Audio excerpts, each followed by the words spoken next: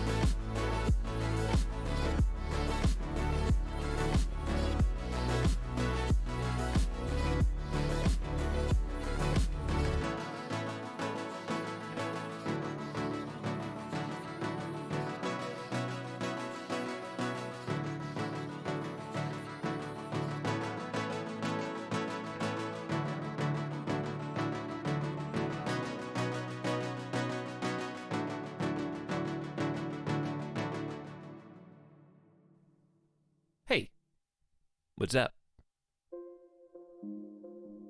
Welcome to the stream. Happy Sunday, everybody. Glad to be here. Gonna be playing fun video games today. Playing some Crusader Kings 2. We are now in August 2020. We're over the hurdle, past the middle. CK3 comes out in 1 month. It's going to be a tumultuous time for gamer fandom.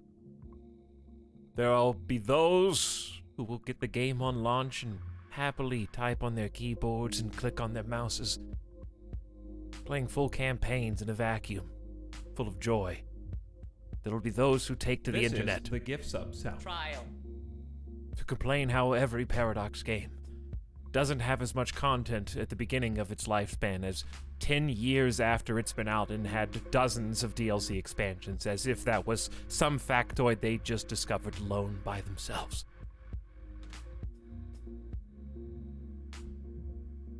There will be those who come into the stream on Crusader Kings 3 launch day just to complain. There will be those who come in to celebrate, telling deeds and tales of their own.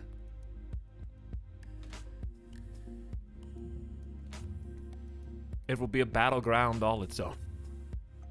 But for now, we're just going to play Crusader Kings 2 as the Empire of Denmark. And have some fun. Let's just go where the wind takes us. Hello, Italian chat. What's up, Explosive Danish? What's up, She's the Worst? Coronis is here. Starwolf Ken, hello. Hi, Too Many Errors. What's up, Ace Tech? A wink and a wave from Ruve. Alfred Artie says it's Etalyx and also is back for 28 months and says happy 28 month streamer, man. Good to see you again, Alfred. Thanks for coming by. Thanks for saying hi, and thank you for sharing the sub. Howdy, Snide. Secret Warrior. What's up, Wincerin? Ray Lemon Wheel has arrived. Esoterrus with the love. Much appreciated. I miss us today. Did someone say fun video games? Today we're playing the map simulator spreadsheet simulator that is Crusader Kings 2, but it really, at its heart, it's a storybook. Okay, why is chat on the screen? You guys are not supposed to be there. Why are you here? Get out of here. This is not for you. This is for me.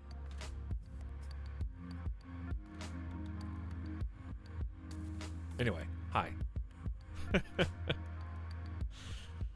Yes, it is a role-playing story simulator. And we've told quite a tale. And we still have much left to tell. So I'm looking forward to seeing where Emperor Bilbo, the Repulsive, takes us today. But hey, everybody else is just popping in. That soon? Lord Bucketface, I know, it's sneaking up on us. Peepo Chat is online. Blessed be Bilbo, the Repulsive Emperor of Denmark. Bamboozle, welcome back. Casey, hello. Tim Fish. Coronis is here too. Hey, Milton. Clive Rip. What up, dude? That's a lot of animated emotes. I'm sipping boba tea. I don't have anything so nice as boba tea. What I do have, though, may or may not impede the stream. Yes, this is Monster Coffee. I bought 2 of those while I was at the grocery store, and 2 of the one we had yesterday, whatever it was called. I forgot. Alright, I guess we're gonna 12-hour stream, lads. Let's go. Where's Midas? He's back there. He's just in his spot. He likes to... He'll occasionally follow the trail of the sun. So, as the sun moves, he will occasionally get up and move to go stand inside of the light on the carpet. Hey, Bob the Basher, little pencils. Oops, I'll get out of the way. Thank you, Auxilia. See yourself, Sal. Anybody else who's just popping in? Welcome. I just wanted to take a moment before we start playing the game to give you a little story, a little presentation on the Mean Bean Monster Coffee Plus Energy. Okay? I just wanted to give you, regale you with a tale. From the can. Java Monster.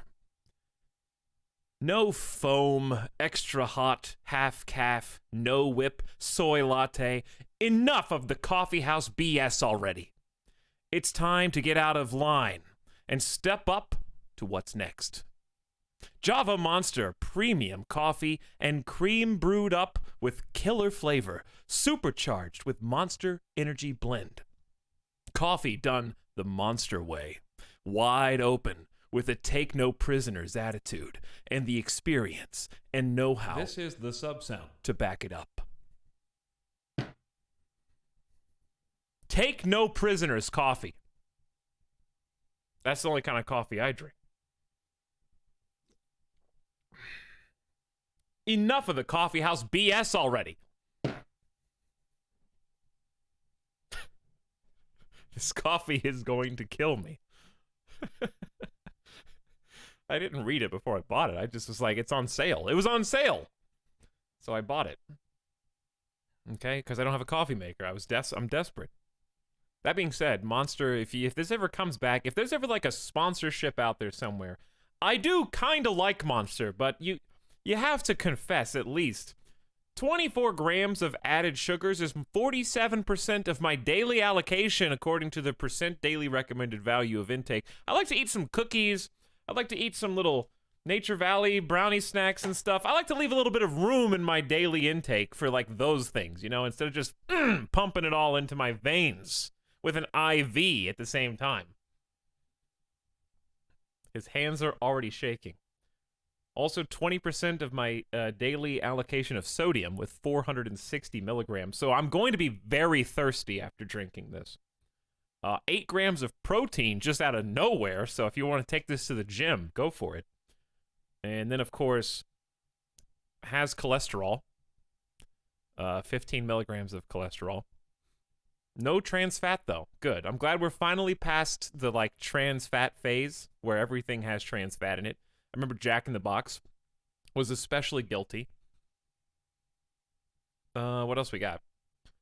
25% of my daily intake of calcium, 6% iron, 10% potassium, 130% vitamin C, 250% of vitamin B2, 230% vitamin B3, 220% of vitamin B6, and 15% phosphorus. Okay, anyways, thank you for listening to my Monster Energy drink intro. How much caffeine is actually in this? You think it would say, but it doesn't, I don't think. Oh, 200 milligrams of caffeine per can. How much caffeine is in a coffee? In a normal cup of coffee. 95. So this is over 2 coffees of caffeine. At least. Yeah, about 90 normally. Hey, what's up, Just Mojo? Rip Etalyx. We'll see what we can do. We'll do what we can do. All right, welcome to the Chronicle of House Gods. We are playing as Emperor Bilbo, the Repulsive. And his tale began as Emperor when it was kind of it was a convoluted story, so we're not going to go over the whole thing. Here's the what you need to know. Emperor Benedict, the previous emperor, was murdered on the orders of Gabriella Catechylus. Okay? In that plot, which killed his Bilbo's father, it turned out that, surprisingly, Bilbo's own wife and mother were involved in the plot to kill dear old dad. He didn't know. When he found out, of course, as the plot unraveled, somebody spilled the beans. As the new emperor, he had no choice but to imprison Gabriella Catechylus, who I believe was his wife. She was the leader of the plot. So, he imprisoned and then beheaded his wife after getting a legal divorce, an annulment from the Pope himself. This is, of course, Denmark is a Catholic nation. And it only got crazier from there. We're not going to read all this. Suffice to say that Bilbo has not had the best of luck in marriage. He started off real rough there, you know, with wife, honey, murdering dear old dad, the emperor of one of the greatest empires of the entire world. You know, it's kind of a heinous crime. He remarried. How many times has he remarried?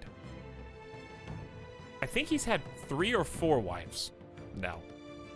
I want to say it was like his second wife who cheated on him with... Was it the second or third? I think it was the second wife. Cheated on him, it was found out, with one of the emperors or princes of the Byzantine Empire. When he found out, he annulled that marriage. And he thought, you know what? These Catholic Christians aren't really keeping their vows here.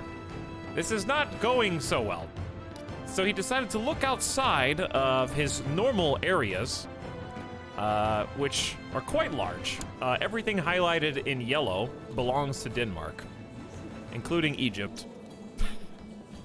Long story if you weren't here for it. And we decided to look to the east. So we kowtowed with China and the Wei Empire, which has been doing pretty good for itself. We've been paying some tribute for favor. We've been sending gifts. We may or may not have castrated somebody and sent them over as a eunuch. And also, we may or may not have sent one of our own sisters to be a Chinese princess. So I take no responsibility for those actions. However, what we received out of it was a relationship with the Emperor of the Wei Empire itself. He blessed us with a marriage with one of his own daughters, who is actually a super genius, is quick-witted, a poet, and has outstanding money management skills, and is quite learned, okay? Very smart. She converted to Catholicism just to save face, Emperor Bilbo really doesn't care what she does in secret for the most part. You know, if she wants to stay with the Taoist Eastern religions, that's fine. All that matters is that so far she has been a much greater addition to the Empire of Denmark than the previous two, for obvious reasons. Literally, all you had to do to be better than the previous two marriages was not kill one of our family members. Or cheat on us. Those are the only two things that you have to do to be better, okay? It's really easy. Straightforward. Together, we have had some children. I'm trying to remember how many. Prince Benedict, this is where it's going to get a little messy. The heir was the son of the one that originally I beheaded, okay? So that's my heir, Prince Benedict. Then I think every other child is with Empress Yang Jinu. Maybe not these two, though. Let's see. Nope, they are. Okay. Why are they like twins? Are these two like twins? Dude, I can't wait for Crusader Kings 3 to have like the custom. Did you guys see the GIF for that?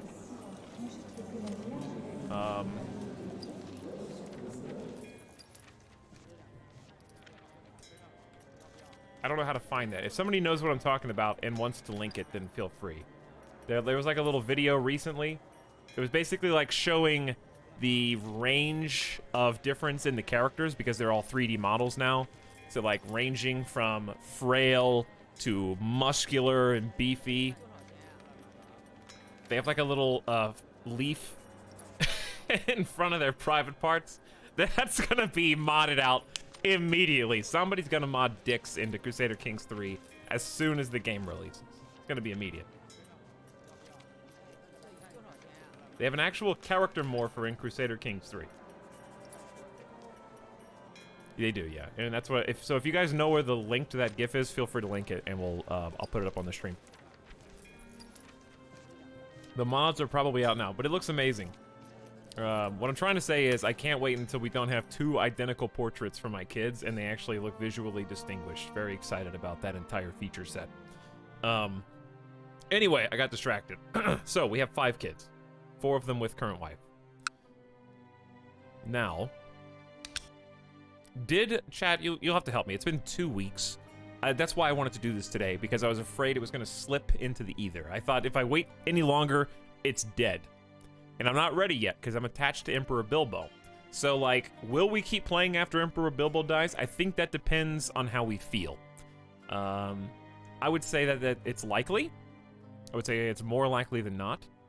But, like, if something really disheartening happens, or if we lose the game, or whatever, then, you know, we'll play it by ear. But we're at least going to finish Bilbo's life. And if his life ends very prematurely, let's put it like this. If he lives a really long life and dies a natural death, maybe that's a good stopping point.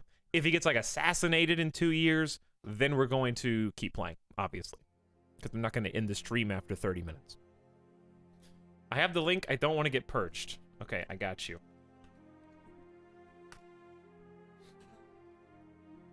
Pump It Dick is now in the chat. All right, chat. This can't be not safe for work terms of service because I'm not gonna get banned. This is gonna be the game, but it's basically naked guys. But listen, it's not like, don't act like you're unfamiliar with what I'm. Sorry, that was the wrong GIF. Don't act like you're unfamiliar with this. All right, so look at this character morphing. Look how crazy that is. There's more with muscles too. That's only part of it. Where's the other half? I think it goes on a little bit longer. Not safe for work stream in the first 30 minutes. I think they show like muscular version too. Working out GIF 2. Okay, here you go. Working out GIF 2. I love that these pictures are just on my hard drive in addition to Danny DeVito. This is the other part. Thank you, Adam, by the way. Look at that beefcake. So it's going to be a combination of like muscle to no muscle Bones to large. Full 3D, like faces changed and stuff. I'm looking forward to it.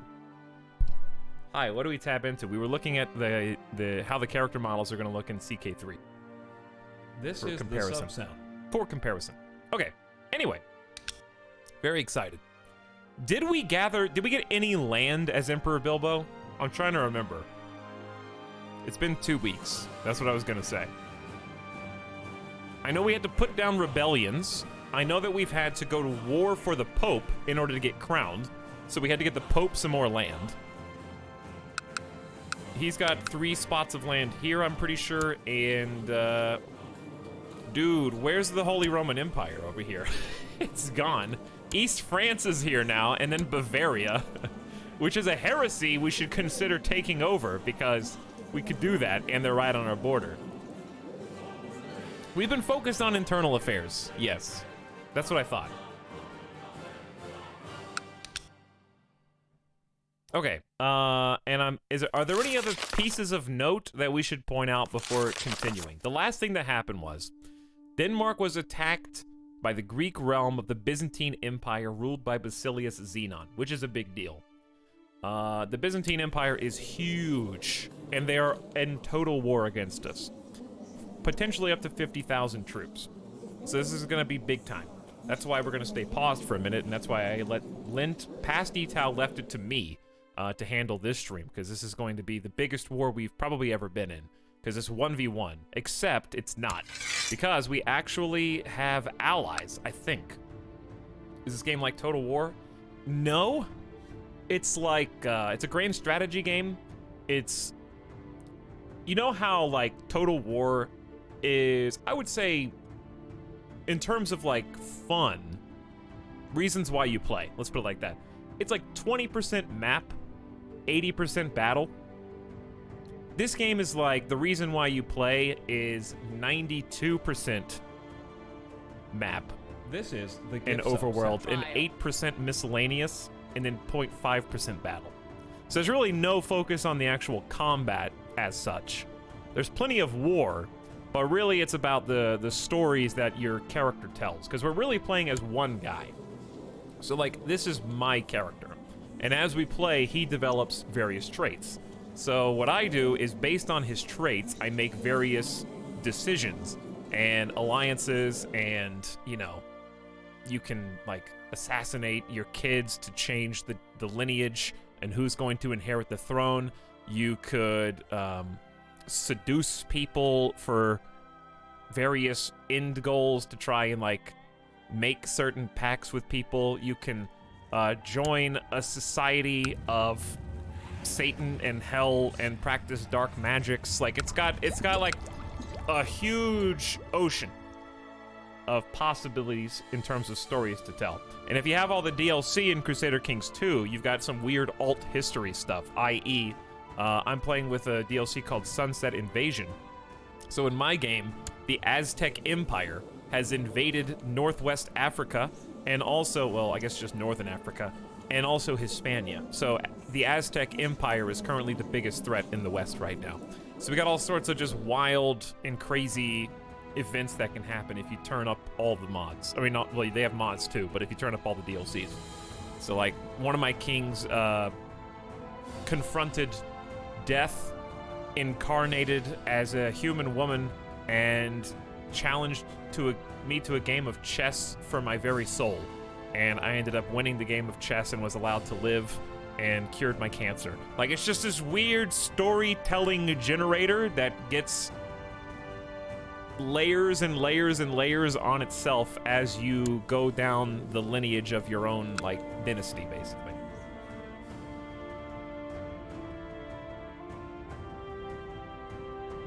I know that probably made it sound even more confusing, but... Didn't we bet our son's life in that chess match? Yes. In order to get an advantage, I bet the life of my own son. And I ended up winning, so I didn't have to sacrifice him.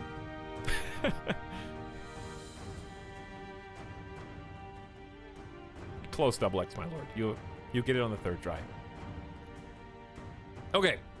So we stay paused for just a moment because as soon as I unpause, all levies are going to be raised in the Byzantine Empire. So that's what we're going to do. So I have to just cross my T's and dot my I's first before I can really do anything else. So let's just go down the list. I like going societies. I just like clicking on these buttons right to left.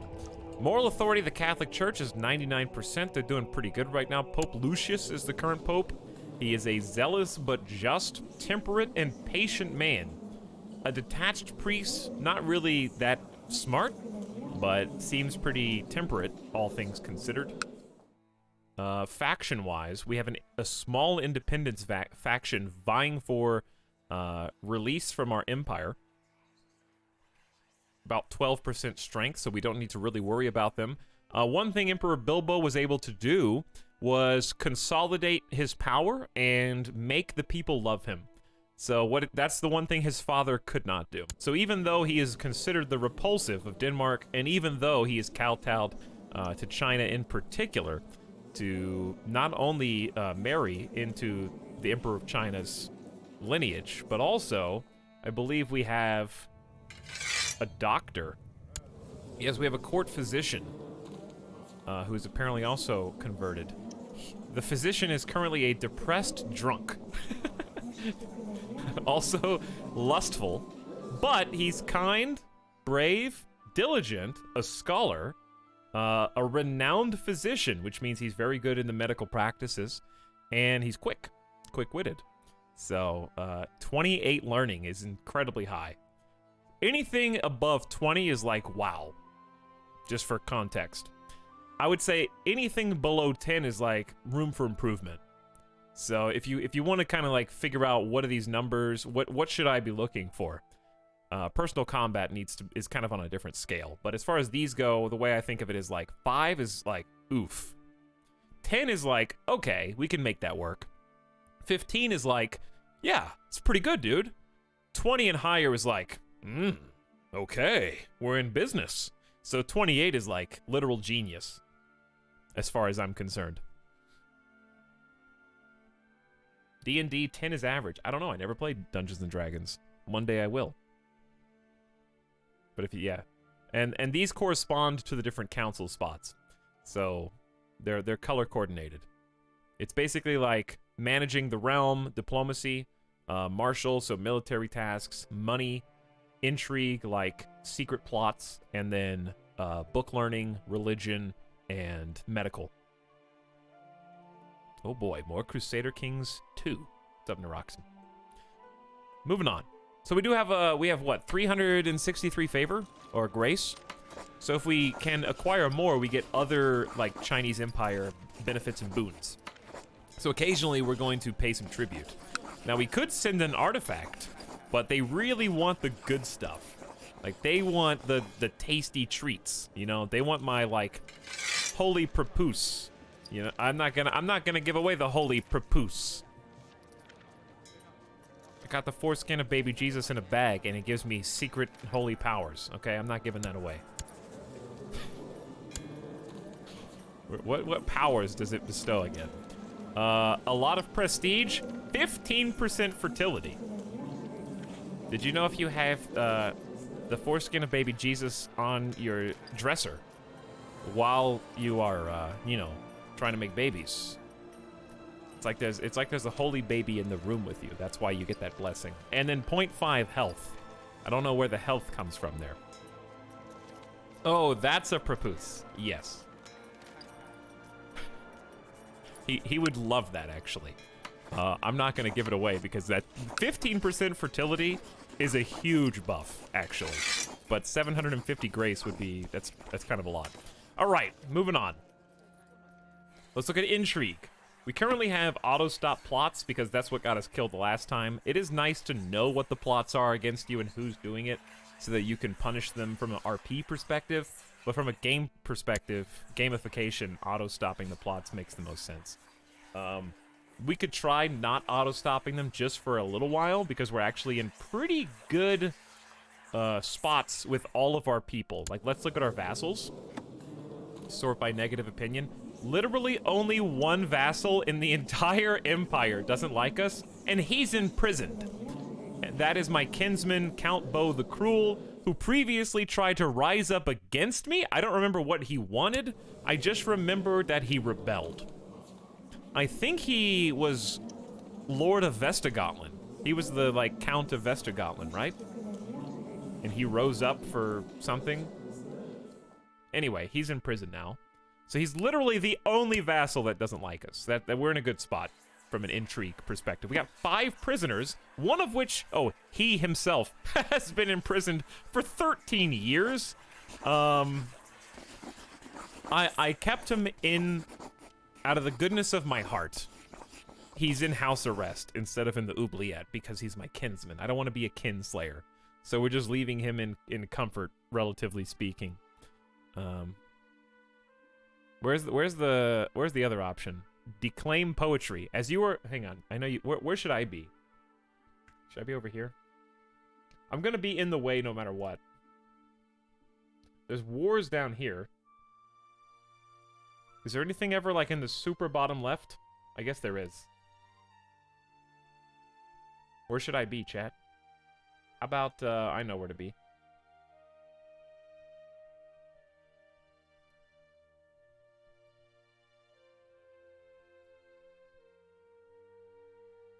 Perfection. Why is it so vertical?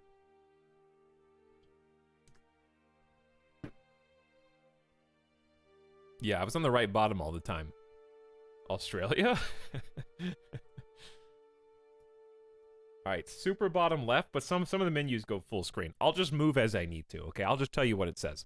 Anyway, this says, as you are such an accomplished poet and Count Bo is your prisoner, you may punish him by declaiming terrible poems to him. Count Bo's opinion will change -15 of you by 12 months. Read me bad poetry. Count Bo is forced to spend a full hour listening to one of your guards reciting your most atrocious poetry. Not only is the brute butchering the rhythm of it, but you made certain this particular poem contains the most contrived metaphors. His ears will ring with contemptible cadence for weeks. 5% chance that you drive him insane and he becomes a lunatic. He did not become a lunatic, but he was punished. The worst fate. You should have just killed him. Are we playing as the Vogons? That's a nice reference. Bilbo Brox. Alright, we have 7 threats. All very low, 1 to 2%, nothing worth noting. Who are these guys that have been in prison for 0 years? My cousin, my courtier.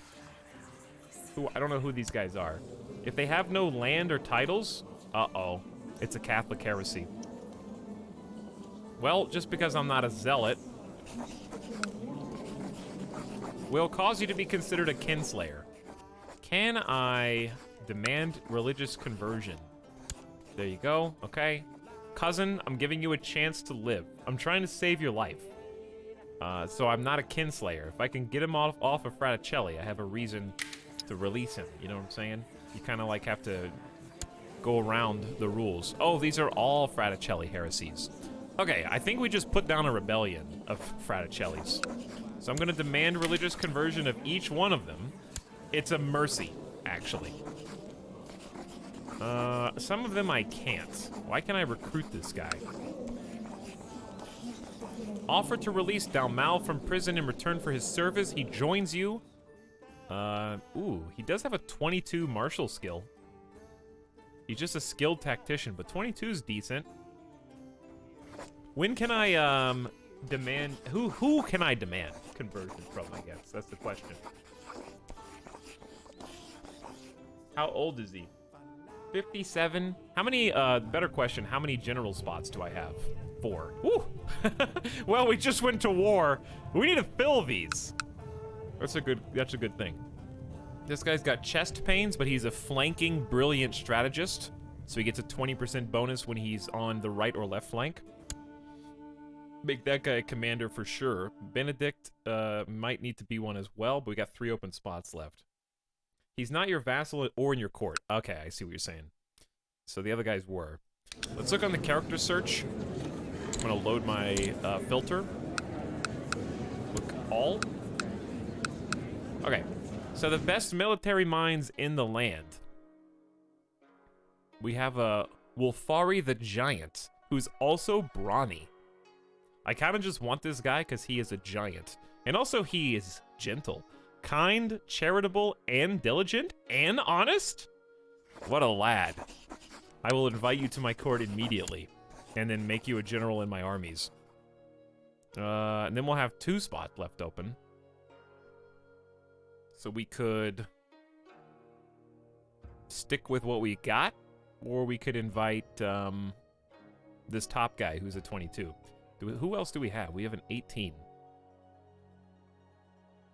These guys are fine, they're just not great. Skilled tactician, no real other stats to speak of. Alright, I'll take the top guy, brilliant strategist with a 22 martial skill. He's only 37. And then we only have 1 spot left open, so we'll just leave it at... We need all general spots filled, though. So we're probably gonna need... Wait. Do we already have a giant? Gary the Giant. Dude! We are going to make a nation of giants! My marshal is a strong giant, who is also a defender. That seems really good. Alright, we're going to release him from suppressing revolts as soon as possible, and then he can be a general. But until then, we're gonna need 1 more spot. So an 18... I say we just take somebody from inside instead of inviting 3 separate people. But a 21 is 1/6 better than an 18, by all accounts. You could get this... I don't like the trickster stat. 30% experimentality. That seems to do... Ooh, Conan. Conan the Commander. He is an inspiring leader. Extra morale damage to the enemy, and he leads from the center extremely well. Let's go with that. That seems like a really good potential leader. Alright, all 3 of those guys have been invited to court. Good. Back to intrigue real quick.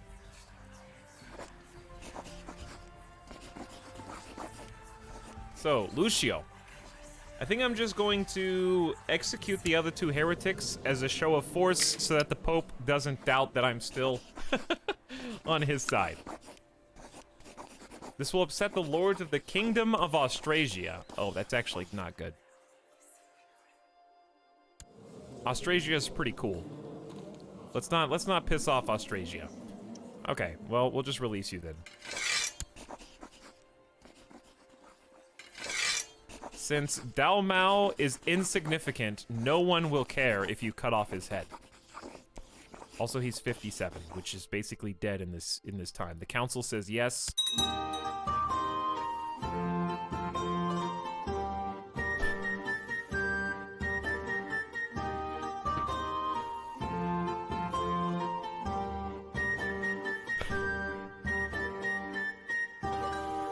Power move.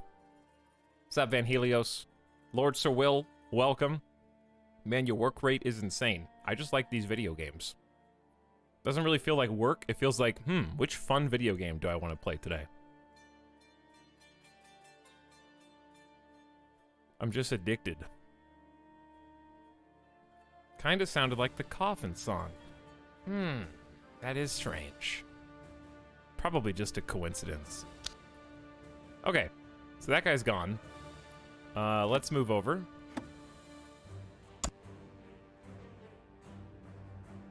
I'm sure it's nothing, though. Now, the fun part. We are going to raise every single army across the realm because we are at war with the Byzantines, which is why we've been staying paused this whole time. Also, at the beginning of every Crusader Kings 2 stream is at least an hour of paperwork that we have to do before we can undo. I'd love to hire some holy orders, but they're already contracted, so that sucks for me because that's just free troops.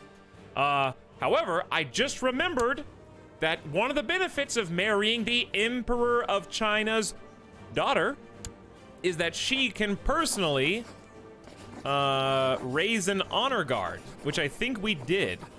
I think we did that at the end of the last stream because I was worried that I would forget. So she has 2,000 Chinese honor guards that are special and, like, elite to her. I don't know what they're called, though. I think they're in this stack. It should just be a stack of 2,000. Like, in one line. I don't remember this at all. Oh, I have to raise them from intrigue. I did. I think. Okay, are they there or not? Did you guys? It's the Danish company. Oh, it's the Danish company. Okay, you're right.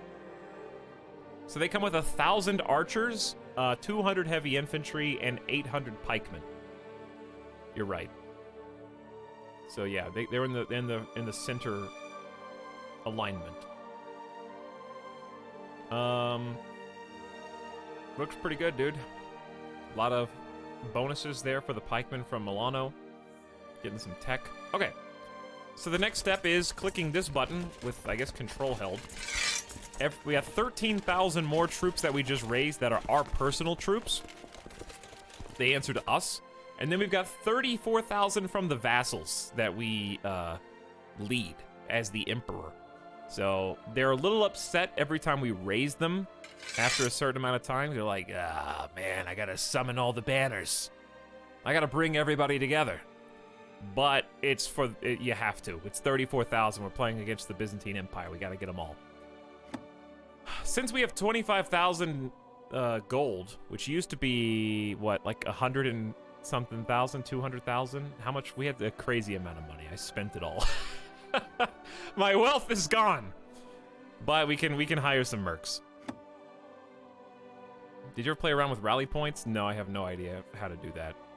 I'm sure that's probably like a key mechanic. I have no idea. Let's hire.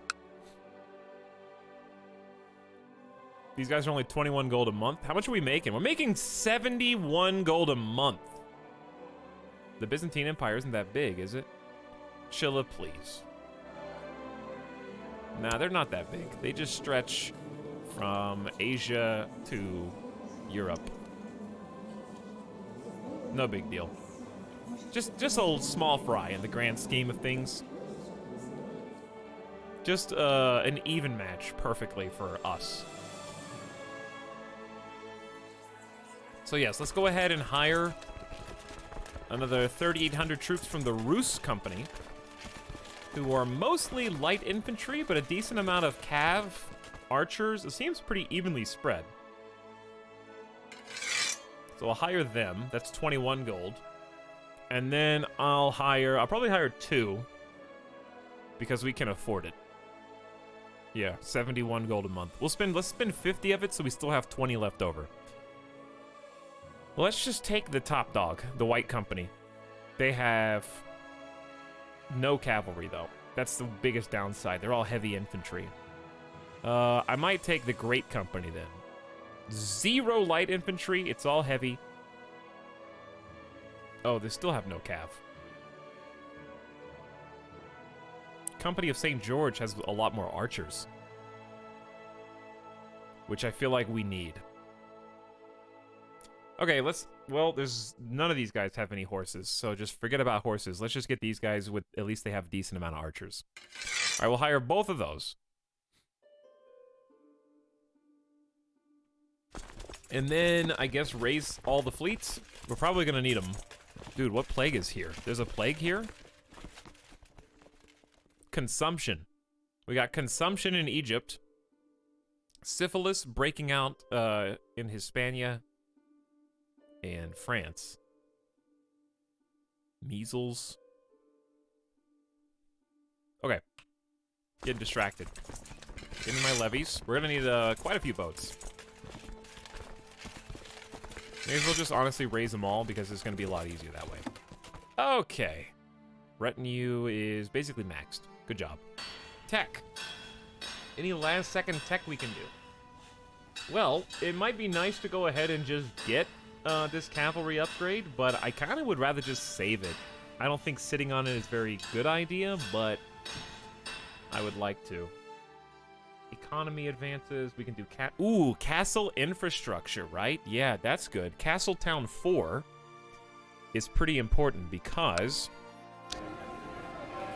if you can do Castle Town 4, that's extra income in every single holding that you have by a +2. But if you don't want to do that,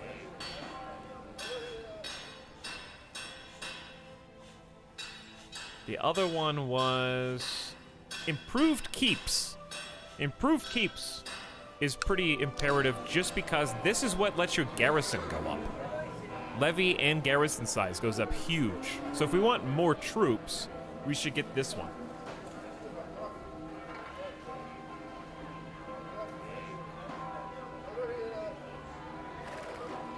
Yeah, that's what I'm thinking, Bubska Bulba. That's what I'm thinking.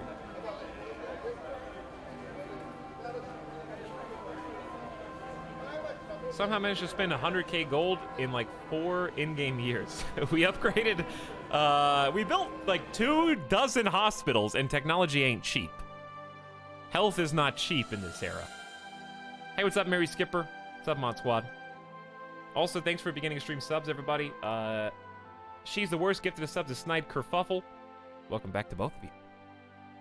Wanmin, awking out in chat for 11 months. Thanks for almost a year, Wanmin. Mole King with the Fat Boys sub, 35 months. And War of the Worlds gifting a sub to Kimbadog. Thanks, War of the Worlds, for the gift sub. Enjoy your subs, everybody. I'm here. Did I miss a recap? Yeah. Yeah, basically. Okay, let's do the one that gives us more soldiers. However, even though we're going to do that one, I don't think that it's wise. Well, here's the thing. Just because you improve your technology here, I don't think it's spread yet. Right? It's only going to be in Milano. So we may as well just build the one in Milano. And then we're going to need to help spread the technology to the other provinces around it. Okay, we'll get there. At least it's going to start spreading now. And then law-wise, don't we have one that is, we need to fix this agnatic-cognatic primogeniture. Either we need to make everything agnatic-cognatic, or we need to make this one remove the cognatic. What this means is that we could end up splitting the empire later, because this one allows for son and daughter succession, you know, which is fine. But the problem is the other 3 do not.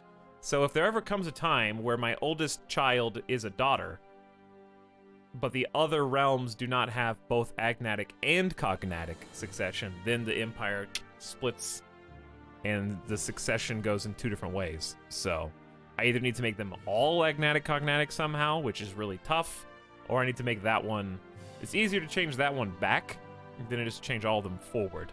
However, right now I can't do anything because we have to be at peace. Can you even change all of them at the same time? Maybe we can. We could just do that. Maybe we will be able to change all of them at the same time. Is it a custom empire? No, we actually started as Denmark. No. We actually started as Vestergotland. We started as here, and ended up losing this territory and then taking over Denmark, and then we retook this territory many years later.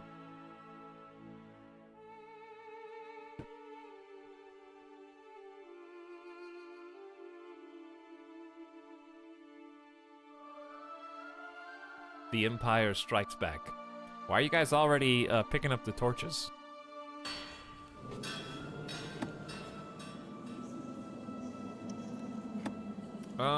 Should we try and pass a law change while we're at war? On the whole empire? I'm thinking let's increase church taxes even more. Only 2 supporters though, so that's kind of tough. We have 2 supporters for, ooh, we'll probably try and change council law, but we need to buy some favors. Like a lot of favors. I want to start like converting this to an empire eventually. Out of all these, the one that I want the most is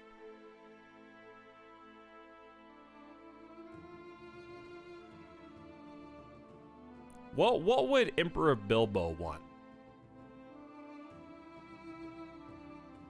Would Emperor Bilbo even pass laws that are like, lowering the power of the council? I'm not sure if he would.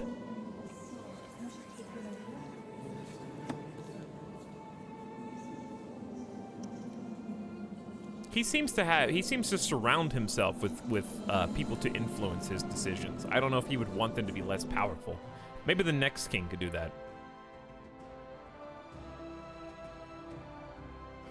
And maybe he can just do succession changes. Like, we could change all of these to agnatic, cognatic when we're at peace. All right, let's just hold off on all that. Now, back to the current council. We're currently just collecting taxes, which is probably fine, but I would like maybe to research some economy tech. So here's how this is going to work. Right now, see how we just got improved keeps, right? But the next province is over, don't have improved keeps yet. So what we can do is help spread the technology faster. Like choosing, I believe if we choose Como. Hang on, I gotta read the wiki again. I still got these naked guys with leaves, like, getting more muscular on my tabs. Okay. Crusader Kings 2, spread technology. Council. I always get this backwards. Because I don't remember if it's, do you put the guy in the province that you want the tech to spread from? Or do you put the guy in the province that you want the tech to spread to? It's a big difference, and I don't remember.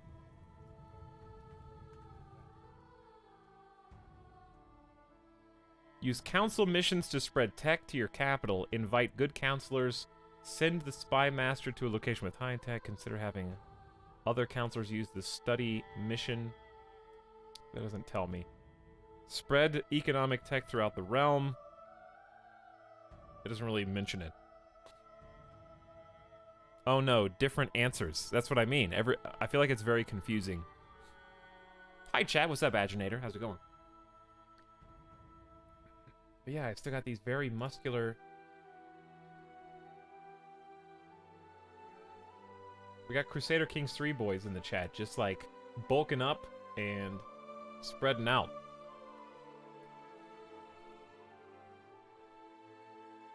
I always place my dude in the province with the technology. We only got 3 people that know. Let me just Google the exact name. Research CK2, quote, research economic tech.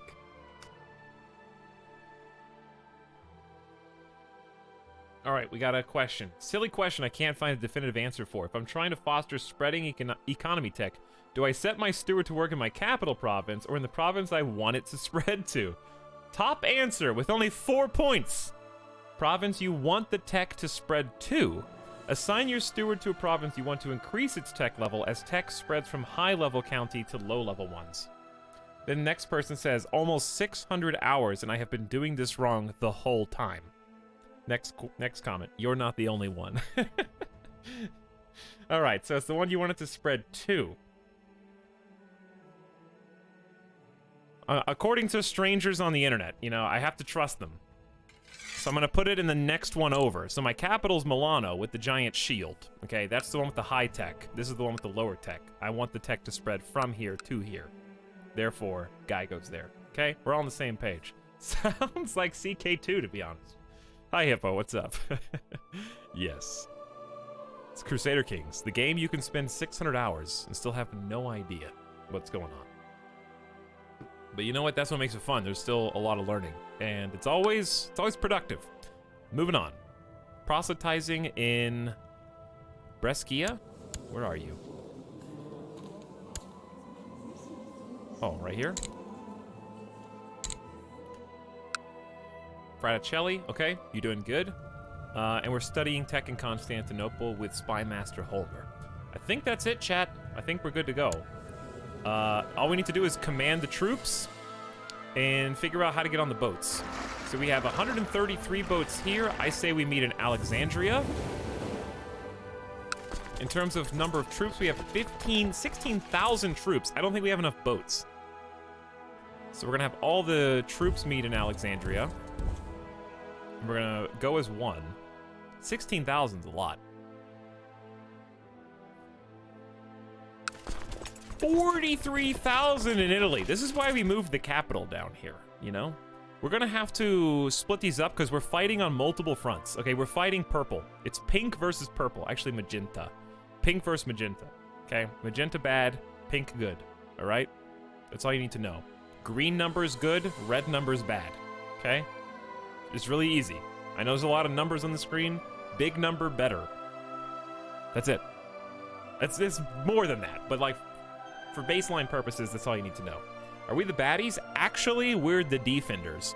The reason we're at war is because, without going into extenuating detail, my sister, Queen Elizabeth, became a major power in the Byzantine Empire due to some political betrothals made by my father, who was murdered. Queen Elizabeth, I don't think, had a hand in that. But she became a very powerful queen and controls roughly a third of the entire Byzantine Empire herself. And because she's my sister, she has a claim on my territory. So the Emperor of the Byzantine is pressing her claim. She wants my land. So she's now trying to come back, having, you know, become more powerful in her empire as queen of multiple kingdoms. And she's trying to basically take all my land from me. So we're at war with our sis. Which, not coincidentally, we actually had not one, but two family get-togethers in the last stream previously, where we hung out and I got to know my nephew, her son. And we were like, all best buds, just having a good time. And then she declared war on me, dude. Can't catch a break. This is still the same save where I started in Denmark, yeah. Talks in the Spy Master to Thrake about the same tech, but I think it's less chance to get captured. I've actually never had my Spy Master get captured. But now that I'm at war, I guess that might be a possibility. My Spy Master has never gotten captured. Maybe that's a coincidence. Normally we're chill with the Byzantines because they're actually iconoclast, which is not a heresy. They're like religious allies. So, all right. That's why we're at war. Now, we have to fight on two fronts. That's what I was getting at. So I kind of need to decide what to attack. Obviously, I like to go straight for the throat. I like to go for the capital. So we're going to send, we were previously Vikings. We have really good boats and maneuverability. We're going to send a detachment straight in on Constantinople and put a standing army there. Just siege it down. I really like that strategy. So we're going to have one, like, Navy SEAL group go in and tackle that right in the heart of the Byzantines. So that needs to be a fairly substantial group. I'm gonna say 16,000 troops is pretty good, just to start with. So we're gonna send all the Egyptian troops, since they're the closest, up there, okay? Italy is going to have to defend Eastern Italian front and Southern Italian front. And then we've got not only the boot of Italy, but also, we did previously want all of this land. Oh boy, prepare for years of siege. Yes. All right, I want to know where each one of these spots are. I want to know what these are. I need to learn some geography, chat. I'm terrible with geography.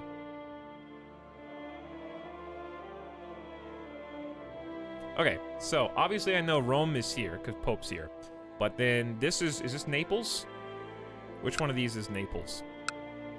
Oh, Neapolis. Oh, okay, that makes sense. Okay, so that's Naples.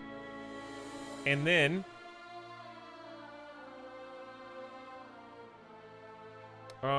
what do we call these islands?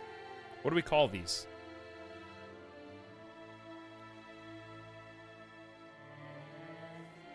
I'm trying to look for the most major city. It's near the Tyrrhenian... This is the Tyrrhenian Sea. This is Corse. Sardinia. and Cagliari. Corsica and Sardinia. Sardinia is the bigger one. Okay. This is good learning. I really like this aspect of Crusader Kings 2. And then down here, obviously, on the boot is Sicilia. But there's also, right here is Palermo, Catania. And then Malta's down here. Very cool. Okay, and, right here's Albania, and then Greece. Okay. Greece, Albania. I'm not going to remember that. I'll have to look again, but I'm trying. Sardinia is a fun place to start, I imagine, yeah. But wherever I play in Crusader Kings 2, I honestly couldn't have told you. I'm going to be perfectly real with you, chat. At the beginning of this game, if you had just shown me a map and said, all right, point out Scandinavia, I need you to identify Denmark, Sweden, and Norway, I would have been able to pinpoint that they are here-ish, but I wouldn't have been able to, like, even separate them. I just didn't know. Why would I? Now I know. Etal, this hurts me. But why? Why does learning something hurt you? Show us the Scandies. Show us the Scandies. Listen, just because you're from there doesn't mean that everybody knows where that place is. Now I know. So I've learned some geography. Those of you who are from maybe Scandinavia, in this area, this region, you probably don't know where Las Vegas is on a map, which is as big as some of these countries. No, I'm just kidding. But you probably may not be able to point out Nevada right off the bat.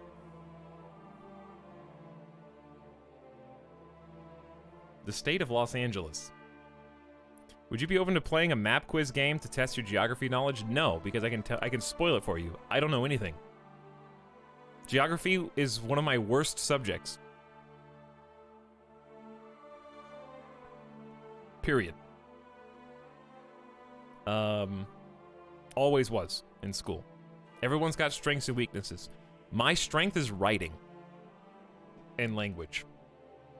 That was my best subject. I was middle of the road in math.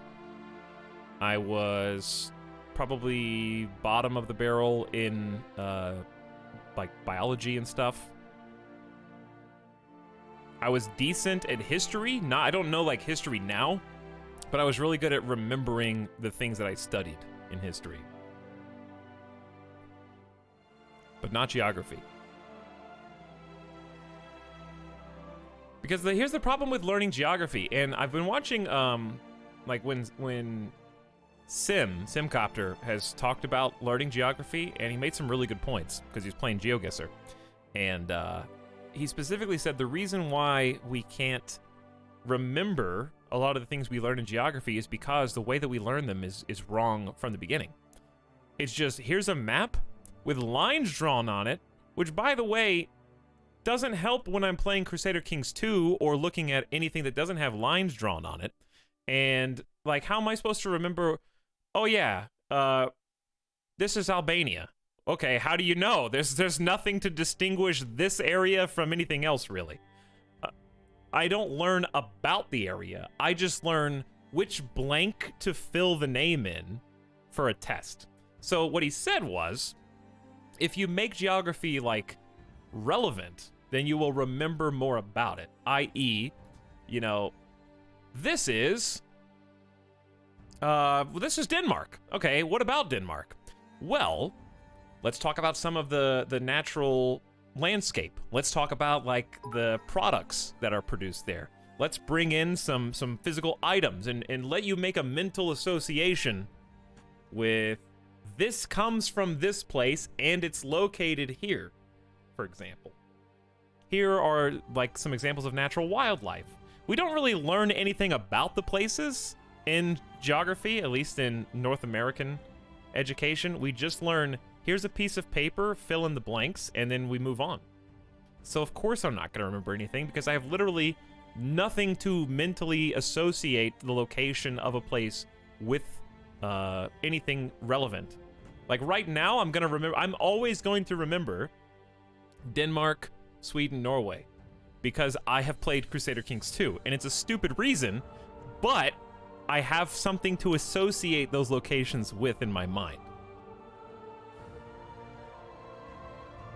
Does that make sense?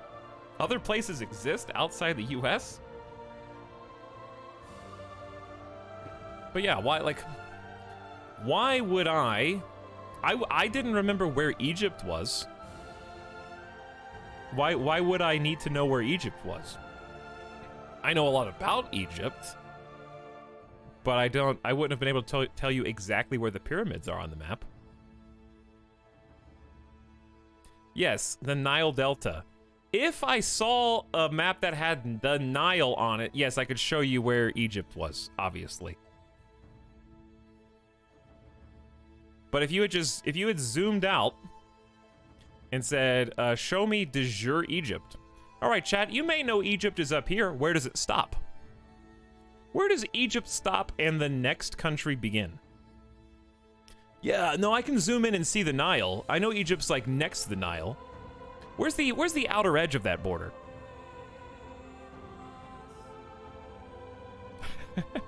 See, that's harder.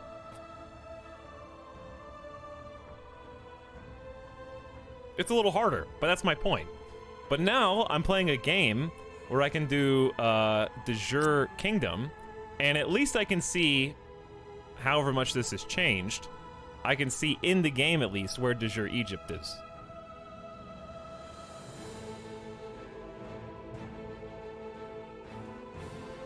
So, it's good to learn with. Really nice tool. By the Aztecs, of course. Thank you. All right, back to it. Just wanted to take that aside. But also, there are a lot of you probably out there lurking who are like, Etalyx doesn't know where these things are. I don't know where these things are either. But the problem is, because everybody makes fun of other people who don't know a thing that they know, which is a Twitch chat phenomenon, people get bullied socially into not wanting to learn more or admit that they have gaps in their knowledge to fill them because they're afraid of being mocked by other people who know that information already. Luckily, I have overcome that. Due to streaming, you have to overcome that at a certain point because you're going to be faced with every single day. So I have no problem admitting my lack of knowledge. Because I just don't care if you make fun of me for it or not.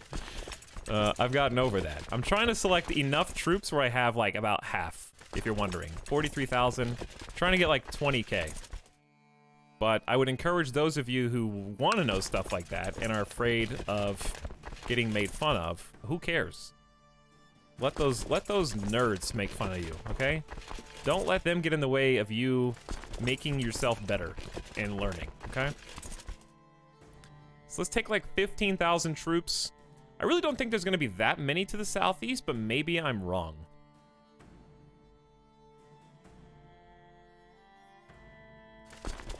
All right, we'll take 18k. And I see some forces right here, and this is also a capital.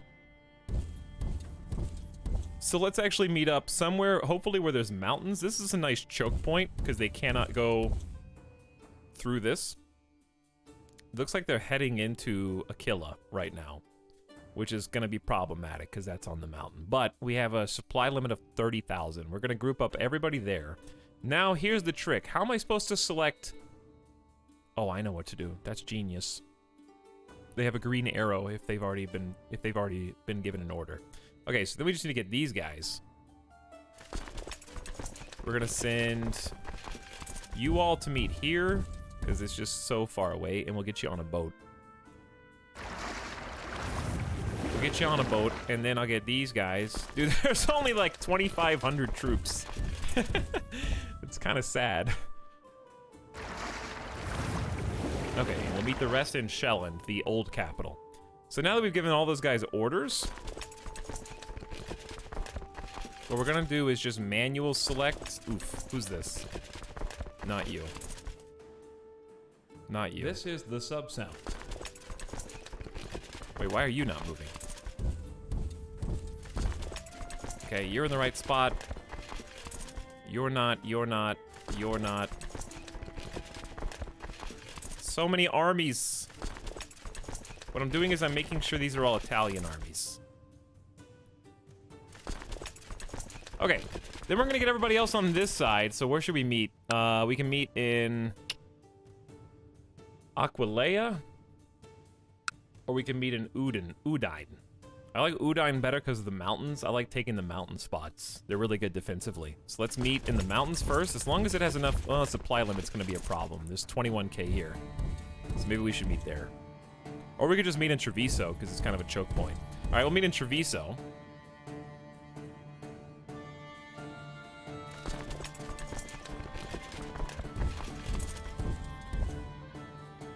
Okay, I'm just gonna manual select these just so I don't pick the wrong guys. AKA those. You're already in the right spot, so good job. Anything without an arrow next to it is gonna get moved.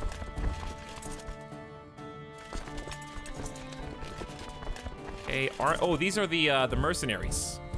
Which is like 7,000 extra troops. All right, fantastic. I think everyone's got an order. Boats. I don't know what to do with the boats.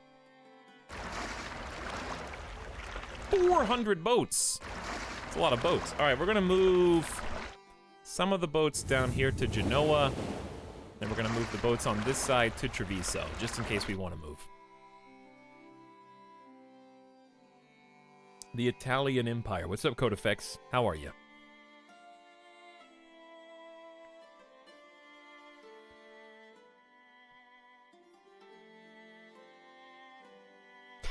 Etal going full Socrates. I know that I know nothing.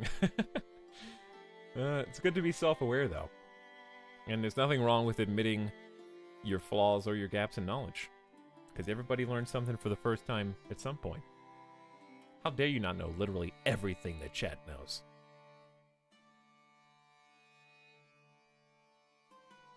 Etalyx sass levels are too strong. I'm not even being sassy. Bully Etalyx. I'm not even... You're the guys that are bullying. Etal didn't know exactly where de jure Denmark began and ended before he played Crusader Kings 2? How dare you admit that? Not afraid of their fleet? No. Boats don't go to war. It's just foot soldiers. There's no naval battles.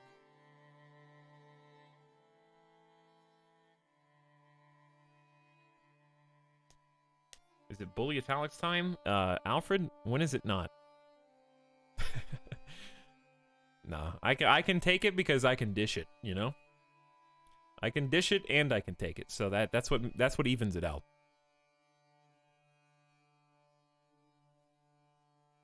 All right, are we ready to unpause finally? I told you it would take an hour and a half because there's just too many things. Also, it's really toasty in here. I might need to turn the air down. Let's say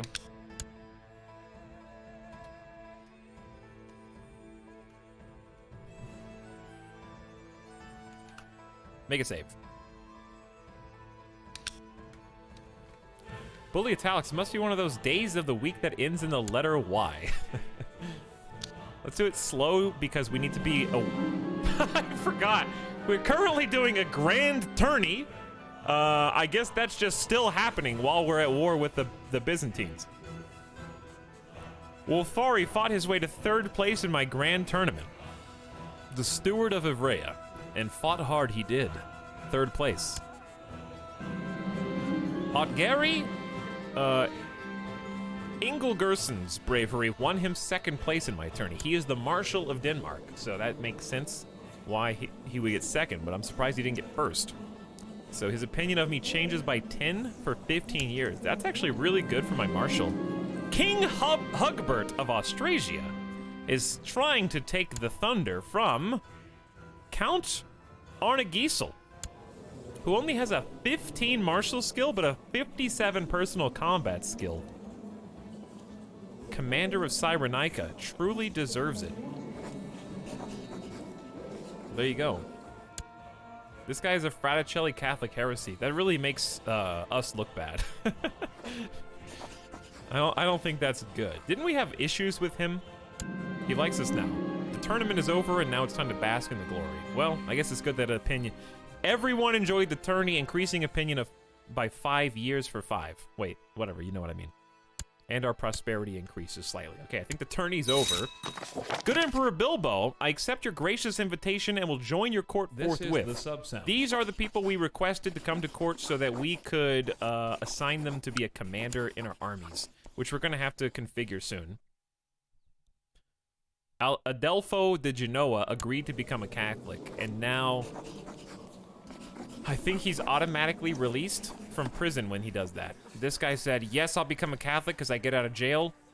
And also, I just remembered, we have a sister who is the Queen of France.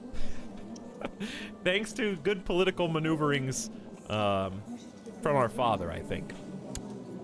Austrasia, we don't have anything going on. East France, nothing going on right now. But friends with France is good. So we do have an alliance with France, which means... Chat, how do I call in allies?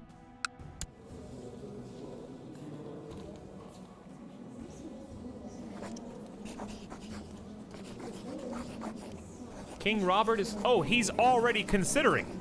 We already invited him. Heroic Emperor Bilbo, apparently past Etalyx did that. I accept your gracious invitation to join your court forthwith. That's another general. So we should be good on generals now. Let's double check. We got one open spot. All right, we need to fill it. Was there a third guy that's coming in? Wasn't there? Who's the giant? That guy's the giant. There was a center flank commander. I don't think he's accepted yet.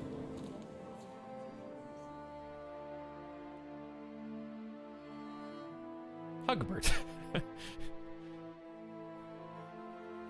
France is not a monk ass here. France is like good for us. Can someone tell me what's going on?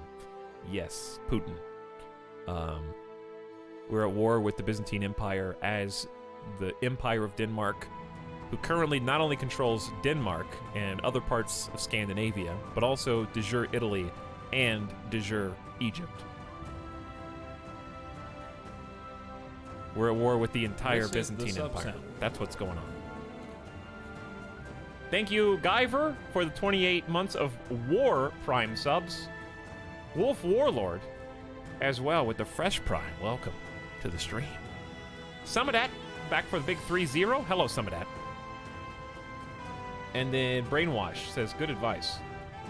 Thanks for the 200 bits.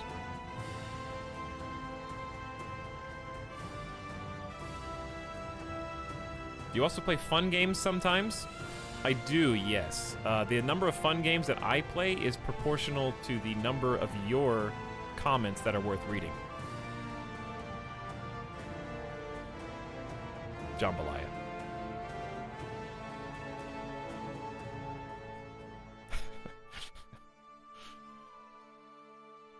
I had to make a new profile. I got locked out of my other account. Well, that sucks. That was mean. Well, can't take the heat. Maybe you should make red beans and rice instead. You know what I'm saying? What's up, Wolfari?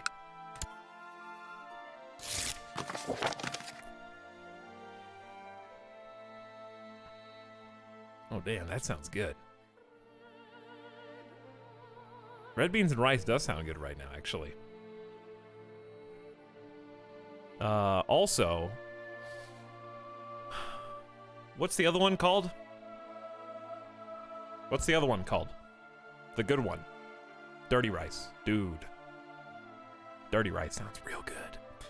Food chat is online. Your Imperial Majesty, your demand is just. My scheming was obviously misdirected. I hope you will find it in you to forgive me. I haven't had dirty rice in like a year.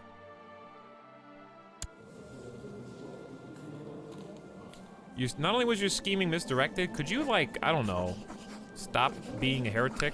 Just asking for a friend. Dear brother-in-law, this is the message we were waiting for.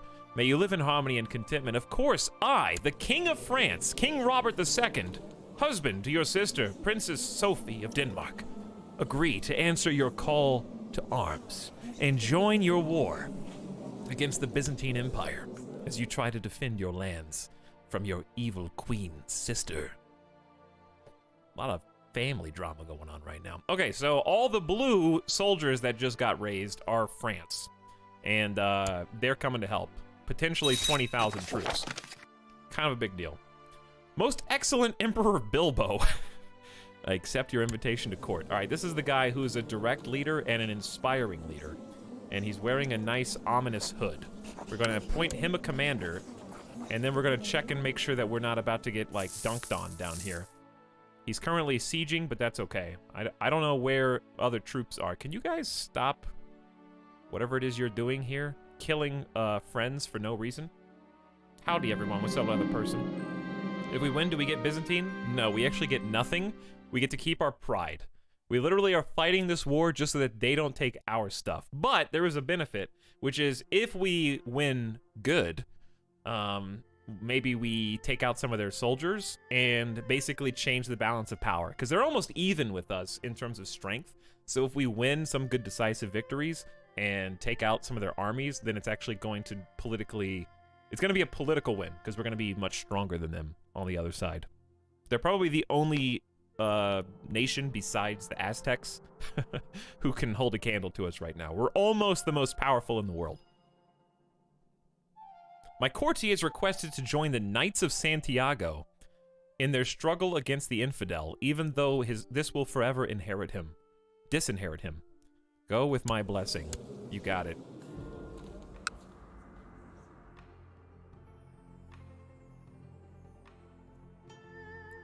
If we win, good. If we win, good. If we win, good. Alright, we should be stacking slowly. I'm trying to play at just 2 speed right now, just to make sure this is all going according to plan and they don't have any giant armies that I don't know of.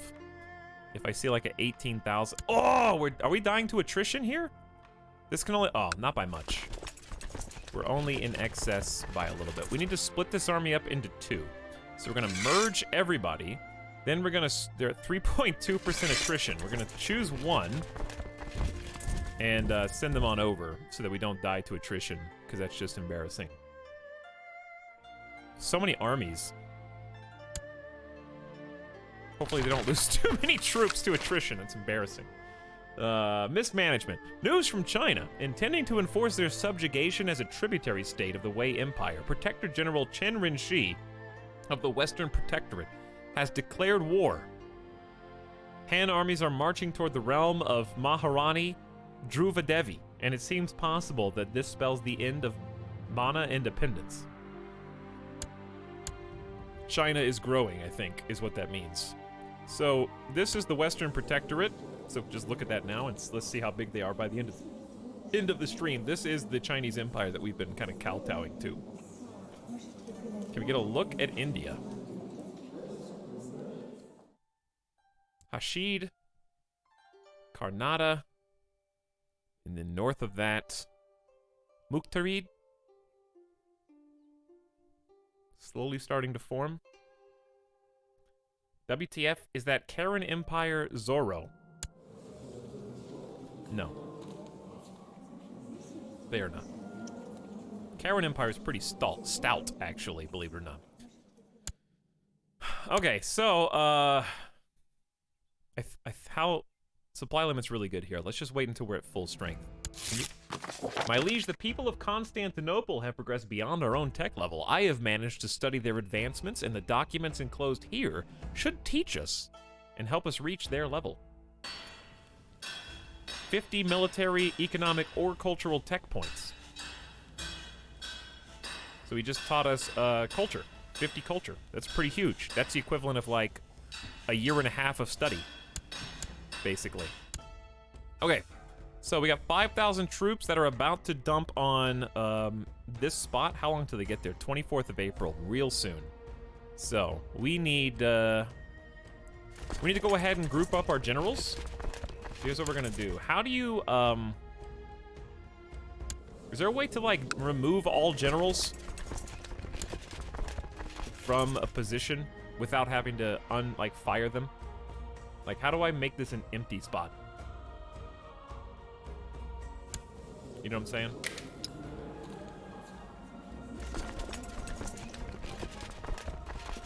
Resign. Click it. Oh, that isn't like, there's no penalty though, right? I just want it to be like temporarily empty. It's fine? Okay. I just want to make sure I wasn't like literally firing my generals.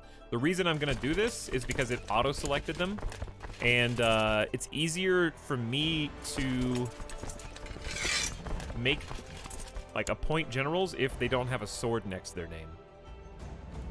Leading troops in Treviso. Maybe I need to unpause for a second. Oh, is he in like a... Yeah, he's in like a side spot. Okay. That's confusing. He's in like a special force. There we go. Okay, I think we're all clear. Now, let's go ahead and assign generals because we're about to go to battle. First battle should be easy win. Which one of these has the elites? Danish company. Is this the 2000? Yeah, close enough. Okay, the Danish company is the big time. So let's make sure we have a really good leader in this flank. All right, let's get Maynard. He's got the flanker bonus plus 20% damage when he's in one of the sides. So we'll put him on the edge. We need to kind of balance this out. So we can't put all of our best generals on the same army. So this guy is a holy warrior, which really doesn't help us right now, actually. What I'm probably going to do is put the best and worst in the same one.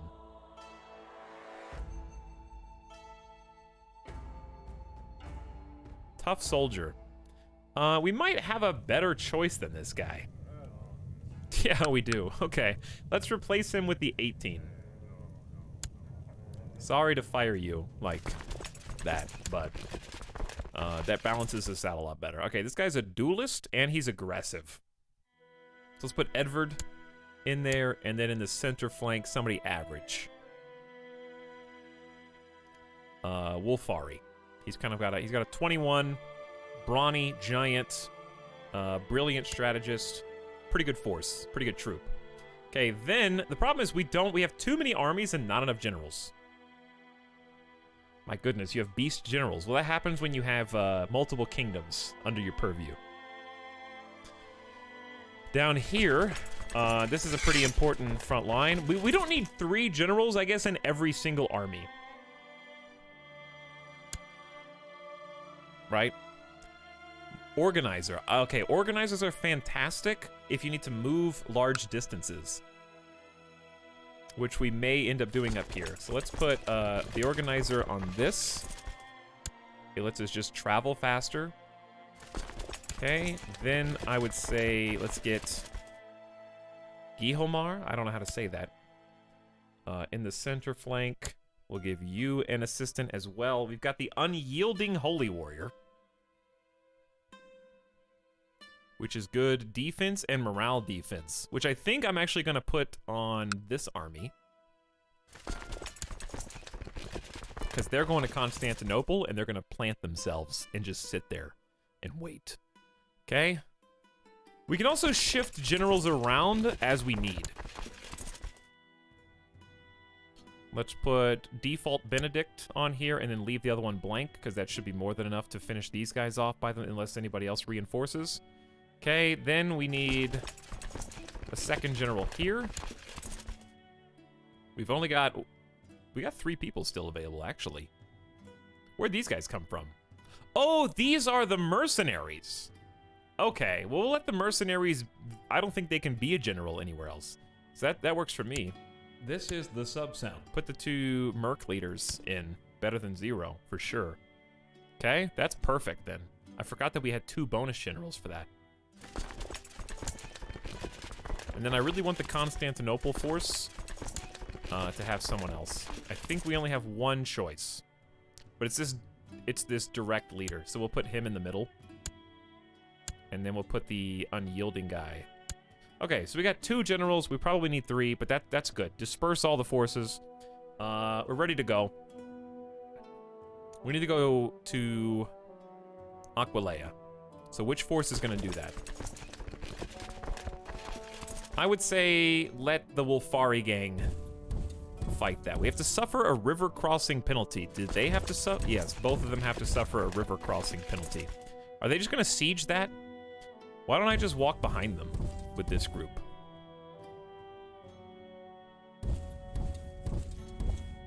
Okay, we'll do that. Walk behind them. We got 13,000 strong here. Let's go ahead and relieve this. I know that they get a mountain bonus, but we outnumber them almost 3 to 1. So I said let's just go ahead and take that. Have the reinforcements follow up. These boats are pretty far away from where we're actually going to be, so I'm going to send them to the Adriatic Sea. Then I'm going to send... Yeah, everyone just chill here. Group those guys up. These boats can be disbanded. Okay, I think we're good to go. I see they have some soldiers in some strange places. So we should have 2 battles going simultaneously. They turned around immediately. Yeah, they're like, uh-oh! 15,000 soldiers are about to walk on top of us. Likewise. Are you guys gonna stay and fight? I know you have a hill bonus and a river crossing bonus, but we have 12,000 troops. We kind of need to win. Does the army need to be away from the diseased area? Mostly it's the generals who would be affected potentially.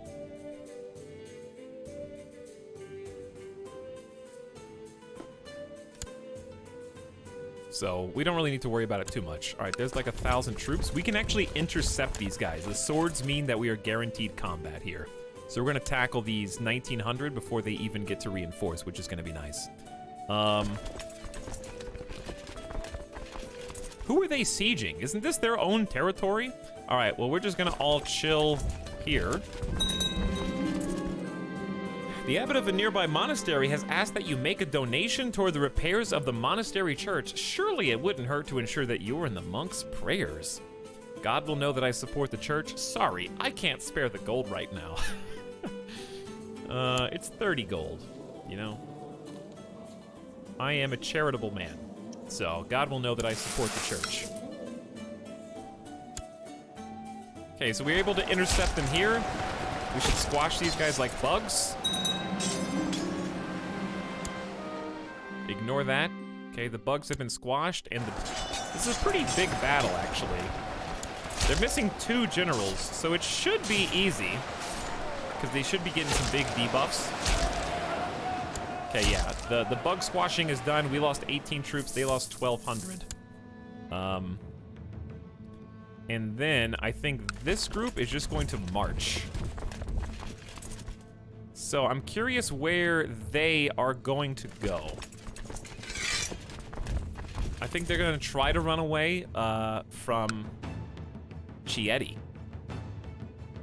which is Queen Theocherist of Sicily.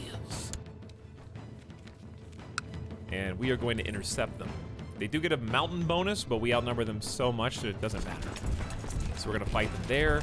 Then we just got the gang together in Egypt, and we don't have enough boats. Oh yeah, we don't have enough boats. Right.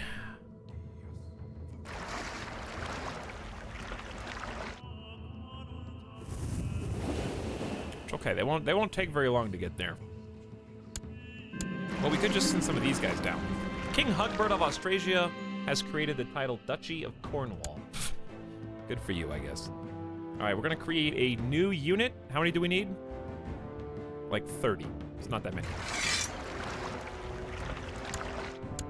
Okay, choose the 41, send them down. How we doing over here? Pretty brutal melee, to be honest, considering how much we outnumber them. All right, these 55 are just gonna stay here. What's the war goal? Defend against the Byzantines. Pretty much it. Stupid mountain and river deals.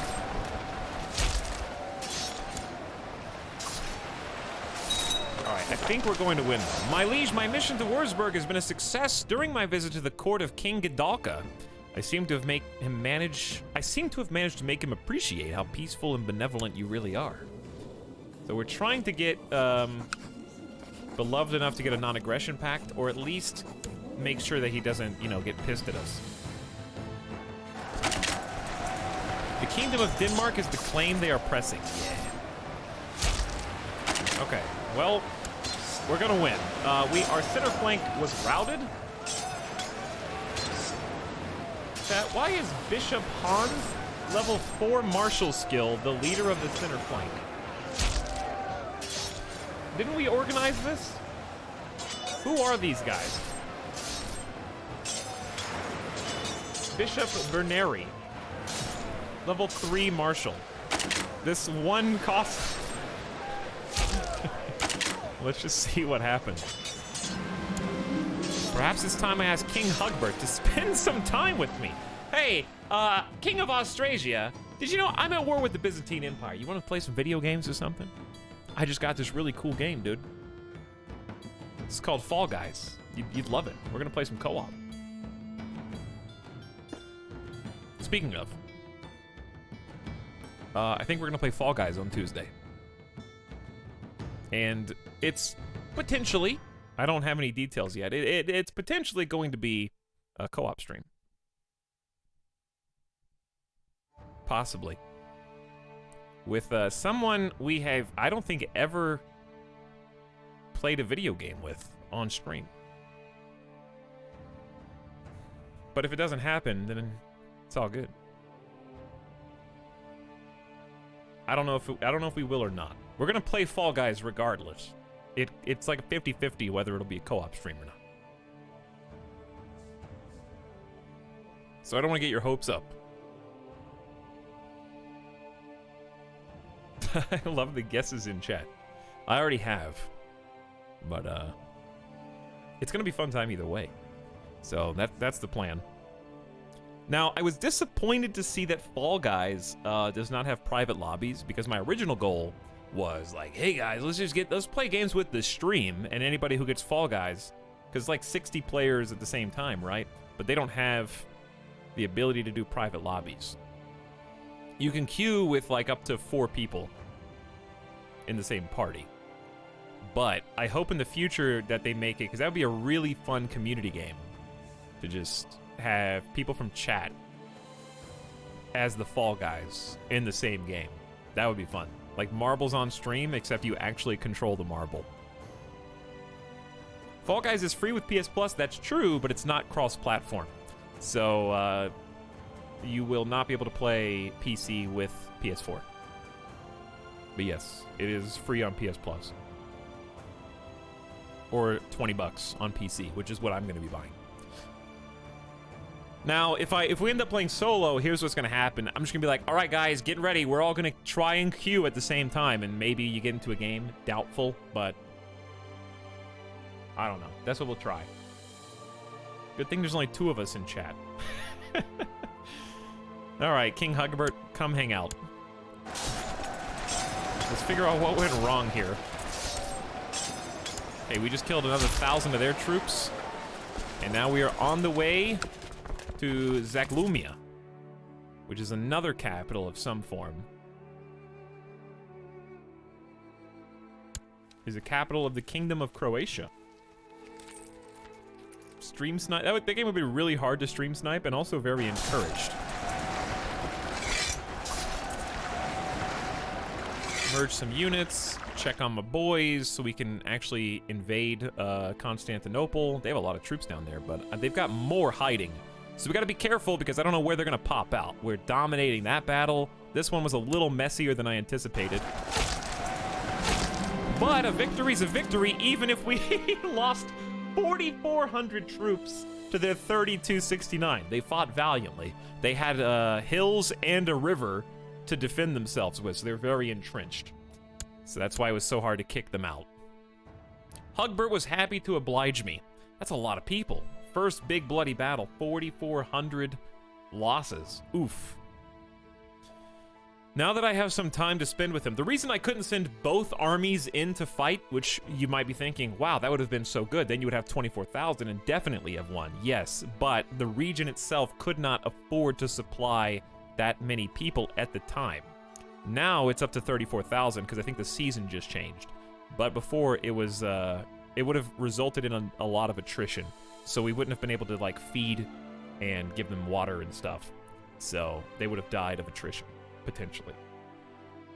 All right, we're gonna spend some time with the King of Austrasia and talk in private, I guess.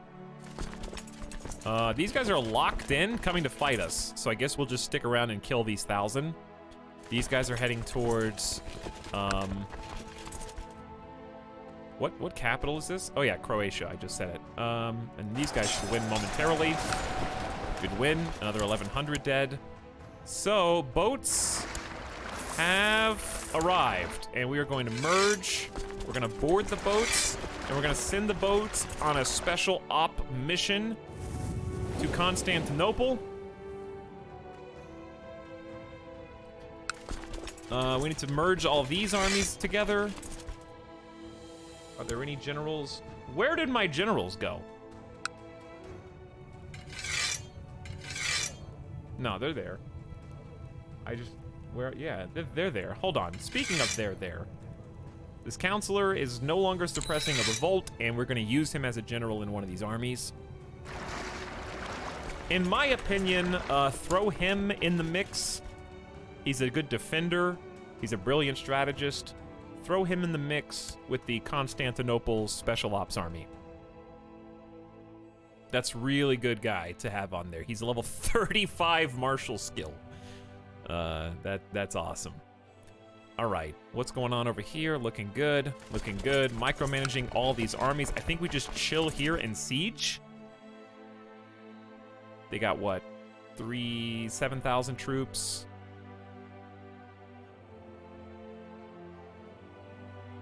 Somebody said 18K on the map? Where's their 18K? D-Day on Constantinople, basically. So this is all because your last wife killed your dad, so you killed her. Then your second wife cheated on you with the Byzantine Empire, so you divorced her and killed him. Oh, I did leave that detail out at the beginning of the recap. I forgot. So yes, my second wife cheated on me with a Byzantine emperor, and I had him assassinated. This is the sub-sound. And nobody knew. The secret was safe. So I'm the only one that knows.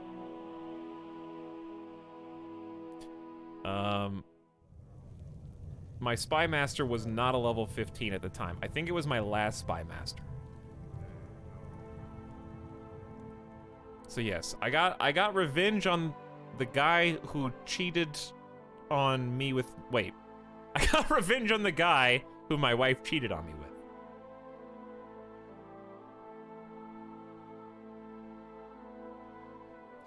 And the rest is history. But that's not why we're at war. We're at war because my sister is a Byzantine queen. She's not the queen of the whole empire. She's the queen of just a big chunk of it. Because Emperor Benedict, my character's father, arranged an extremely lucrative marriage. And at one point, there was potential that she was going to inherit... Actually, she wasn't even supposed to be the guy, right? It was supposed to be my dead sibling, Despot Berger, and then Despot Anders, right? Weren't they the Byzantine leaders? And then somebody murdered my boy under suspicious circumstances. Someone assassinated my half-brother before he could inherit. And then the second in line died of an infected wound. So she ended up, she wasn't supposed to become queen of the Byzantine. What was supposed to happen was my son, well, not my current character's son, my current character's brother, was supposed to inherit this yellow highlighted chunk of the Byzantine Empire and incorporate it into Denmark. That was my master plan, and it backfired. So now she was the third in line for that seat, and she got it, And now she's going to war with us to try and take Denmark. Like, actual Denmark. That's what we're defending right now. So that's the story. Okay. I think these days have really helped me getting Hugbert to know and appreciate me better. We've passed most of our time in my palace discussing the most disparate of topics. I hope I haven't taken away from your important work, or I didn't know we shared hatred for so many things. This option is available because you are both envious. You both like each other by an additional 20 points, which is actually pretty good, for 10 years, because you share a mutual hatred of other people who have stuff you want, which I think is fair enough, really. So 64 opinion, very nice. Still not good enough to form an alliance, but we're that closer. Okay, so this looks safe. This looks safe. This looks safe. Boats are ready and on the way. Okay, sick. Easy win. Let's just, I don't know who this is. This is just like a random peasant, I'm pretty sure. I don't think, oh, look at these guys. Look who's marching into town, baby. France in blue. Coming to the rescue. We're doing all right without them, but I think that the greatest section of Byzantine forces are yet undiscovered. I don't think we know where they are yet. It looks like they're marching down to Italy. Through Italy, so that's fine with me. We're gonna march these dudes back as well, because I don't know how much pain 28 hundo is gonna cause, so we're just gonna kind of come on down. And, actually, we can just get on boats.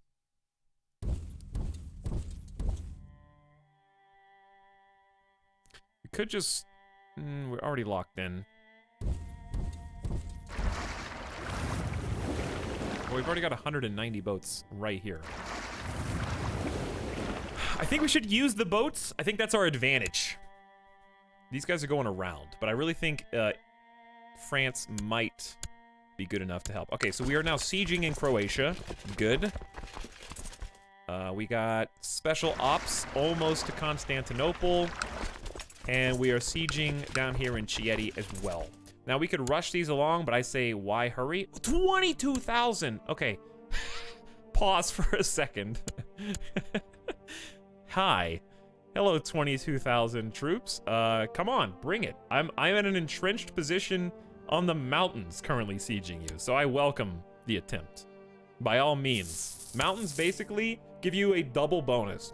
So it's a plus 100% fighting bonus. Basically, I have the high ground, and the high ground is extremely important in this game. So they're like instantly running back, I think, as soon as they saw me. I don't really know what their plan is here. All right, Constantinople time. We're there. So I am literally just gonna march in. We're just gonna do a seaborne invasion of Constantinople. And we are there. Okay, so we're just sitting on top of Constantinople now. Mountains allow you to throw snowballs at your enemy. What did you just say? You said panicking.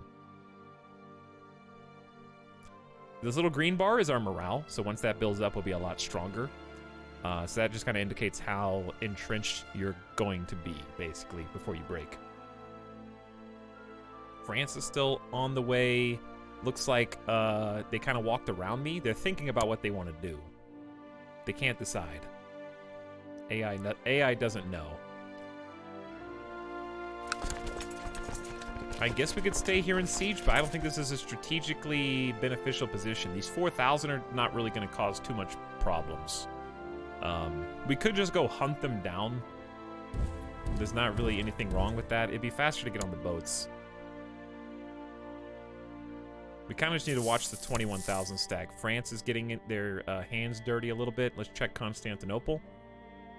I don't see any forces. You know what happened? Maybe once we got on the Constantinople, these guys were like, and maybe they're trying to figure out, they're scrambling how to get out. Those 4K have their king. Oh, they have a crown.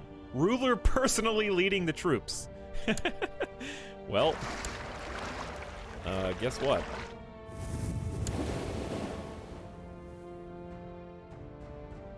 We're just gonna stand there and watch.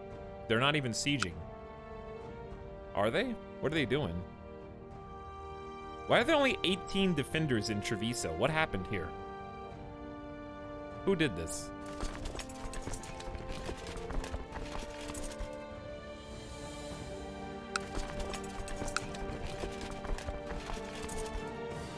It's the trade post. Oh, it's the trade post. Gotcha. Well, I really don't want to go fight here again because the hills, well, why do they have a river crossing buff again? Just because a river runs down the middle? That's annoying.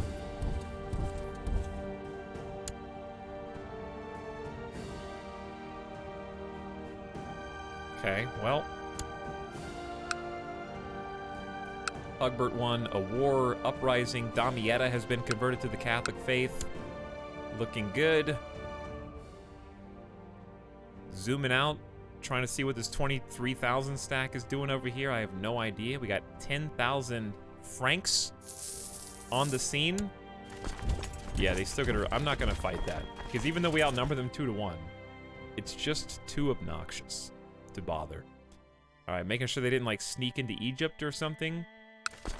Constantinople has only got 2,000 troops right now. Okay, let's go, I'm still scared to advance the clock too much. Looks like first siege in Chieti's almost done. 14,000 They're coming! They're coming. If we still lose this, we're only outnumbered by 5,000 troops, and we have a mountain bonus. Here's what we do, because we know this is an important battle. We're gonna do a swap-a-roo. We're gonna put one of our other commanders. Let's put Maynard on there. That's a good one. Okay, because he's a flanker. Then we have... Ooh, we really don't have that much skill here. Let's move Benedict off. And replace him with... Wolfari is a brilliant strategist. Edvard is aggressive, which really doesn't help us here. Commanders with medieval teleportation. It works. I mean, Benedict is serviceable. He's just not great. But this is probably the most important micromanagement that we can do. I think just put Otgary the Defender in there. Teleport him around. And then fill in this spot in case somebody attacks. That is some micromanaged cheese. But I think it's the difference in success and failure here. So here they come, bring it on. This is probably one of their main forces. All right, well, we actually just completed our first siege just before they got there. I think they just sieged the trade post. I don't know where I think this 14,000's going for the 4K. I have no idea. We got a prisoner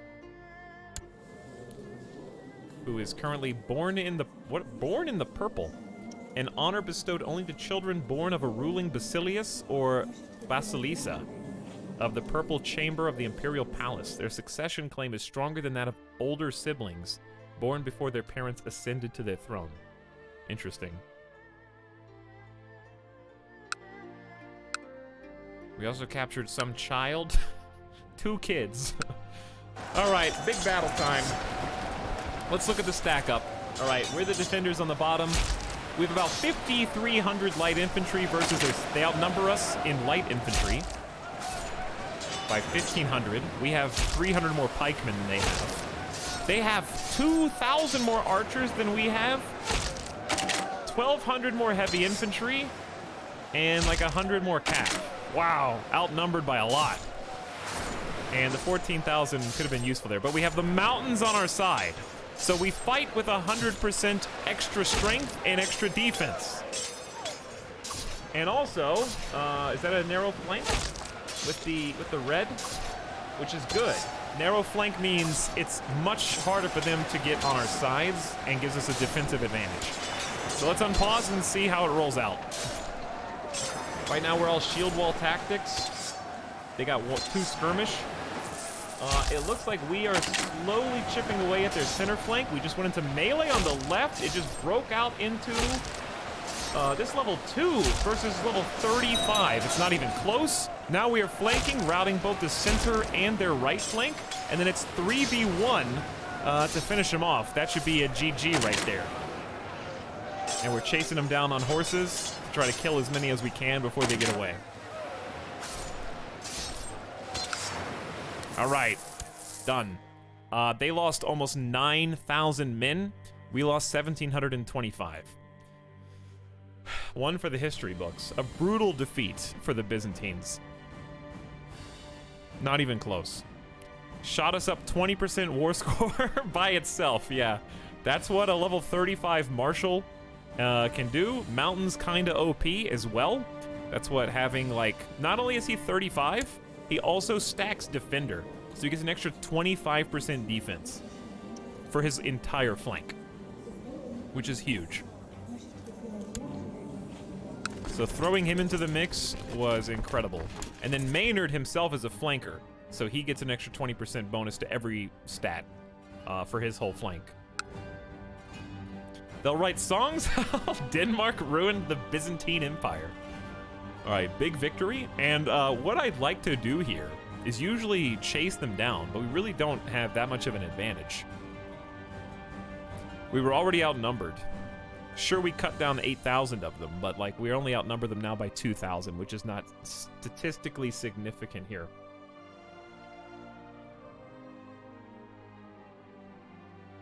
And I think this 14,000 is about to chase down that 3,900. Meanwhile, I think it would be nice. Maybe we don't need the super gods over here. Conan is a really good center leader. Alex, I don't know if you noticed, but a character's martial score actually multiplies the modifiers you get from traits. I did not know that. He has no morale, though. But will he build it up while he's routing, or no? Alright, well, I guess I could just chase him down. Just to make sure he doesn't come back. It's probably pretty smart. We're about to do a siege here. You can tell because the red bar. So this first green bar is my army, this red bar is theirs. When we break the morale of whatever building we're sieging, in this case, I think it's just the county capital. Then we fight the garrison inside, but they're pretty much already, like, not feeling very good.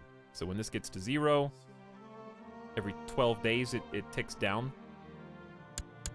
Then we fight. So we lost 601 troops just sieging the entrenched castle, I guess, and they lost 3,000 garrisons. So that's a siege done with the 39%.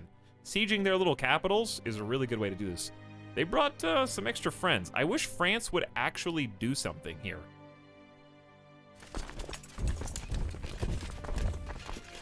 We're gonna start moving over. Maybe they'll, like, group up with us? I don't know what their plan is. Did they just lock in? I hope they did. That would be awesome. Yeah, 24,000. They finally attached. Sometimes the AI actually is extremely helpful. Any other dangers down here? No, I think they are going to Berrien. There's not really that far they can go. So we're just gonna chase, check Constantinople. Looks good. Doing some good sieging here. We are suffering attrition in Treviso, but only barely. Supply limit there is pretty big. So this is gonna be a bloody battle, chat. I think we have to take it.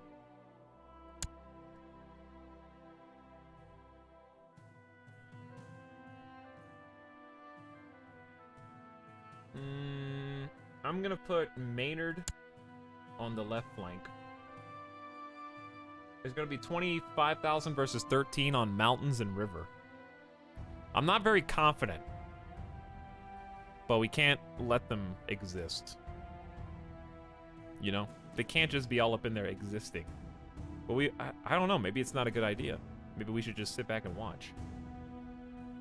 I'm not really sure what the strategic solution there is. You would think outnumbering 2-1, you have to stop them from sieging.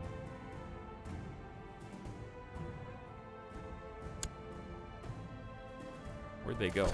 We're gonna have some interesting attrition penalties down here.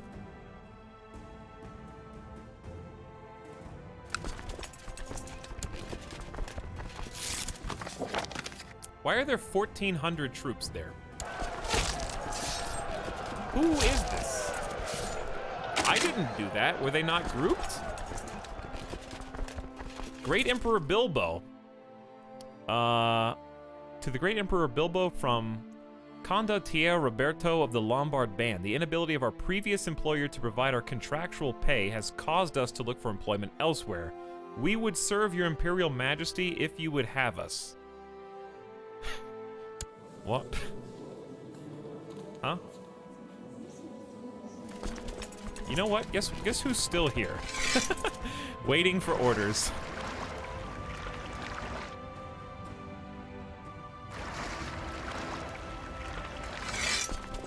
Whoops.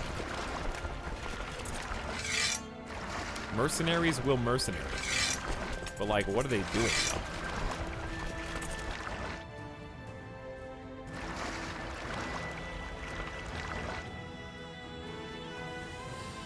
Okay. Oh, I don't need these guys. Okay, that's who I was selecting. I was confused. Now, let's send the reinforcements. I guess just around here, and we'll figure out what to do with them when the time comes. This is the sub-sound. The Byzantines are broke? Yeah. Yeah, they are. I can't hire any holy orders. Okay, so... what company was that? Are they on this list now? Do I have to hire them, or did they just say... were they just, like, letting us know, hey, we were fighting you, but, like, now we're not? Or did they switch sides and join the enemy? Like, what actually happened there? This is the sub-sound. Oh, is that the 1,400? Yeah, Army of Condottiere Roberto. He just decided to single-handedly fight the 15,000. That's him. Oh! Reinforcements are on the way. Hold tight, little buddy. We're coming in. Oh, God. It's a slaughter. You caused so many problems by doing that. I was already locked into... I couldn't even change course. Roberto just killed that entire attack because we inherit his morale. Seriously? That actually made it so much worse. We instantly lost. Yeah, we outnumbered them 2-1. Now we have 18,000 versus 14,000. Merc triple agent. At least our generals are here now, I guess. Some of them. This looks pretty grim, dude. I gotta choose whether I want to retreat or not. If I had enough time...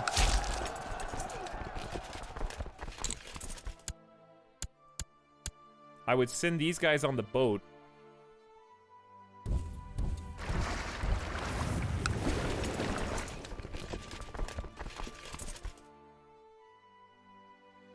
I don't think I have enough time, but we can try. Where they went all the way back across the strait, dude. They might even be coming to Constantinople, I have no idea. But we can just hold the strait. That might not be a terrible idea. All right, are we... We're winning! I was just giving up, dude! I wasn't looking because I thought it was over. I was gonna get these guys on the boat. We came back somehow. Maynard the Arshaw. I don't know how to pronounce that, but that was the flanker. He single-handedly finished routing the enemy and is chasing them all down on horseback with my, like, 900 cav. What a god.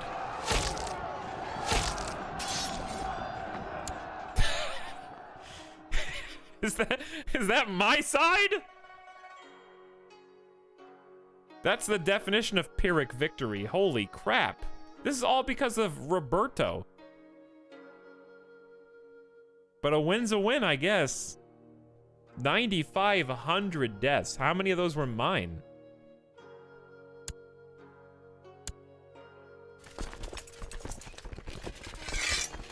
We only have 4,200 troops here?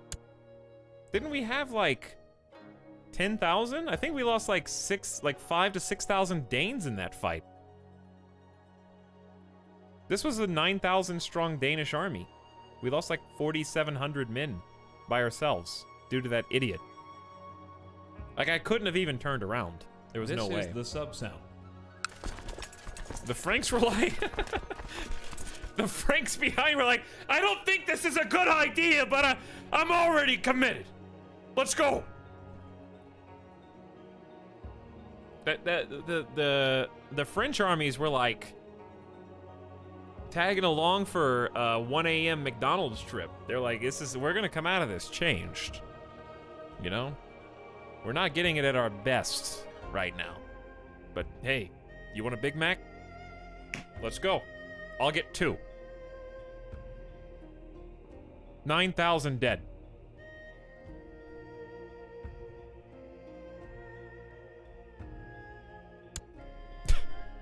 $9,000 dead. Not possible to assault holdings level fort 6 or above. Interesting. We could just chase this one down. 62%, only 189 here. Do it. 69%. 71%. Nice, we seized that whole thing.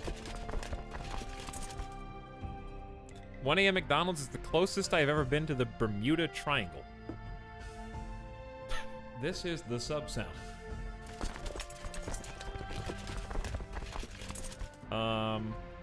They keep coming over here.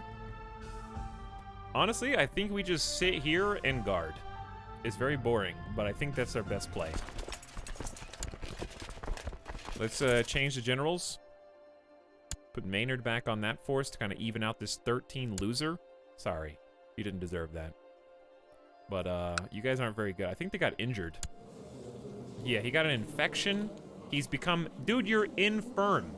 How are you a general? I don't think you're even on the battlefield. What happened to this guy? He's fine, he just sucks. Okay, anyway. We're actually getting close to winning this war.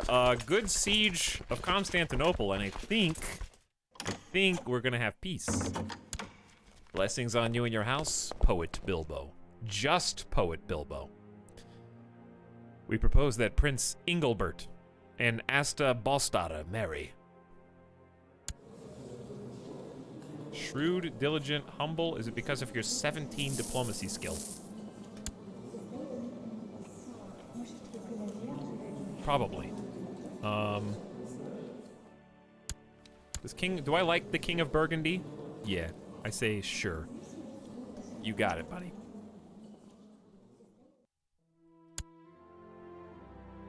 Oh, they were coming back, but I'm guarding. See, that's why we're holding this position. Now you gotta fight me under the same terms I just fought you. That's more like it. All right, come on, Constantinople. They turned around immediately. Hello, new subs.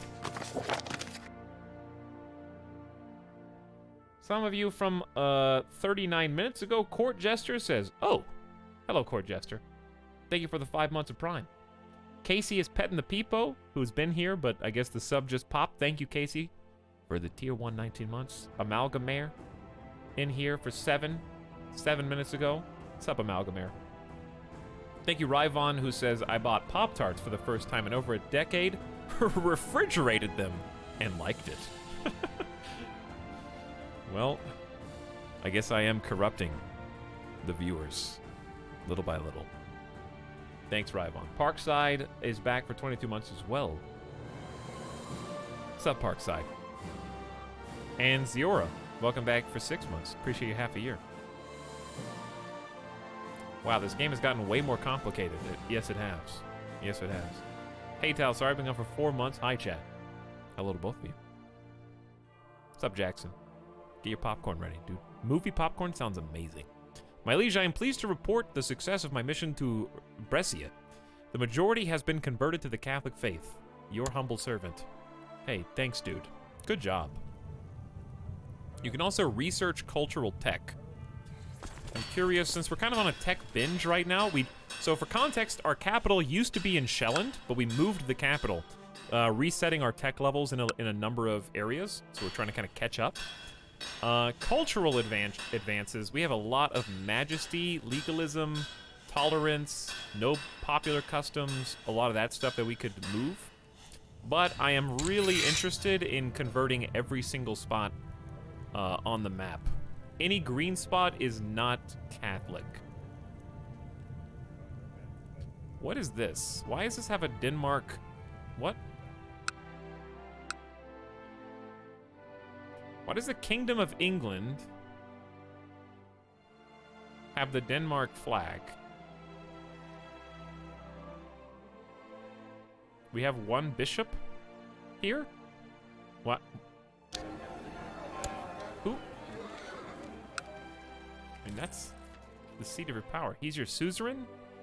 I have no idea. I've never seen that before. But anyway, we could proselytize there, I guess. Denmark is all done except for that. Let's try and fix our new, this is our new county. The new Duchy of Milan is our current seat of power. We actually control every single county in this duchy. So we're trying to convert them all, as is befitting the Emperor. All right, let's do it. Let's finish this war. We're at 72%. War score-wise, we're at 34 tied, battles and occupations. So the sky's the limit. Whether we win battles or whether we take territory, either one is going to push us up to the hundo that we need. Are we suffering attrition here?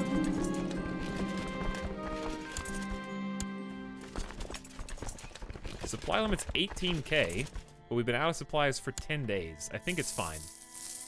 What kind of war is this? Defensive. We're trying to hold the line. And also take out as many Byzantine troops as we can. We've been winning every battle, but they've been killing more of us than we've been killing of them. Only 4.3% every 12 days. That's why this has been so slow. Constantinople is historically very difficult to siege, as you might guess.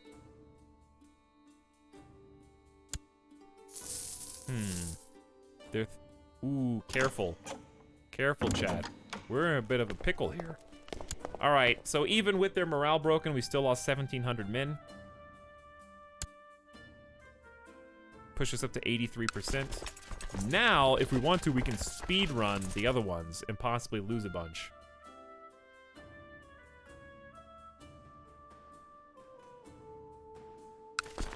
We're almost done sieging this as well. Let's just finish that.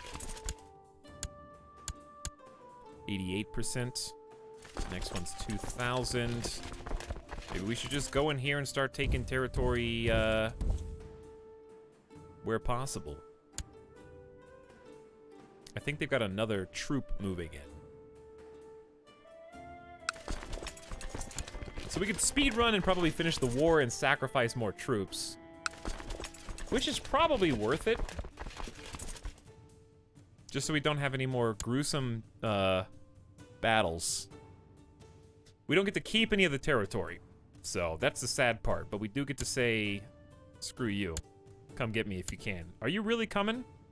I get a defensive hill bonus and a river crossing penalty. Come on. Hey, France! Where are you going, France? Why are you guys getting cold feet at the last second? They're already locked in, dude. All right, you're not going anywhere. We gotta stand together.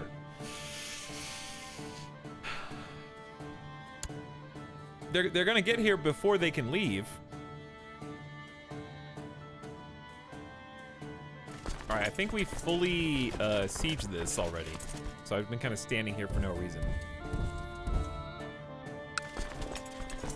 So we have two options. Let it go, see what happens here, because they're gonna jump in, but France might still be running away. Fate smiles upon me. My wife, This is the sub-sound is pregnant. Oh, we gotta have another baby. Dude, we should win this handily, even without a general. They don't have a general either. If France would just chill.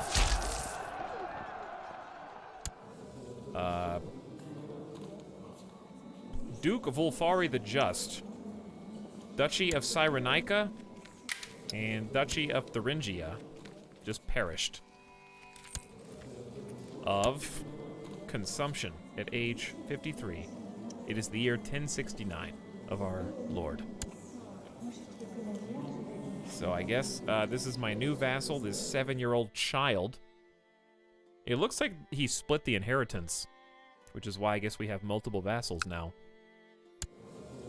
This guy's pissed. But he's not that pissed. He's like, you know what? I'm pissed, but also you're pretty cool. You're a pretty chill guy. Also, I like the tourney that you held. You know, good job with that.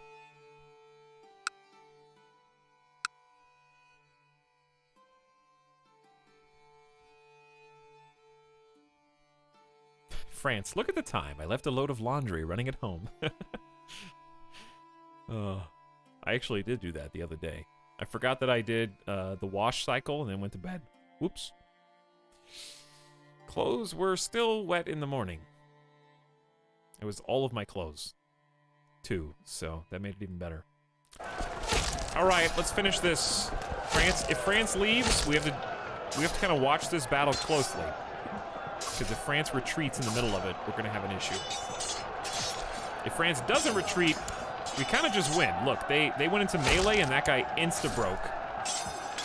Gone. Already fleeing. Then once they've been chased off the battlefield, Center will turn to help out someone else. With my illustrious education in all affairs of state and diplomacy, I should have no trouble finding the right way to endear myself to the King of Austrasia. I will send him an envoy due to my high diplomacy skill. Okay, it's 3v1, game over. Ride him down, 89% war score. Once it gets to 100, the war is over. Just as expected, my diplomats convinced King Hugbert how honorable and trustworthy I am. Worthy of his respect.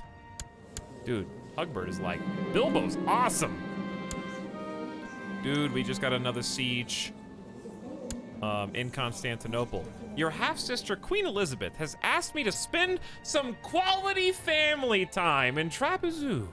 I am sure the idea is for me to become better friends with Prince Diogenes of Trebizond. Oh, interesting. You're losing the war with your entire empire, and suddenly you invite me by hand to come spend a little quality time with you and the family. Yeah, that's gonna go well. You're gonna offer me some tea that you conspicuously don't even take a sip of the entire time that we're hanging out? Are you gonna have me imprisoned as soon as I arrive at the gates? No, no, no, no. What idiocy. I think not, sis. Can you not end the war till the war score's a hundo? Correct. Now that it's a hundo, we can end it. You could offer peace, or surrender, but white peace is not what you want if they have any territory. So we're trying to enforce our demands. She will pay me 1,000 gold in reparations, apparently, which they're broke. I don't know if that means they go 1,000 into debt. They lose prestige. I imprison my half-sister as well. Sis gets imprisoned, and she loses her entire claim on the Kingdom of Italy. So, kind of a big deal. But we're gonna just wait until this battle's over first. Because we may as well just, you know, stick it to him. 24 hundo losses on our side. We killed him 3-1. So, well done. GG. The war is over. The Byzantine War for Queen Elizabeth's claim on Italy has ended. Emperor Bilbo of Denmark has won. Nicely done. She just wanted to have a nice tea party. Hey, what's up, Nomac? CK2 family time. You want to spend some family time? Why don't you come over to my place, sis? I'll make you nice and comfortable. We'll feed you a roll of moldy bread every single day, and we will drip some water from the roof of your craggy prison. from the pipes above.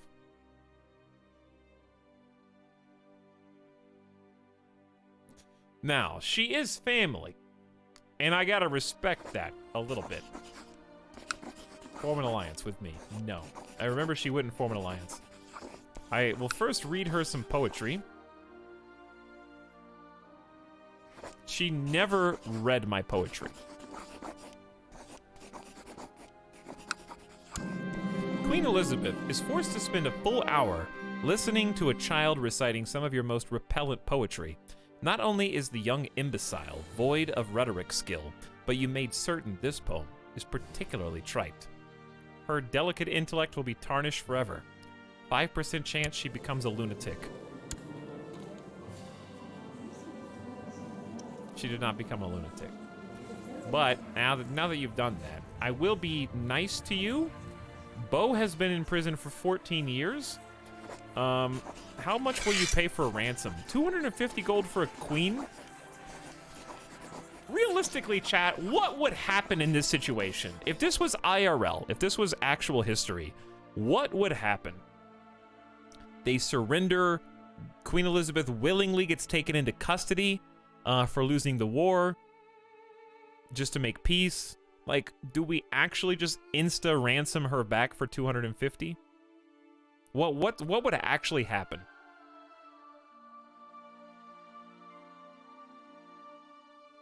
I don't think she would be harmed. I don't think you can execute her.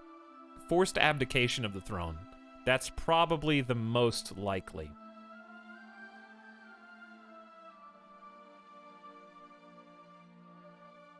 Because you cannot touch royal blood like that. You can't, especially kin. Because remember, she's my half-sister. You would be a kinslayer if you execute her. So, yeah, that would be a big no-no.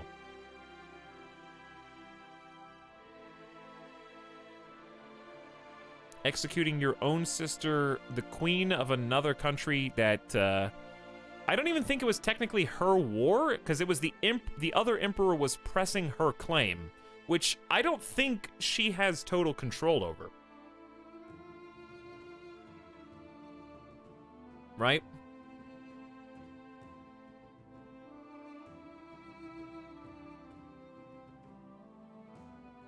Yes, I'm not saying kinslaying never happened, chat. That's not what I said. But there's a reason it's taboo, and it's because it's not the norm. Because if it's the norm, it's not taboo. Do you understand that concept? Yes, there were people who were known as kinslayers. The reason we know them as kinslayers is because they did something that was not the norm. Otherwise, they would just be people who executed other people. Peepo G, no. You have no control over your liege pressing your claim. That's what I mean. You're executing close kin for a war she was forced to join out of vassal obligation. Exactly. That's what I'm trying to say. So I think we read her poetry and put her in house arrest. Especially if we take a look at...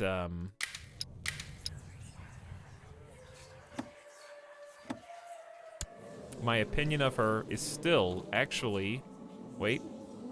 A -3. You wouldn't execute your sister on a -3 opinion. Certainly. If it was -100, they were bitter rivals, and Emperor Bilbo had a trait that made... He is also just. Just, charitable, and diligent. Now, envy, certainly he would want her crown, for sure, but there's not really... Killing her doesn't accomplish that. Who's her heir, anyways?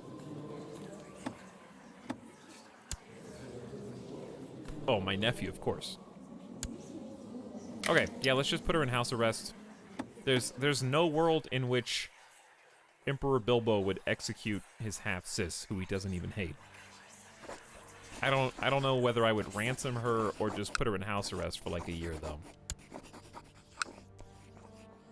I would.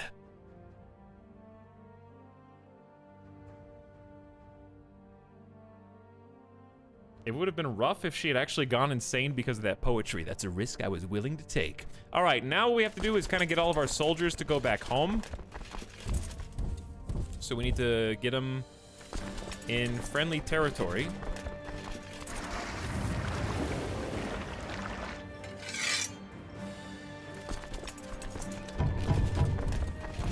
march them on over, and then we're gonna disband.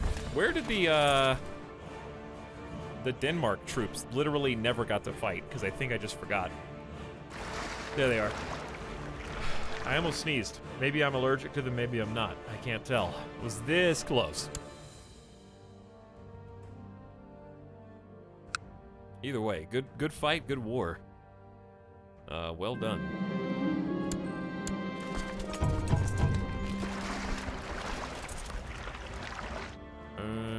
Okay. You guys... We need some more boats.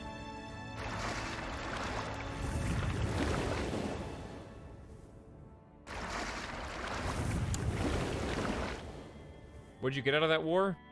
Pride. And putting the Byzantines in their place, and technically also a 10-year truce. So the we have peace with the Byzantine Empire, almost guaranteed for 10 years.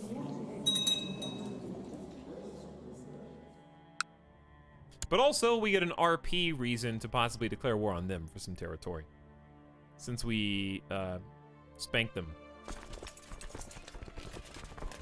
so thoroughly. Let's go ahead and dismiss the mercenary crew so we can start making some monthly. You also put them 1,000 gold into debt, which is, yeah, that's no small number. Yeah. All right, no retinues will be disbanded. We're gonna send who's left back to the capital.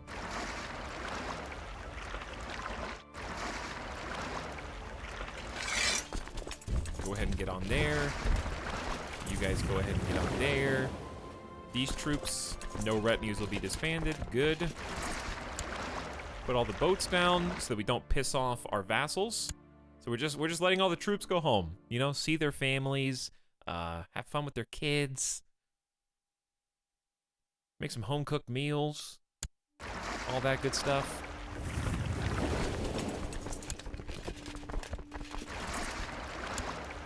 Okay, so apparently this is also a retinue. I think, how do you put down the Chinese honor guard? Maybe they automatically do. I have no idea.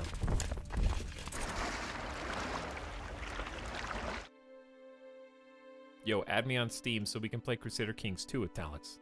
Well, this is interesting, Undead Penguin. Did you know you could play Crusader Kings 2 without having me added on Steam? It's free to play, the vanilla game. You actually don't have to have anyone on your friends list to play Crusader Kings 2. If it looks like it's locked, it might not have fully installed. You might need to validate those game files.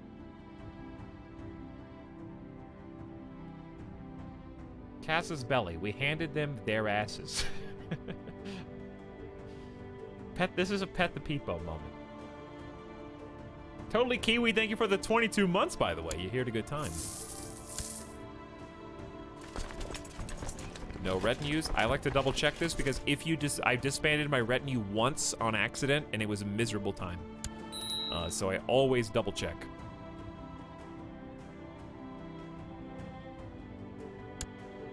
Wait.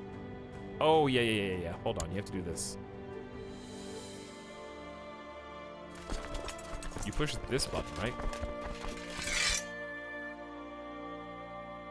Okay, there we go. So, we got all of them. They're all gonna head back to the capital, group up there. Who's left? Are those the only two? Do we have any boats? Yeah. We should be able to just lower all levies. All fleet levies. Yep, we're good.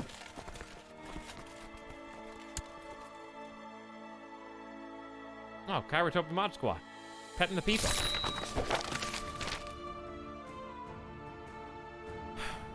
Jihad for Egypt. Wow. The great Shia, Caliph Ubayd,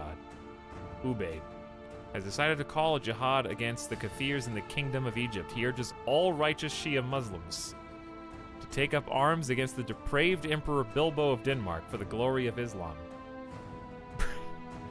Bring the boys back. All right, that actually sucks. Yes, it's another big war, which is its own version of suck. But it's even more suck This is the sub-sound. because my vassals don't really care that we're in a holy war. We do get a bonus. But they're like, man, you just put the levies down. You want to raise them again? You get a double debuff for raising your vassal levies, which is very unfortunate because it's like not my fault. Wretched Emperor Bilbo, may you be sewn up alive in the belly of a dead camel. This is a formal declaration of war. Our armies shall meet on the field of battle. 10 days of peace. There is one upside to this. Because it's a holy war, other Catholic Christians are going to ask to join us. And luckily, Catholic moral power is currently very good. So, France is just like, maybe. He's already pissed. Called in toward -15. So he's already not having a good time. We are about to send him a small 288 gold gift, which he's going to be actually over the moon for because he's almost broke. We're going to send him a nice gift and then instantly call him back to war again.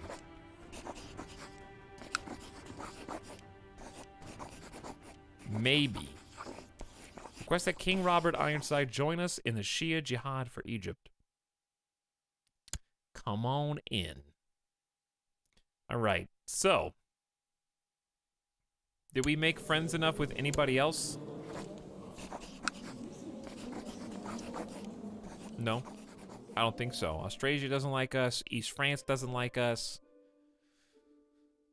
There aren't any really other options.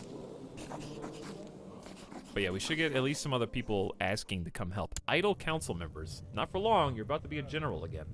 So who are we at war with? Okay, that entire dark green section. It's so difficult to do these kind of holy wars because of the areas that they're in are like super supply limited. They come in from the south and they come in from the north. They're focused on Egypt.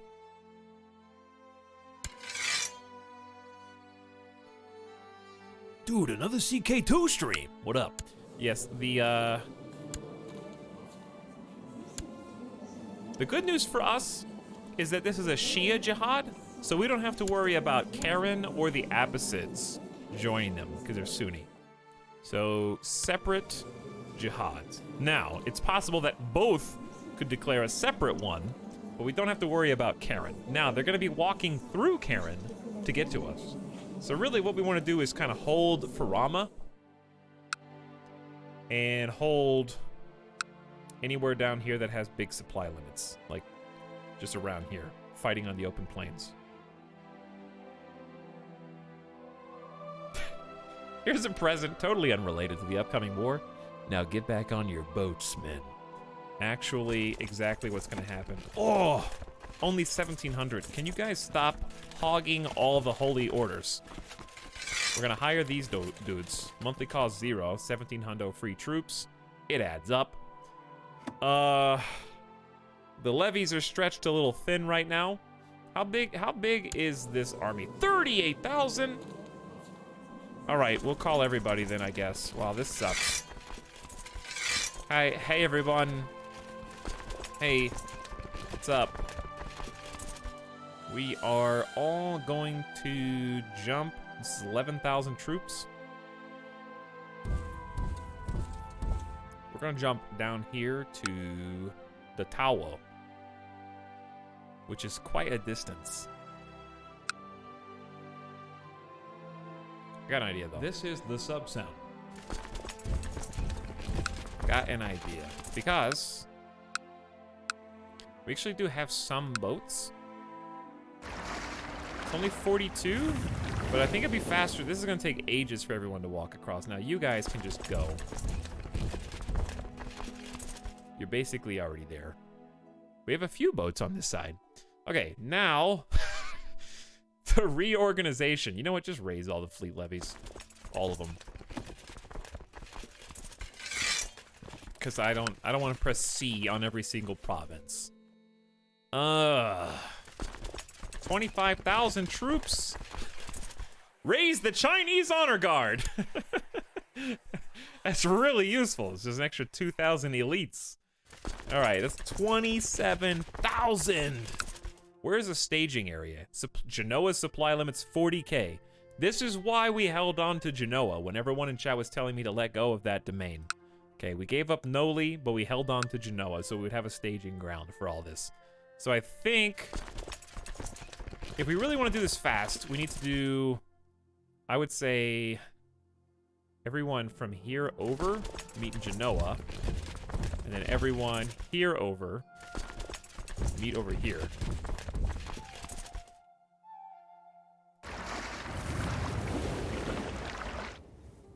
Okay. Whoa. No. Not you. Okay. So, then Denmark actually is going to get in on this, I think, hopefully this time. Let's just meet in Skane. Italian Denmark, famous for their Chinese honor guard, defending Egypt, no less. As a Catholic Christian nation against Islam. That's how the history books are written, right? Historically, in 1069, bordering Aztec Africa, actually. And almost Aztec Spain and some of France. History is neat. I guess on pause and let's see where the wind takes us. We could probably just do 3x initially.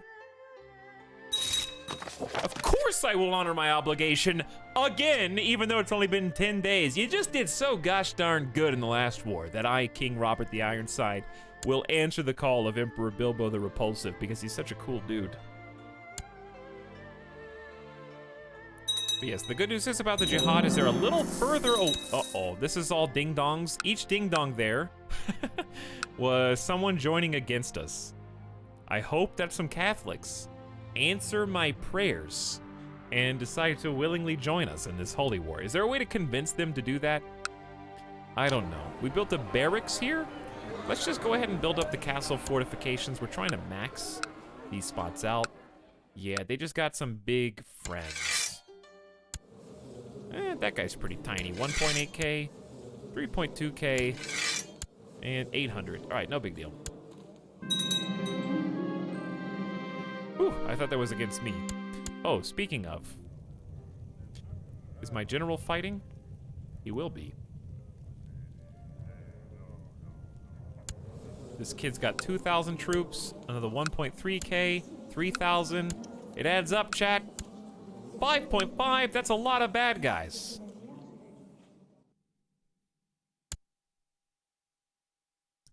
Okay, let's let the men continue to assemble. How many Muslim nations are there that support the Shia side of things? It's enough. They are kind of stacking everybody. Why is nobody joining me? Can you ask the Pope to drum up support? I don't think so. That would be cool, though. You could ask him for some help. I could send him some money, but I don't think that's going to happen. What's happening in Stettin? I don't know. They're at war with Icelandic? The Icelandic Holy War. Iceland, what are you doing up there? Hey, what are you guys up to up there? Hey, guys. What's up, Lumpy? How's it going? Iperdivo, thank you for the new Prime sub. And Sad Johnny, welcome back for 4 months. How's both of you? Dude, Iceland! I don't like the ding-dong. These are bad ding-dongs. I think we can delete these ships.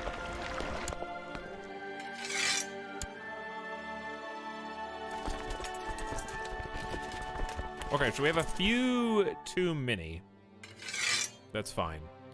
So what we're gonna... Actually, you guys might have enough time to just walk down there, but we've already got the boats. So really all I need to do is cut it in half. And then take them one at a time. Somehow this is gonna be faster. somehow. All right, are you guys grouped? My squad here is grouped. France is like, hey, you guys got any more of them boats?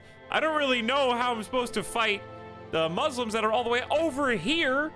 Do you know I have to walk all the way through the Byzantine Empire and around?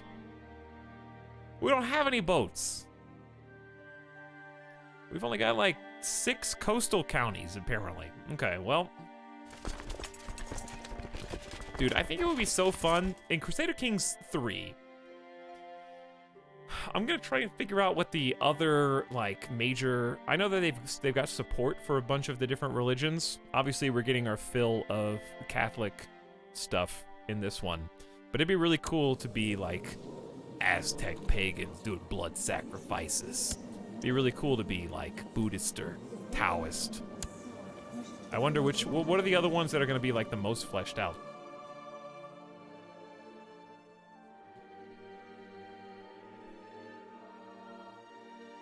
After this holy war, just take Iceland, because why not? Maybe. I'm scared I'm gonna get another jihad declared against me.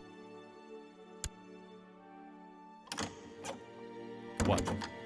Dear brother-in-law, we propose that Theoric and Greth Bostdaughter marry. She has a weak claim on the Duchy of Abruzzo, and that's about it. So I say go for it.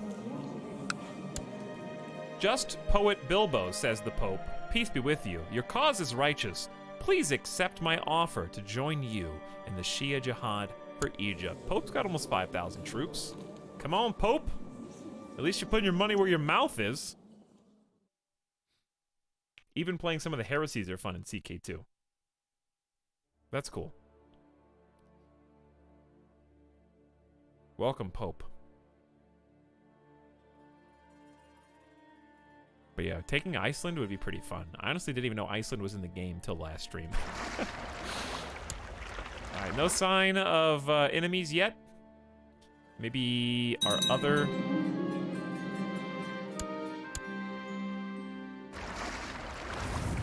Maybe our other allies will have an opportunity to come join. We're just gonna defend Egypt as best we can.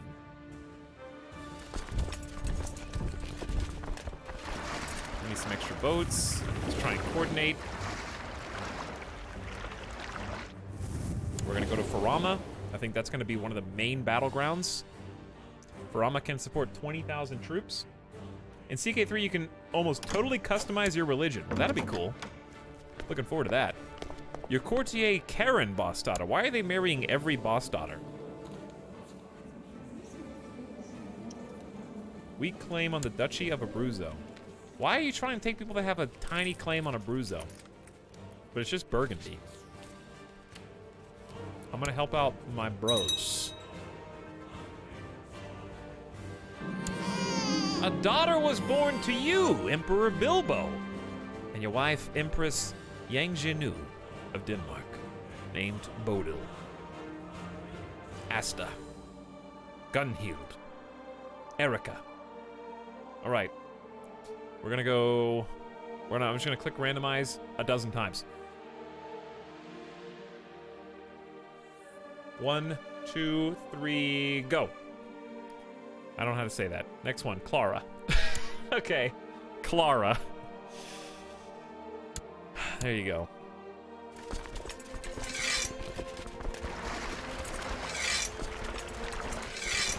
Reinforcements have arrived.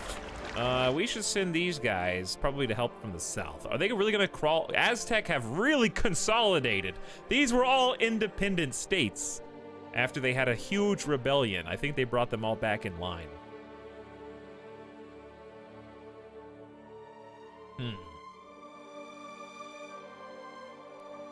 I guess we'll just end up down here-ish in Damietta and then just decide where we want to go.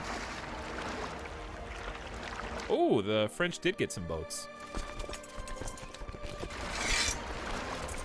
Got some reinforcements here. The Danes are almost grouped. Only one more step. May as well just wait it out and get this boat on the way too. Okay, let's go. Everybody together.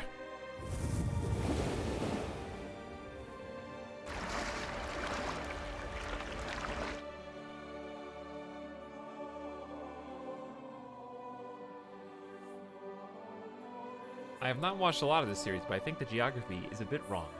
What are you talking about, Wax Cecile? This is historically accurate. Hello, antagonist. And chat. Pope Man got way more than just 5K, does he? Oh, he just doubled. Yeah, he's got almost 10,000 strong now. Ooh, is that an additional 4,000 strong holy order? Why, yes it is. Wait. Not my problem. Okay. So we win the Holy War by not really doing anything, right? Like, we will just accrue points by surviving, I think.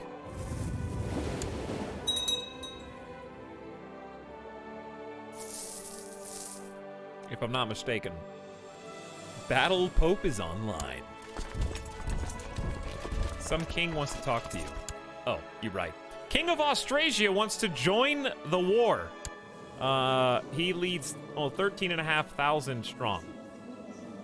Come on in. See, we don't have a lot of helpers, but we got some big dogs. They've got a lot of peepo, but I don't know if any of them are like anywhere close to the level of the actual Caliph. I don't know where they're planning on striking first.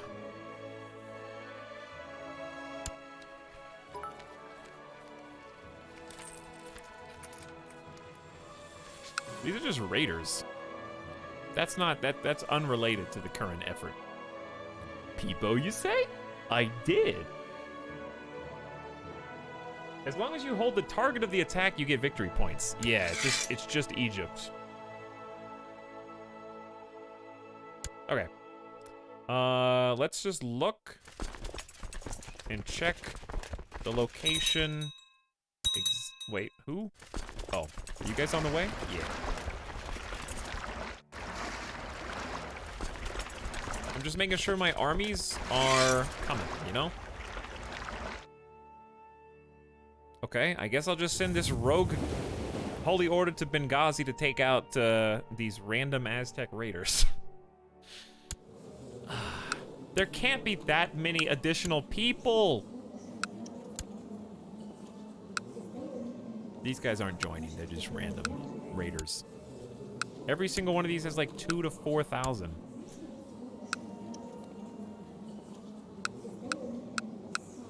Let me clear my inbox.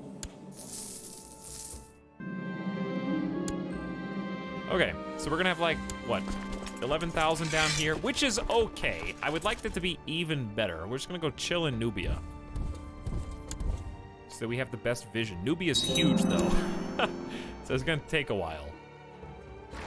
We got 15,000 troops in Farama just hanging out. Castle fortifications have been built. I don't think there's any more upgrades for us to do. Except maybe hospitals.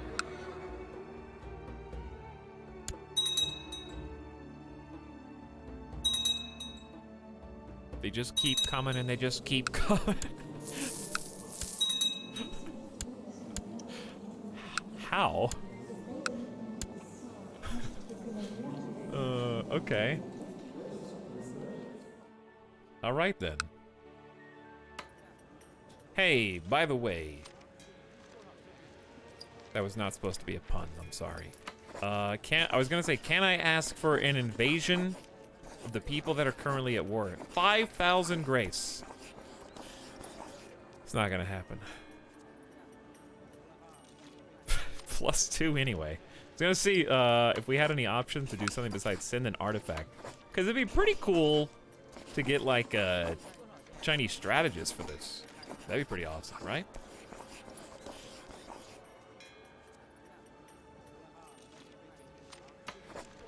If I was gonna get rid of an artifact, what would I get rid of? can't get rid of the seamless robe of Jesus or the holy prepuce. What about the Norse mace of the cross? It's only $375, which ain't a lot. But I'm pretty sure that we don't even wield it. Yeah, we're not even holding it. It's historically significant because it was owned by King Hrothgar, the Sword of the Blessed Virgin. I think it was a reward for his crusade. So it is like a family heirloom, which makes it feel bad to get rid of. The mace was given to King Hrothgar by Pope Alexander for his participation in the Crusade for Aquitaine. It feels bad to get rid of any of them. And we're using all 3 of these. We could technically make more. But we spent a lot of money on the Sword of Heroes, the Emerald Scepter, and the Crown of Majesty. Here's the Emerald Scepter. It's a quality 3. Sword of Heroes is a quality 3.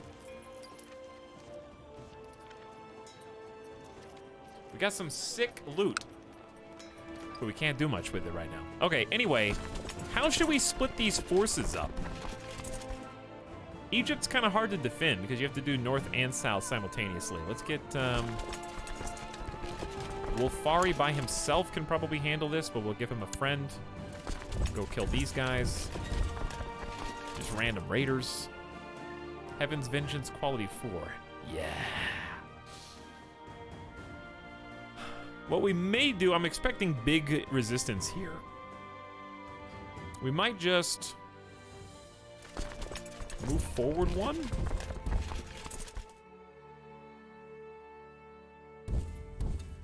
And then send these guys to Sinai. And that way we can, like, duo. Or we can just put a full stack of... Actually, that might be a better idea. Let's just do this. Let's stay in Farama. Let's split off a new unit. Preferably featuring, like, 4,000 people.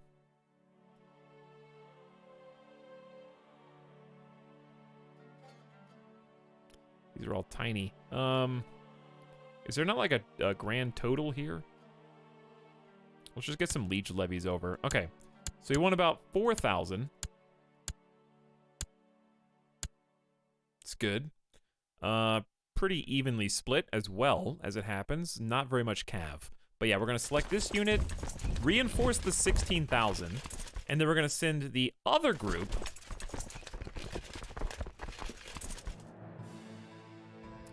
south, I think.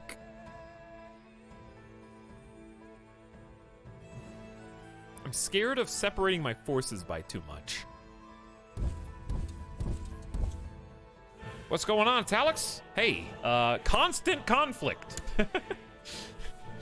Constant conflict.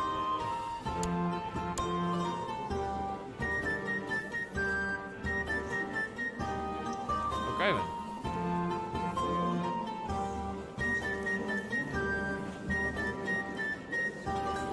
Duke Theodoric of West Frisia just died after being burnt at the stake by the King of Austrasia.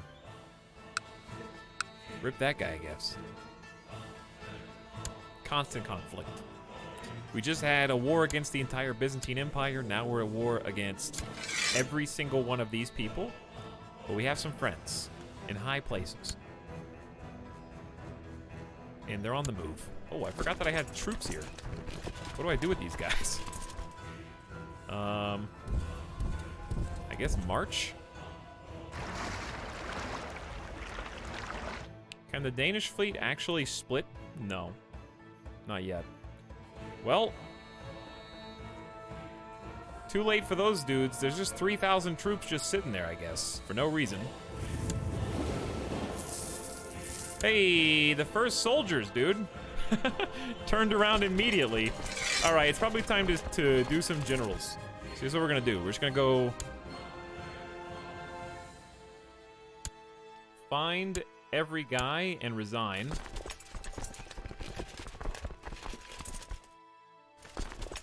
Except for those two. Actually, let's just finish this fight real quick. Yeah, they got 4,500 troops and they're like, actually, nah. Oh, we're suffering a little bit of attrition.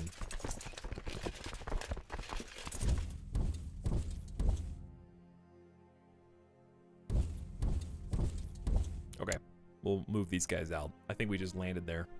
That's why we're holding Farama. It's the big choke point. All right, no more attrition. Killing random raiders, done. Now, we're gonna go back on the boats. Yeah, the death music was a mod. Petition to make your sub sound the CK2 death song. Would it symbolize everybody's $5 dying? Hello, I'm back. How'd the Byzantine War go? Well, but it blossomed into jihad against Egypt.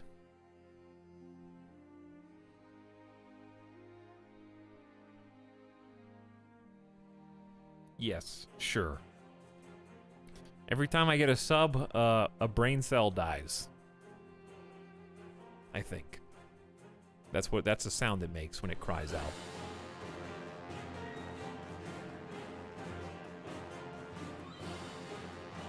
How about this? How about we just keep the 9,000 stack here, and we can reinforce north or south if we want. That seems like a good idea.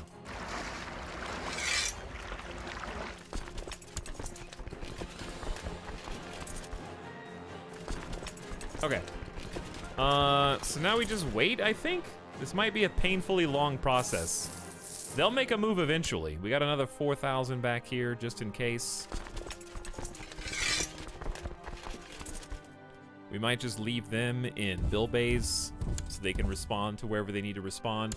We might leave both these guys in Bilbays and just kind of split up so that we can, you know, push some reinforcements where necessary.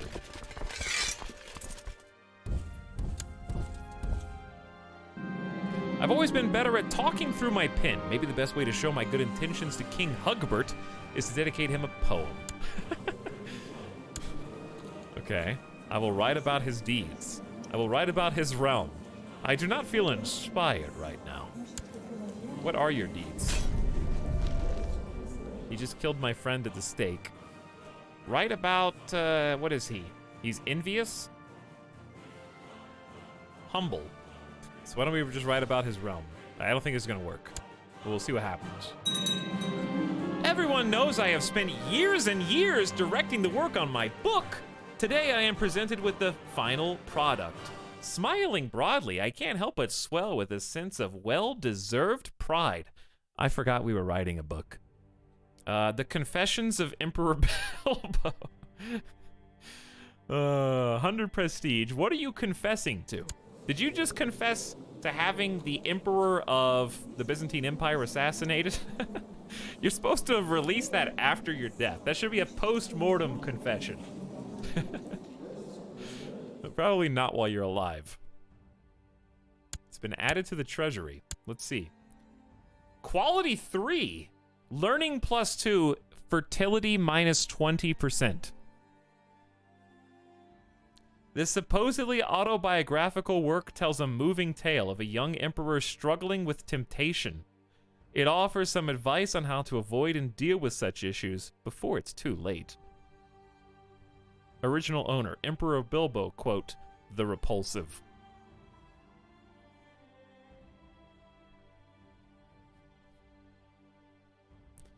Well, do I have a book for you? Send an invaluable artifact to Emperor Guangzong of the Wei Empire. Gain 375 grace because he likes wealth. Invaluable, dude. Hey, here's a free copy of my book. If you open the front cover, I signed it, okay? I dated it too. Show it to all your friends. I want to get this thing pumped up to a #1 on the bestseller list. I don't know if you heard of this guy. Listen, I read a history book from the future. This dude Gutenberg, okay? Look him up. Look him up. We got about 400 years before he arrives. But as soon as he does, you're going to want to have this thing put down in the presses and distributed in mass, okay? Here you go. Protector General of the illustrious Emperor addresses a letter to the honored Emperor of the Empire of Denmark. Heaven's blessings upon thee. The heavenly Yangon Rin, Emperor Guangzong of the Wei Empire, has graciously accepted your gift. The generosity of the Goth dynasty will not be forgotten. Anything to please the Emperor. So now I actually could request a strategist if I wanted. Or we could just keep saving.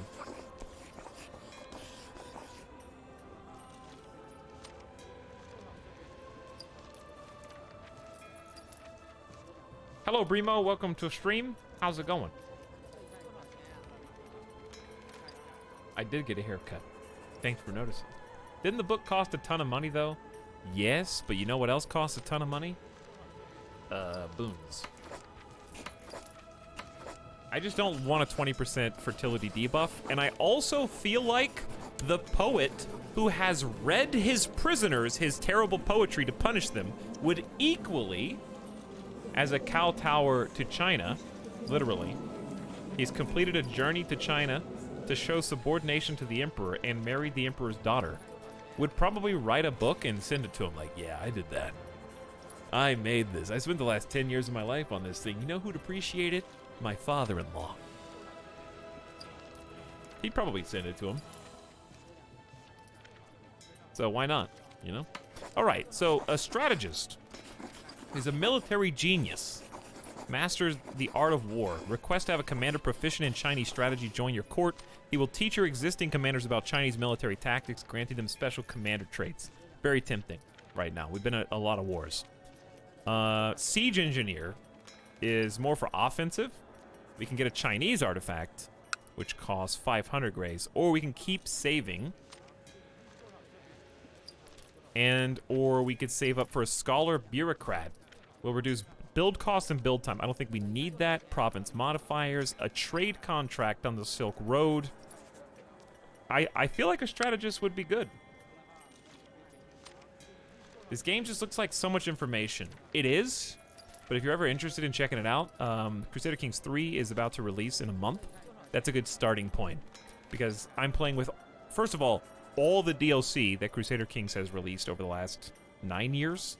Secondly, you're kind of watching like part 15 of an ongoing series. So if you consider the fact that this playthrough has been like 140 hours, you're jumping in at the end. So if you have any questions, feel free to ask, and I'll try to clarify some things, because I'm still learning too. But there is a lot going on. There just is, because of those reasons. So if you thought, hey, I kind of want to learn this, but this looks like too much, I would just jump on at vanilla Crusader Kings 3 and learn that.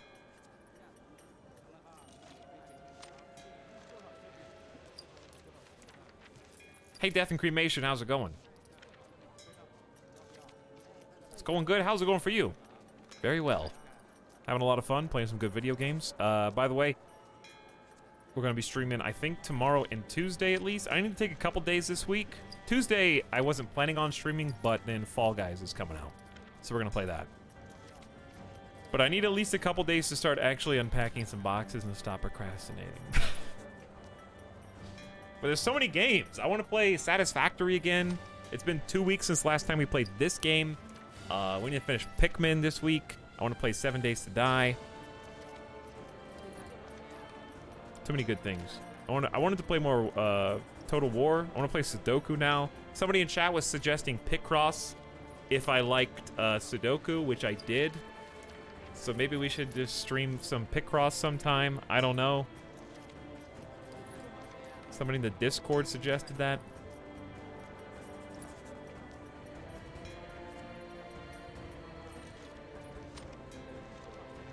You should go with the mindset of playing a story simulator. Dying is actually fun in this game. That's how I play too. I think that's good advice.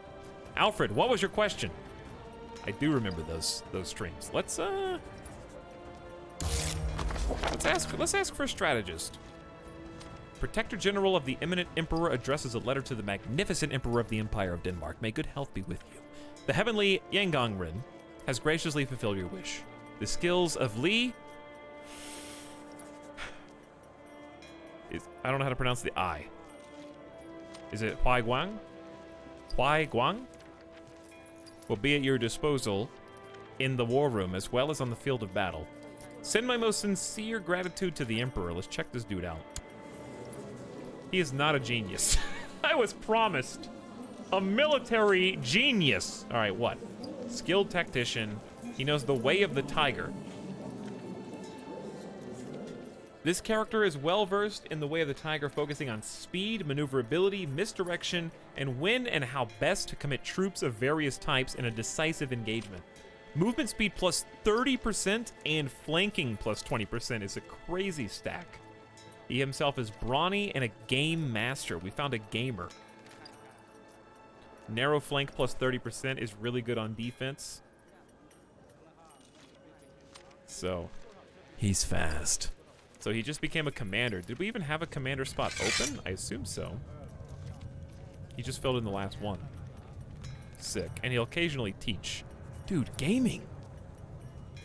Yeah, he's not so bad. He just has a low martial skill, but he has really good traits. All right, we're out of... when is the next time I can, like, pay? 15 years. We'll just have to look at that again. All right, anyway, back to it. What I was going to do was start assigning generals now. So what I like to do is resign all generals. That way I can reset them from scratch. Okay, I think that should be all of them. Nope, we got 2. There's an army somewhere that has generals. Where are you? Hello, random Danish army that has no boats. I'll send some boats to go fetch. Just remind me. Alright, fine. These 4,000 can just walk to Damietta. We'll send these 50 boats back up to Denmark. Okay. Where was I? Oh, they might be in a thing. They might be in like a subgroup. You got who's commanding?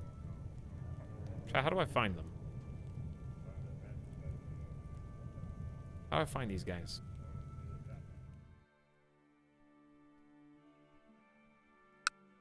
They're gonna be in like one of these random areas. All right, just remember who it is. Who cares? Just remember who it is. This is easier.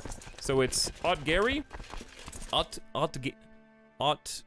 whatever, the Otter. Okay, he's a defender and a brilliant strategist, so we're gonna put him in the middle spot, probably.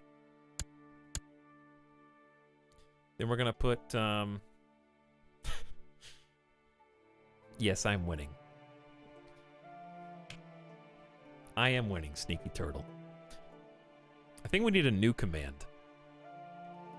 Every time someone says, "Are you winning yet?" It goes up a tick. Like the stealing grapes command. But then people would just start saying it on purpose to make it go up.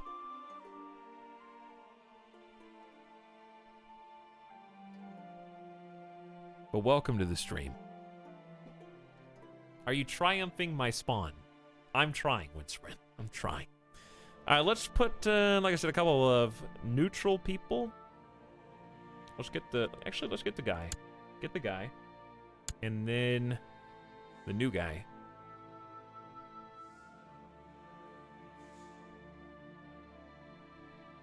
This is probably where we're going to fight the most. So I need at least some really good... We got some great generals there. All right, down to the south. We're going to put in...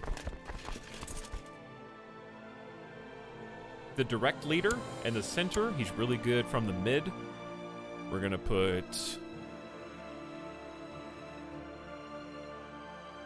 I would say the organizer Pridbjorn, and then he just makes us faster.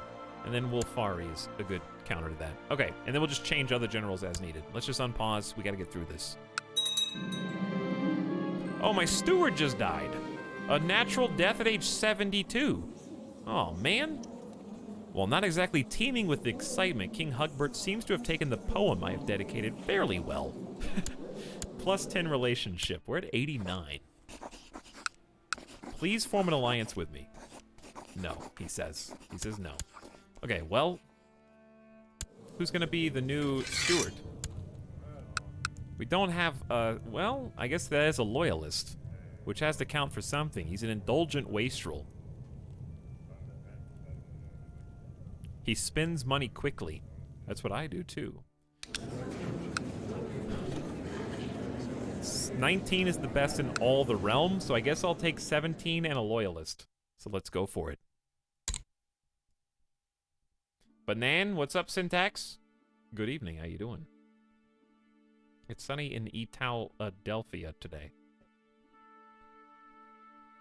Behold, daytime. Is it weird for those of you who are like in a different region in the world where it's like nighttime, or to look at, see my camera that there's still sunlight coming in through the window? Is that kind of like disconnecting in your brain a little bit? Because this whole stream's pre-recorded? Does that have any effect on you when you're chatting and responding questions that were asked, you know, 24 hours ago by me before I posted this video?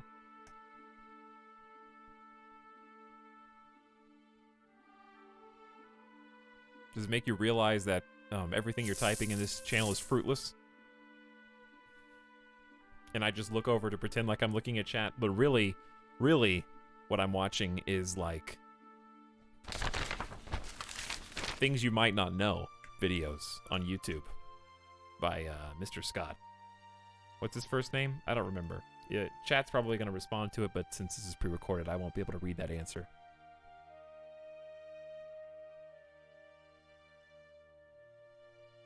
Someone in chat probably, like, just Googled it, found it. News from China. The people of the Baina Kingdom probably never knew why the great emperor of China decided to attack. Nonetheless, the Han armies were successful. Sawdust bunnies get wrecked. Tom Scott, thank you. Frustian, thank you. Tom Scott. I've been addicted to watching those videos recently. I used to be like, nah. And recently I've been like, I really like learning this stuff now. Which is kind of, it's, you know when you find a channel that suddenly clicks with you and they have a whole like 8-year backlog of videos? And so everything's new. So now just like once or twice a day, I'll just watch whatever one's in my recommended feed, and there's always a new one, and it feels really good. 8-year backlog. I think it's more like 7 years, but still, it's a lot.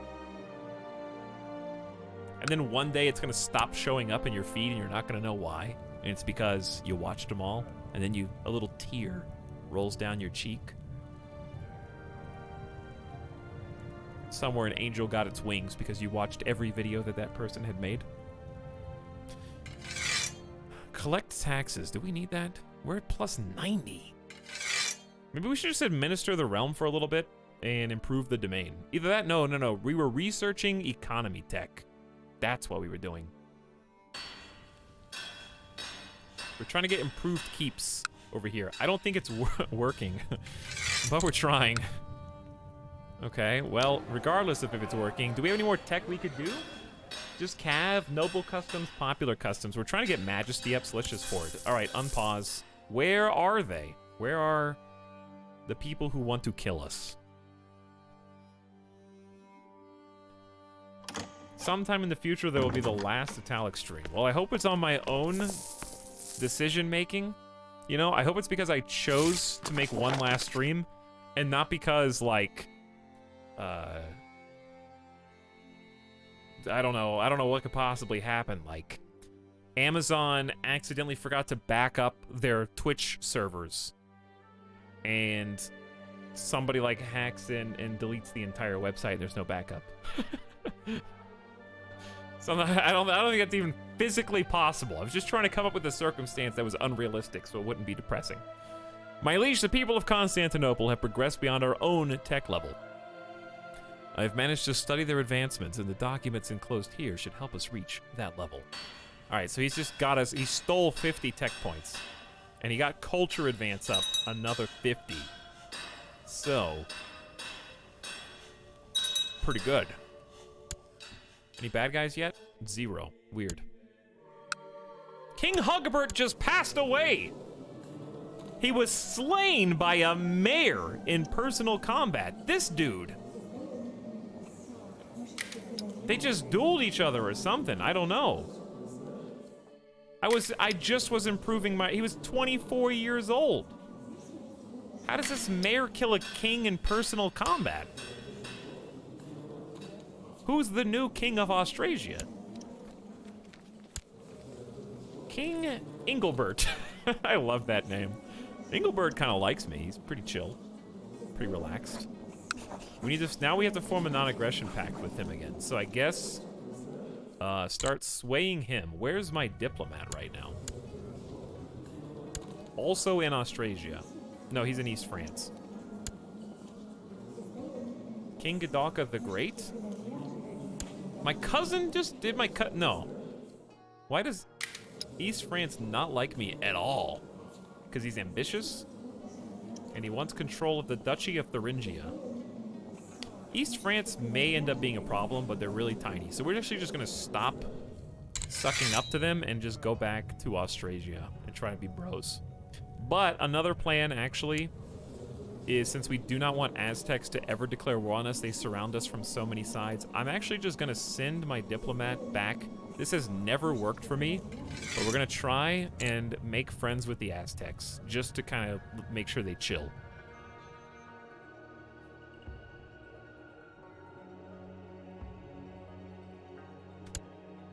You could always stream on Facebook Gaming. Who said I wasn't already? Young Eugenia has finished her education in the ways of war. I don't know who this is. Are you related to me? Are you in prison? Oh no, I kept kids in jail for 2 years. Ransom them. They've just been in behind bars for 2 years. You're ruining their childhood. I was like wondering why I was teaching them about being a misguided warrior. Now this misguided warrior is the main character of some new TV drama and is gonna like rise up against me at some point. I'm the evil emperor now in the storyline. They're the hero and like they're gonna somehow plot revenge, but they're gonna like stay their hand to the last second and spare me, but somehow still tear my entire empire out from under me. That's how that story goes, I'm pretty sure. All right, so we're gonna ransom both of them. I think I'm just gonna leave Count Beau. He rebelled twice, I'm pretty sure. So he's staying in jail. Now, Elizabeth, she's been in prison for a year. Do you think it's time to let her go? She's been in house arrest for a year. She's my half-sister. She may not have even been the one that pressed the claim. Let's let her go before the Byzantines... They can probably declare war on me to free her from jail. So let's just let her go.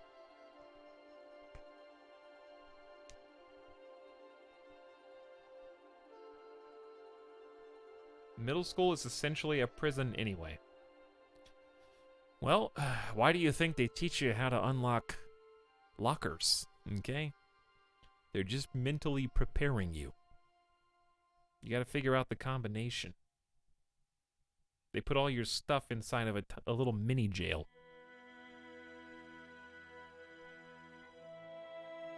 Are you... Any plan on playing Total War this stream? No, I usually play one game a stream, unless it's Sudoku.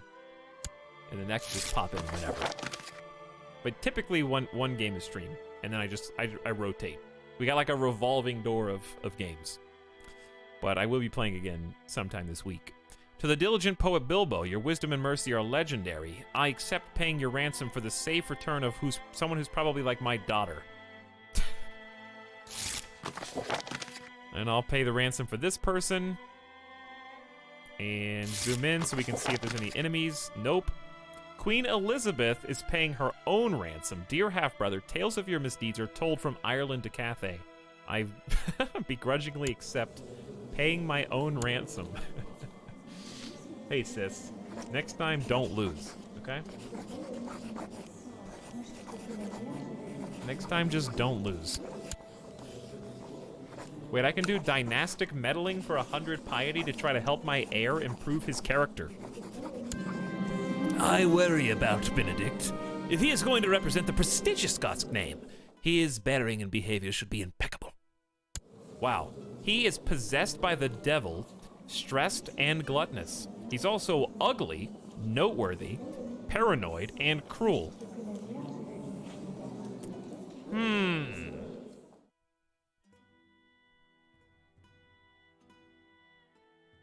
I'll have a few words with him about his habits. He needs to take care of himself. Prince Benedict will lose the trait stressed. He should work harder. Or he should take his marital responsibilities more seriously. Now, removing stressed is extremely good, because stressed sucks. But I think that the emperor that has been cheated on once and whose first wife conspired to kill his own father and succeeded would probably take marital responsibilities more seriously than most. So I'm gonna say chaste for RP purposes. It's only +1 learning. You actually lose fertility. So if you were metagaming, you probably wouldn't pick this. You'd probably just remove stress and be done with it. But I think that Emperor Bilbo in particular would pick this one. Yeah, his stats really aren't that bad. If we inherit this, we finally have an opportunity to join Lucifer's society again and see where that storyline takes us. So, not opposed to that happening. Hi, guys. You want to turn around? A message about offering to join the war. East France says, your cause is righteous. Let me join the war. By all means. Go for it. We're at 6% war score and we haven't done anything. Alright, let's send some more troops down. Our troops are very scattered because... Oh, I see you! Oh, they're already coming. Whoops. I didn't realize that these are so big. So we got good news and we got bad news. The first battle of this holy war,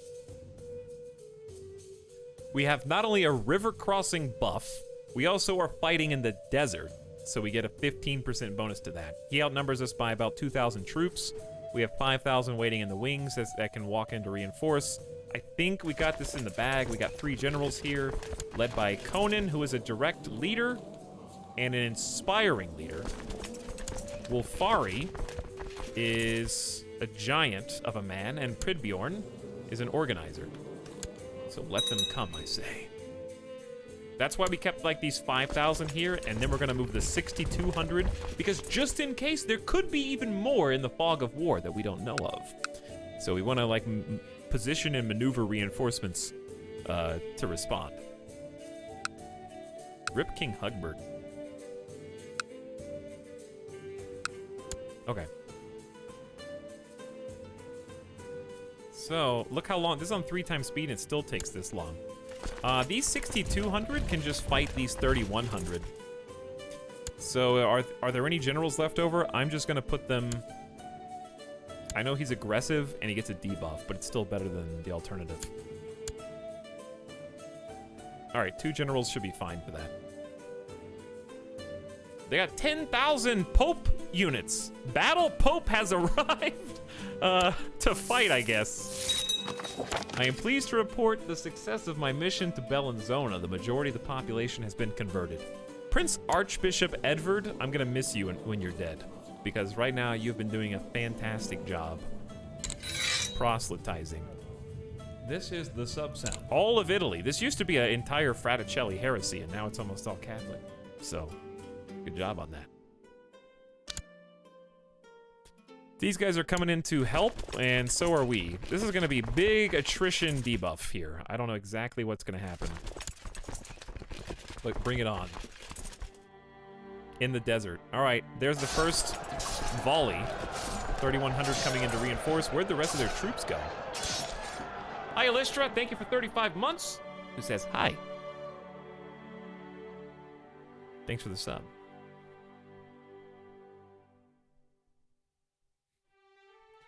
Why the door amazing, chat? I don't know. All right, we're the bottom line. They got some terrible generals. Martial skill 3. Archers v. archers. We got 15,000 troops here and crushing them. Don't see anybody else, so let's just keep it going. A win here will go from 10%. Let's see. They have so many troops that I bet it's only going to go a few, like 4% or something.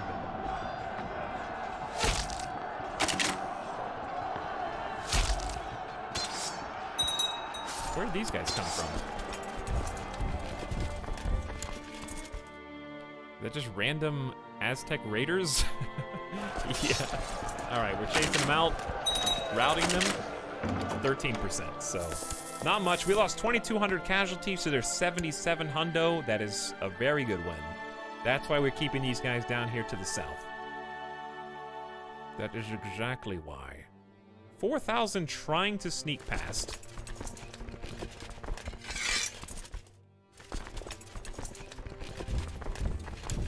That's why we have backup. So we're just gonna start repositioning everybody.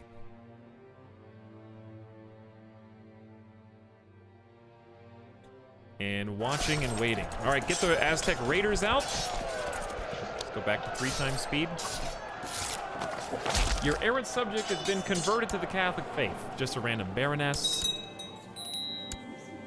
43 hundo here are just moving up. We got them outnumbered 2-1. Wait, now they got 8,000 troops?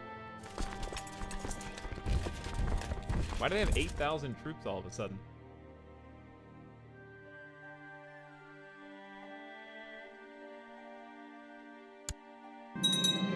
Your Marshal, Odgary, has put forward a plan for experimentation with new military tech. Inspired by a supposedly brilliant inventor and engineer that he recently befriended, all that he needs is a little funding. That would be badass. 30 gold? Easy. Easy. All right, so I'm the one that got the defensive bonus? Oh, wow. I got there first by like a hair. I think I got there first by 1 day. So he got a river debuff and a desert debuff. Beautiful. Actually perfect. What's 30 gold when you have 23,000? Yeah. Yeah. Basically that. Okay. We're up to 19%.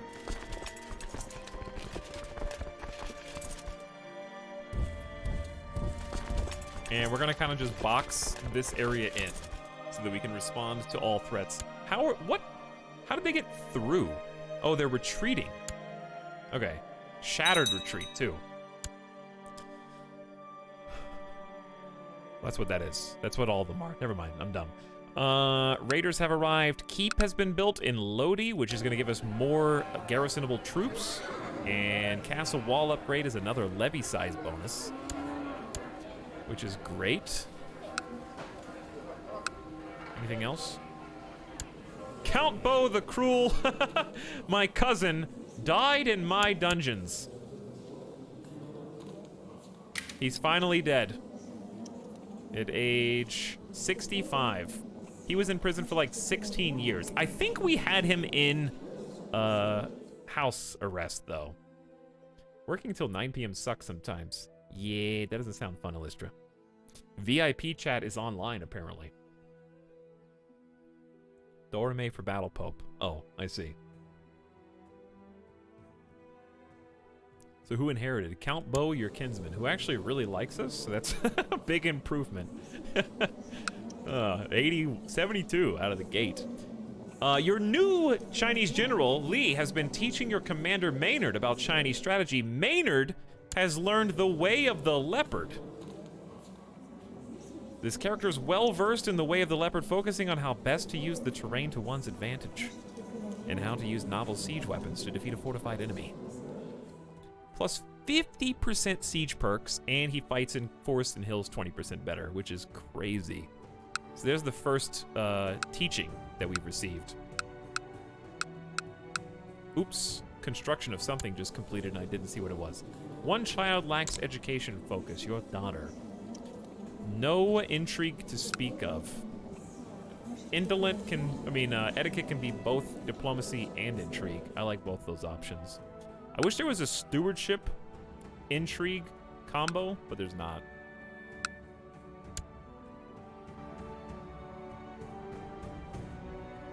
So many very important people. Hello, King Ashcheek II.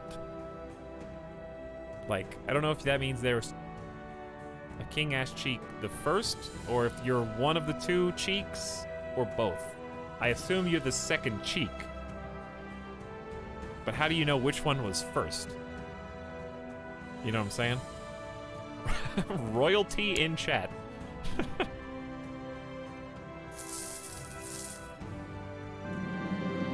I've always been better at talking through my pen. Maybe I can make the King of Austrasia like me more by writing a poem. He's ambitious, so why don't we write a poem about his realm?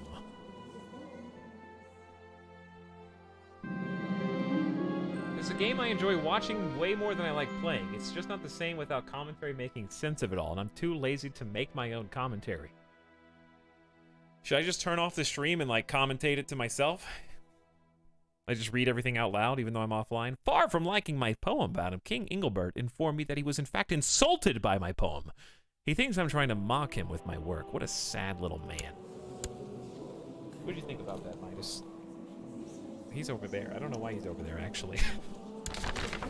A blessed has passed. Like, I'm just talking to Midas, narrating to him. Streamer can't write poems. Roses are red. Violets are blue.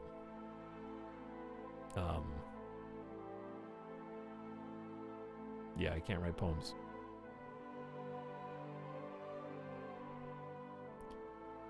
Roses are red. Violets are blue. Chat challenges streamer. What else is new? There you go. Benjamin lived a pious life, truly following the example of God.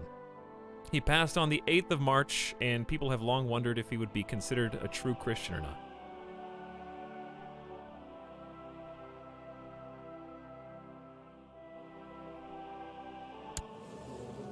So at least 3 or 4 times during this, the Pope has honored somebody who died in my dungeon, so every time I look now, I look to see if this is some guy I killed, because he's just trying to, like, low-key insult me. Like, yes, we remember that man. He was trapped in the dungeons of this ugly emperor for 16 years. Let's honor his memory. Just to spite the emperor, who I refuse to crown until he follows every single instruction. I want you to give me back papal territory. I want you to go to war against the Holy Roman Empire. I want you to give me your territory and pay me $1,000. Then you can have your crown. Yeah, that's how it goes. So what, 9,000 troops kind of grouping up here? We're at 21% war score. For Holy Wars are pretty big affairs. So, Screaming Arrows. You've received a report on the outcome of the military experiment your marshal asked you to sponsor. Apparently, a new kind of self-propelled arrow was tried out based on Far Eastern models. Lit by fire, these arrows scream and fly away, leaving a trail of smoke and then explode on impact, killing several of the livestock used as practice targets. Though of dubious accuracy and prone to failure in rainy weather, these experiments have provided some valuable lessons. Excellent. 50 military tech points, which is honestly really good. That's almost 40, it's like 40, wait. How many months is that? 15, 30, 40, that's like 30 something months of research. That's pretty good. I think we're saving up for probably, I would say melee techniques, because we have a ton of heavy infantry and pikemen now. And that's going to cost, we're almost there, less than 100 points to go. So if we could do that a couple more times, we'll be doing well. Okay, I am going to just zoom out to the stage where I can kind of see the whole battlefield. We don't have anything else to do. We're actually positive income by a lot, which is great. Oh no, the Emperor died! Wait, my brother-in-law's dead. No, my father-in-law's dead, and my brother-in-law just inherited the throne. Okay, we still have a relationship. That's good. But father-in-law died at 54 of unknown circumstances. The Chinese son of heaven has been succeeded by Yang Daizong. Like his predecessor, the new emperor is known to believe in open China. Apparently, he takes special interest in Muslims, but frowns on Germanic cultures. Not good for us. Pretty significantly different, actually. We still have peace for 30 years, I'm pretty sure. Until 1082. So we have 10 more years of guaranteed peace. I'm immediate 4,000 gold for 150 grace because he dislikes Germanic cultures. All right, you ain't getting anything from us, I guess. We did what we could do. Also, chat, how many troops did I have here? As we suffer 11%, 11% attrition because my allies are just stomping through this land. Like, they literally just stampeded through here and then killed a bunch of my men for no reason. Hold on, where are you going? Yeah, where are you off to? They're already locked in, so we're just gonna go meet them.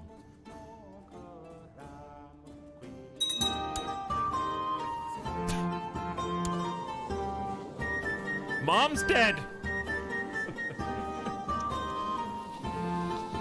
She died exhausted, unable to do anything. That sounds terrible. What does that even mean? How do you die exhausted, unable to do anything? Born in the year 1000. It's kind of crazy. Abelin was very, very smart. Strong, attractive, a mystic of the arts, kind. However, she was complicit in the murder of my father. So we don't really mourn her death. We did love Mom, and that's why we didn't execute her, because Emperor Bilbo had a great relationship with his mother, so we spared her the axe. But she was in the plot that killed Dad, because Dad divorced her because she cheated on him. And then he killed the emperor that she cheated on him with an assassination plot. It's pretty sticky and thorny. All right, we need to move to Karaga. We gotta kind of swap this up a little bit. We gotta lock this down. Successor nomination. I'm sorry. Excuse me? Wait, what?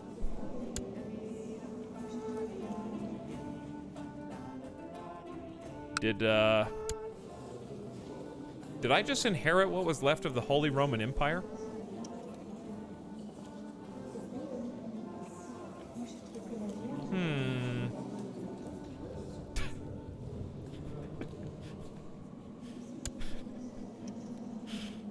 Yes?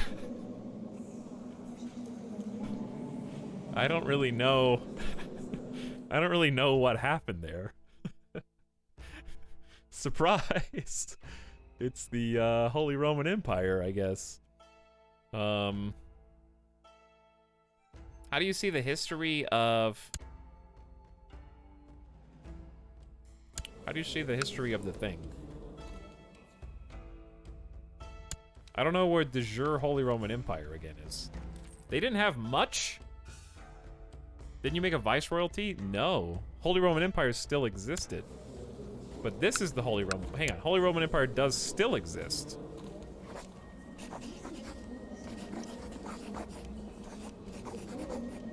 I have a valid casus belli. You did not inherit, you have a vote because you have the Duchy of Thuringia in your empire.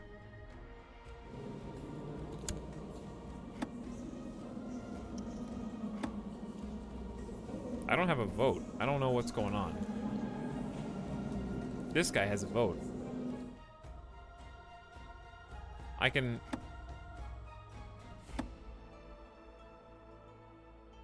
Vote for yourself. Oh, I can vote for my... I have a vote to spend. I thought you meant someone was voting for me. I don't think I can vote for myself, can I? I guess I would vote for my son? Wait, then would he be disinherited from mine? No. I vote for my son, right?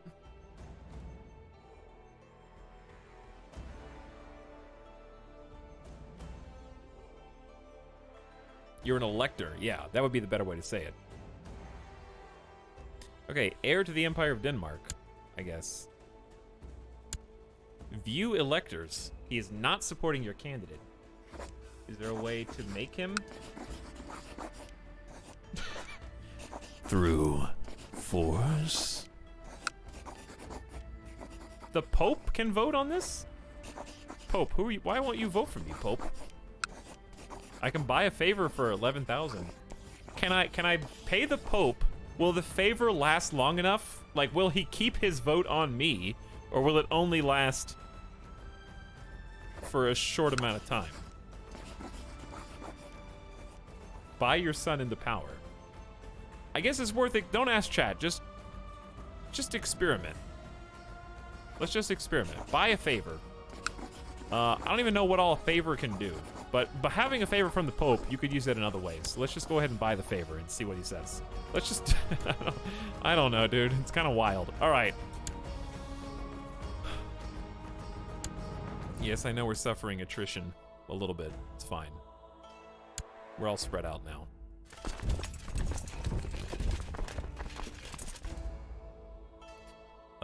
Here's what we're gonna do. Nope. They got a long march ahead of them, but I think it's worth it. Magnificent Emperor of Bilbo, I graciously accept your gift and will remember your good intentions in the future. Does a favor, let's see. Make someone vote like you on succession, but how long will it last? Let's just experiment. So I am going to call in the Pope.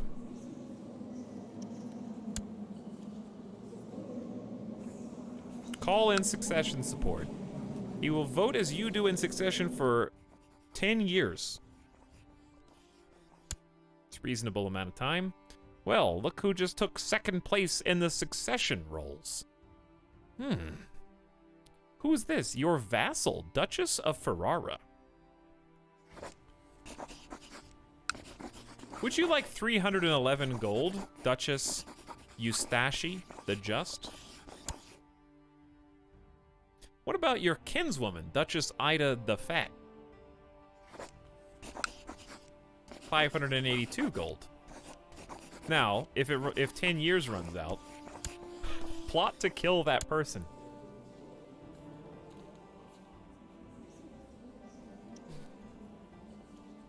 Here's why I would do it.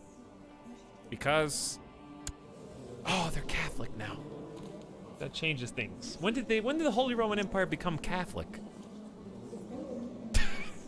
Okay, for context, they were Fraticelli heresy historically, and I had to go to war with them, like in the game historically, and I had to go to war with them to take the Pope's territory.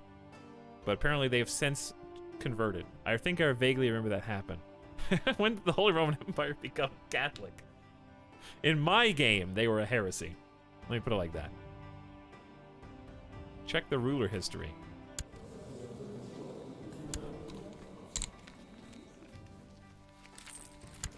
See? She's the first one. She's 49 years old. So actually 10 years is pretty good. We don't even have to assassinate her. I love this game so much. It is fantastic, Mary Skipper, because it's just so chaotic. All right, we're buying what? 2 favors? Let's just let that stand. Go back to the vicious war that we're fighting here. I know we're causing some attrition. Rip Mom, by the way. I graciously accept your gift. Call in succession support for 10 years. Perfect. I graciously accept your gift and remember your good intention. Thank you, my kinswoman, Duchess Ida. I will also call in your succession support. She's, my advisor as well. So that's really good. The old joke about the HREs, it was neither holy nor Roman, nor an empire. Well, it is now. Not quite Roman, though, I guess. All right, well, if you take a little look-see, it appears that, oh my god, my son is the #1 contender with a staggering 5 votes. To inherit the Holy Roman Empire upon the death of the current ruler. Now, the Holy Roman Empire is not at its strongest, which is why this is even possible in the first place. We're not really doing this so that we can get the land, even though the land is fine, because we actually do have Denmark over here in Cyrenaica. I don't even remember how we got this much land. Maybe they've been to war against the Aztecs, but we got land over here in what is apparently part of the Kingdom of Egypt. Who would have guessed? The Duchy of Auvergne. So we would get land that does connect to what we've already got. That's good. We would also get this little spot, which is good. We would get this little spot, which is good, and this spot, which is not good. We'd probably release Bohemia to independence when that happens, because that's just a pain. We'll hold it because I don't want East France or West France to have it, but it's still a pain. Either way, what we're doing this for is to get the shiny crystal gemstone Pope hat. Okay, that's what we want. We want to have the title. So we really don't care as much about the land. The land is a nice bonus, but having the title for the Holy Roman Empire, that is worth paying for. And if we can get it for the low, low price of 2,000 gold, it's too good to be true. I don't think it's gonna last, but we'll see. All right, I think we got big boys coming in. Yeah, we got big boys rolling in. All right, it's time to get this small 3,000 stack, of which France has jumped on. We gotta send them down. I don't know where to fight, because it's gonna be attrition city down here. I think the only way to do this, actually, they're gonna be in Nubia very soon. I think before we could possibly get there, because I wasn't looking.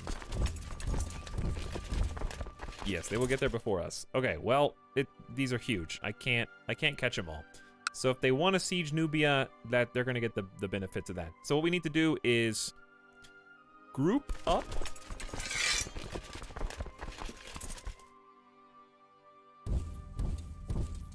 $13K, that's too many. All right, we're gonna send 9,000 here. We're gonna send 6,000 here. And then we're gonna send these 12,000 here. The reason we have to split up is because of supply lines. Are you really just gonna sit there and siege? No, they're gonna move here. Hang on, that's actually good for us, because we're just gonna pop over to Aswan first. And then we're gonna backcap Nubia. This is gonna be really messy. All right, so we're definitely gonna take Aswan first. Now what? They're just gonna go. They kind of split up. Well, okay then, I guess. I'm gonna put Gary on this, because he's the big defender. Edvard is aggressive, so we're gonna replace him because he gets a defensive debuff. And then I think we just take the generals off of this one. Let's take Maynard off. Okay, we should have a pretty nice fighting force here. Then I'm gonna take not Wolfari. I don't like Trickster.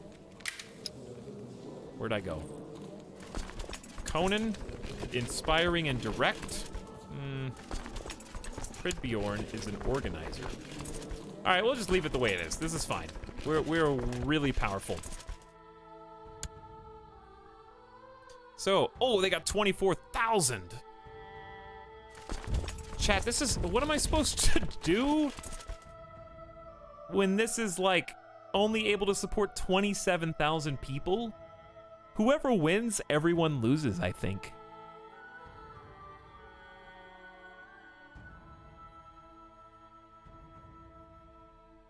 Because whoever wins on the other side instantly gets significant attrition. But this is the biggest fight we've seen. Now, could we probably win just with the defensive desert bonus? No, actually, probably not. How long is this gonna take? 9 days? It's gonna take them around the same. Okay. Whoever wins, everyone loses. What was the tagline for that? Wasn't that AVP? Is this a second Alien versus Predator reference in a week? First one was like the spooky nightmare that I had.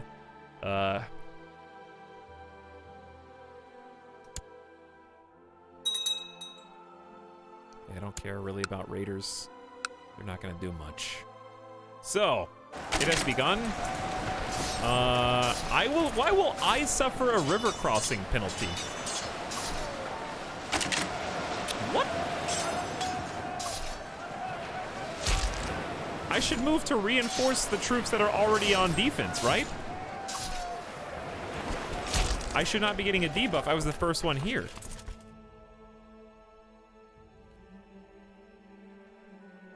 Are we gonna fight here? I don't know what's happening right now. I have literally no idea.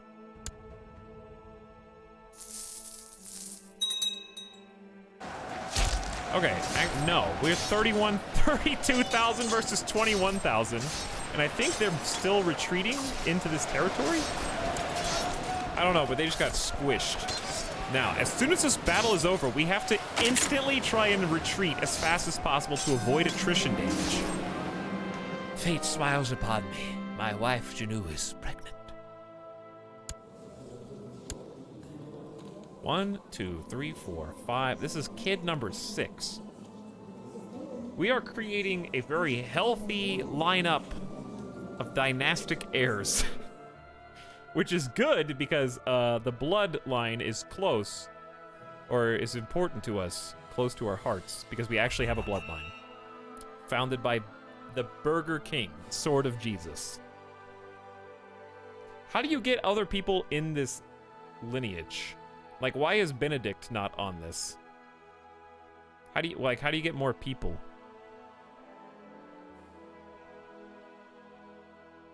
The BK bloodline.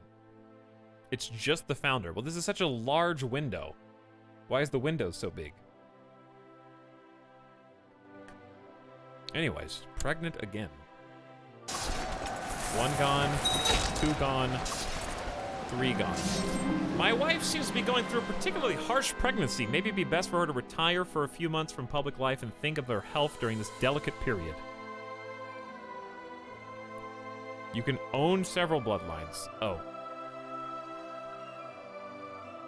Like if the father and mother are from separate ones. Okay.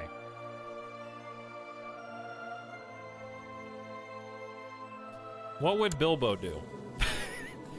He's charitable, just, envious, diligent, poet, frail, physically frail, and charismatic.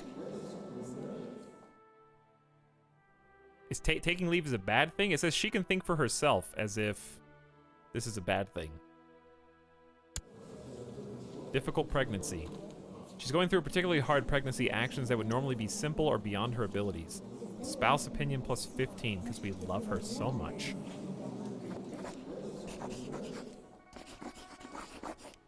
We have honorary titles. Oh, we don't have a designated regent. Well, guess what? You're the designated regent. Your stats are actually good. Especially the stewardship. Everything except your combat ability due to the pregnancy is negative 69. I see.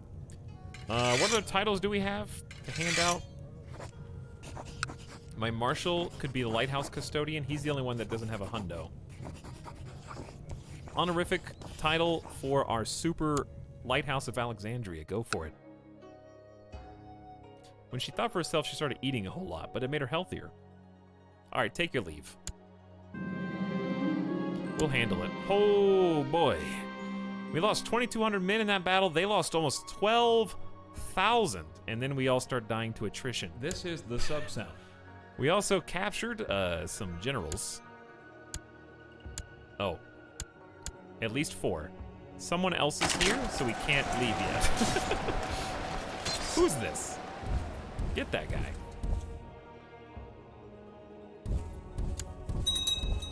Yeah, don't go there. Thankfully, my wife took my advice to heart and decided to spend the last month of her pregnancy in seclusion. Pope Lucius just died. He was 78? I didn't know he was that old. Pope Victor thinks I'm pretty cool. He's stressed and he's got gout. He's also craven, Zealous, arbitrary, a poet. Can I send the Pope some poetry? We lost his vote for Holy Roman Empire inheritance. Yeah, with 1,000 gold. But we should still have 4. Yeah, we still got 4. So I think we'll just leave it like it is. All right, well, those victories shot us up really high. Just to try to get away as fast as we physically can. We can get there in 5 days. Why are these guys roaming into our territory again? Are we in battle again? What is going on? Okay, we're fighting again, I guess. Rip the Pope. I guess they're just charging on. I don't know. We need to go back to Nubia. Caught up to these guys. Victory after victory after victory in the field, dude. Nice. All right, then we need to hold the blockade of southern Egypt. Keeping our eyes to the north. We still got 19,000 troops just sitting there, which I think is good.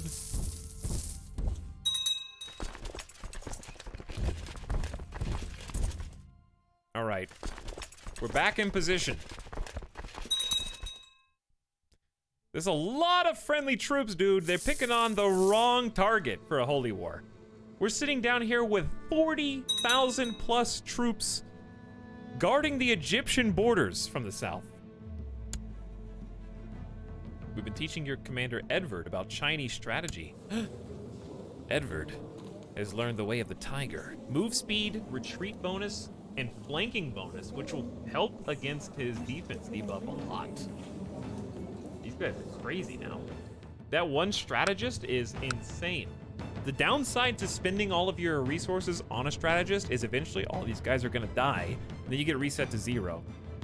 What difficulty do you have it on? I don't remember. What are the difficulty settings? My difficulty is all DLC is turned on. Hence the Aztec Empire over here. I don't remember. It was like 2 months ago. I don't think I kicked anything up. This is my first ever Crusader Kings 2 game, so I don't think I bumped it up. It's probably just on default, because I never played before. This is my baby's first campaign. I literally learned the game with chat, which was an interesting and honestly very fun experience. Hey, Tal, what's up, Wild Omelet? How's it going, dude? It's probably time for a Gamer Deathbot break. It's been like 4 hours. I am a little overdue. But I'm just into it. I'm addicted. It's in the options menu? Well, I'll check for you, but I'm pretty sure it's just standard. Is it? Did I just look over it? Normal, yeah. Normal difficulty. For me, the difficulty is how to play game. That's been the real difficulty. We've been figuring it out pretty well, though. I feel a lot more comfortable, and I'm really glad we put in the time, because I think I'm going to really appreciate playing Crusader Kings 3 more now that I already am very familiar with this particular campaign, and I can see how things go totally differently. So not only do I have, even if the controls, the menus, the UI is totally different, that's fine. But like I'll understand the terms, basic stuff, right? Like the difference between counties, duchies, kingdoms, empires, dukes, ducal law, different tiers of vassals, mayors, all that. Very good, just baseline knowledge. But secondly, I'm really interested to see, I'll be able to have this story and this like map progression and the empire progression as a background to kind of compare the new story against, and I'll be able to like see how wildly different it is, you know, just from an RP perspective. So that's pretty cool. That way I have like a point of reference. I might understand more about money than I do about people, but that doesn't mean I can't use extensive knowledge to impress King Engelbert, the new king of Austrasia. Share some knowledge of statesmanship with him due to your high stewardship skill. The blockade is working. Recently, I've noticed the pitiful state of my son, Prince Jam. I have just been informed that the cause of his aches and fatigue is a case of the flu. Call the court physician at once, who is 50 years old, with a 28 super genius stat. King Engelbert admits he has much to learn from me and appreciates me taking some time off my duties to teach him of stewardship. I wish I had the time to try out other cultures like Muslims and nomads. Yeah, I'm sure they're all fun in totally different ways. With their own storylines, their own plot threads, their own events. We're still seeing new stuff, and I've still got intrigue that I could probably do that I haven't done before. Like, I guess we can't write another book because I'm uninspired. We could probably search for another smith and, like, make some more. But the Chinese honor guard's been really cool. All right, these guys are enemy generals, right? That dude's name is Sicko. Maybe he is. Hey, can you guys stop walking through here and killing all of our troops? Signed, me. Chat, did they just kill 2,000 troops to attrition by walking through? I think we're at 19,000 and it just went down to 17,000 because they stepped on me.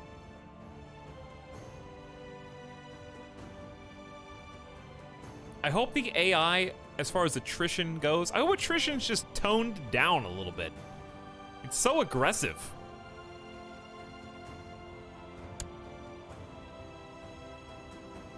Attrition, I think, is probably my least favorite mechanic in Crusader Kings 2.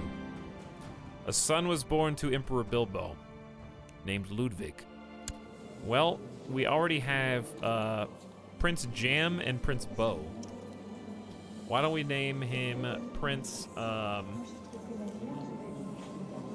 Chat wanted to name him Ree for Jamboree. I think last time. It's not in order anymore. Actually, it is. At least the speed at which it happens. Yeah, like it's been... You walk through for 5 days, and what? 2,000 people died in 5 days when they were just encamped? Well, the way you could fix it is have every army have their own separate supply. Like, instead of the county having the supply, which is shared by everyone inside of it, have the supply lines actually tied to the faction, not the land. You know what I mean? That would be cool.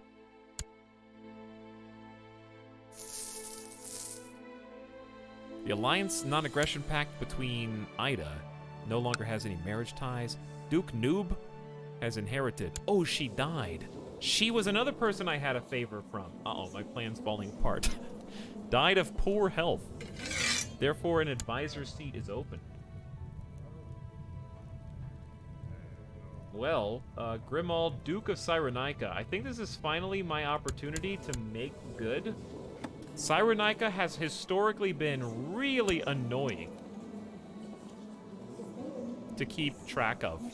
He's also severely injured and one-handed. He must have just lost a duel or something, owes a bunch of money, has a lisp.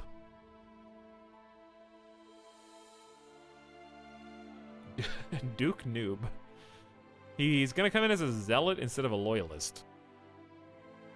But we have 3 loyalists already, and only 1 other zealot.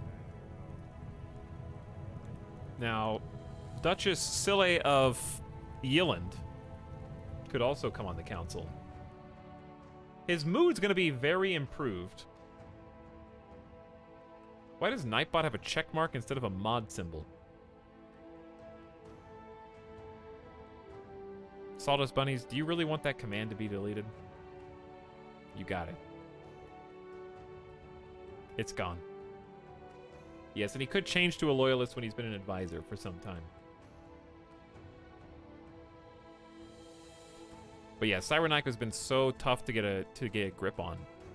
So I'm in favor. I mean, he's got an 83 just for putting him on the council because he's so happy that we put him there as an advisor. And, like, if I really wanted to, I could send him a nice little tidy sum of 113 gold. But I'm just going to let it ride because 83 is really high. Nightbot's a streamer now, apparently.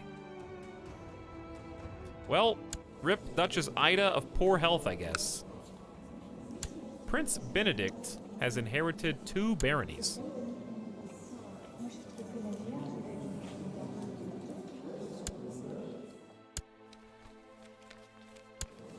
I don't know how. Okay, let's take a look at the law for Holy Roman Empire inheritance. See, we got problems now. Prince Benedict is supporting your candidate, Prince Benedict. Interesting. 555 gold for a favor from you.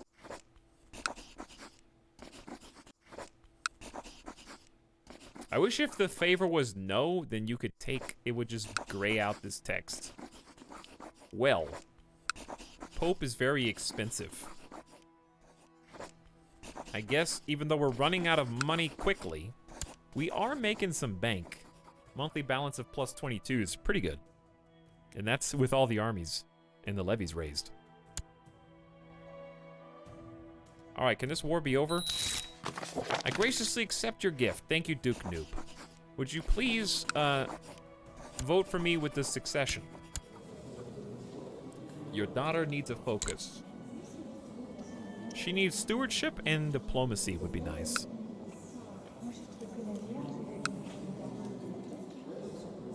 Learning and stewardship? Sure.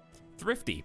Common trade outcomes are curious and fussy. Both of these can have positives and negatives associated with them, basically. All right, so how are we doing on the succession now? All right, he's back in first by 1 vote. So we might need to check this again at some point. A small kitty is demanding your attention. Pat the kitty. Allow the kitten to follow you home. Kick the kitty. 25% chance he becomes one-eyed and I become cruel guaranteed.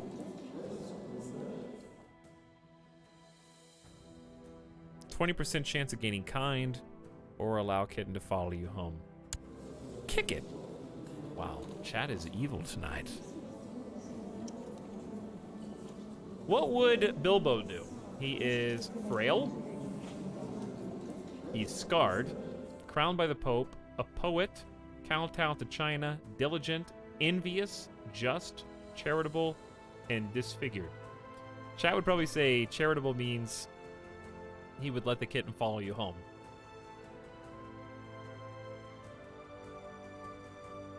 I mean, you can pat the kitten. 20% chance of becoming kind is good, too.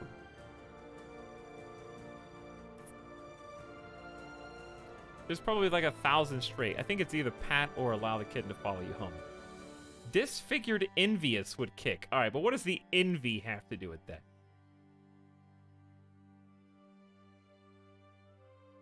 Chat is biased towards doggos. Probably. I am too, but only because I'm allergic to cats. I don't think that they're bad inherently. I just can't be around them.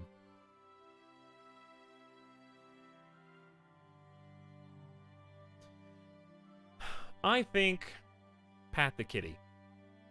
I think we let the kitten follow us home the last 2 times. Let's pet the kitty.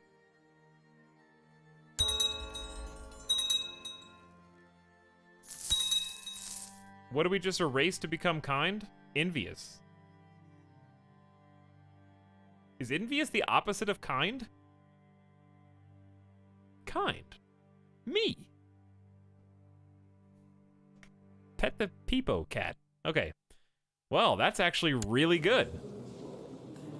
We lose intrigue, but maybe we're not focused on intrigue, but we gain +2 diplomacy, which is very important, and everyone likes us more. Honestly, Emperor Bilbo has kind of tried to be that king that everybody likes, so it's fitting that he would work on himself. And also, we kind of need to savor this, because unless his son dies a tragic death, we're about to have a really weird change of pace with my... Wow, he's severely injured now. My son might actually just die. I don't know why he's injured. Dual victory. Okay, well, my my error is about to perish. But if we got to play as him, why is it possessed, fun, deceitful characters always get themselves killed so fast? Because we could have played Demon Worshipper for a little bit. That would have been a different play style. Are they sneaking past your armies? Yes. Oh, yeah, they are.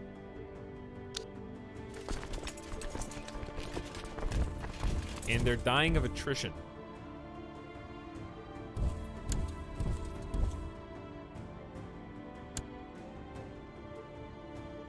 Don't worry, I got reinforcements. Let's close these. Prince Archbishop Edward is no longer your court chaplain. He died a natural death. This guy was amazing. He converted so many counties. So we just lost another guy. Look at this dude. 50 years old. Sure, he's a depressed, lustful drunk. 28 learning skill. Also, apparently, he's a Catholic because I guess he agreed to convert. A loyalist. We give him the hat. And go proselytize the rest of Milan. Nice. Also, he's already got an honorary title. I guess there's no other minor titles available? Who's gonna be Master of the Hunt, though? Alright, we'll make Cyrenica Boy Master of the Hunt. High Almoner.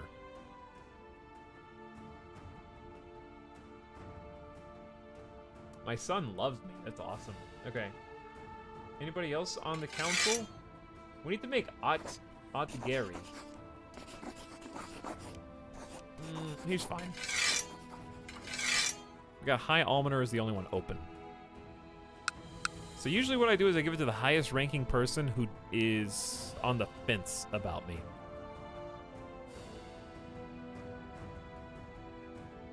Was she an advisor? I guess not. Like, this guy's 54. We don't really have to pass it out. We could just leave it. It's a +10. It's really powerful. All right, some of them did sneak by, but we're going to go hunt them down. We got these guys first, which is good. Okay, and then secondarily, we're going to hit these 6,000. They get a defensive bonus from the desert, but that's okay. Edward is going to be the aggressive Way of the Tiger leader that we've been looking for. We're going to slot in.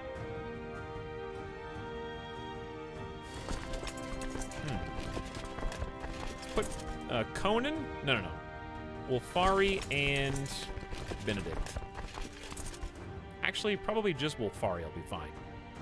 Oh, this guy's already... You already got 2 generals. They are scattering out here, aren't they? They're just going to the wind, dude. There's so many of them. I love it when my son loves me. Do I need to take a Gamer Deathbot break? What was that giant container that was just on the field? All right, we just captured 2 more generals in battle. We're up to 55%.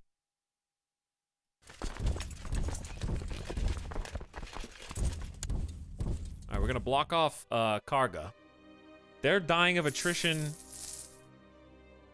not because of too many numbers. I don't think it was meant to hurt me, but a criticism still stung harder than it should have. An eye for an eye, or I'll turn the other cheek. Roth is +3 martial. Patience is a ton of fantastic stats. But I feel like he doesn't have any weaknesses. His weakness is that he is so good and gracious, but he's considered repulsive. And kowtow to China. I guess people probably wouldn't care that much. Roth would be interesting because it's like everyone keeps going to war against me. It'd be a nice heel turn because like my sister goes against me. My ex-wife killed my father. You know, I feel like Roth is fitting in terms of RP potential, but does Roth cancel kind? Didn't we just get kind?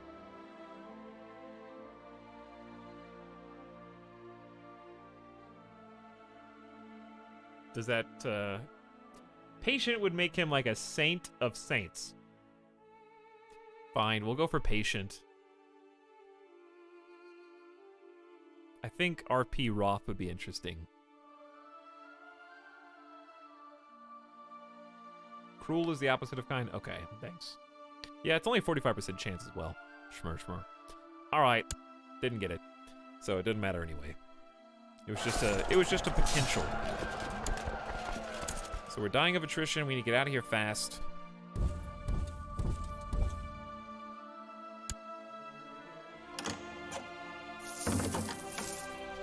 We're gonna go intercept these guys who are just walking around behind us. Good job, we got them. And someone did something and then rescinded it. I don't know what. All right, Milan, fully upgraded. It's done. Nice job. Rip, Prince Archbishop Edward. He was awesome. Treating people feels nice. I have become kind. We're almost at 68% on the war score. Or 59%, excuse me. You guys stay put. You guys go over.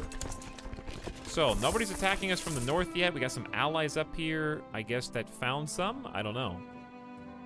17,000's too many, though. So we're gonna trade places. Oops. I might have screwed this up. Hopefully not enough time passed. All right, we did it actually good. Really good. We got bam, bam, bam, bam. Locked down.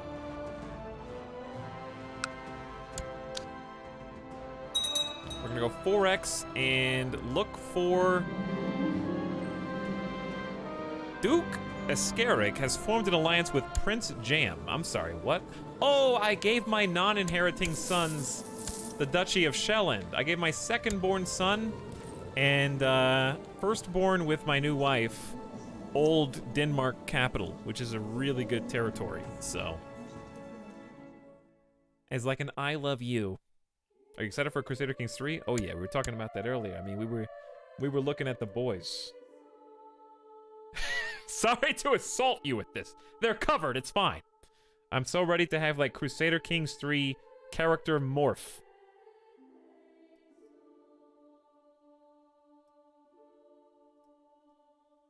You know, character morpher. Me and the boys.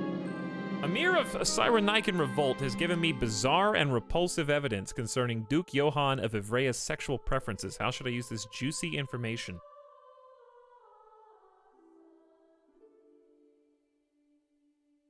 Expose and denounce him publicly, giving me reason to arrest him. That's my chancellor. Threaten him with exposure unless he stays out of all factions. Interesting faction list. Also, we've stopped auto-stopping plots, so maybe we should look at this. Fabricate a claim. Your kinsman Bo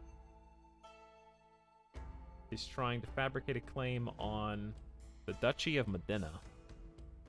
I'd like to see what people are up to. Duchy of Verona. I don't think anyone's trying to take over the full kingdom. Kill Prince Benedict. See, this is what I'm talking about.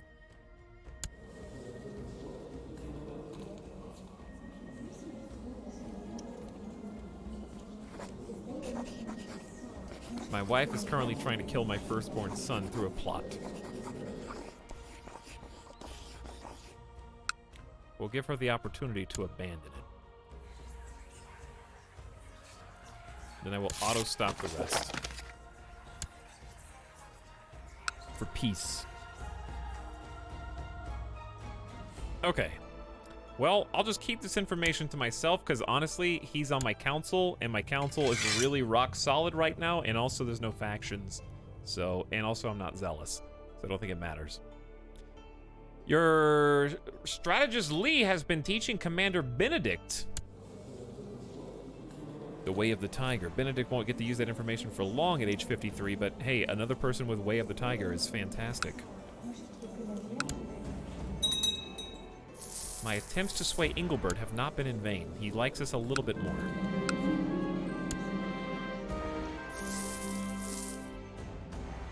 All right, chat, we're at 65% on the war score. We're actually at 4 times fast forward, so the time is passing at least. We just have to keep a standing army for a really long time. Unless I launched an invasion, but that's just so much more work. During my visit to the court of the Aztec leader Huitlatawani, not even gonna attempt, the Sword of Tlaloc, I have managed to make him understand how benevolent and peaceful you are. Oh, nice. This 13-year-old is already depressed and craven. Wait, didn't you just... He just got a plus 20 immediately afterward? That's like a double ding. Double ding, dude. Who are these are they gonna really make me do this? Where are all my allies, by the way? Around, I guess. There's only 644. The majority of the population have been converted to the Catholic faith in Pavia. Excellent.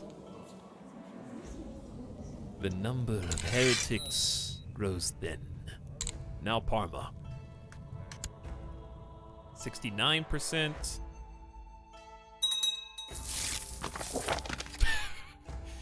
How, you just had 3 dings in a row. How's this guy 47 now? This is a different guy. Who cares about him? A peasant accused of murder is dragged before your court. His wife and children were found butchered in the small hut they call home. He was standing nearby covered in their blood. Despite damning evidence, the man continues to profess innocence. What should be done with him? Hang him, toss him in the dungeons, circumstantial evidence, let him go.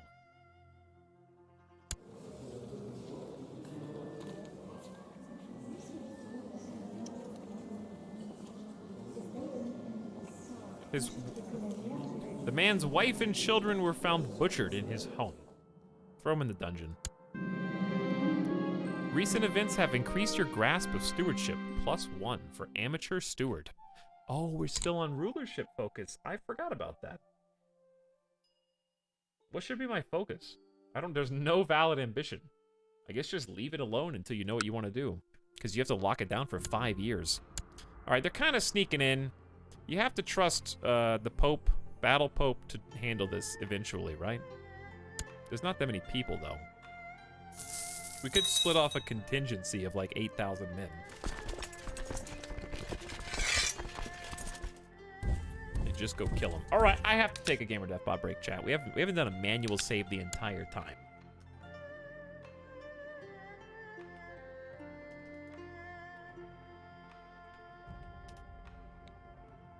I have to take a Gamer Death Bot break eventually.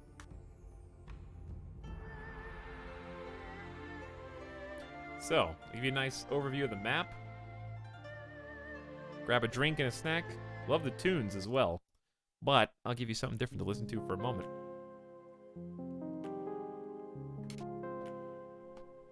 Why is the Pope still independent? He's got the de jure papal territory. We freed that land from the Holy Roman Empire, which was a Fraticelli heresy. What? Hey. What? Hello. It's a dog. Midas says hi. Knight757 says, how's it going? Thank you for the sub a few minutes ago. Much appreciated, dude. How are you?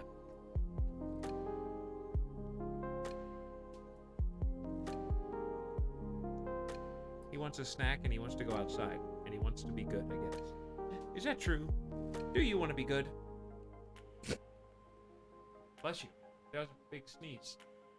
Where are you rolling to? Where are you going? You're gonna roll off of the chair. He heard snack. Hey, do you like snacks?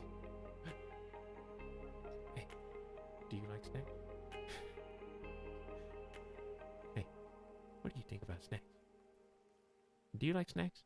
Look at that, like, head turn. So cute. All right, we'll be back in just a moment. Thanks for waiting. See you in a sec.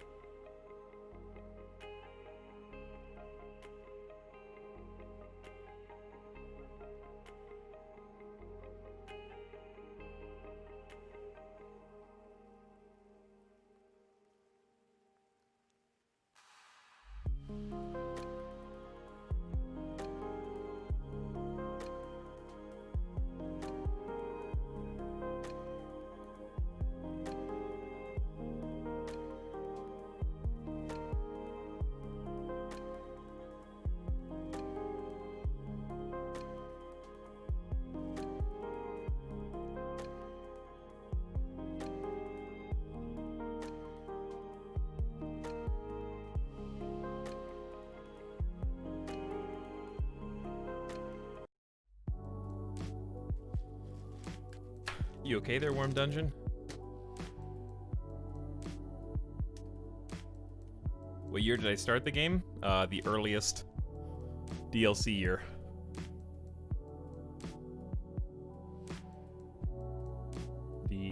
Let's look it up. Earliest start CK2. 769. Early Middle Ages. With the Charlemagne DLC.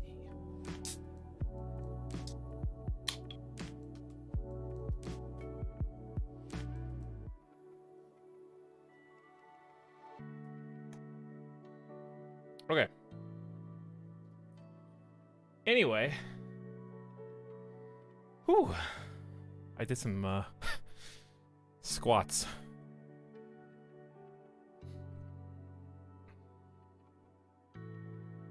What's up, chat?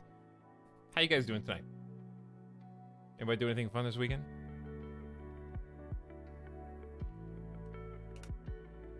What's new?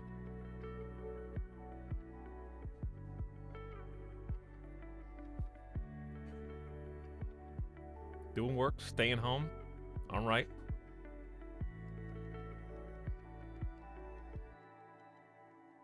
Did anybody watch the Mountain Blade developer thing? Has anybody been playing Mountain Blade? I was thinking about the game today.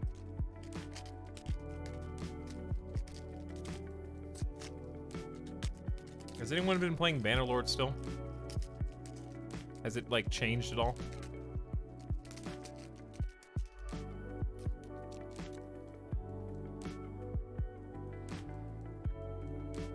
So, you know, friend tomorrow, nice wild omelet, job searching, good luck, Dalt. It was my birthday this weekend. Happy birthday, Tar Alakrin. I watched the Crusader Kings 3 one. I guess that's where the videos came from, of the guys.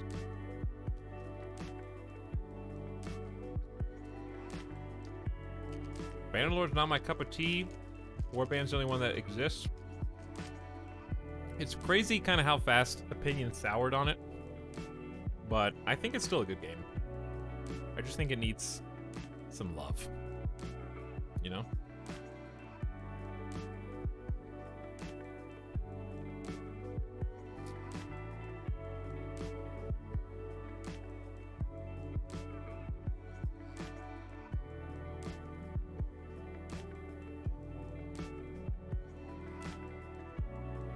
I think it's just, it's early access.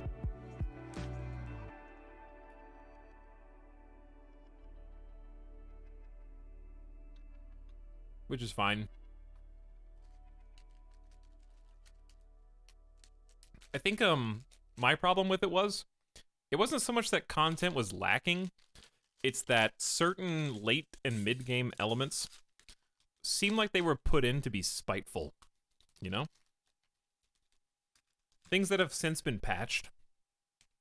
Things that have since been changed. But like at the very beginning, vassals in your empire could just declare war on your behalf at random with any other empire. Which seems like it was only in the game so that they could test. They probably just like had that in the code so they could sit back and watch to see how the AI acted. And, like, tweak that. They probably just wanted it to be in a constant state of conflict so they could see how the map changed. And they, like, got left in for the game. Stuff like that kind of put me off at the beginning.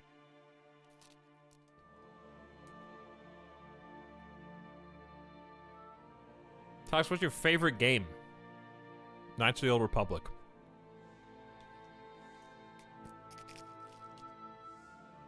You have to ask twice? I shouldn't have answered you. I regret responding to that now.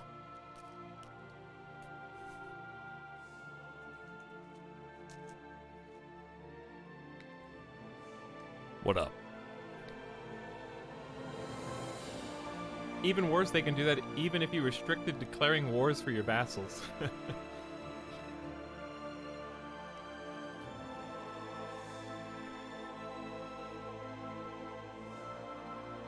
Yeah, I didn't understand most of the decisions they made.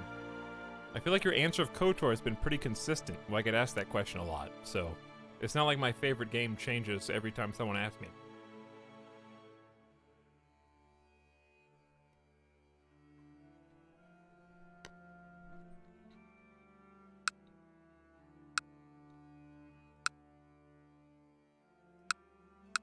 Okay, back to it.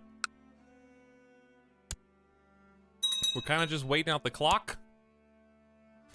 And looks like I got some friends chasing down the rogue agents here.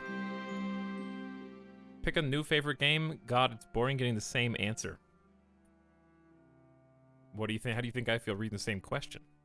But I understand that it's a different person asking and they don't know. Allies did a thing. They did, yes. How long have I been playing CK2? In total? Or like today? 4.5 hours today. Been a good time. In total, I have 200 hours on Steam, probably 150 hours of this playthrough. But that's on streamer time, stopping, pausing to talk to chat, and analyzing. Also, learning how to play the game on stream was an interesting experience. But this is my first campaign. The first 50 hours were just, I left the game open in like 2013 when I got it on a Steam sale, you know? And never actually learned how to play.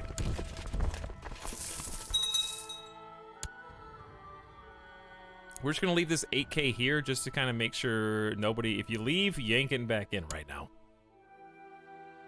Duke Tur of Vestergauntland has inherited Otterworld Tribe.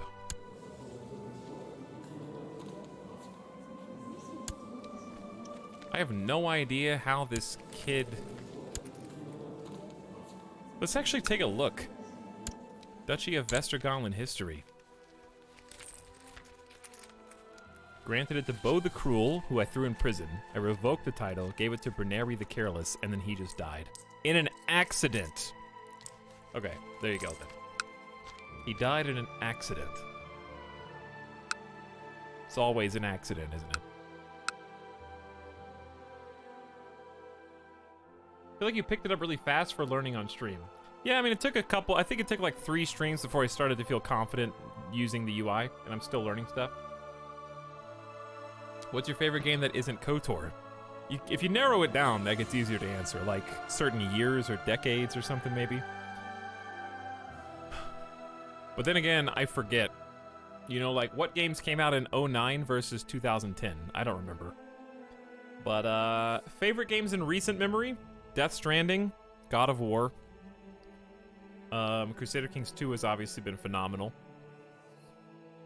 But it's hard, I feel like grand strategy games never enter into the contention for favorite game for me, because even though I spend 5 times as many hours on them, my brain thinks of, like, campaigns. You can probably tell just by my answers, like KOTOR, single-player campaign. God of War, single-player campaign. Death Stranding, single-player campaign. Like, I remember the storylines, the drama, and those experiences, even though there's technically more story, more drama in here that we're making, and it's 10. This is a 10 out of 10 for me. But I don't know why I don't put them in the same realm. I would rather say, what's my favorite strategy game, and then say, what's my favorite game overall, you know?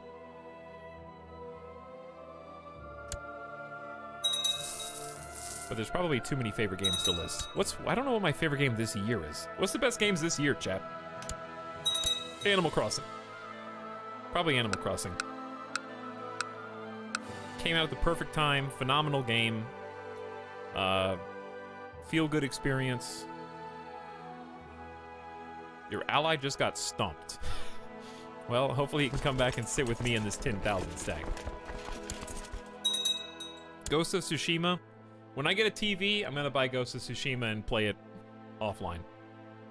Bloodborne came out this year, dude. Nice. 70 men. Look at them go. Engelbert Carling is now known as the Tenacious.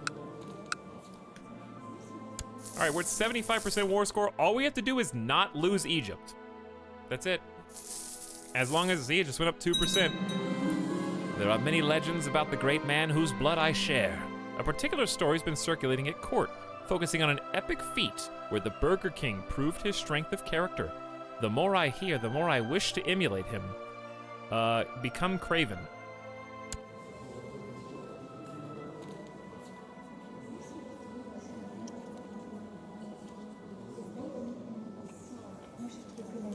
Okay. Okay. I wish I was a worthless coward like my ancestor.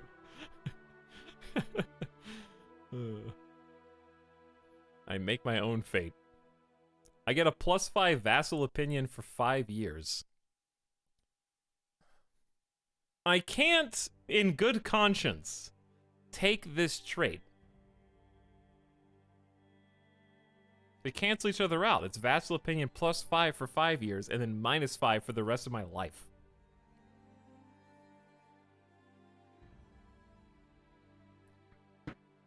It literally is only bad things. I can't pick it. I don't care if that's metagaming. It just doesn't make any sense. But it's funny. I love that it can happen. You know, the idea in Crusader Kings that something can happen is sometimes more important than that it does. Alright, so basically chat said Doom Eternal and Animal Crossing. Death Stranding came out on PC. So it really has to be either Ghost of Tsushima, Animal Crossing, or Doom for you guys. What are the... Did another game come out? Best games of 2020. Oh, The Last of Us Part 2. Definitely not my game of the year. But I played it. Dude, Final Fantasy VII was actually good. I liked that. So I would put Final Fantasy VII Remake up there. I had a great time. I would definitely put that higher than Last of Us. I didn't play Ori. Resident Evil 3 sucked. And Half-Life Alyx I haven't played yet. In time. Last of Us 2, I liked Aginator, but I didn't love. I feel strongly against it more than I feel for it. But not for the reasons that people...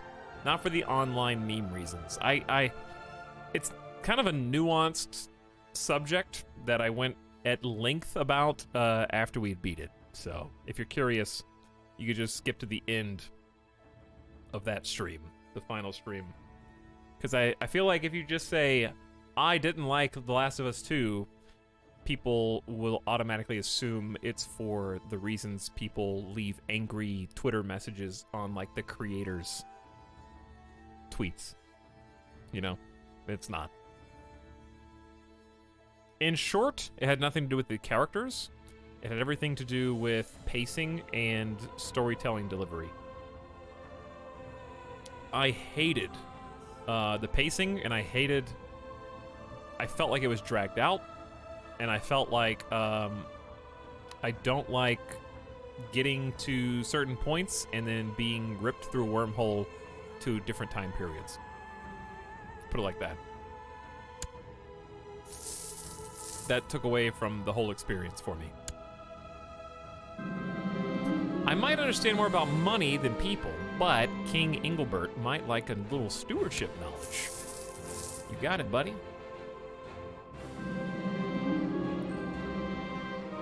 King Engelbert answered to my letter admitting that he has much to learn and appreciated it.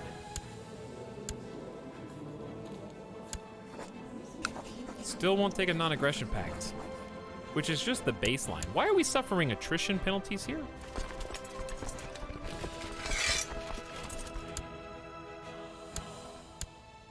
Let's just get like 900 troops. Send them back one so we don't die of attrition. Did we steal some more Constantinople tech? Duke Holmer. Nice job. This time it's economy. So we actually have enough to finish construction, which unlocks observatory, medical academy, separated wards, a lot of good stuff for the hospitals. Trade practices is trade value up and port 3. I don't know if that actually helps us very much. I think castle infrastructure is more important, because then we can get stables 4, castle town 4, and pike training ground.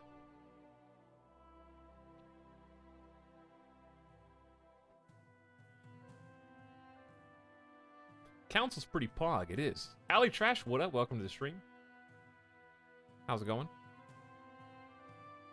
Don't forget the emirs you imprisoned. Yeah, usually I keep generals imprisoned until the war's over, and then I ransom them. That's how I usually do it. Vorpal dude, let's take it down from a here to a here. We got it under control. Don't worry about it. I don't buy too many new games every year. I'm still burning through a huge backlog of old games in the series. I have like 1,500 Steam games, so I can relate to that.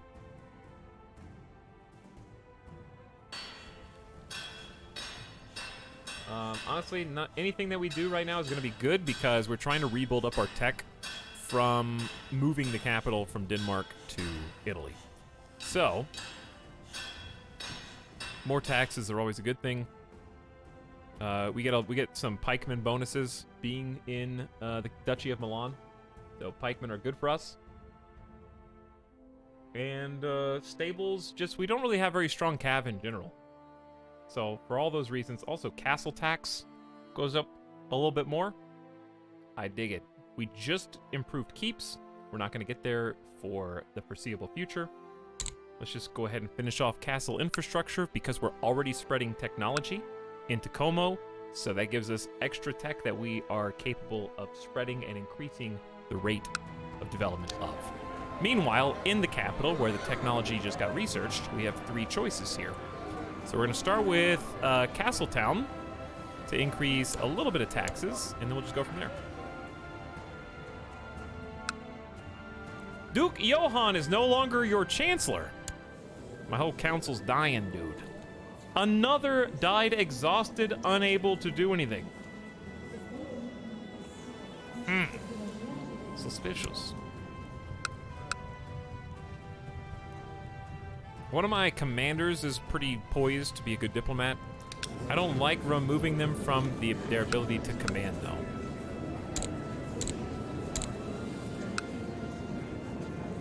Look at this guy. What a Chad. Strong, humble, diligent, kind, charitable, temperate, and ambitious. You were so close to the most amazing combination. Is Etalyx Italian yet? I am Italian, yes.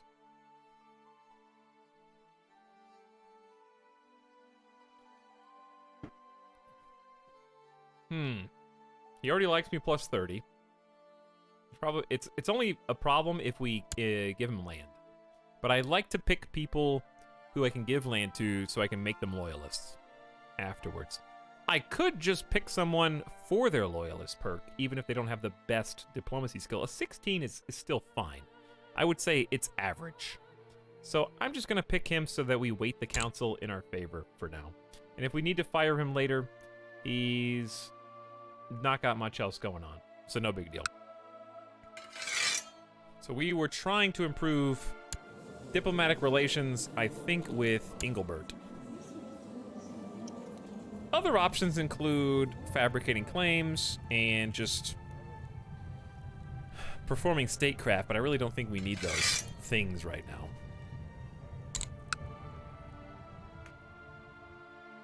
Okay, back to it. How did 4,000 troops get in here? Look how much faster I am. I don't know who's causing us to be that fast, but go for it, I guess. We're close, chat. We're close. Battle of Memphis.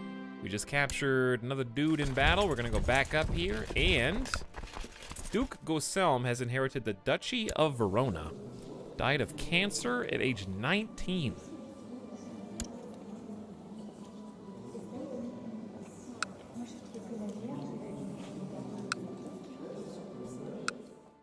That sucks.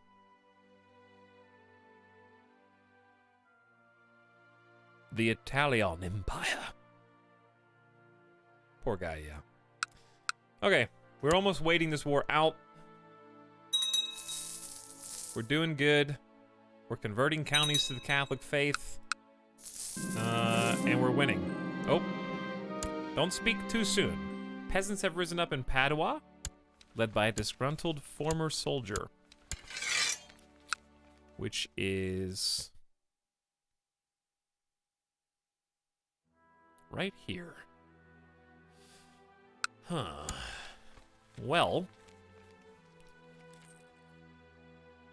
I think that we can handle that really easily. Watch this. We go down here and kill these guys.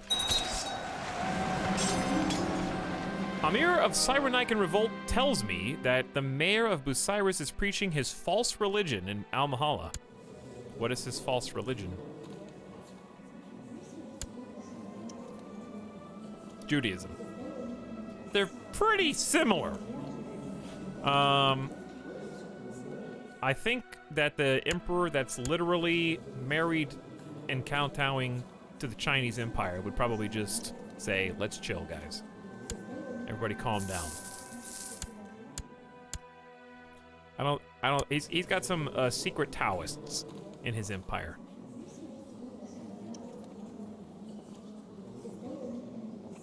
So I think he's probably chill. Is this still the Islam Holy War? Yes, it's lasting for some time. In fact,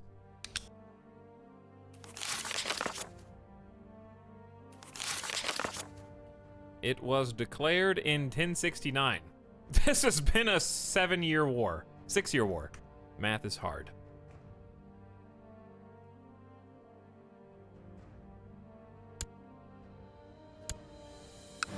Six years that we've just been fast forwarding through time.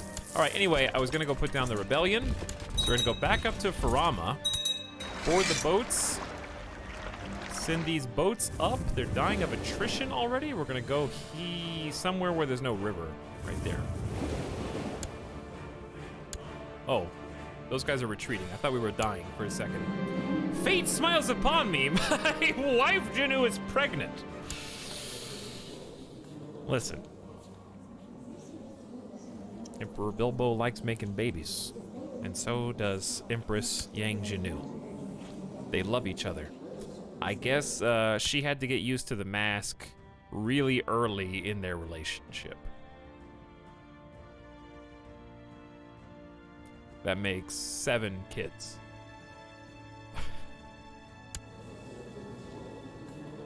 Pregnant again, dude.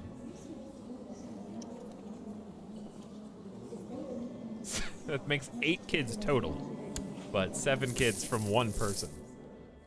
That's more than we would have when we had Norse concubines, with like a wife and 3 concubines in our Nordic heritage. Really living up the Catholic life. Yeah, true.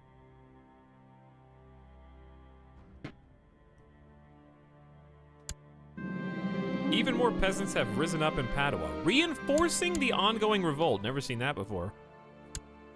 That's a first. Hi. It's me.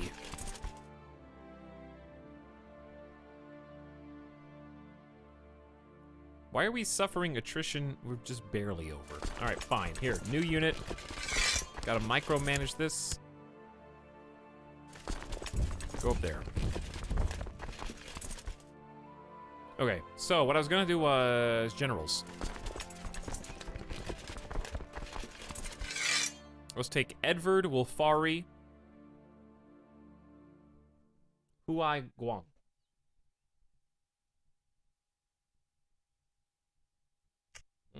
Okay.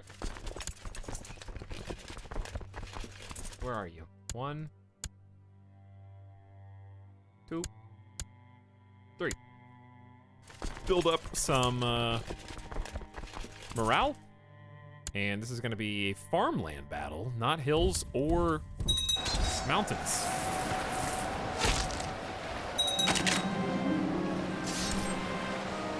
All right, we lost 570 men, but we just won the war. Well, a war. We won the peasant revolt. Good job. Pat ourselves in the back. My mission to Luxembourg has been a success. I have made the King of Austrasia appreciate how cool you are. Very nice. Thank you. Meanwhile, what's going on down here? We're at 92% war score. We're so close.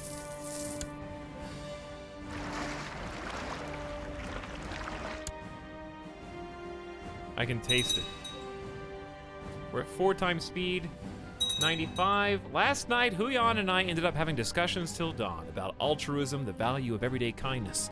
I must have made a good impression. He told me he'll be sending a letter praising the hospitality he's received. Don't let anyone know about this. 35% chance of becoming proud? But you gain 100 grace with the Wei Empire. Or a pleasant evening, gain 150 grace with the Wei Empire. Yeah, that one. I don't think Emperor Bilbo cares what other people think about his kowtowing. Pavia's doing well now that we've put down the rebellion. Who would have thought?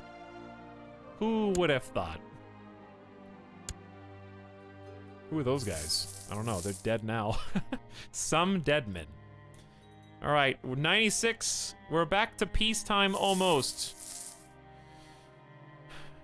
I should have no trouble finding the right way to endear myself to King Ingilbert. Send him a diplomatic envoy to improve relations. Your daughter, Princess Clara. Dude, my kids are really smart. She's 6 years old, and look at those stats.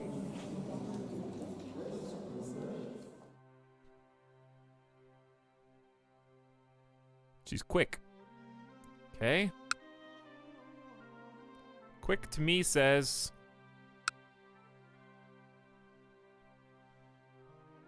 Let's go diplomacy and learning. Humility.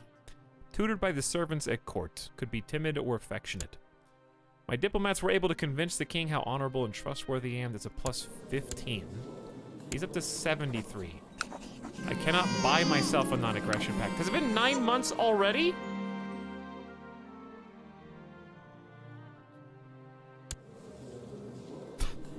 So many children, dude. So we have Jambo and Ree, Dorothy, Elizabeth, Clara, and...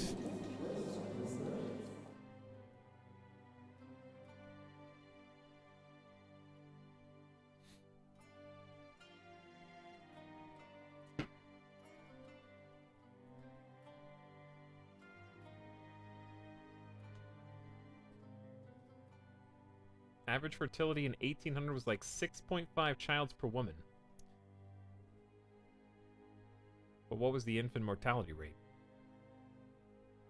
Does that include infant mortality rate or not?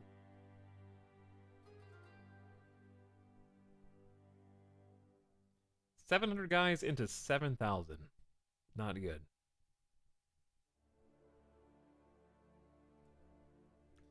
Infant mortality rate 1800s. Also, that's 800 years from now, so I don't know if that's really a good data point. Global average child mortality rate, weighted population was 43.3% in 1800.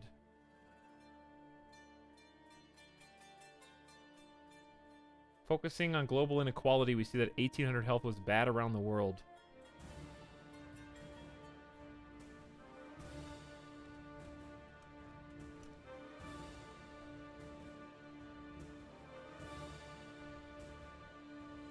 Which, of course, is death of young children under the age of 1.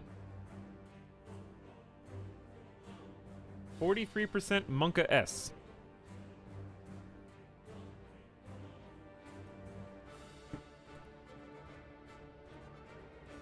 But there you go. All right, chat, come up with a name. Give me a name.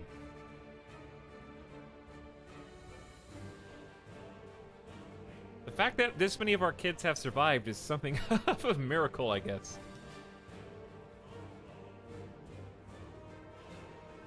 Bilbo? Like Bilbo?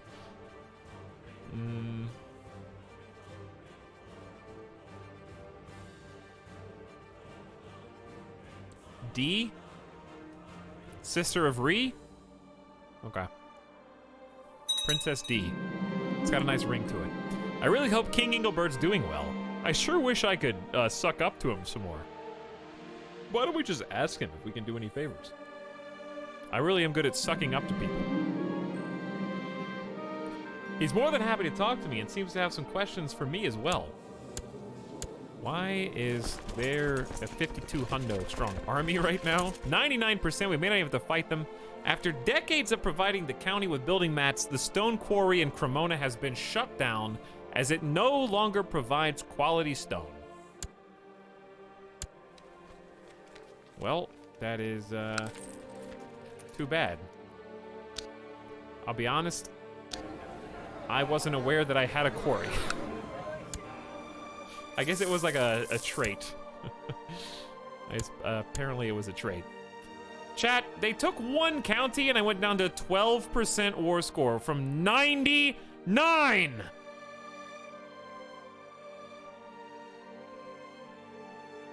What? Doesn't even make any sense. Average that out, dude. That was a bloody battle, but we won. Now, finish these dudes off. To 100. To 100 we go. All right, what do we get? He has to pay me 1,300 gold. He loses 200 piety. Shia moral authority goes down 10% for 20 years. Catholic moral authority is up 10% for 20 years. We gain pretty significant amount of piety and prestige. And do we capture anybody? I don't think so. Emperor Bilbo has won. The jihad fails. The great, as it seems, does not favor the Muslim caliph. Caliph is his name, but faithful. After a string of defeats, Caliph Halil has called off the jihad for Egypt against Emperor Bilbo. Pathetic. Wow, really gonna do him dirty with the pathetic. Okay, well, guys, thank you for lending me your levies for 7 full years. Much appreciated. All hired fleets gone, all hired troops gone, all realm levies gone, all personal levies gone. That should just leave all retinue troops, I think. Whew.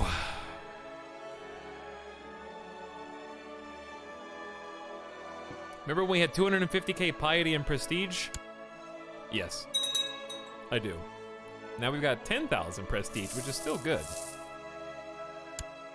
You know, still nice.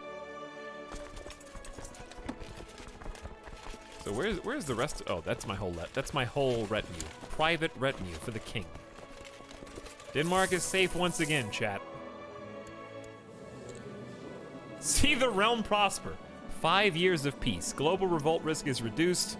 Gain 1 stewardship if you're successful. Sure, let's go for it. 5 years of peace after all that war would be lovely.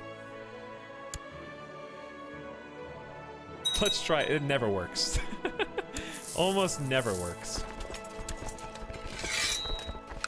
All right, I would like to. 11 boats. Is that all you got?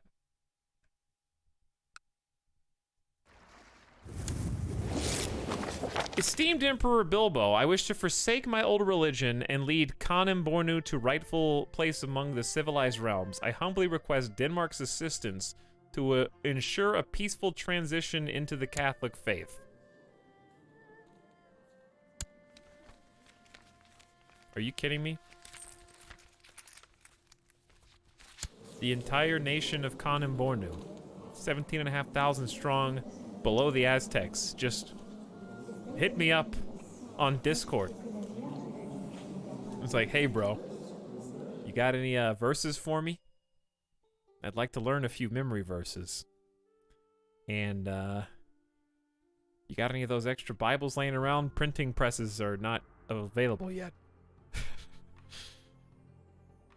Yes, they do still have a tiny bit of land. Emperor Bilbo will sign a non-aggression pact with Emperor Gijimasu of Kanem Bornu and assist him in converting Kanem Bornu's population. Well, there you go, I guess. How does that work? What do you need me to do? Is there like a intrigue thing, or Bilbo Gotsk is now known as the Glorious. Because I guess we just won back-to-back wars. We're no longer repulsive. We're the Glorious now.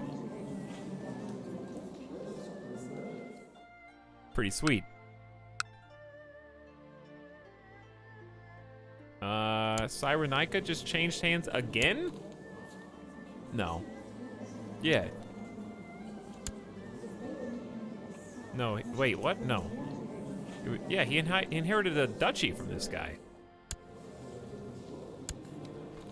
Okay, I guess that's good.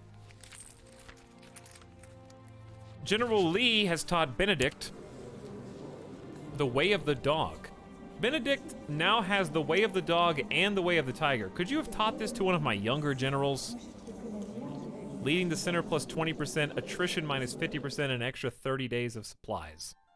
Leading the center is good, though. Oh, never mind. He said, you know what, now that you ask, sure, is 46 young enough for you? This dude knows the way of the tiger now. Move speed, retreat, and flanking perks. Duke Holmer is no longer your spy master. He did so much. He stole so much from Constantinople. Now he's dead, and now he rests. Why is leader of the Cyrenaican revolt like a member of my court? What does that mean?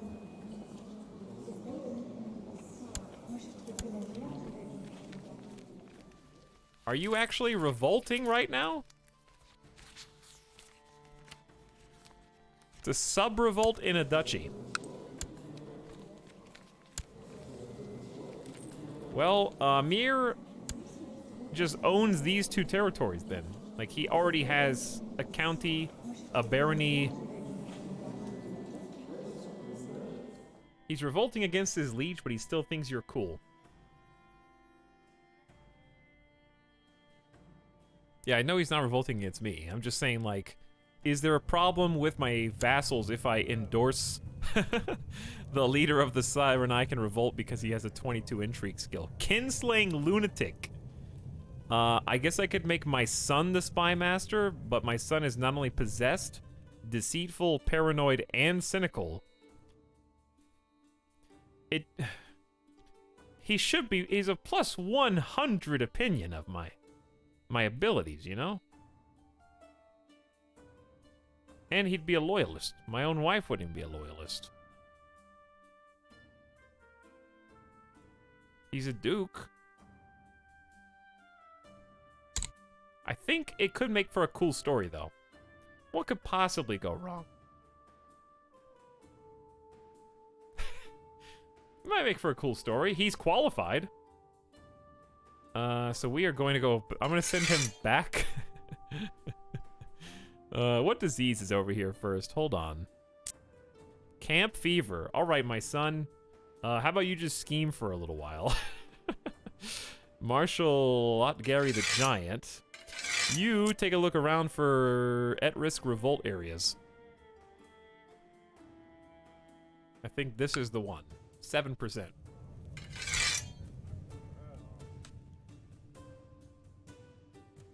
All right. Anyway, let's get back on the boats. Send these guys up to Genoa. I like kind of perching my retinue in Italy.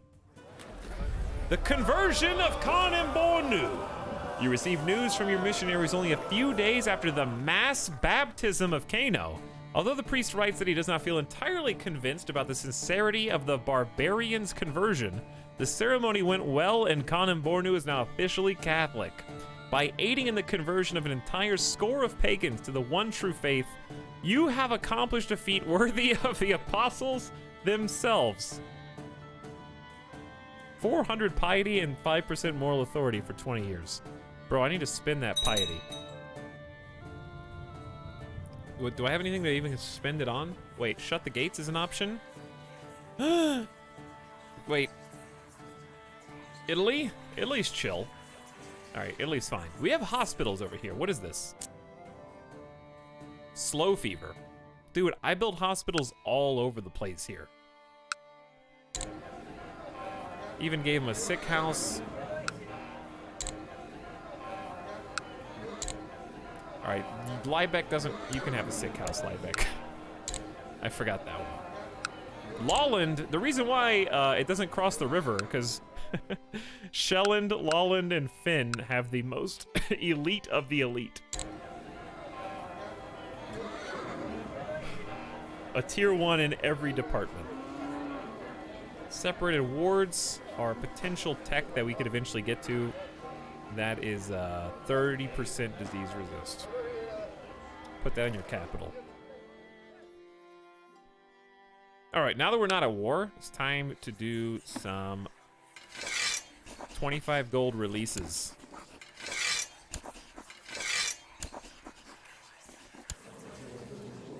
Tiziana, why are you in jail for being in prison for a year? I don't know why you're in prison. I'm just gonna release you straight up. Do you have any claims? Nope. No danger to me. And then Issa has been in prison for 0 years. No claims. Alright, you can go. Oh, the peasant rebel. Well, we've been merciful before. Most excellent Emperor Bilbo. I accept paying your ransom. Do that again. And do it again.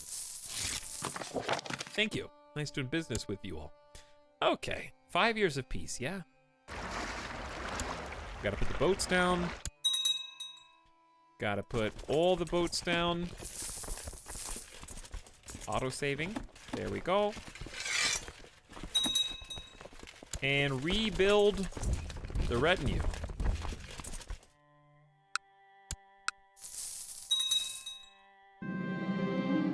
Mass release. What about mass execute? My courtier Odgeri has offered to travel to the Wei Empire on a mission to bring glory to the Empire of Denmark. Please, my lord, he says, let a humble servant strengthen your relations with the Emperor of the Wei. 35 martial skill. 52 years old. 0 diplomacy, stewardship, or learning.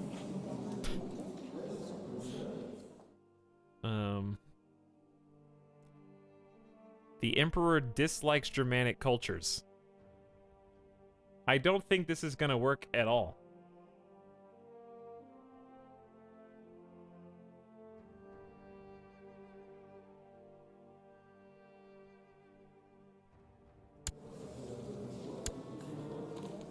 These are all pretty terrible.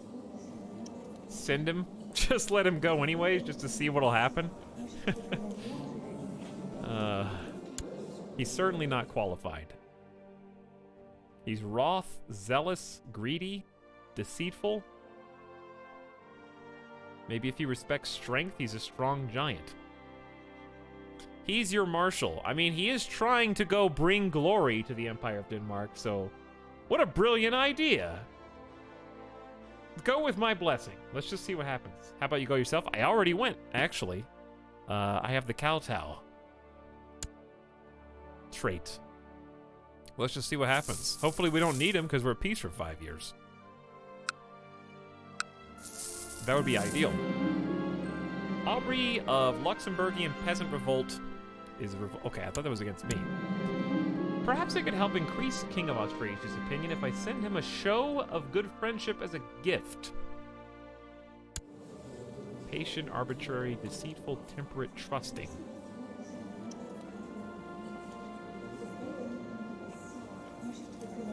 I will give him just a fancy gift. I don't think he's already at 100.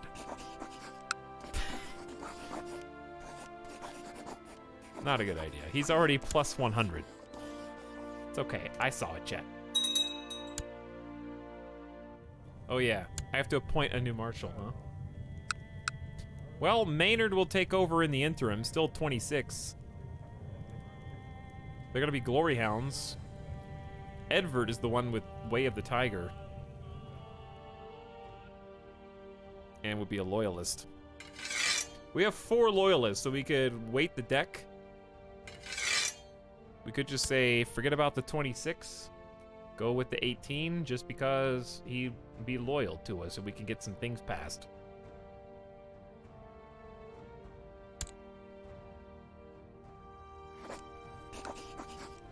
Make him Keeper of the Swans.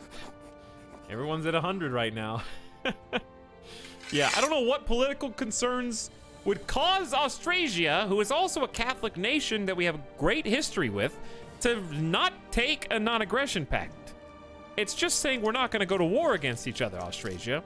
You know what? If you won't take a non-aggression pact, maybe I have to find some Austrasian territory that's separating you from me. You're in 3 wars right now, 2 of them against the Aztecs. King Engelbert. You thought about that?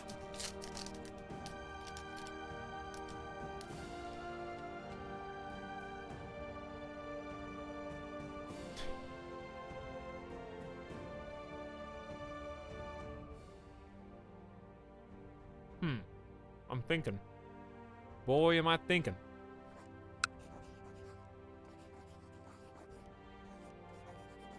I'm thinking.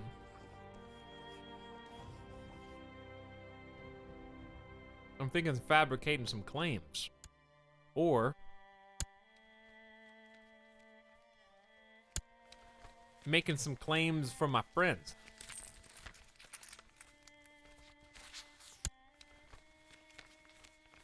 You know what I'm saying, chat? I'm just looking to see what's even available. That brownie looks good right now. It's not even really a brownie. It's like... it's a peanut butter cookie thing. Don't worry, I'm not going to declare war yet. Not yet.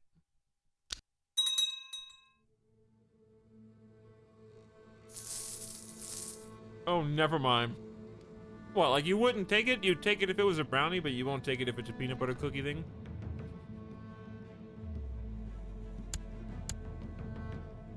Is that where you draw the line?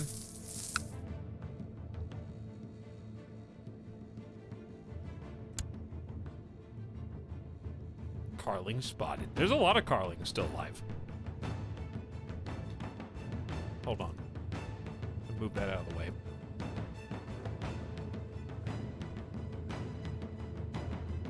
Okay. Exactly 6,900 troops. Look, I know it's just a meme number, but why is it all over the place? You know? 7,000 raiders? Are they gonna stay there?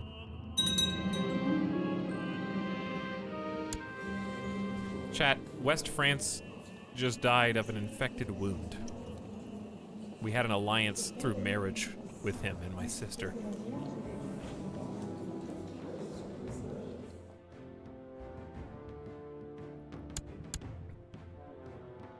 He sucked so much, did he?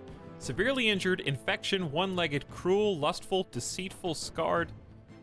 And that's about it. Baptized by 2 popes? No, he's baptized by the pope and then crowned by the pope. Look at those stats. Yeah, but he's dead. Does stats go down when he's dead? How are we gonna raise enough troops? Okay, we're just gonna do it. We're just gonna raise our troops only.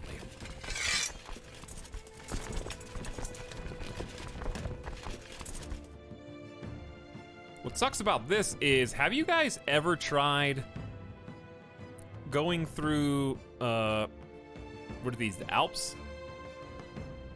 What's going on up here? With a 16,000 strong army? It doesn't work too well, historically. Now here, since it's our territory, we have really good supply. Once you get out of that, 8,000, 20,000, 22... Okay, if we follow the river, we can do it. We're mustering all the troops. Wow, they're sieging that very quickly. How am I supposed to respond to that? They lost 2,200 attackers. Good job, Garrison. They're looting, dude.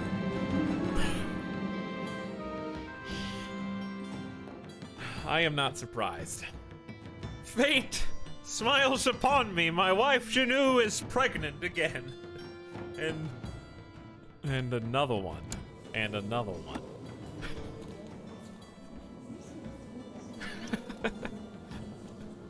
Dude, chill. Dude, chill. Okay, like, here's the thing.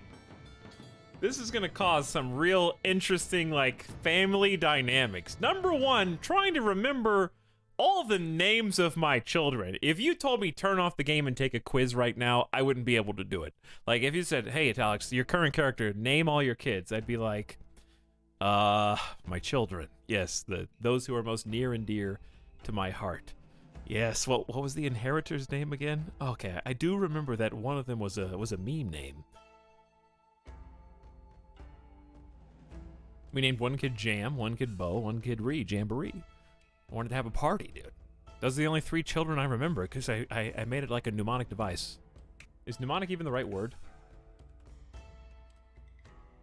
Mnemonic. Yeah, mnemonic. Spelled with an M.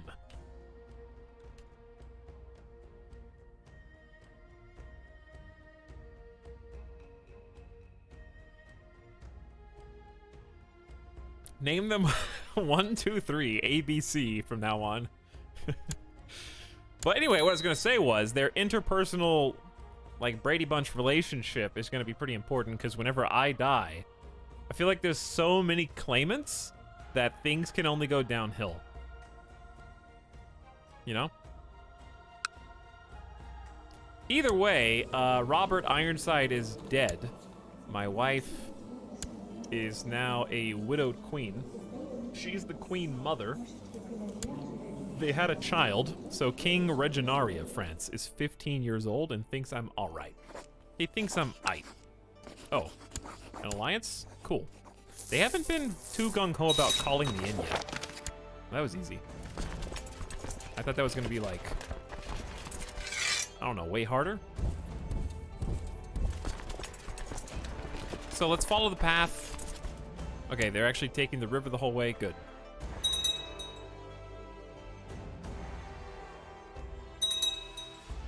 Your vassal was given a seat on the College of Cardinals. Cardinal Donalo. What? I don't really know how to use this.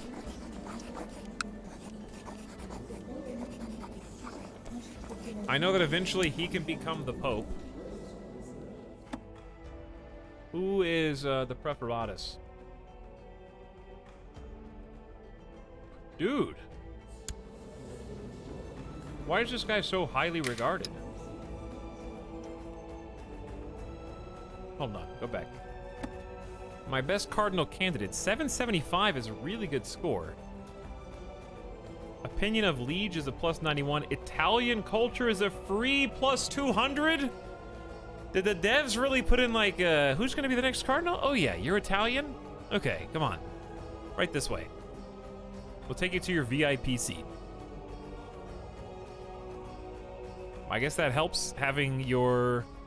That's another good reason to move your capital to Italy. So I feel like moving our capital was actually a pretty good idea. Wait.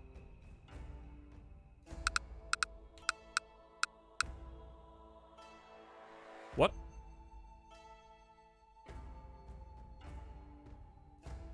Hold on. I was looking... I thought this was my guy. He still sucks, though. Okay. I thought that was my... No, this is my guy. Expected next cardinal. Yeah, Donalo is the guy. He's already gonna be a vassal. All right, never mind. I don't think he's done it yet. He hasn't actually become. One morning, I wake up before my guards have attempted to rouse me. I hear excited chatter coming from the main hall, and as I open the door, there's a bustle of servants filling the palace. Otgary has returned from the court of the Protector General, they gossip. And he comes forth bearing gifts. Excellent. Otgary is proud to bring souvenirs from the Wei Empire. Otgary becomes proud and has a 50% chance of also becoming brave. Proud is just a monthly prestige bonus. Brave is an extra +2 martial, morale defense, and personal combat skill. 25 gold and 3 hundo grace. That's like giving a priceless artifact over. 300 grace, considering he hates Germanic empires, is not bad. And he's here. Was he like here yet? Because I can't... Is he, like, independent now? Wow, did not expect a good outcome from that. Hello, CK2 Emperor. What's up? I do read chat, but I'm not really taking, like, suggestions or advice. Just playing, like, a blind first playthrough. Making our own mistakes in role-playing as the character that we're playing as, even if it makes for a suboptimal outcome. But welcome to the stream.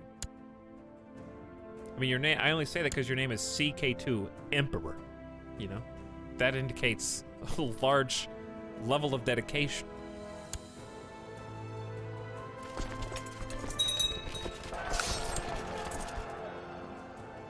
All right, let's go ahead and kick out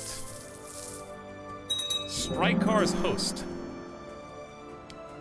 which are just a group of raiders. Nothing special. Hopefully they don't come back, but we're gonna go and dismiss the levy and then march our retinue back to the capital of Denmark. Oh. Castletown. Oh, hang on. I just received news that Emperor Gishimasu, the wise pagan ruler who petitioned me to help him convert, has died. I can only hope his successor was enlightened as he was.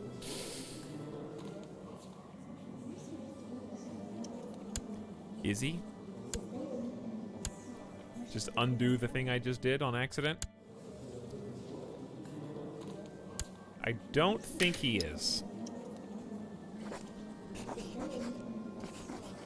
I don't think so.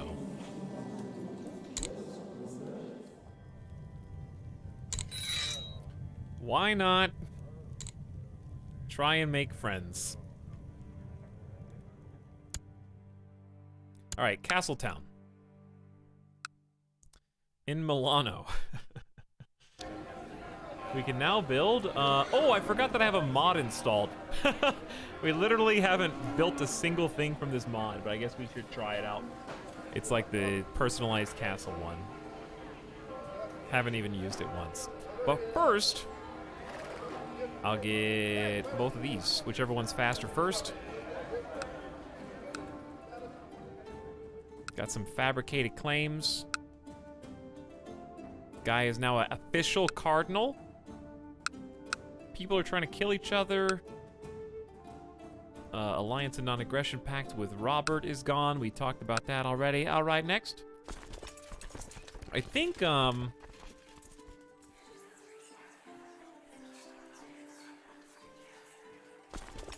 was I gonna say? Oh, I think,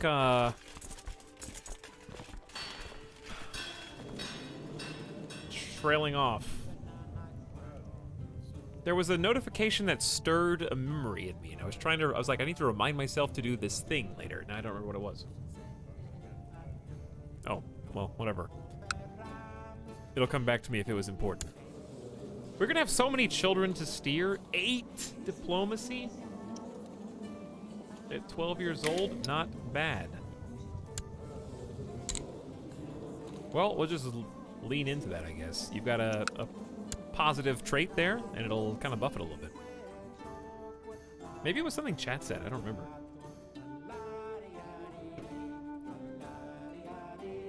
Remember to tell chat we are the best. Nighttime chat, East Coast, 12:14 a.m. squad. Probably getting ready for work. Nobody's in school right now, I'm assuming. But thanks to those of you who are still hanging out. Enjoy your chat, enjoy your lurk. Me, you, Dorito. Esteemed Emperor Bilbo, I wish to forsake my old religion and lead the Khan Empire to its rightful place among the civilized realms. I humbly request Denmark's assistance to ensure a peaceful transition to the Catholic faith. Well, we already had a non-aggression pact, then the guy died. Now we get another non-aggression pact, and I guess we get to mass baptize them again. But this time, I'm gonna try and make something of it.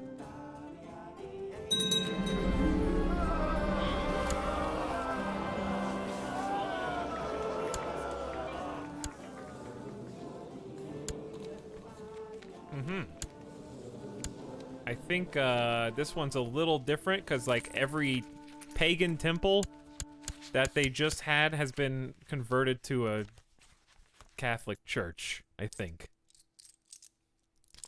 A little different this time. Okay, the priest doubts the sincerity. We read this one. By aiding in the conversion, you've accomplished a feat worthy of the apostles themselves. Catholics are double dipping in that moral authority, dude, but they actually need it. Now it's back. I have single-handedly raised this to its peak. I am the one that won the Holy Wars. All of them. That's 39% by itself. And then I just got 10% extra for this conversion down here. Okay, so now that they're actually converted again, I can't form an alliance because political concerns. They don't want to go to war. We're gonna send him a little Pope-supported gift.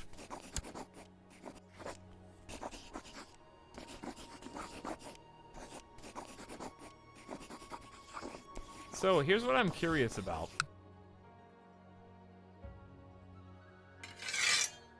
Ask Pope Victor to grant you a claim on the title of High Chiefdom of Hazaland. Which one is that? It's the capital. Just make the Pope say, hey, you want some of that land from that you just converted?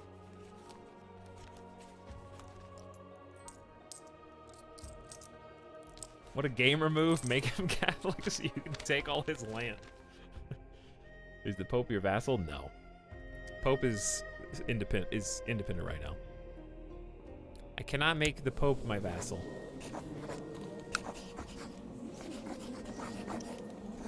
In this current circumstance, anyway. He's now known as the Confessor. They have a nickname for everything, dude. It's crazy.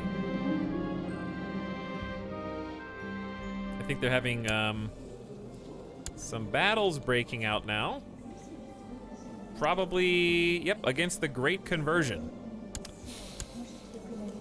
Oof. Ouch. They only got 2.3 thousand troops out of the deal, but that's just a lot of territory. I'm glad I don't have to fight in that war. Has the religious map got any better since you've basically carried Catholicism on your back? Let's take a look. Yeah, I'd say so. We did some work. We really have, like, carried Catholicism on our back. Now, Africa has got some conflicting opinions. Sunni and Shia are basically like a patchwork quilt here. Some Catholic bleed into the Byzantine Empire. Europe is pretty solid right now. Hey, little Burgundy. Little Burgundy, would you like to, I don't know, join me or something? How do you offer vassalization? Must be at peace. Oh. That's why I can never vassalize anybody. Because every single nation's always at war.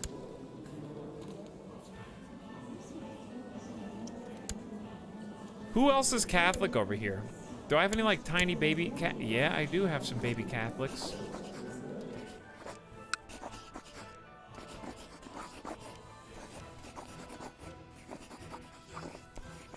Base reluctance, foreign culture, not my de jure liege. Power, yes. Opinion, barely. That's too many negative dashes.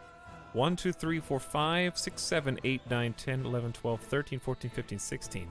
And we have 10 piety.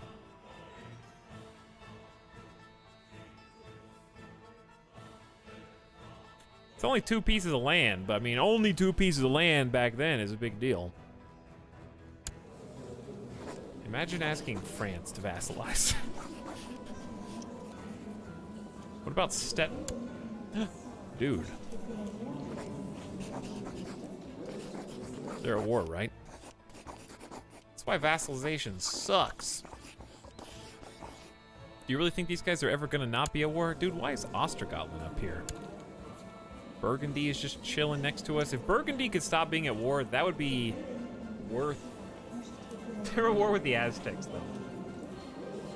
Burgundy is the best we could do. They also have territory in here.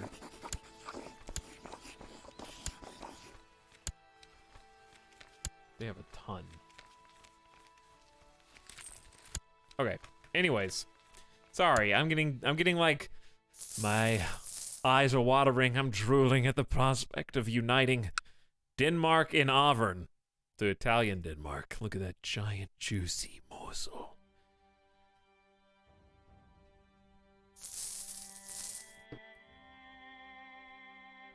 Why are the Aztecs in Europe to begin with? Because they defeated the Umayyads in Hispania, obviously, after making landfall. What county is this? Silves. But yes. RIP Portugal and Spain. Aztecs own the Iberian Peninsula. Exactly, you got it. You're figuring it out. I think Svanhildur keeps trying to kill everybody, including my son. She's a regular old peasant. I think I'm going to take her to an appropriate place in the Lighthouse of Alexandria to let her know that's not gonna fly. I invited Svanhildur for a stroll today, saying I had something to show her. Eventually, we came to a stop near the spikes. I waited there in silence for several minutes while Svanhildur grew more and more uncomfortable before I leaned in to say, I hope my meaning is clear. I hope you understand how important this favor is. This bloody thing scares me too. 91% chance her opinion changes of you by 20. Intimidated. 9% chance it fails, and she becomes threatened.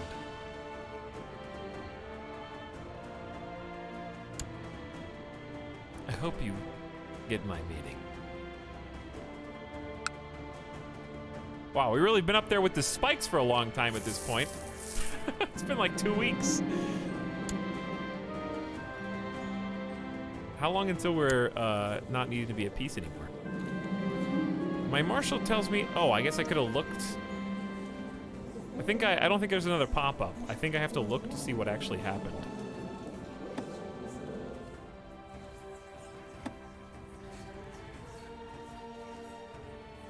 Well, I don't know if it worked or not. What was her name?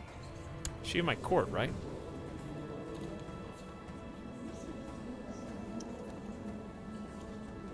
I guess she's not in my court. She's just some person. She'd be right there. All right, Commander improved. My marshal tells me Benedict has learned to be an aggressive leader. One of three things will happen. He'll either gain 1 marshal, 2 marshal points, or 3. He got 3! That's a crit. That is a crit. Chat Jamboree. I got a new baby boy. I don't have any land to give all these dudes. Historically accurate Aztecs. Start over at Jam again. I don't think that would go very well.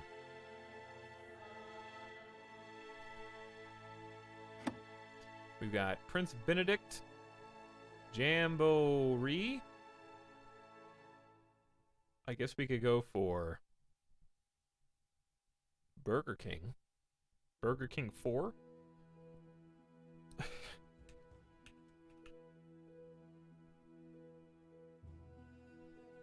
Redeem created character doesn't work like that anymore, CJ Mill. Name after... Oh, you have a button here. Name after random ancestor. Barid.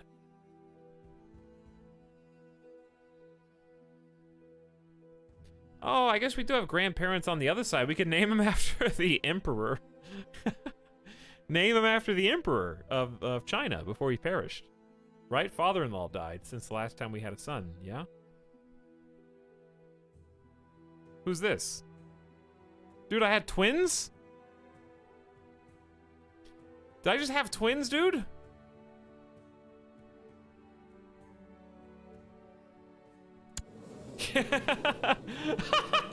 We had twins. You thought I was having one more child, which was crazy. Now, no, I had two, actually. 1, 2, 3, 4, 5, 6, 7, 8, 9, 10 kids.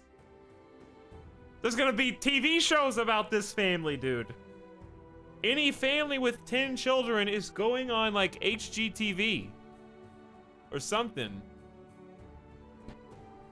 Our house is gonna be a wreck. There's gonna be like 3 separate babysitter maid combos who are like just trying to clean up after these rugrats.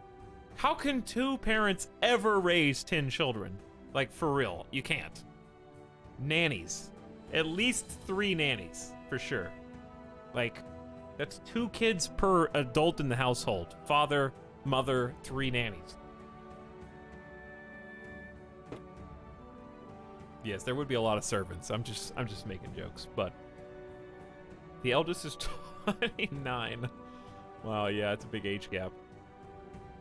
How old am I? 48? She's 33.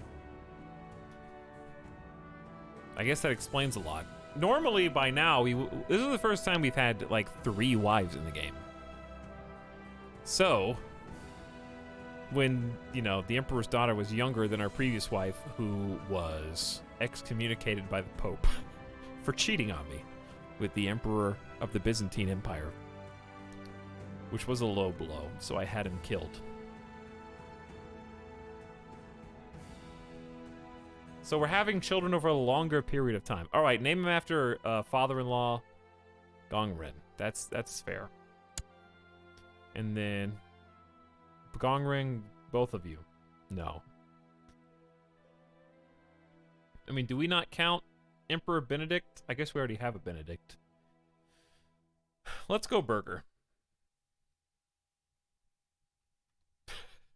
And name them the same thing.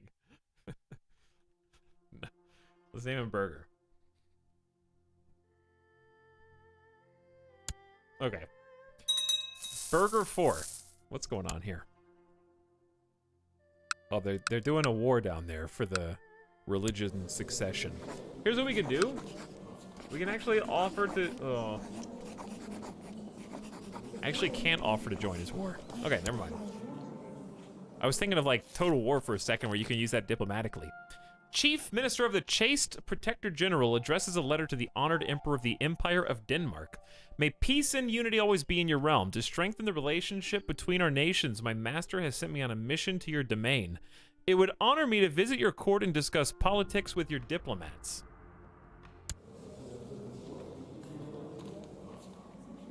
Okay. When are you gonna be here?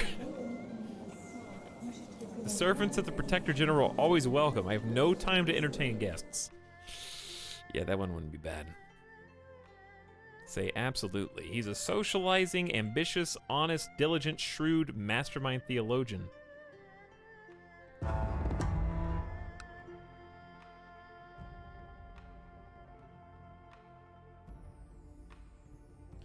Well, okay then.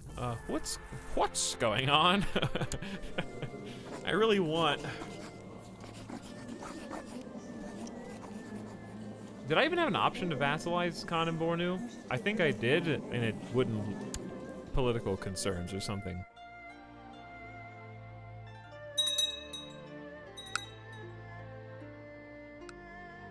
Two different raiders? Can you guys chill? Anyway. I like that we're at the point where we can fast forward a little bit. Emperor Belrabe is... Oh, he's already a plus 100? Okay. Well, never mind. We don't need to improve diplomatic relations, not religious relations with him anymore either. Let's try... I really want Burgundy, but they are 4 wars. We can make it a 5th. I can offer to join his wars. Holy War versus Aztecs. If I was a good boy...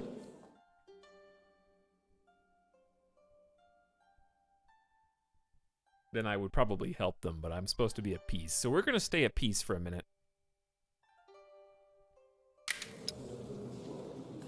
Anyway, King of Burgundy likes us a bit. Is that actually the seat? Yeah. Should be, right?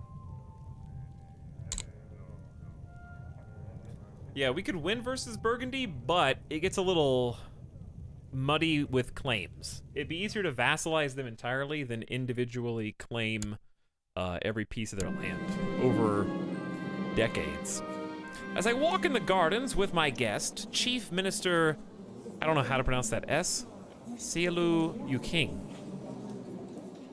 I don't know how to pronounce it. I'm sorry. I comment on the sunny skies. The translator repeats my words, and after a moment of thought, he replies with ardent enthusiasm. Apparently, he thinks my pleasantries are a metaphor for the enlightened nature of the heavenly emperor. Burgundy is excommunicated? Is he? I guess he is. But I can't do anything with that.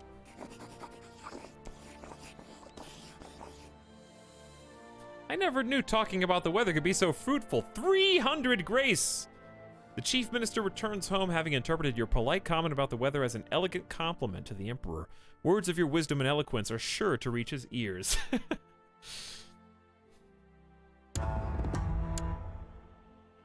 How much grace do I have? We've been spending it frequently, but I am 1330 right now. We already have a physician, a strategist, an artifact, and a peace deal that I think is about to end.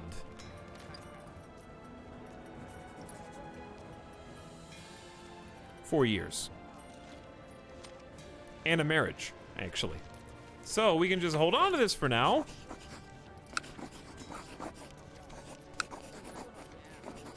And then see how we feel later. But yeah, he really doesn't like us. 4,300 gold is only 150 grace, so these events that happen are much easier. Let's see if we... What year did we start in today? It'd be cool if we could make it to, like, 1090. I don't think we can make it to 1100. We have to fast forward quite fast.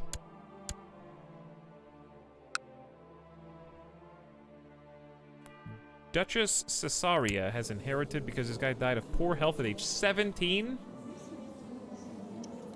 My kinswoman was married to him. Chat, you know, why are we not making betrothals?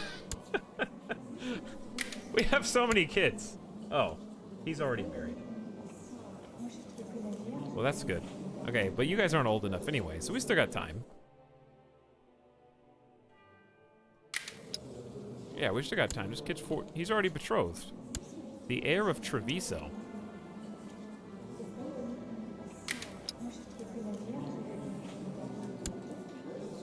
Why are you the heir to the county of Treviso? Everyone gets a betrothal. Did we enable stop plots? Yeah, we did. How much? Oh, hopefully I answered your question. Anyway, what's up, guys?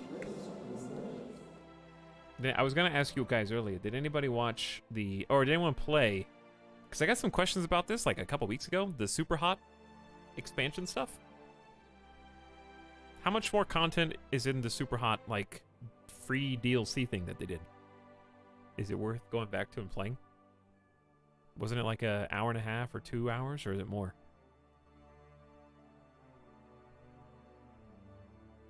Nobody knows. Not a soul. Sleepy Chat is online tonight. What's up, lurkers? How you guys doing? I'll look it up then.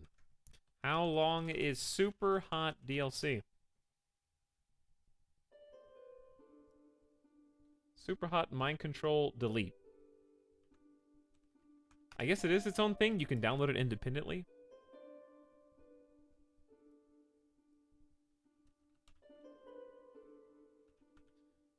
Main story 3 hours. That's pretty good. If you're just rushing through 3 hours.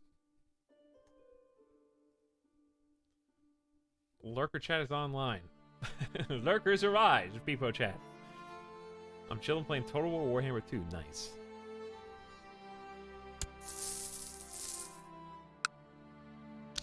All right, let's try and make it to... I don't think we can make it to 1100, but it'd be cool if we could. Are we gonna play Grounded again? No, there's nothing else to do.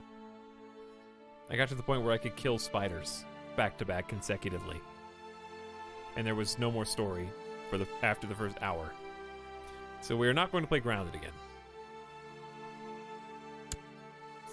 For the foreseeable future. But I got a lot of time out of it, and I had a lot of fun. So here's what I was curious about on the religion stuff. How is it possible to make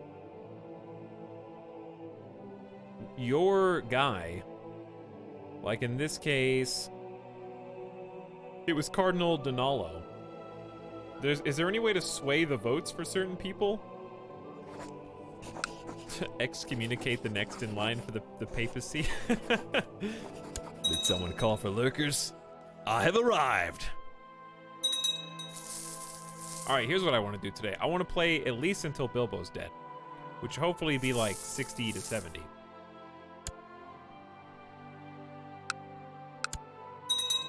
Hopefully. We could add one more thing to the retinue. What are we short on right now? We have 1.5k calf, 2,000 heavy, 2.2k archers, 1.2k pikemen. I think just more archers, or maybe just a nice hybrid of archers and heavy infantry to get us closer to 2,000. Might be a nice middle ground.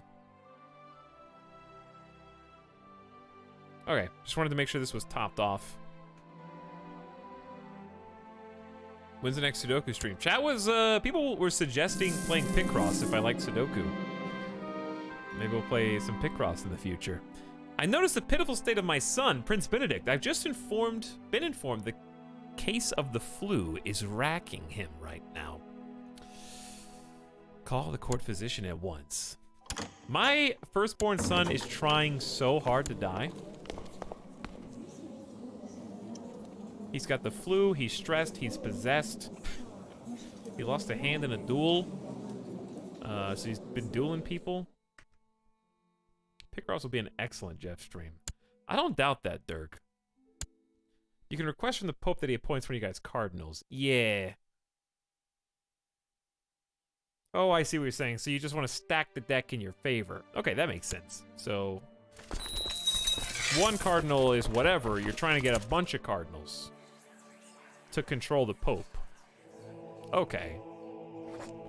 I get it. How do you request a cardinal, though?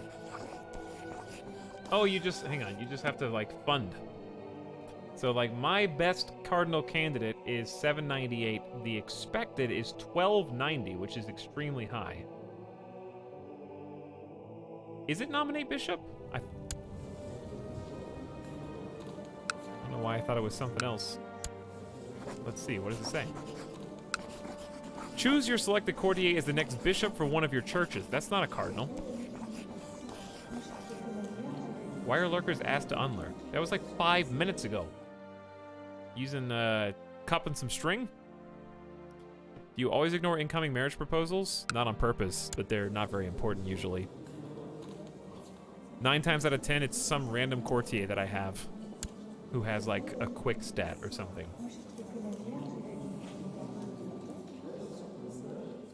So usually I'm the one that makes the good moves, and they're the ones that make the like, can I have your person with good stats moves, which to be fair, I do a lot of as well. You're already betrothed, but I don't think,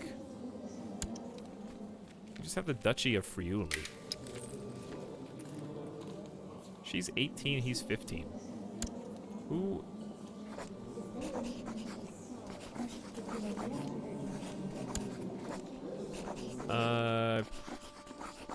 Is he already? No, he did that, because I gave him land. Yes, he did that. I was like, I don't remember why I would have picked you. Oops. I should have thought about that first. My bad.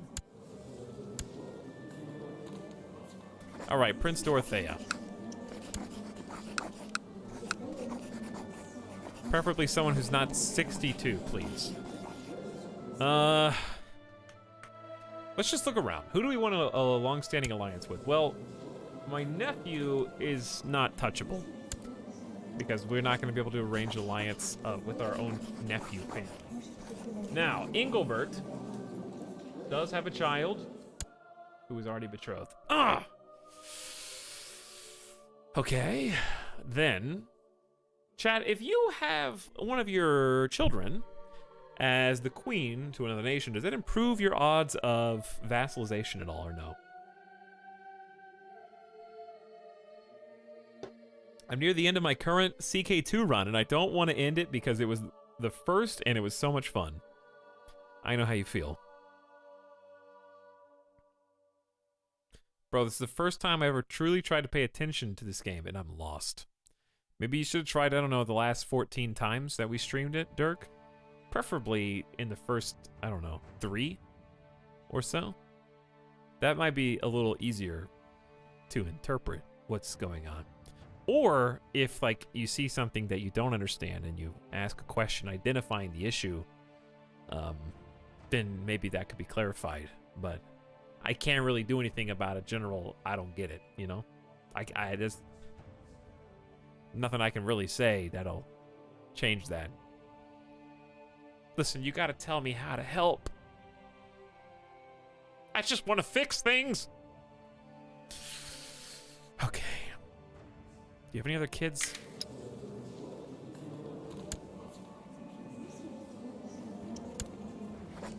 How about East France?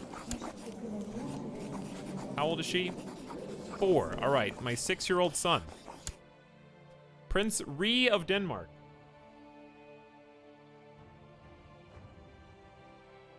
Wait. She's the heir of East France. Not matrilineal. Oh. He would prefer matrilineal marriage. I see that. Why does everyone hate me so much?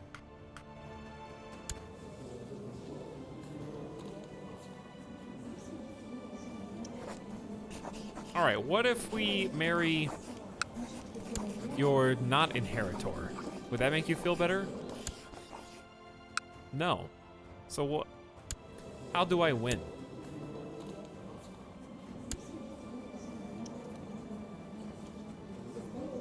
They want your land. Yeah, I know. But wouldn't that make it easier? If I agree to a matrilineal marriage with you, then the person you're marrying has extremely strong claims on my entire kingdom.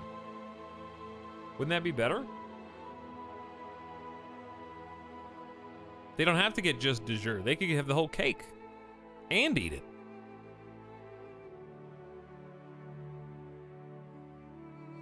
All right, whatever. I don't know who to betroth. I gotta betroth at least my 15-year-old. No, he's fine. He's got his own thing on. How old is she?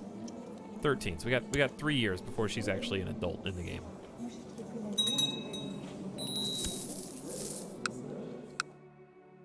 Ignore that. None of that's important. Hello, daughter Elizabeth, 12 years old. Let's choose how smart you're gonna be when you grow up.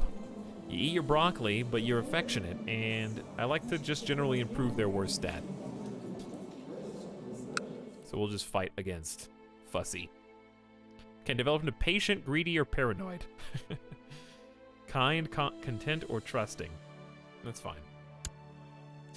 Yes, I guess genius would probably be the next best thing if I can't betroth to anybody.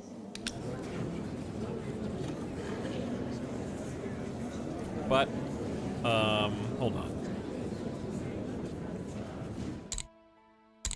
How old are you? 13? There is no genius in the realm.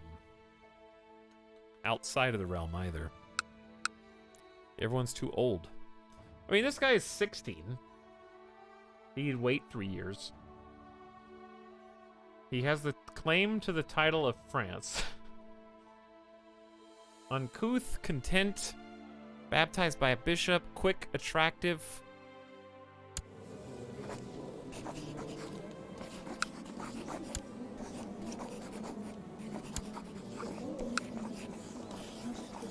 France Pog. We can make it a matrilineal marriage so that he has no rights to inherit anything in case something goes crazy. Oh yeah, that reminds me, let's check on the laws. Because we got the Holy Roman Empire inheritance is still at play. Prince Benedict is still the reigning heir for what's left of the HRE, which is kind of wild in of itself. And the other thing was, I wanted to start changing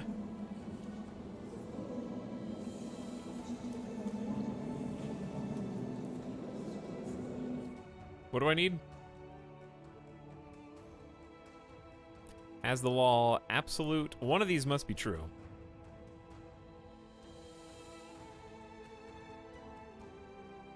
I think one of them is true. Accounts, what, hang on, how do I change this? Were they blanked out before, or was I clicked on the wrong thing? Now they're not blanked out, okay. I don't understand. Whatever. Everyone supports this. So this is what I was gonna try and do.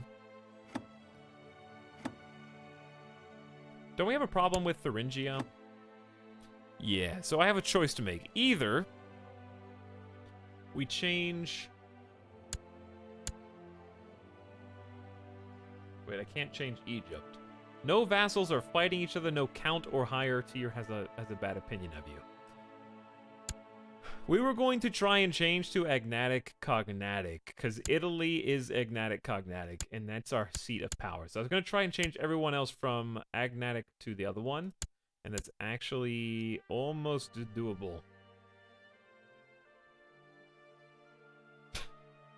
I was baptized by a bishop, ain't doing me any favors. Gamer Deathbot already, dude? Wow, that went by fast. Well, no, we're not a tribe. We haven't been a tribe for a while. Okay. Let us.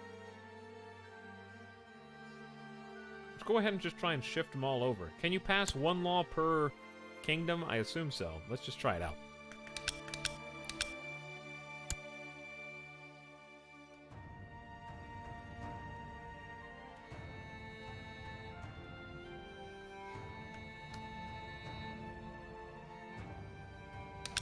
Why not stick with agnatic? Because I would have to go through a few more hoops to change Italy than I would have to choose or jump through to do any of the other ones. Plus, in the future, we may not be so fortunate as to have 10 kids. We've come close twice. I only had one son at 2 different points. And it'd be nice to guarantee your potential inheritance.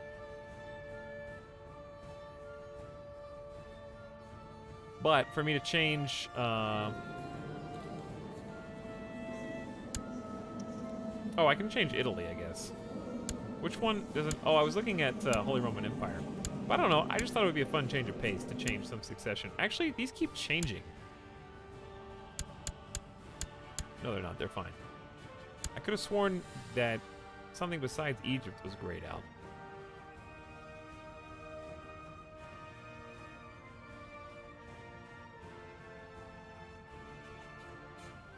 But yeah, I thought,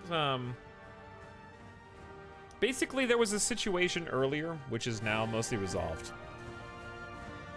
where my, my only daughter at the time, my now half-sister, Elizabeth, if we had all been agnatic cognatic, we would actually have carved out all the yellow highlighted Byzantine Empire. So not having agnatic cognatic ended up having like different inheritance laws ended up goofing up my my plots. You know what I mean?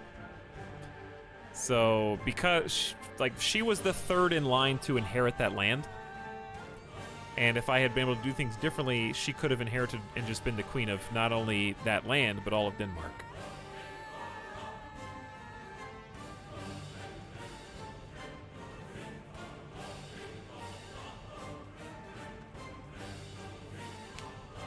Never seen the Aztec Empire? Huitlatawani. is the leader's title. I've said it so many times that I remember it verbatim now. My liege, I am pleased to report the success of my mission to Parma. The majority of the population has been converted to the Catholic faith. Your humble court chaplain, Hu Yan.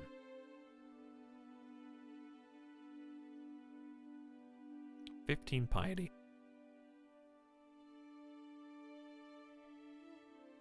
Do the Aztecs stick around forever? They stick around until somebody beats the whole empire and takes their land. Or if they have internal riots, if they have succession differences, or maybe independence claims, that would be the way to go.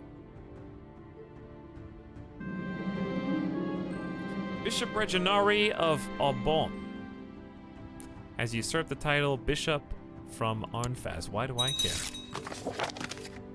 Tachyon, please. We've had this full discussion previously.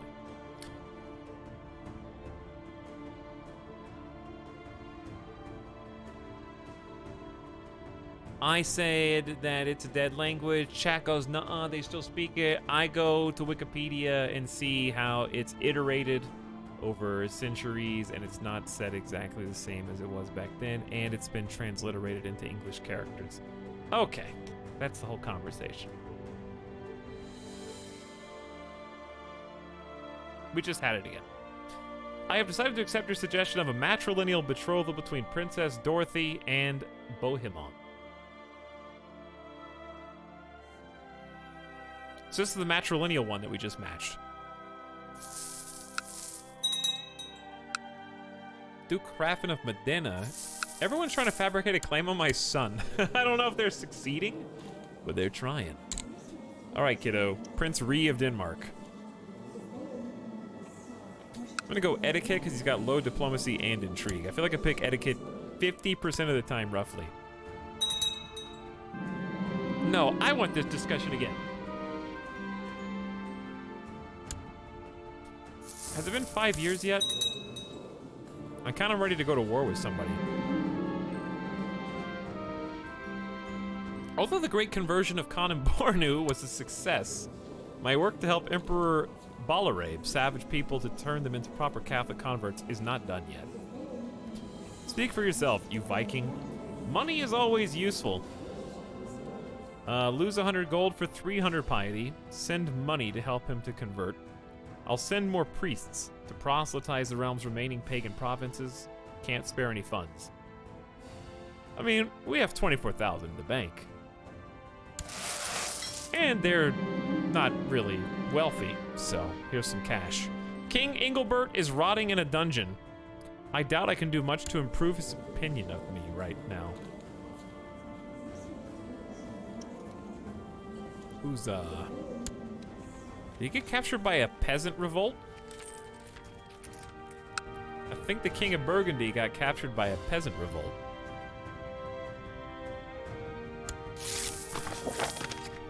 Your offer was appreciated. You can rest assured your gold will be dutifully invested to spread the holy message. That was only 15 improved relations. We have a plus 100. Hey, would you form an alliance with me? Oh, suddenly he's like, you know what? I'm at war for independence in Khan Bornu. Boy, it sure would be great to have an alliance. Chat, can you offer vassalization to an ally? I assume you can.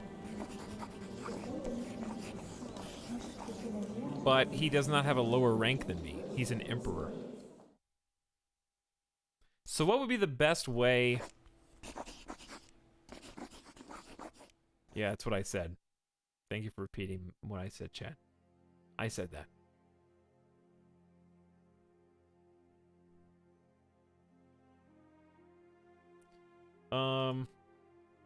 We got a non-aggression pact by default.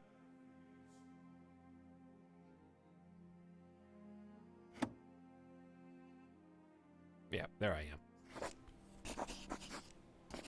Dude, I could convert to Italian. But I think it's pretty funny having Danes in Italy. See if the Pope will give you a claim. Yeah, but it's only the High Chieftain. High Chiefdom. But he would, yeah. Plot to kill him. Well, that doesn't really accomplish anything. It'd be funny, I guess, but that's about it. Alright, let's leave it alone for now until we at least succeed in our ambition, right? My marshal tells me one of my commanders has improved significantly and become aggressive. Oh, that's the Chinese strategist. And there's a 10% chance he gains 3 martial skill. He got it. 10%. XCOM! Uh-oh. No, we're good. Never mind. Look at this dude's claims. What diseases are running around? Looks like some consumption in Denmark. That's pretty much it. Slow fever in Egypt. Not too much I can do about that. I can check on my hospitals here and maybe improve them. Another 10% for the secondary sick house is pretty good.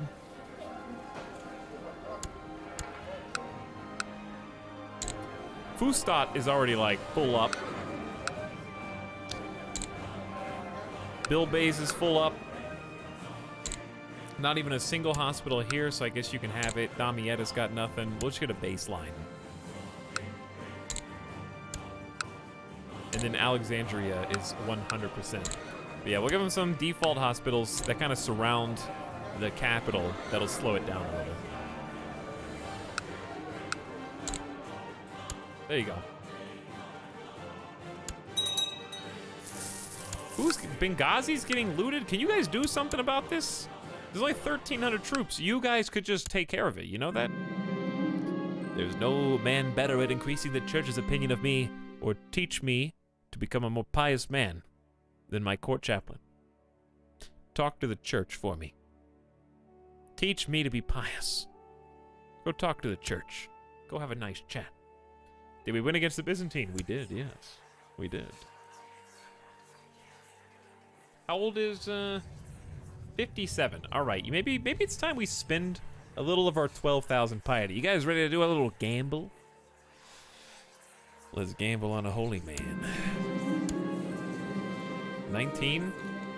Genius. Detached priest, giant, kind, and temperate. Okay. Pretty good. Pretty decent stats. Nice start. Peepo comfy. 18. Renowned physician is actually pretty good. That's a rare one.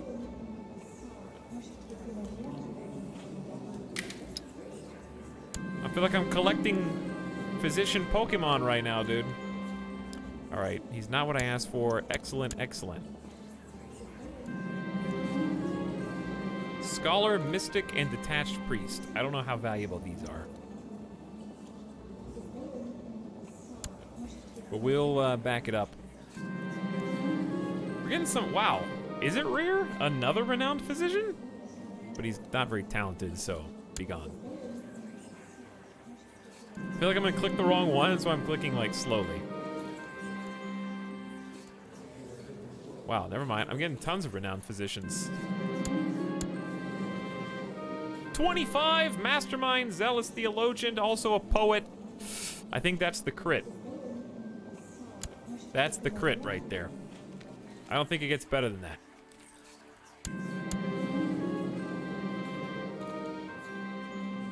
For context, at a previous stream, we gambled over 10,000 piety doing this and never got back-to-back 25-26. Ambitious is the only thing holding him back, but we're gonna just keep him in the court because it can't hurt.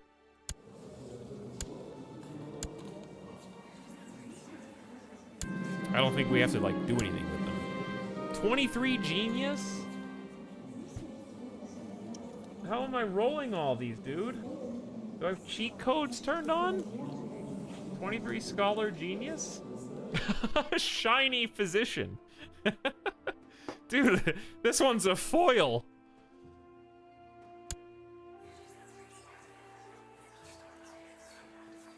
In the future, they're gonna have like animated GIF card backs. All right, there's the guy who sucks. 20 is pretty good, but not compared to what we've been getting. 23, these are insanely high. But we got such good rolls that we don't. 22? Does it have to do with like my piety or something? Am I 21? It has to do with like how the glorious or something. There has to be a bonus. Never seen this before. We're choosing from the cream of the crop. More renowned physicians. 19. We settled on 19s before. All right, I'll get one more crit and then call it. I'll do it 5 more times. 1. Still pretty good. 2. My eyes are being burned by the light of the sun. I can't see past His Holiness. His Majesty is too bright. 27 genius theologian mastermind. Why? How do you have mastermind and theologian? That doesn't even make any sense.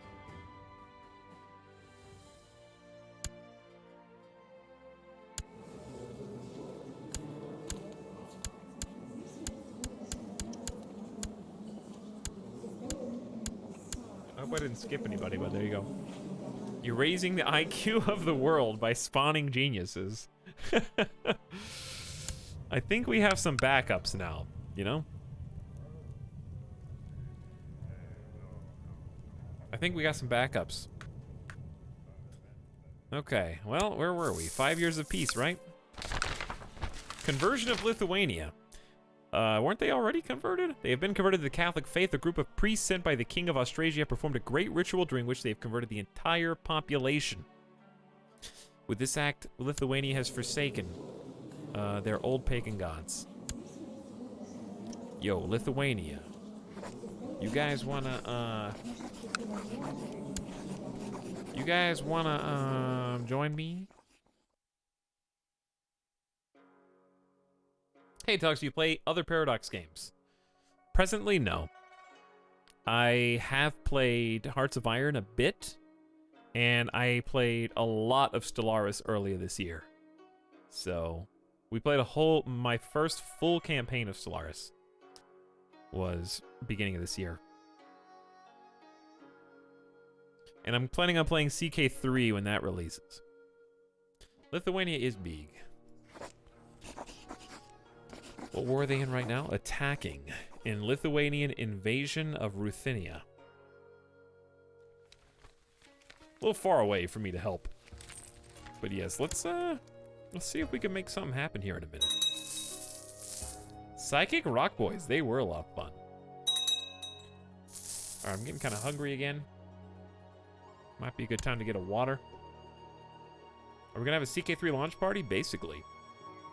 It's gonna be really fun learning all the new systems and stuff. Someone else trying to kill someone else. Alright, we have to be coming up on this. Oh, you know what we are coming up on? Revolts. Actually, we're pretty chill right now. Never mind, everyone's pretty good. Maybe instead of organizing the army, we researched some military tech to try to help out. Let's look at the tech, actually. I think we're trying to save up for Majesty, which we're very close to. We can get Legalism 5 again as well. Which reminds me, I was going to change some laws, but I got distracted by the gavel kind. All right, just for ease, I'm going to just make Italy regular agnatic. Like everybody else.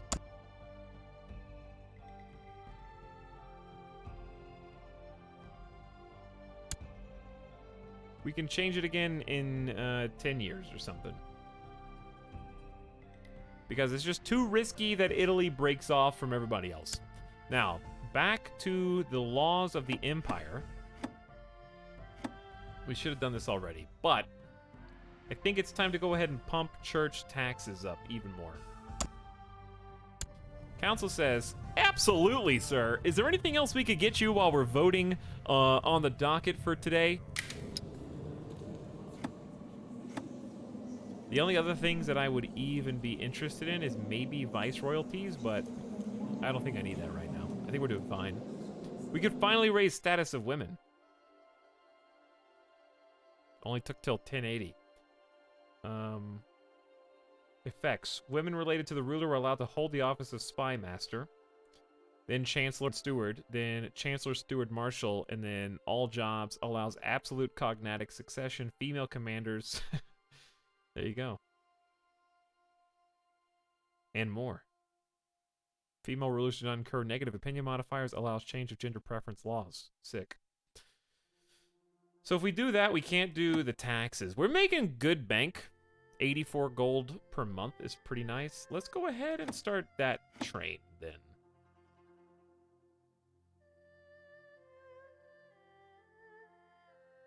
What else do you need for this? Tolerance? Oh, that makes sense. Tolerance level 6 or higher. Yeah, that's fair. Okay. So they can be spy master now. Awesome. Do it. That'll be cool. Now, tolerance is 448. So we could definitely do that, but we're not going to be able to change the law for 10 years anyways, so we may as well just finish getting majesty because it's so expensive. Your vassal Cardinal Ferruccio was given a seat. We got 2 vassals.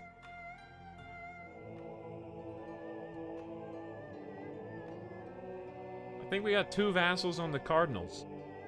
My next best candidate. I'm gonna give this guy some money. There, you get $100. 100 Cardinal appointment score for your campaign. Good luck. Your kinsman has inherited County of Dull. Your other boy died of a wound. Duke Noob just inherited some titles. Duke Noob became extremely powerful. He just inherited 2 duchies? What? Duke Noob has got control of almost 12,000 troops and is a duke of 4 separate locations, including Pisa, Aswan, Asyut, and Peritonium. Lots of Egypt.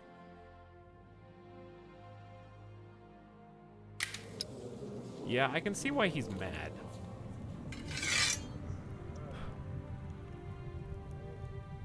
What we'll do is we'll just make him the marshal, because this marshal was only here to be a loyalist. And we're passing a law right now. But we don't want Duke Noob to rebel. We have instituted marginal status of women law. We said, hey, it's cool if you guys do at least one thing, you know? Like be spy master. Hopefully in the future we can get you to do everything that we do. That'd be pretty sick. So now we got 3 powerful vassals who are all pissed. I think we just go ahead and make Duke Noob the guy. He's not gonna be as loyal as everybody else, but he is a powerful vassal, and he just inherited 2 more duchies, which is a lot. Pope Victor has died. New Pope is depressed, stressed, has abdominal pain, is a craven, zealous, paranoid, but a little honest. It's a lot going on right there. Who are my other really annoyed people? Grimald and Gerard.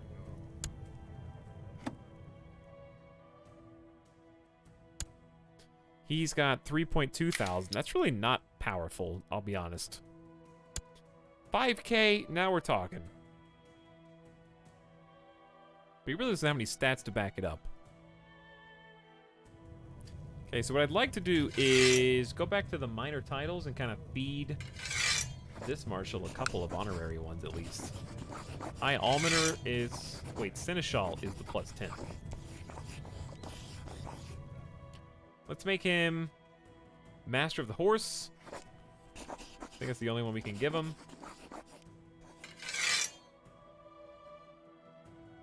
I think this guy is just a random courtier. Revoke honorary title, Keeper of the Swan. Sorry, dude. Now I'm gonna try and get these powerful vassals.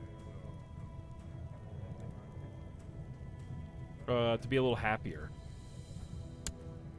Just giving them a little title to tide them over. It's nothing crazy. Maybe revoke them later. We'll see.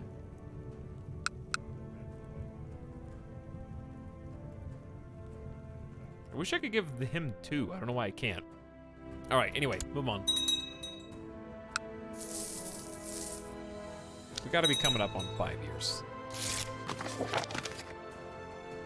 King Engelbert, why are you still...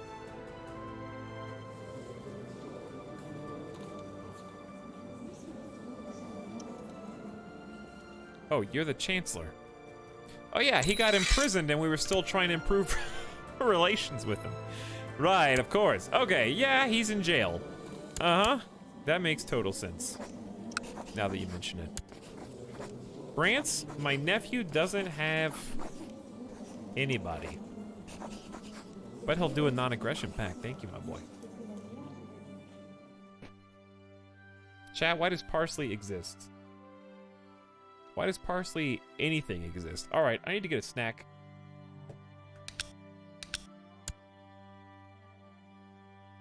No peace, only war. That's gonna be next. I don't think Bilbo has declared a war in his entire life. He has just defended. Which is actually very fitting of a name, now that I think about it. Alright, my nephew says yes to a non-aggression pact. And we have an alliance already, but...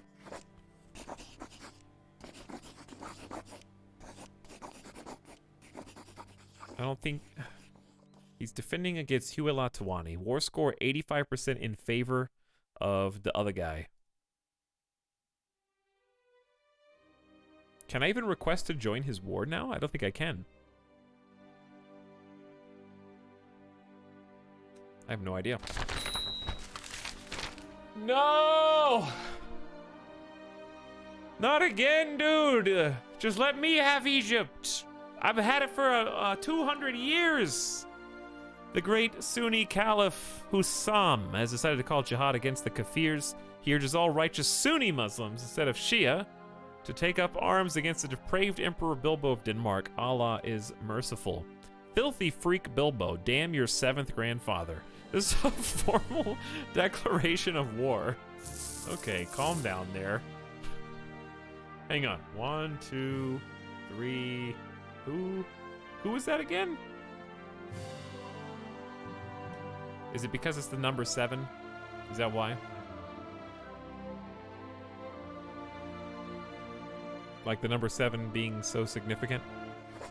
Hey, France, remember how we just, made alliances and whatnot? Nephew, could you please join my war, which is actually terrible of me to ask because you're already struggling, but I would be happy to join you in your war.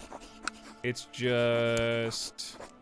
you haven't asked me yet, so I'm just gonna ask you, you ask me. Really, you're getting a lot more out of this than I am. I probably shouldn't have invited him to war, actually. But if I resign, Butterfly Effect might cancel everything that we just did. So, I guess I'll keep it, because I do not know any better. Let's just make nice with the Byzantines. They're currently in a revolt. Ooh, why don't we just make nice with the Aztecs again? That was actually working for us before. France is helping another nation defend the Aztecs. Ah, I see. Well, screw them then.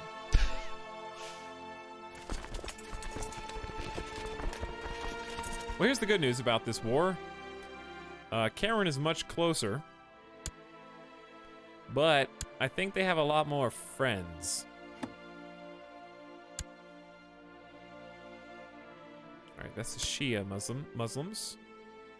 Maybe they don't have that many. They have to come from over here. Alright, everybody up. Everybody stretch your legs. All hands on deck. You are raiding Nubia. We will stop you. Everyone else, report to Farama immediately. Do not slow down. Help is on the way.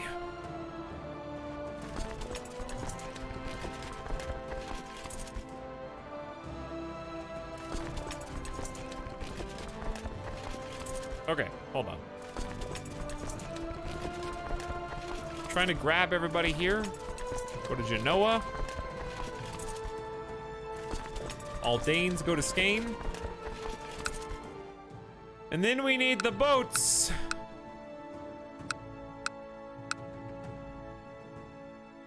I don't know if we have enough boats, but I hope we do. Okay, there we go. Woo! Did war happen right before the 5-year thing? Yup, as it always does. I have not once succeeded in 5 years of peace, as long as I have been playing. Maybe once. Maybe once. All right, we're gonna swing by and pick you guys up on the way. I just gotta remember to do it. You guys can actually march to Genoa, and I think it's fine. Dear uncle, of course I will honor my obligation and enter your holy war, and we'll hopefully get some more friendos. This is actually going to be easier because they're closer to us, so we're not going to have to wait as long, and I doubt they're going to come as much from the south. I'm pleased to hear after a period of peace and shrewd management, Milano is doing really well. That's the capital.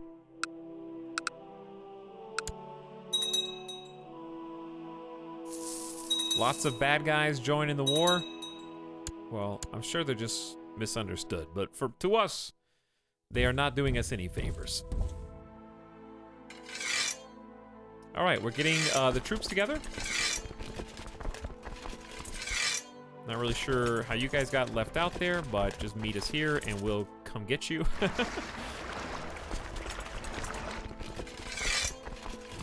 The boats will be there probably before you are.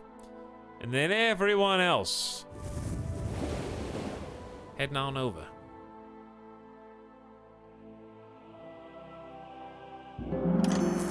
I hope CK3 has planes. I hope CK3 has planes. I hope CK3 has drains. So that all of my tears that I cry when I get attritioned. Oh, I'm missing some boats.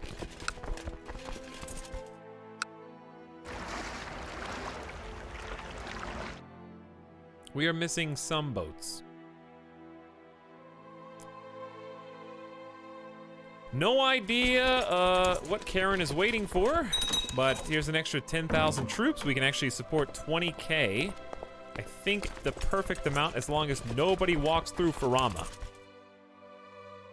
For whatever that's worth. We'll go back down to 3x, because I just don't trust myself. Oh, hey, you remember what else we can do? Raise the Chinese Honor Guard, 2,000 strong. And 3 holy orders, which isn't that much. It's actually like 3,500 troops, but you know what? It adds up. It does add up.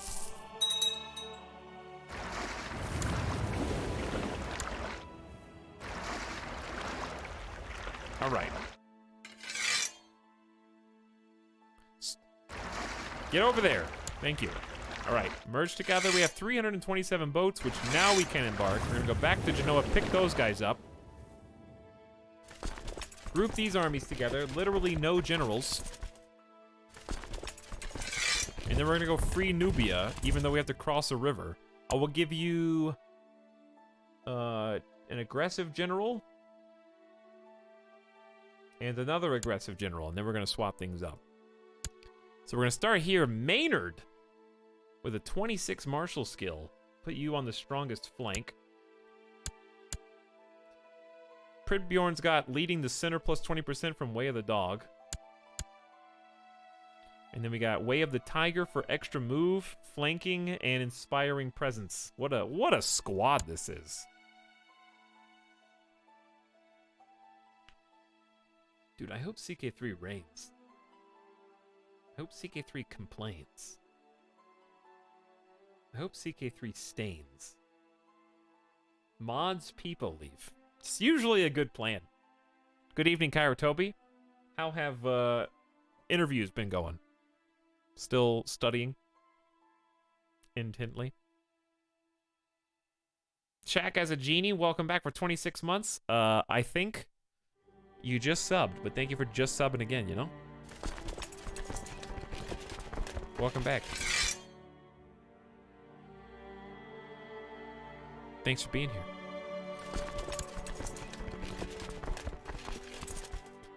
All right, we have people arrived and are suffering some danger. We have too many troops. Someone doesn't know how to do math. Hang on, why are we suffering attrition? How are there four? There's not even 42,000 troops here.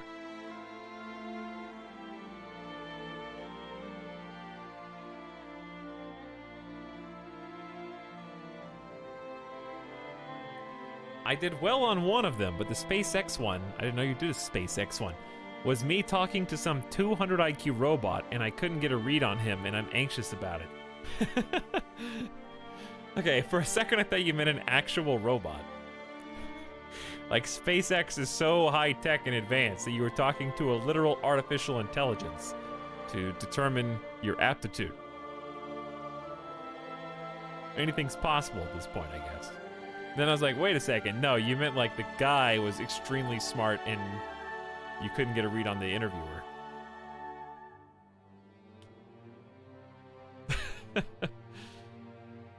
But anyway, good luck. I hope it went well. That'd be really cool. That would be probably an amazing time. But I wish you great success. Should have got 2 more ships. Well, just take whoever you can, dude. We don't even have that many people. I think it's just because France attached to us. No, we do. We need to have fewer than 3, 2, 7. Okay, that'll work. That'll work. All right, they're on board. We're going to Damietta.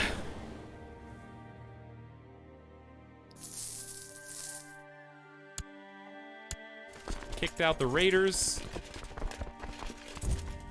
We are coming home or close enough. I think they are going to send some people because the Abbasids are part of this. So I think they are going to send some people from the south.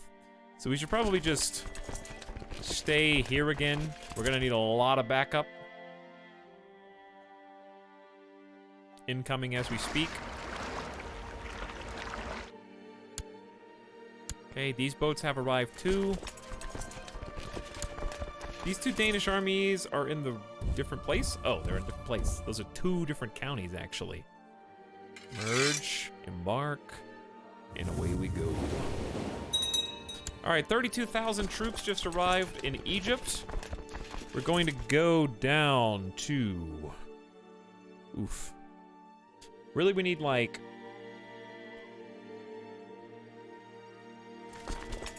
I would say 10,000 strong. Like 3 times. It's got to be an easier way to do this. Probably split it in half would have been 15k. I don't know. There you go. 12,000. Okay, you go down to here. Then I can split the 19,000 in half and send 10,000 down to here. Then I can send the remaining 9,000 here. Okay, we're trying to cover the southern border again. We have to outlast the Holy War and hope that some other people come join us. Majesty. Short reign years, -1 again. Laws unlocked. Imperial administration, which has so many restrictions that we're not going to be able to even try it. However, it's on the table, but we have a long way to go. To do that particular type, you would need to change all council obligations to ruler.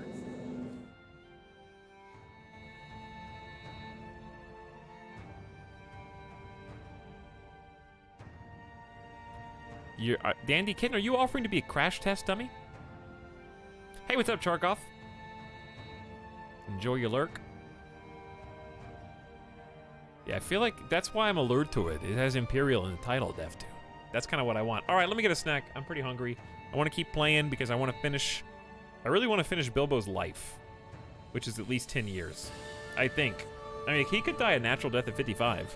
I want to... That's my goal tonight, is at least finish Emperor Bilbo the Glorious's reigns. That's how long we're going to stay up until it happens.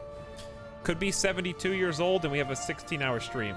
I don't know, but I need to finish his life today because I need to see how far... I would like to take a little bit more territory. Burgundy just got wrecked. They used to have all this, and now it's gone. If they could ever go to peace, which I don't think they're going to, we have a candidate. I love how nobody ever declares war on us, except the Holy Wars do, and that's about it.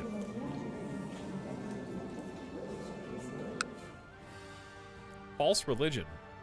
If you could convert this guy, that's just free land.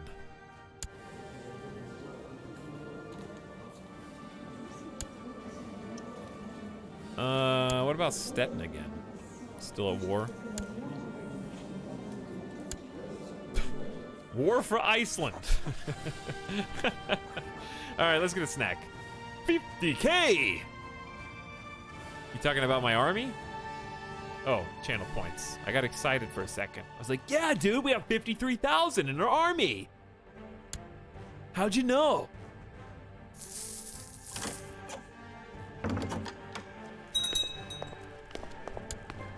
You guys might need to slow down. You're gonna have some issues.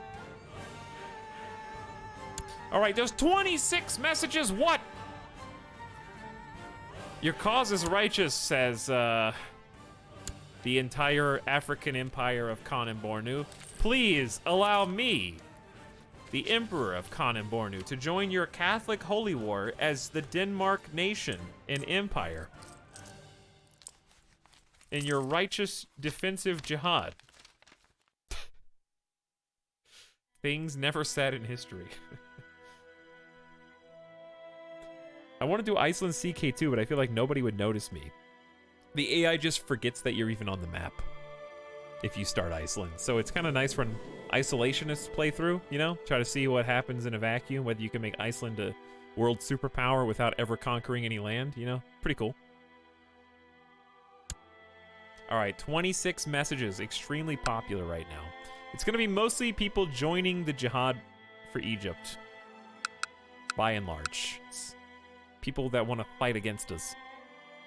And other people doing murder plots.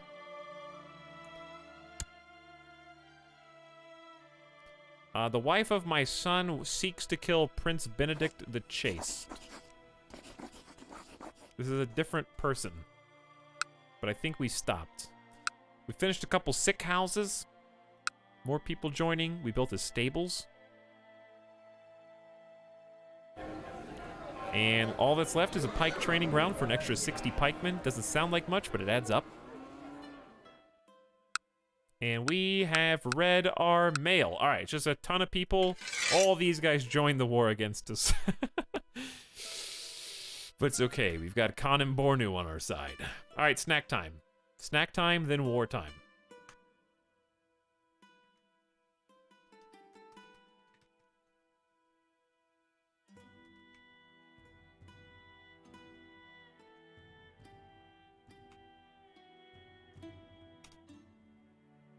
How many DLCs? All. Currently enabled. Except for the optional, all content, like, gameplay DLCs. I don't have the model ones and the music ones. But we're playing with all of them right now. That we possibly can.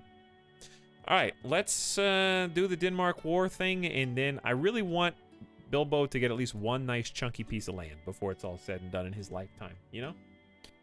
I'm gonna go get like a nice microwave snack. I think that'd be a good idea. Nice warm croissantwich. Fancy. I'm feeling fancy. All right, be back in just a minute. Thanks for waiting, guys, and thanks for hanging out. Let's see what we can do. 20 years till 11 hundo. We might be able to make it. We've been moving pretty quick. BRB.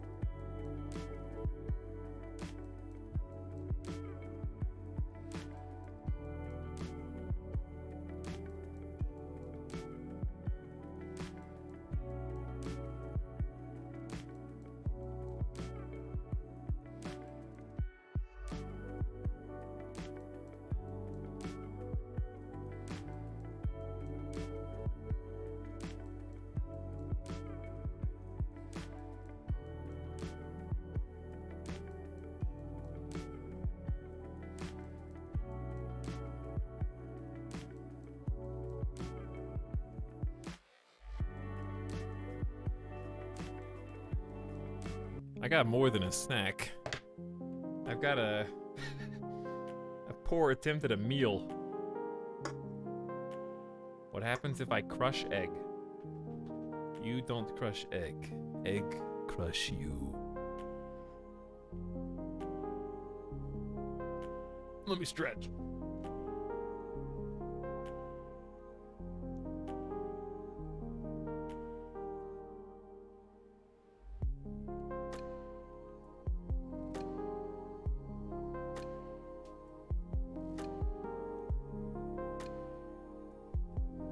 Everybody up.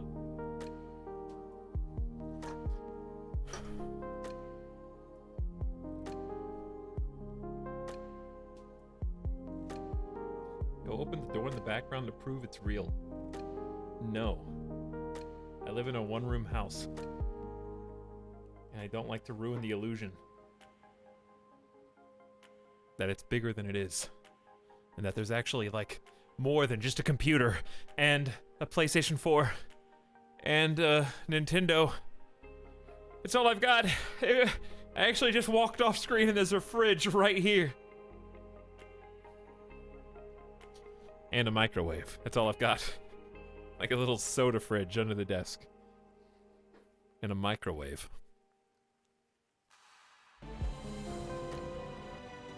Okay, back to war.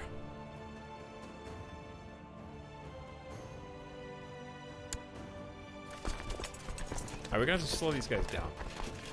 And a mattress on the floor, yeah. Alright, so I got this. This is the worst looking one yet. It was frozen in this shape.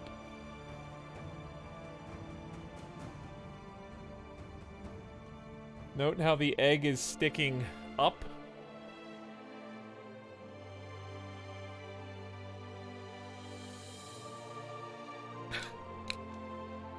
That is sad.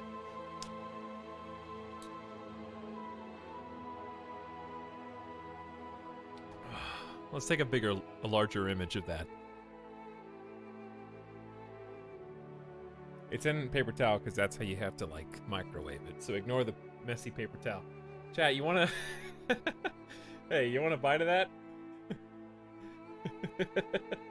Okay, like, what would you do if you got that from McDonald's? You open that up. Yeah, actually, you have to go to Burger King. Can I get a croissant sandwich? Yeah, here you go. Give it back. It's like on the paper towel and everything.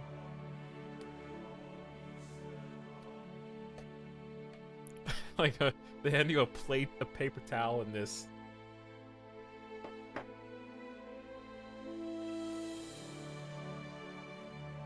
Whew.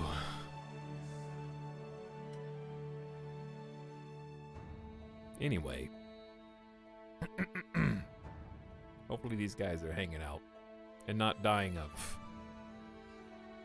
too much attrition. They might have. They might have caught some. So far, I don't see anybody.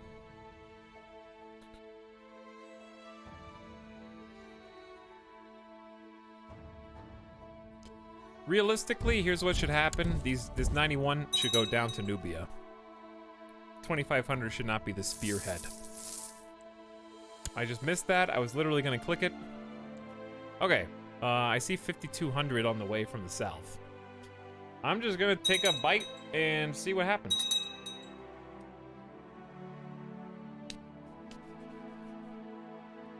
Whew. Oh.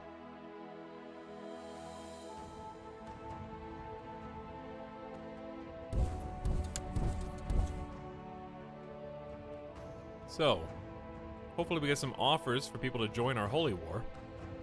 Until then, all we have to do is slowly defend,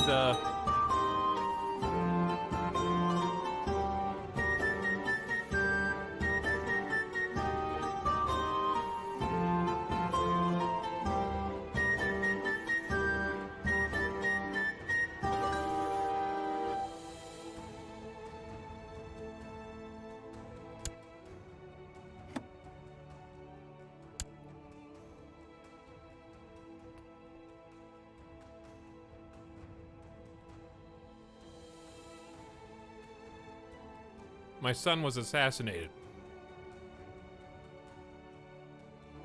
And I think I know who did it. But I can't prove it.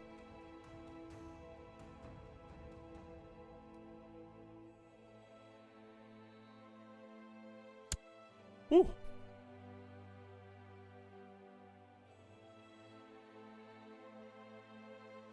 Well, that's not good.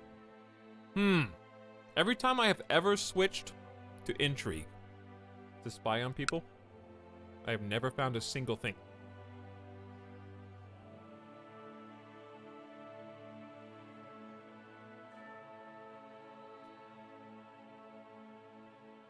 To be honest, he was trying to get himself killed. He kind of was, yeah. Etalyx, do you microwave on full power or lower the power? I guess full power? I don't think I've ever changed the power, except for, like, defrost. Hi, Etal, what the heck is this? What, the whole game, or, like, what's... That's a big question, you know? Big questions demand big answers.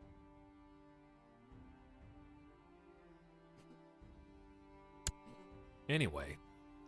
Rip my boy, dude. My son loved me. He was also a member on the Council. He was the Spy Master. That's even worse.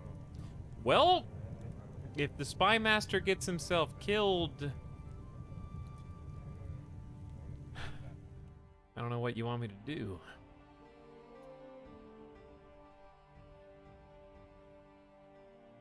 You can change the power? You can, yeah. Hey, there's my wife. She would like to be the Spy Master, I bet.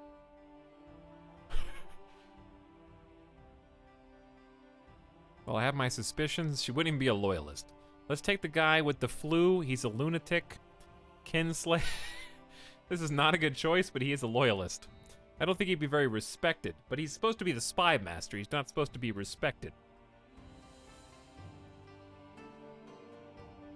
Leader of a revolt currently.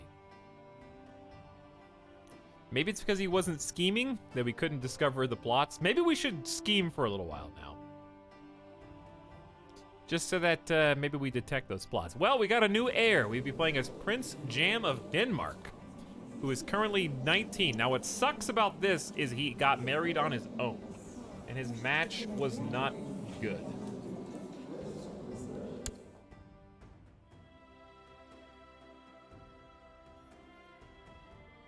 One single claim. BRB message.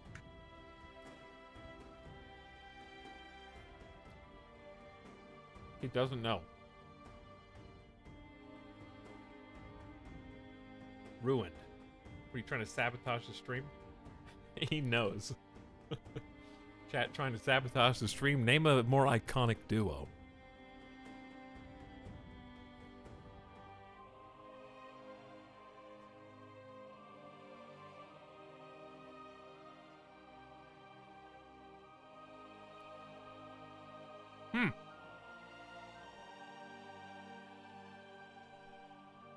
Your Spy Master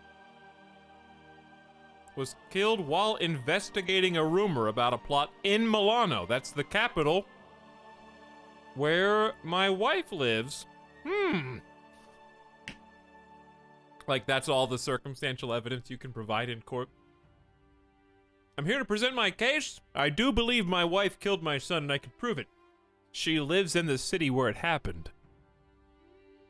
Need I go on? I think that's all we need to know. Thank you, everyone, for listening. That's been my presentation.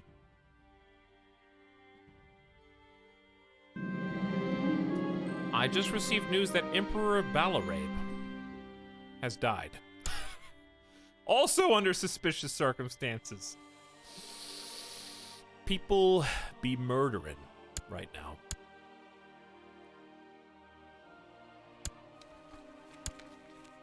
The next in line was actually a Catholic. They converted their child before he died. So good job, I guess. However, I believe that totally interrupts the alliance that I had. However, I think they're already in the war anyways, so I don't think it matters. Well, rip my son. I was actually really hoping we got to play as him, Not, oh, because it changes the inheritance of the Holy Roman Empire. He just killed all the favors that I called in.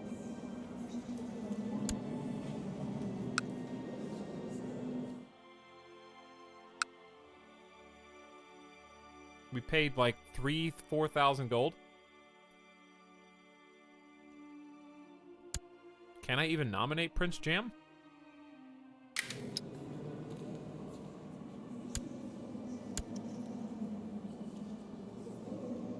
Where is he? He's not on the list. What's the prereqs? Because I see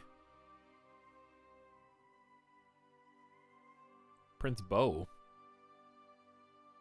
Only Bo at a jamboree? Is it because my other sons landed?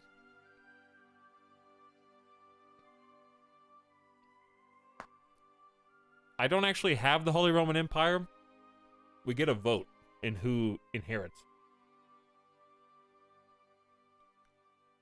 So if I can get my family to inherit, then we just get to keep it.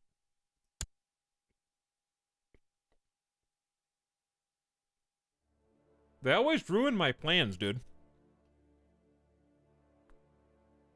My plan was have my inheriting son take it over. Why can I only choose this one son, Prince Bo? What's different about him than everybody else? He already has land and he's married. So what's wrong with Prince Jam, who also has land and is married? Does anybody know, for real?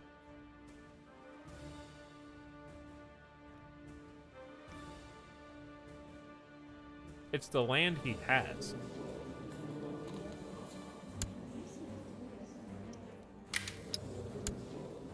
Is this part of de jure?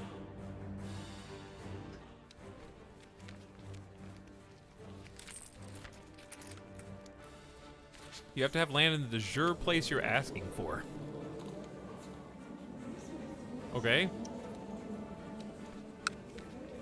Do you think I have land? It's like anywhere in here. So, does this son have... Is the problem that he has Denmark land? Okay, he has Denmark land. All right, well that answers the question at least. So if I land that son with anywhere in Italy, he can become the new heir.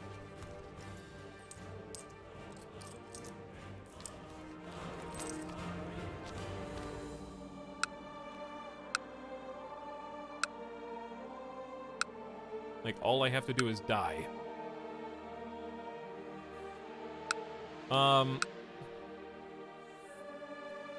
I could give him Genoa, but I'm at perfect domain balance. That seems bad. If I could revoke, find somebody here to revoke.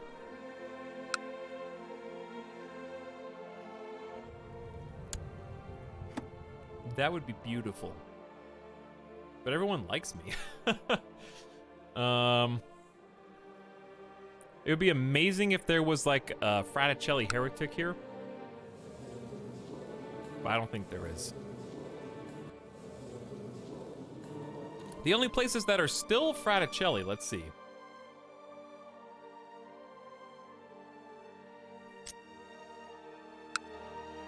This is Fraticelli. Ooh, got him. Maybe. I'll do... Oh, wait a second. I can't because you're not my vassal.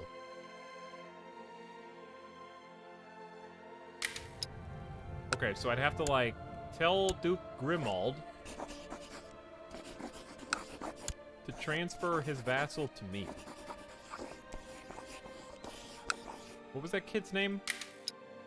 Count Sickliard. Oh, it's retract vassalage?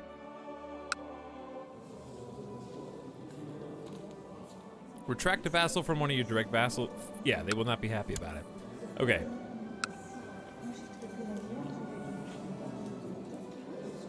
There he is.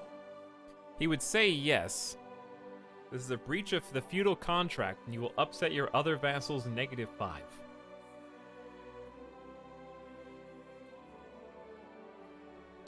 Grimald, though, already doesn't like me.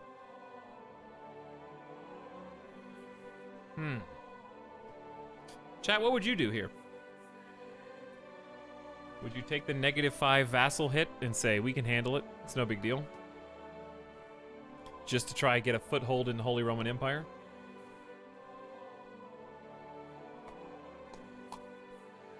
Probably.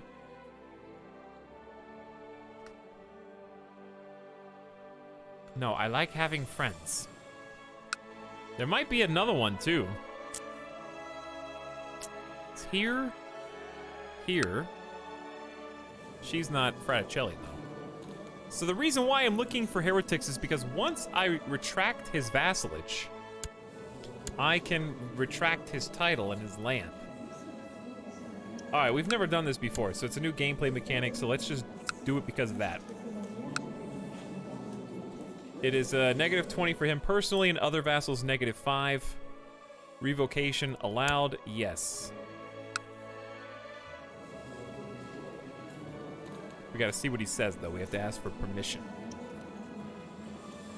I accept your decision to retract my vassal, Count Sicliar, though it grieves me deeply.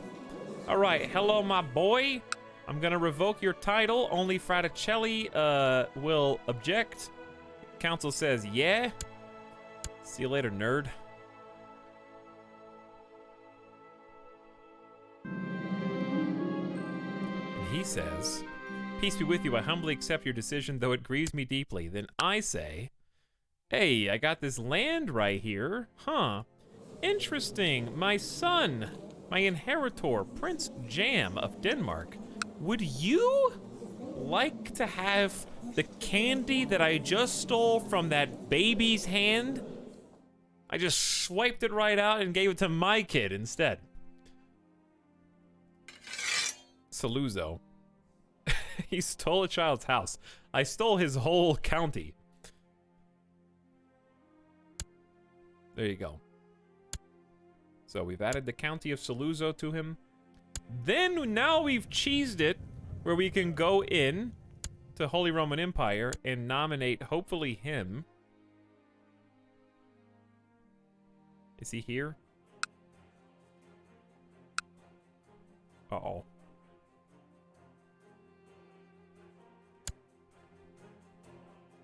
Chat?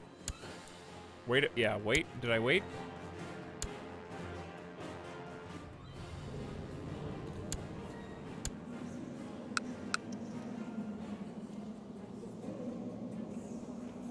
Does it have to be his capital? Oh, man, it's so... There's so many layers. Well...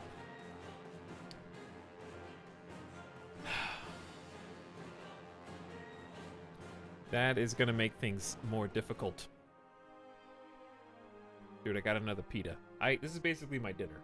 I'm just, like, really hungry right now. Eating stream. Don't worry, I won't make you watch.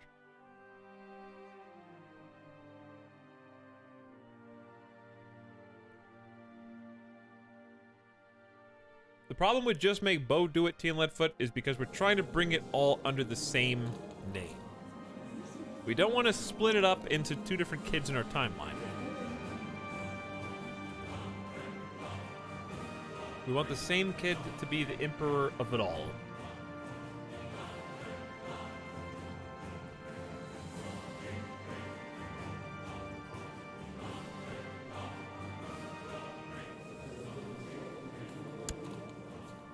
Bo's capital is in Spoleto. That's why he can do it. So you're right. My idiot son made his capital Finn and gave the best county Shelland to some old guy. So he's not really trustworthy.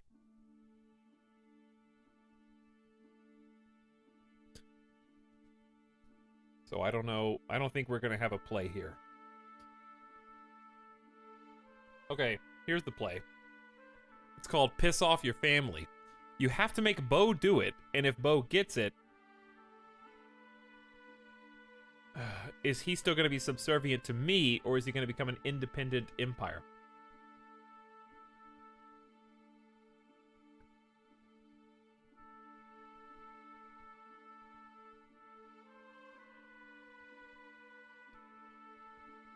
So, I don't know.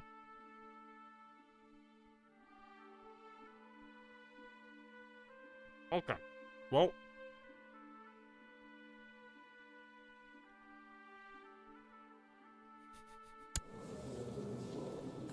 Assassinate Bo and all his kids. Who's this? Your granddaughter inherited Duchy of Tuscany, County of Siena, County of Arezzo, and from Duke Benedict the Chaste. He left 2 children.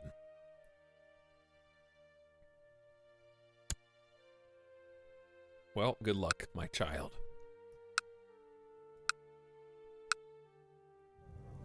We have a new spy master. We have 2 open advisor slots. I don't know why. We have so many. We have 4 loyalists. I thought she was already. All right, this dude is currently a zealot, but he's already at a 39. So that actually just shot him up to a loyalist. That was a really, really fast turnaround. Okay,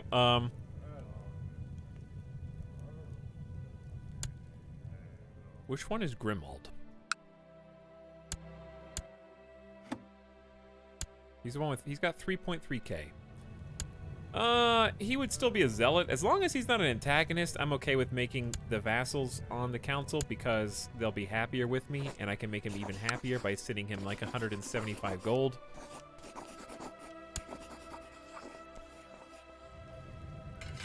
Which I think is wise.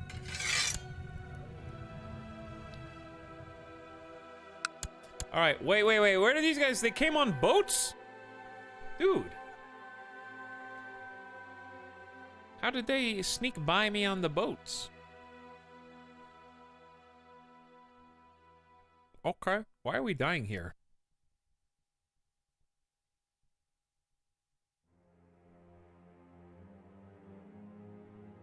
Supply limit here changed to 4.5 thousand just now. What? Oh, it's because of the disease.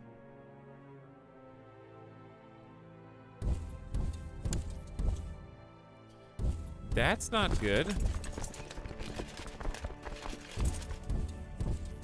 Uh-oh, this disease is bad news, dude.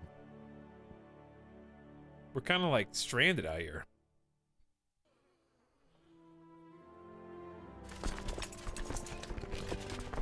Okay, general-wise, let's get the Inspiring Way of the Tiger, the Flanker, and the Organizer.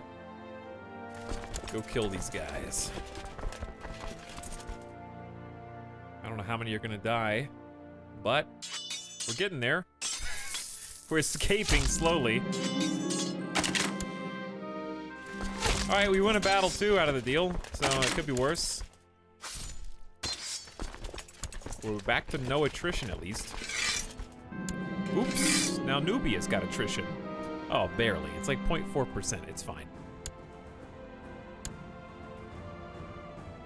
Peepo boat.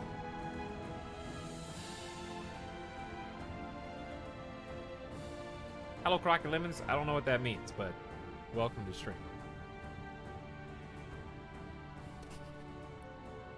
Tell that to the families. Whoa.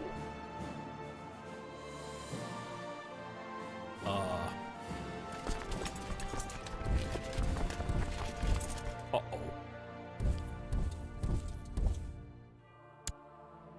Big. They snuck in, chat.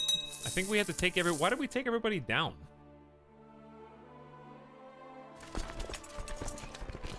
What? Oh, there's only 15. There's 1,500 troops just chilling here. The Doom Stack. They're also suffering attrition. Not surprising, really. This area all sucks now.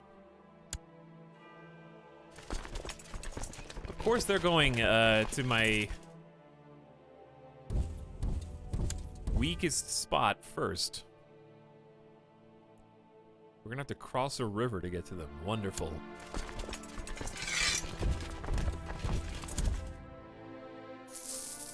$22,000 versus 17,000 with great generals, though.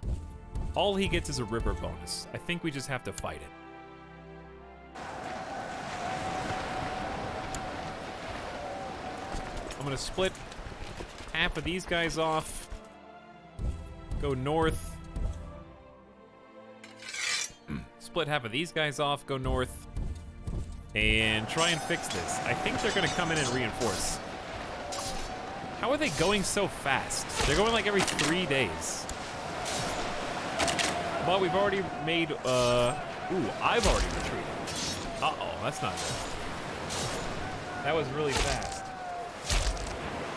Do you think it's worth picking up Crusader Kings 2 now, or should I just wait for Crusader Kings 3? Well, Crusader Kings 2 Vanilla is free, so nothing wrong with downloading that. But I would probably just get Vanilla instead of buy all the DLC right now. Unless, when they release 3, if it goes for like 75% off.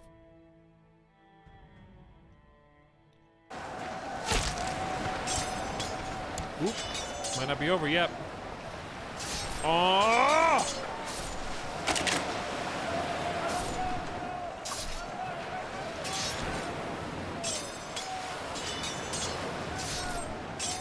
I got screwed, chat.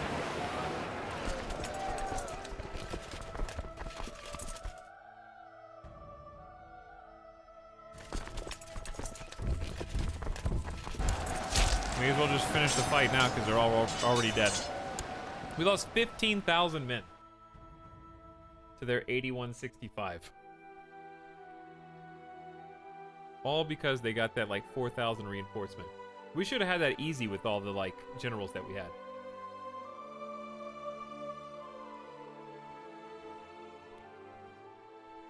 Just a river. That was it.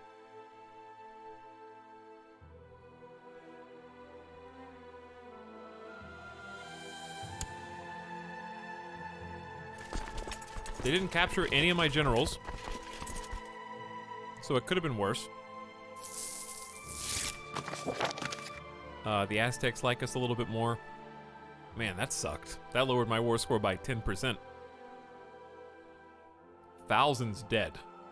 Does multiplayer work well? I don't know. This is only my first game and I'm playing in single player. I have no idea how multiplayer works. I assume you just don't pause.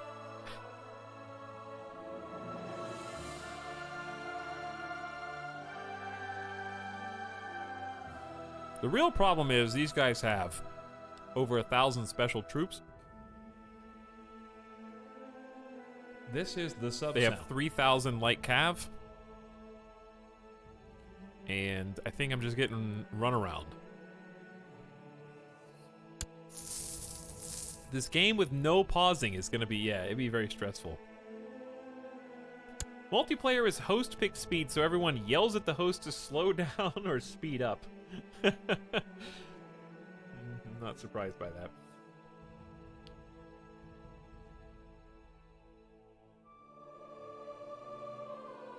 Come on, guys. All together now.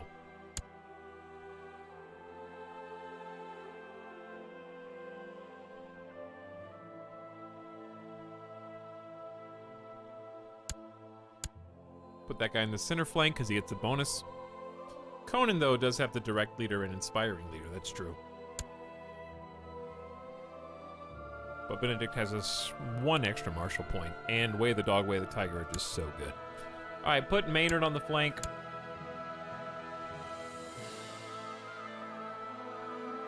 And I'm going to give you another chance. You should have won. We're going to give this another go.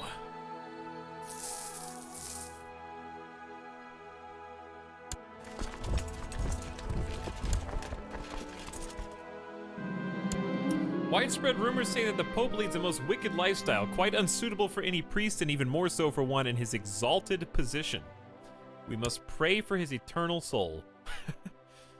Wicked priest. What's worse, he's not been able to hide his habits from public view.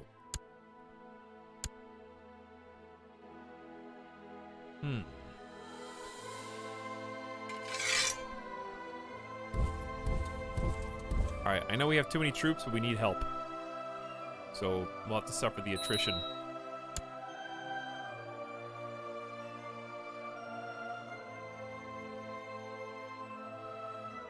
What is this? That's what I thought. All right, chat. We outnumber them by 8,000 again. Let's go again. 10,000 Khan and Bornu coming to save the day. I hope so. I believe one of your vassals can be discouraged from joining factions. She's not in one. So let's say do nothing. All right, take two. Arrow v arrow. We're actually winning center flank this time. What? Protector General of the Honored Emperor addresses a letter to you.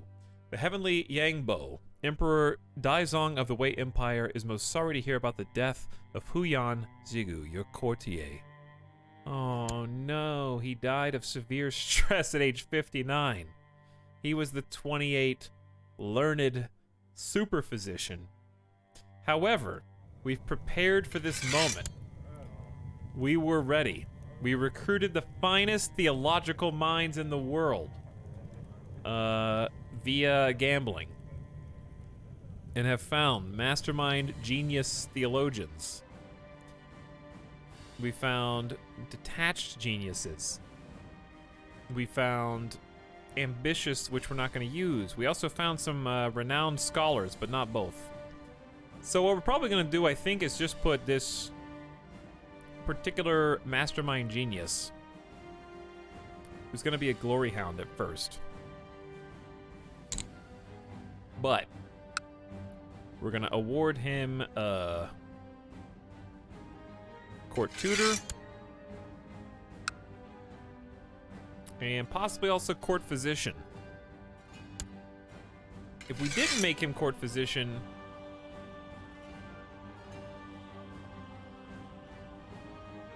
I feel like it has to be him. Okay, it does have to be him. He's just too good. So that pushes him up to a 90. He's still a glory hound. I can also send him a gift of 15 gold, just as a welcome party. Life is stressful. Yeah, the Pope is not regarded very highly by his constituency, if you could call it that. What does the Pope have? I guess underlings. Crocky Lemons, thank you for the sub a few minutes ago, by the way. Appreciate the 7 months. Imagine having 27 in a stat and getting passed over for a job. Yeah. All right, we got actually 10,000 Khan and Bornu just arrived to claim victory. I was approached by Glismoda the Careless, who tried to convince me to join her vile heresy. Let's engage her in theological debate. That usually goes over pretty well. She converted to Fraticelli. Your penetrating gaze can part even the thickest theological fog. I am utterly convinced by you. Thank you. Yes, throw more reinforcements on the pile. Good. Good. Let me kill them all. Now it's my turn. We lost 7,300 and killed 16,000 at the Battle of Fuwa. We captured 2 people in battle right off the bat, and we need to just re-siege this basically immediately.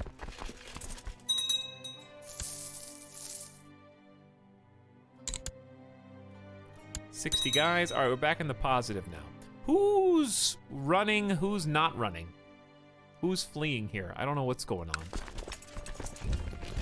Are they even retreating anymore? Who are these guys?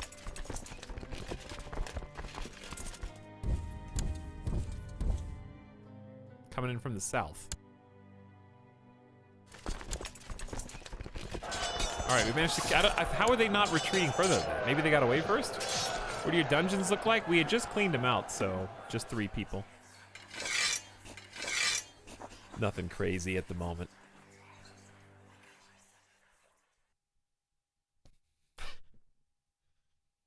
You are nitpicking and biased. I win. Bye-bye. Was that a donkey meme? You guys know I'm in a donkey video? Did you know that?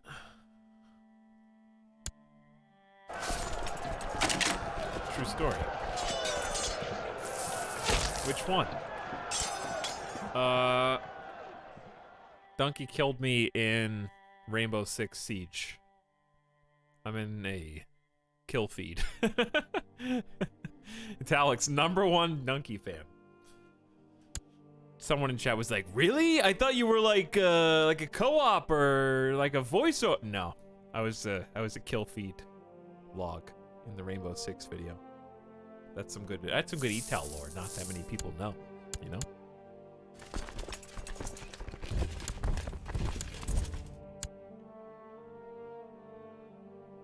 Oops, looks like you're locked. Hang on, I'm coming to you. This only supports 14,000. Hold on, split this troop in half. Take the 9,000 that way, so we don't insta-die. Chat, I can't tell which direction they're coming from. Where do we have any more forces I can raise? Yeah. Where are they, though? Over there, I guess.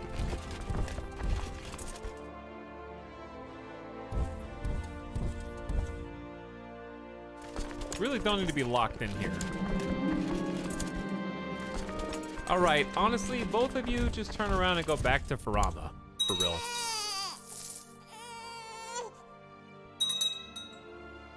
So much attrition. This is the worst Egyptian war ever. Out of all of them. And we're only at 18%. What? Game, there's 14 notifications. Are you happy with yourself? Your daughter, Princess D, extremely quick and smart. Let's actually help with Marshall. What is this? Intrigue and they're both, wait, are they both Intrigue and Marshall? But they're different. Brawny, honest, dull or uncouth, ambitious, brave or stubborn. All right, let's go for proud, arbitrary, cruel, or just, wroth, or envious. Those seem like mostly bad, but we're gonna go based on pride anyways.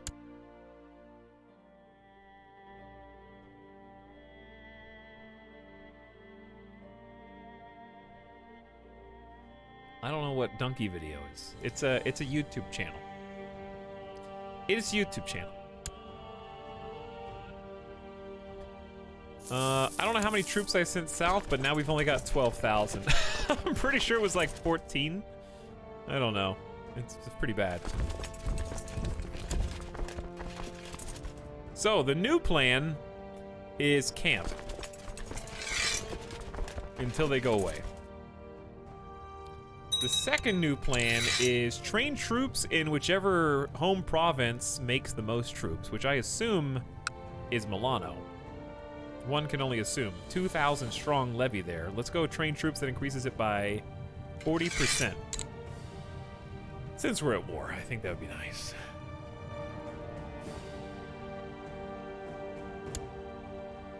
Yeah, they're like, actually, not really feeling that.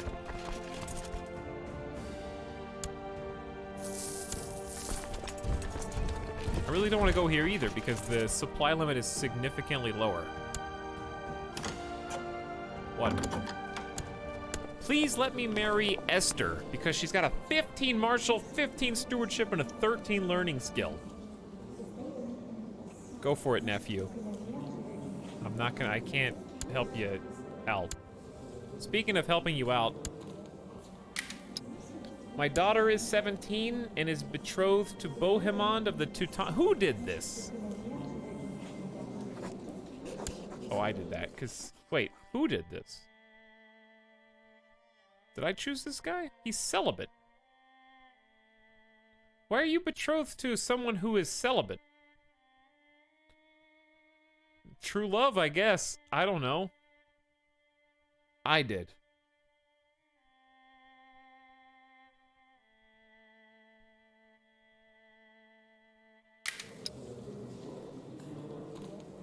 I didn't do this.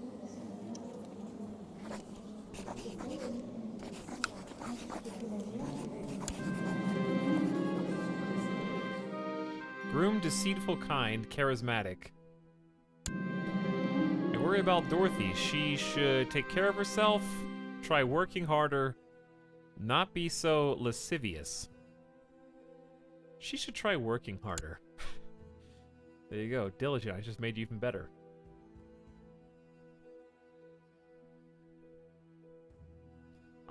I think I was gonna...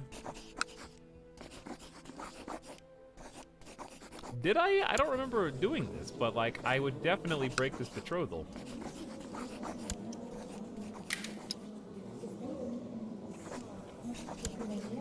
Alright, let's pick the highest ranking individual in the world. Is that really you? You're 5 years old.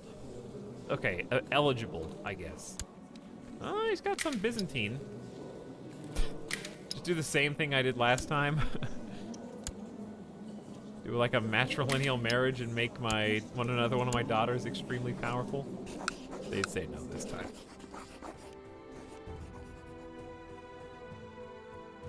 His father was the king of France. He was probably a kid and wasn't celibate yet. True. Current king of France has 0 children. My nephew, Prince Imnikar, is currently the heir. This is also my nephew. Wait a second. How is this person also my nephew? What's my nephew's nephew? Is that a great nephew? What is that? My nephew's nephew. Prince Sophie of Denmark. Ah, my sis. Okay, well, you're kind of on your own here, France. I can't do anything about that. Austrasia, though.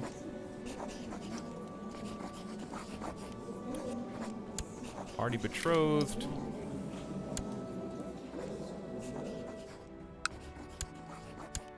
Each say no because political concerns.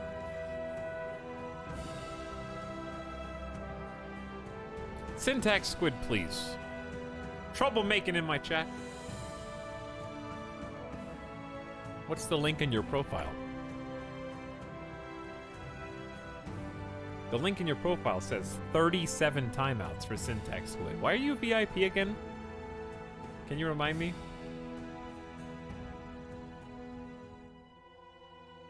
Are you really the model by which the rest of chat should be judged?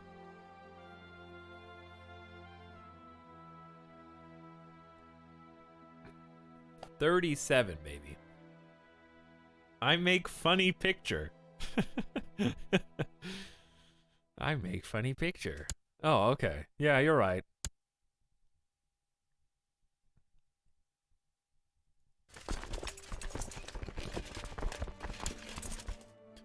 Okay, let's just zoom. We're gonna do the zoom out, fast forward. That's the new play. Zoom out, fast forward, okay? Watch as the 5,400 troops keep turning around. Oh, they're sneaking in. Hold on. We're supposed to be in, they went too fast. They went a little too quick. We can still intercept these 10,000. So that'll be helpful. I think they saw me coming.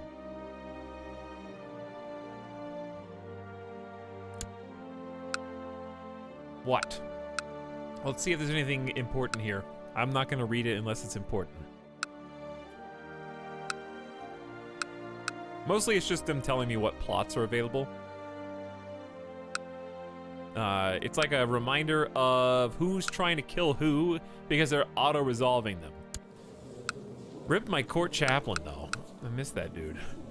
How much favor do we have? 1550. We got enough for a second imperial marriage, which is an automatic peace treaty with China. I wish he actually liked... I'm not gonna send my daughter as a concubine to the Emperor of China. Apostate found. Court chaplain Mogans burst into your chambers flanked by several men-at-arms, dragging Empress Yang Jin of Denmark in chains. My emperor, we caught your wife in the act of reading Taoist scripture and giving praise to Lucifer. What shall we do with her?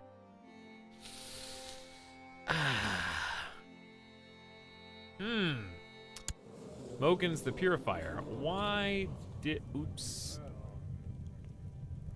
Yeah, I was supposed to send you snooping around elsewhere. Why do you think I've been keeping every single court chaplain converting other counties and not hanging around the capital all this time? You know what? Actually, while I'm thinking about it, go over there. Burn the apostate. Gain 10 piety. Empress Yang Janu of Denmark dies. Throw her in the dungeon. Let her go free. What harm could it do?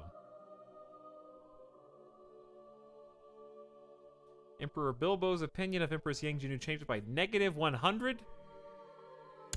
Mogan's, quote, the purifier. Too smart for his own good. So what, he doesn't like me...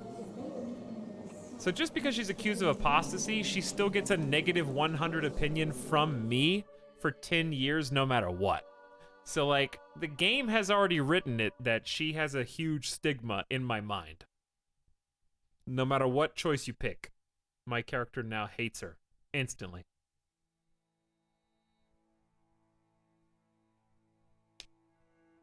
Taoist Lucifer. If she was actually giving praise to Lucifer, then you kind of have to burn her for the sake of the church. But we also suspect she killed our heir. Yeah, but we can't prove that.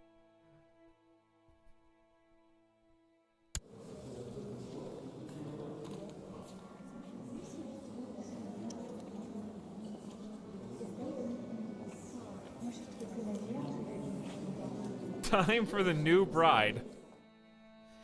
This is the Middle Ages. You don't need proof. That is true. But she is the mother to 10 of my... 1, 2, 3, 4, 5... 9 of my children. Will we lose grace? I mean, it's the daughter of the emperor. Or of an emperor. Even if he is passed. Burner, it's the equivalent of ripping off the Band-Aid. Oh, man.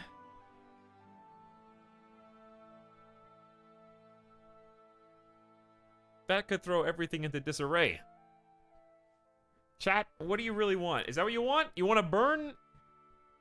You want Emperor Bilbo to have yet another link in the chain? Thanks for the kids. Bye.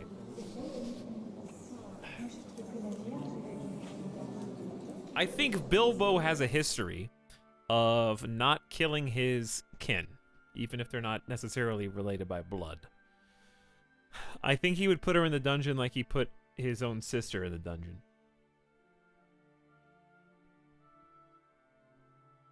So, we'll throw her in the dungeon. She becomes excommunicated either way.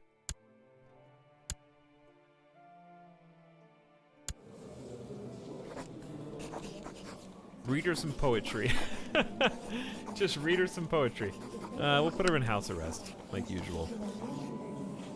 Higher risk of escape, but she will want for nothing and can expect to live for a long time. We've always put our family in house arrest. Bilbo did not kill his first wife, no. She didn't cheat on us. So I'm not gonna do... Pope would definitely say yeah. Because I'm currently at war with the Crusade. Cheating on you with Satan. I think let's just leave her in the dungeon right now. Back to this.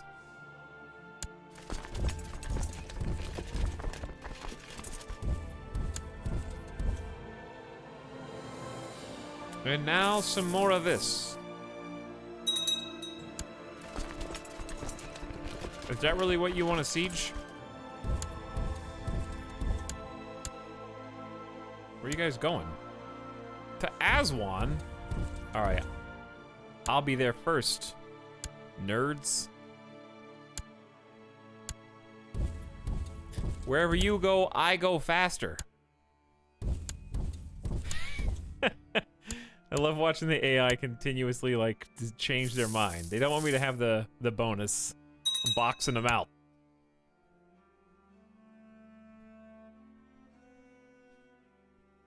We've got no commanders. Don't need them right now. If I actually get into a fight, then I'll go for that. We'll go take these guys out. We only have... Wait. Oh, we have a whole ally army on there. I see. All right, well, I hope the ally sticks with us. Otherwise, we lose that battle because there's only 200 of us. Where are you guys going?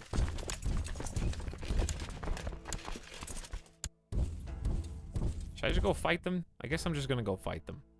I'm worried they're gonna move as soon as I get over here. A blessed has passed. Died of poor health. Blessed Kettleman of Skara. Okay, cool. He lived in Skara. Very nice. Blessed be his name.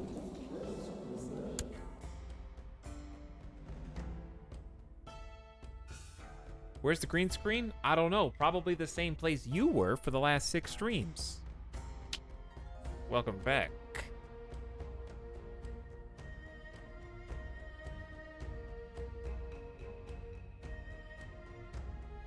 Yeah, there hasn't been a green screen for like a full week. EU chat, log in on Peepo chat. Yeah, that's how you can tell. All right, we're going in. We're going in before we lose too many troops to attrition. At the last second, you thought I was gonna forget? Nope. 1, 2, and aggressive. Go Benedict. Okay, finishing that one off. Thank you, Khan and Bornu. That's very nice. We're at 29%. Taking another 7,000. It started as an uneasiness around guests and strangers and then evolved into awkwardness and a strong feeling of discomfort. I just don't want to meet new people. I should try and be more gregarious. I could see why he might be shy. Gregarious is good, but he probably, I feel like for RP purposes, we'd probably pick shy. But also it avoids stressed, which is good. -2 diplomacy sucks, but he can make up for it in different ways. Yep, he is now shy. Okay, question. If I switch this off of +3 rulership for stewardship, how can I tell if I will lose? Dude, I have a domain. I can have an extra domain. But will I lose one if I switch focuses? I'd like to focus on diplomacy, making up for what we just lost. And health is always good when he's 53, you know, and he's got a huge family, so it makes sense. Okay, that looks good. He's focused on the family. Hey, could we marry Ingrid, please? You got a tiny claim on the barony of Viadana. Go for it. All right, sweep the floor with the battle down here in the south of Egypt. 815 versus 4,500 losses. Captured 2 more prisoners. And we're up to 32% war score. So, my steward just died.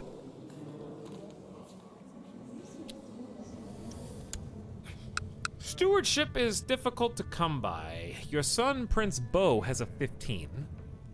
But he's a drunk, and he's cruel and ambitious. Uh-oh. Oh, no. Of course my second in-line son is ambitious.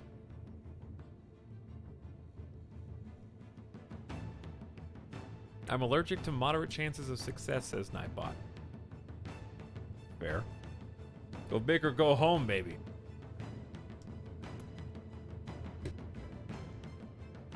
Now, there is another gambling game we could play. It just involves spending 275 gold each time. Much pricier.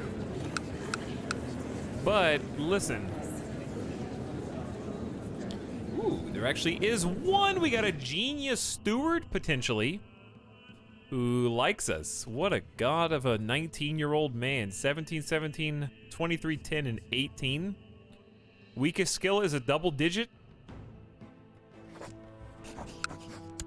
Let's invite us a genius super steward then, yeah.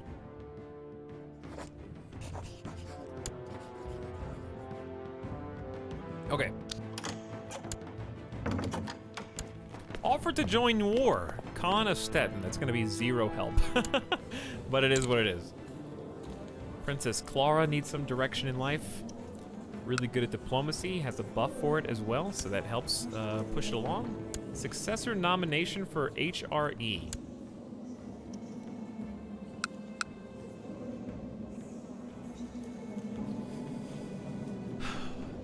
There's probably a way to game this. We were so close. Prince Jam needs more land, and yes, my domain did go back down to 11. He needs to move his capital over here. But this place does suck. Well, if I wanted to take, there is a way, but it involves pissing everybody off. I would have to revoke his titles, lowering other vassals. All other vassals would have a negative 15 hit, and it's 72 vassals. That adds up.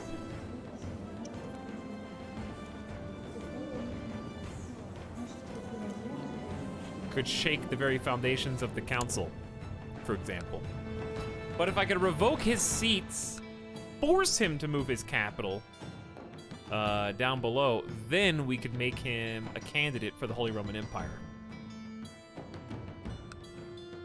But that's easier said than done.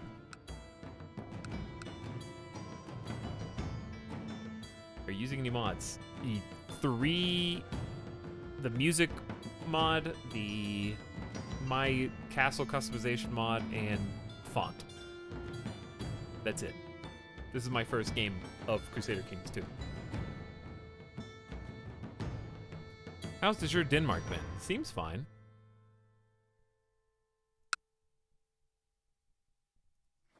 Seems like it's doing aight. I mean, we built up a crazy hospital here. Almost fully upgraded. Why not just give it to him to have both? Give what to him? Give what to who? Give it to him. To the great Emperor Bilbo, I accept your gracious invitation, and you are my new steward. Hey, buddy. I guess administer the realm. We were researching economy tech. I don't know if that was working very well. Let's take a look. So that's the green one. It was getting there. They've almost got infrastructure for castles. Improved keeps is going slow. But it's getting there.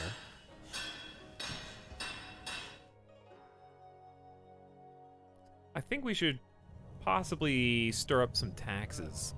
Monthly balance is only at 14. Let's just collect from Milano for a little bit.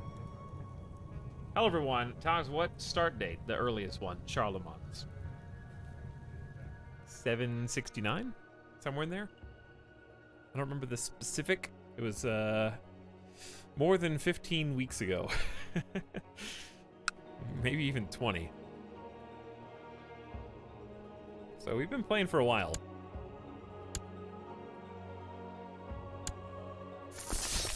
Who attacked us? I don't know, but they're dead. 1,000 dead on my side, 24 hundo on theirs. Let's keep it up. We just have to survive another holy war. So I'm just gonna zoom out far enough where I can see any doom stacks that might arrive. Money continues to flow through the trade post in Ancona, but your relationship with the merchant family is sour. To teach them a lesson, you could arrange a mob to burn it down. No, not yet. Let's not mess with that.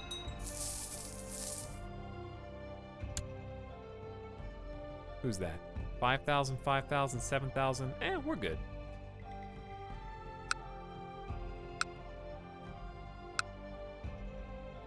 Okay, so the new steward could use some honorary titles, right? Making him a seneschal would be good. And not, ooh, that's a good question. Designated regent, because my wife is imprisoned. I forgot already what to do with this. She actually doesn't hate me. My character just hates her now. It'll expire, though. Never, right? I thought it had an expiration date. Nope. Well, I could have the Pope lift her excommunication after she's been in prison for a little while, and then we could just go back to the way things were. Or we could have the Pope divorce her, leaving all of my 9 children by her motherless, and generally causing problems, because we're not led to believe that my character would really care that much. Probably just doing it for show.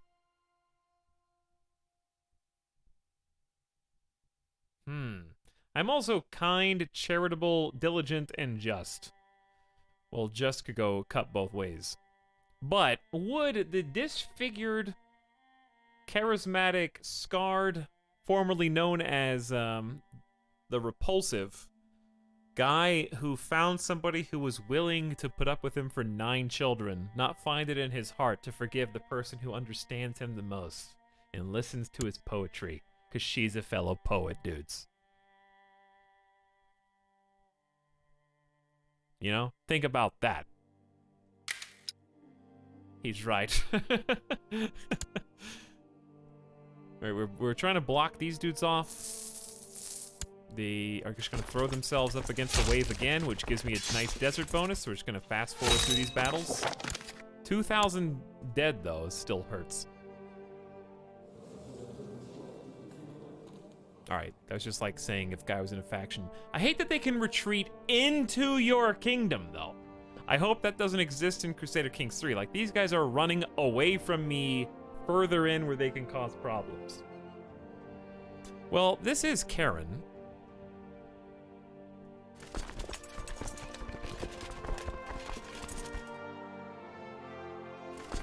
So, why don't we just go siege it? It's right there. Why not? There's like 2 different spots that have some significance that we can siege. You can turn Shattered Retreat off. Yeah. Don't forget, he's absolutely obsessed with anything China, basically. Speaking of...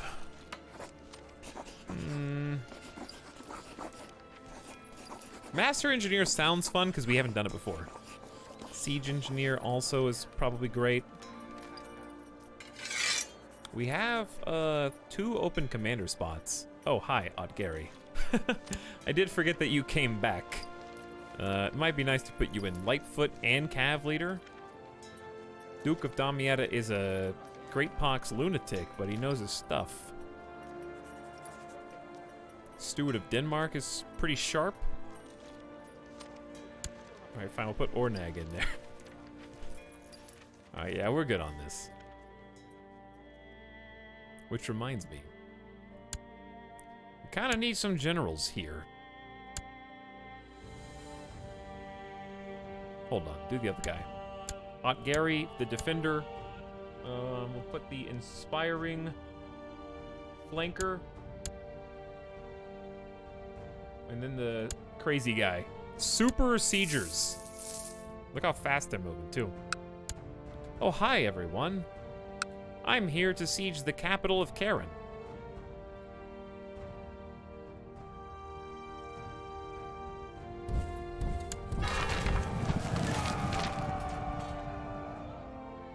A messenger approaches us with a letter from the Vatican, from the Vicar of Christ himself. He is asking us to prepare our men to fight against the heathens and infidels, to restore Christendom to the lost places of the world. The Pope wants to send our faithful Christian men against Burgundy. The region is held by the heathen Hewitt Latuani, Ixtilzatl, I don't know, I just tried something, of the Aztecs. Though the Pope wants to invade Burgundy, a pious Christian could convince everyone to focus on another, more valuable objective.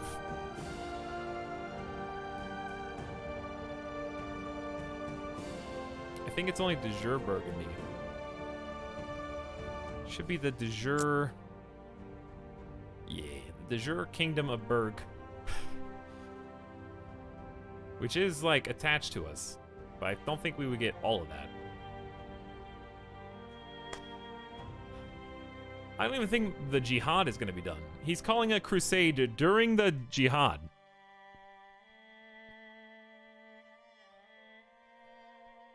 I'm going to be doing all the heavy lifting here, dude. They have 66,000 troops. We share 4 borders with the Aztecs. Now, 1, 2, 3, okay, 4. Well, technically we share 4 borders. Seems like a good occasion to calm the Aztec down a little. Can the combined Christian might beat the Aztecs? I guess because they don't have any other allies. That's the one benefit, is it's just them. Because, yeah, we get 10k from Austrasia, 18 from France, 7 from East France. I've got 52,000. The Pope's got 10,000. I say my men are ready to Burgundy. It is connected territory to me and connects 2 of our territories. We have to take it. Crusade beneficiary. Why would I give away my titles, Pope? Especially since you're a wicked priest. Do I really trust you? I always end up picking that. I will contribute...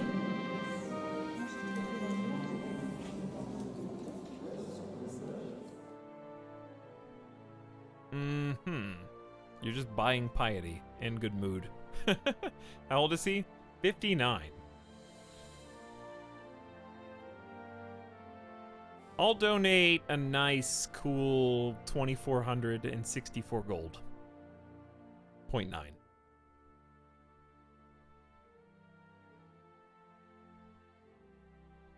Because if we win, we're going to get way more. You know what I mean? This is an investment. 2,500 gold for a plus 15. That's so much money. All right.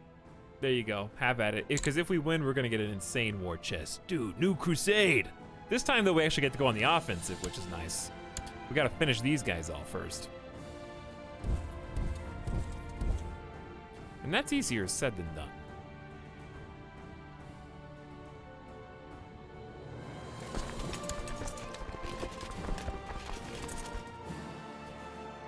So, I have been unable to stop myself from being somewhat excited at the prospect of driving away the infidels from Burgundy and restoring peace to those lands. I have not usually felt this inspired as a Christian, but maybe I am changing. Well, we found a way to become zealous. I didn't choose it, it chose me. Burning with religious fervor, cannot tolerate heretics, infidels, or heathens. It's time for the heel turn, I guess. We've done it a couple times before. Why not again? +5 to all people who believe the same as you. Or 15, actually, religious same trait opinion. Zealous does have perks, man. It is a powerful trait. Extremely powerful. Gave him extra martial skills. It's got it all. But yes. Now, I think his last objective before he became super zealous, he said, I'm gonna give her one more chance. That's my last bit of patience. Okay, one more chance. We will lift her excommunication and then release her from prison. Pope Sergius has lifted the excommunication. I will gladly lift it and allow her back into the church. Okay, so now we kill her. I want to see who was tabbed in at that moment. And release her from prison. So we're down to a -85. This is the sub sound. Which is still kind of insane. She understands. It's +40 for me. Merciful, +10. It's actually true. And lifted your excommunication. But she's a heretic. But she was a heretic before we were zealous. She repented in prison. Okay, back to it. We don't... Oh, who's this? Whose side are we fighting on? I don't know, but we just squished him, whoever it was. I can't keep up with all these guys. All right, 2 back-to-back victories. We're at 49% war score here. And we're gonna do some quick sieges. Okay, not too quick though. They're going to try to just go around. So we're gonna go plug the gap with my 8,500 right here. Magnificent Emperor Bilbo, says the Pope. I noticed you gave me quite a bit of money, and we just talked about the excommunication lifting. Would you mind if I join your defensive holy war? Yeah, come on in, Pope. All right, 2 kids need a focus. We have so many children. Prince Gungren. Not great at martial. Haughty and brooding. Just wroth or envious. Proud, arbitrary, cruel. Struggle can lead to brawny, honest, ambitious, brave, stubborn. All right, maybe don't focus on that. Or at least focus on the one that doesn't lead to ambitious. We'll do pride. And then my other child could use some diplomacy and some thriftiness. Stewardship and learning. I'd rather have the stewardship, but you get what you get. Special title actions possible. We've occupied the entire Duchy of Milan. We can create a Crusader state. I still have no idea. Uh-oh. I can't get rid of this screen, chat. There we go, it's gone. Hey, Jack M, what's up? How's it going tonight, dude? Thank you for subscribing. Welcome back. We got kind of a lot going on here. We're pretty effectively blockading these guys now. We're just kind of holding the neck. Looks like they are trying to kind of retake this land. I've been corresponding regularly with the Queen Mother of France, my sister Sophie. I always make sure to see her when I get the chance. It's a harsh world and we must stick together. That's true. I mean, your husband died of an infected wound. He was the King of France. You got a point. I don't know why these guys are throwing themselves on me. They just pulled in some backup. Oh, we caught him. I don't know if we have any generals. I guess we do now.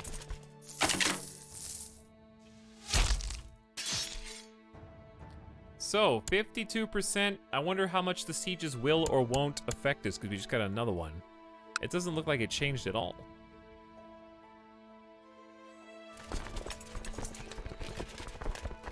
They got so many people trying to back up this engagement. They're keeping it alive somehow. Look. Uh-oh. Who's here?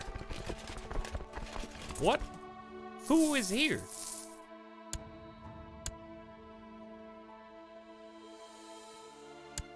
Did they really send like 3,000 people to Italy by boat and there's another 5,500 right here? Where's the Pope's troops, dude? Is this the Pope boat? I think that's the Pope boat.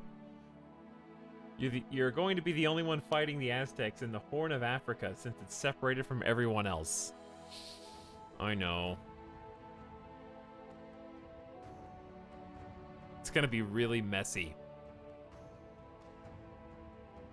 The upside is this desert is huge, so there's no way they get through here without us, so we'd really just post up in Benghazi. Pope boat coming through! How do you think they avoided friendly fire in medieval times? Well, when they did the pitched battles, they didn't do it like we do it in Total War, right? Like, archers would be loosing arrows, if possible, for quite a long time. Cavalry really would make or break most of those engagements. How many mounted troops you had was a scary number, because, like, if you've got horses, you could encircle the enemy infantry, whether they're archers or whether they were ranged or whether they were like actual knights, right? You could cut them off. So you basically isolate them, and if they started to move, they would have to be on constant alert. You know what I'm saying? Especially if you had mounted horse archers and stuff like some of these nations did. Those are scary. Because they can outrun you and they can outrange you.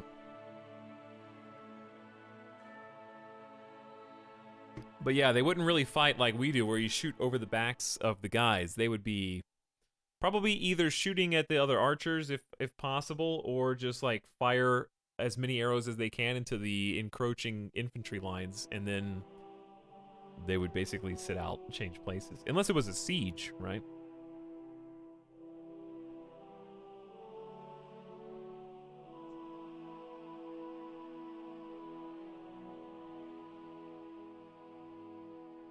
Combat has also progressively become more deadly. Most battles of antiquity ended with most of an army routing and not being killed. Yeah, that's another good point.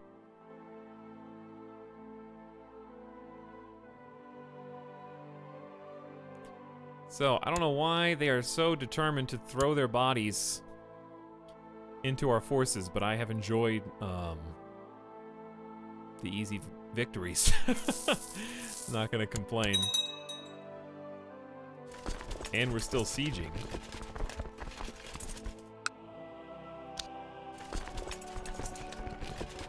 Okay, I'm just gonna let them happen naturally. I don't think these guys are going anywhere. How are we still at 58% though?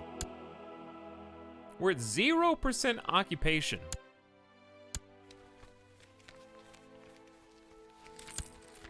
They moved the Karen capital. This is a different capital. What is this the capital of?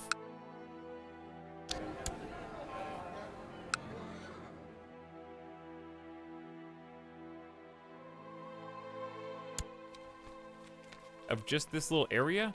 Okay, so if I really want to hit him where it hurts, I need to siege all the way up there.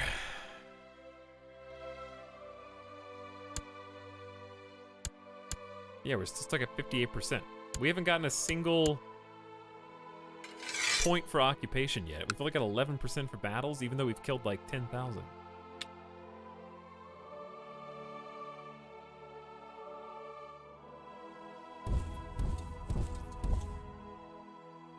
Alright, I guess I'll come to you with my no general have an army self.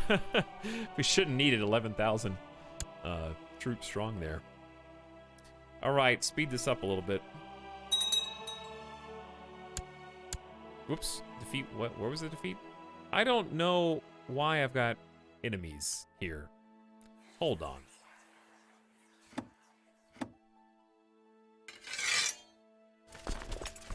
Hi, it me.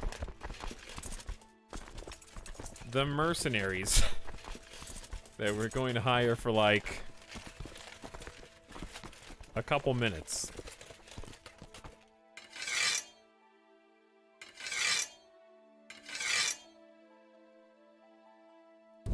I know they're on the mountain. After years of careful planning, Ingomar from the court of Ingrid has raised a large army of exiles, mercenaries, and hopefuls, declaring his intention to press his claim by force. The county of Upland. Well, good luck with that. Hey, well, good luck with that. Can you take Jerusalem? No, this is a defensive war, so we do not get claim to any land.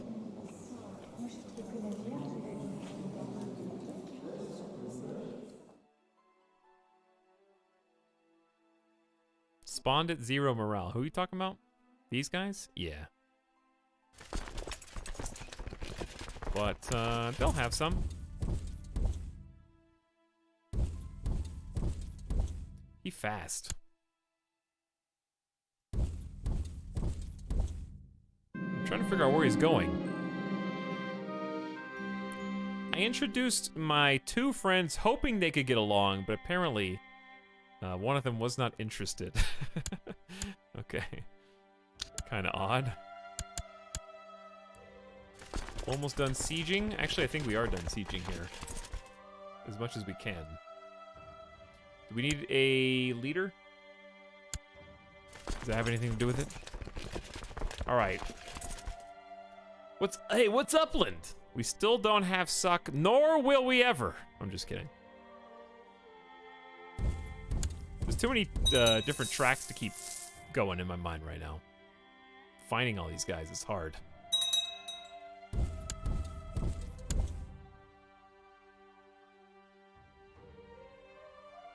They keep sneaking around me.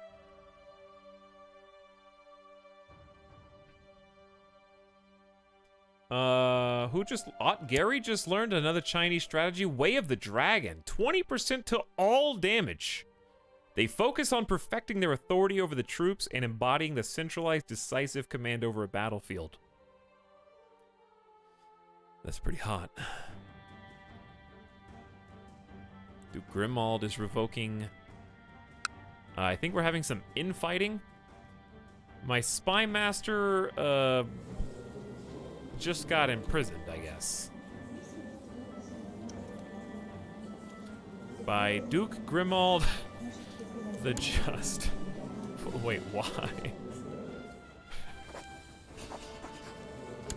I don't know why.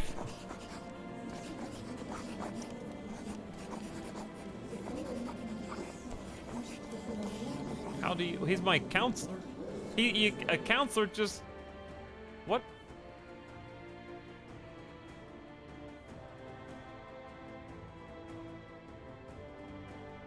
Oh, that was the guy in the revolt. Oh, so I can't even ask him to release him, can I? He just disappeared. I see. It's pretty funny. This guy's puking. This guy's got the great pox. This guy's an ambitious genius, which is a terrifying feature in such a character. This guy is a warrior with 0 diplomacy skill. He just grits his teeth and tackles people. I guess I could take someone who's not as talented, but... I feel like making my wife the spy master at... Ooh, my opinion's improved. After she was in prison for almost a year is maybe not the best idea.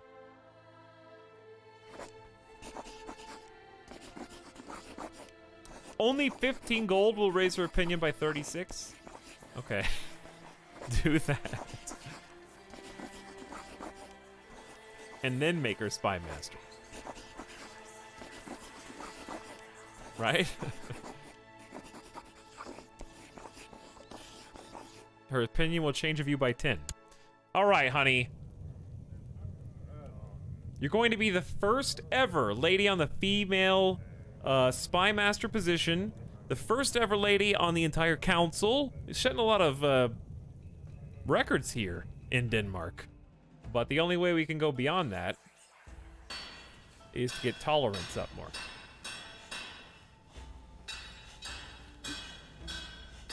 So we're gonna have her.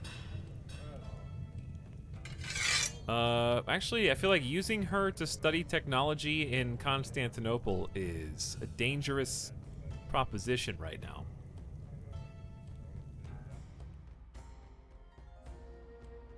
But, you know what? Let's give it a try, dude. Let's keep her busy so she doesn't have time to assassinate any more of my children, which we can't prove. As someone from Denmark, I approve of your decisions. Thank you for that, BB Moses.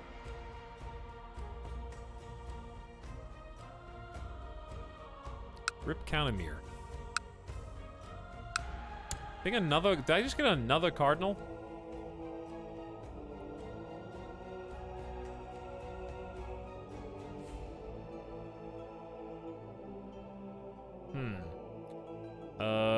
Commander of Medina. It was definitely that guy. Ferruccio, Danello. Where's Danello? Danello died. That sucks. If I was willing to spend enough money, I could get this guy in.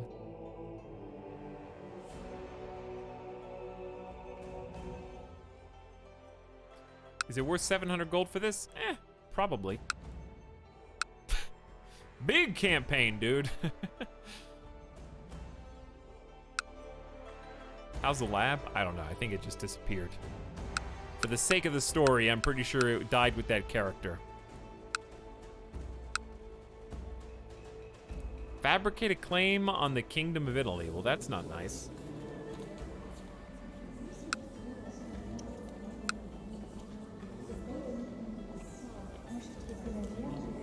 Well, I assume he said that I'll stop then. Okay.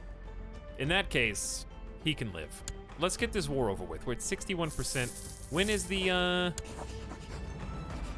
Crusade? 425 days. All right, we have to be ready. We need some time to rest and stuff. We got 2 back-to-back big victories. We're gonna go fight in Aswan. We're gonna go back to, Karga. These guys are done sieging, basically.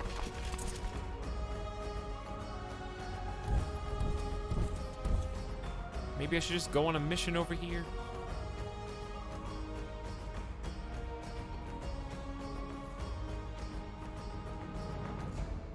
All right, we're going all the way, chat. We're sending like 11,000 troops to go for their capital to see if that makes a big difference. Oh, we found 16,000! Who's defending? Well, rip GG. We just attacked them in the mountains because I didn't know there was a ton of people there.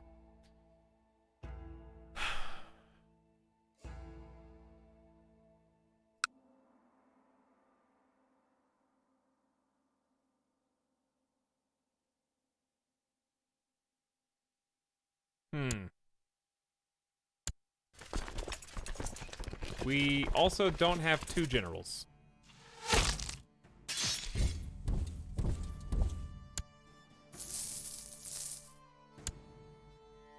Getting beat down, chat.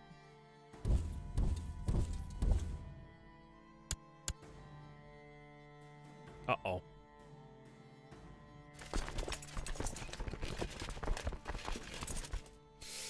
We just walked right back into the truck. Why can't I see them?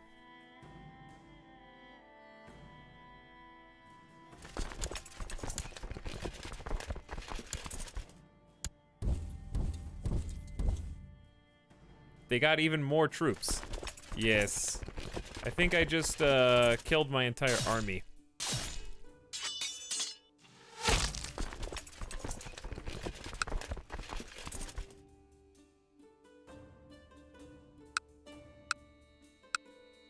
Where are my boats?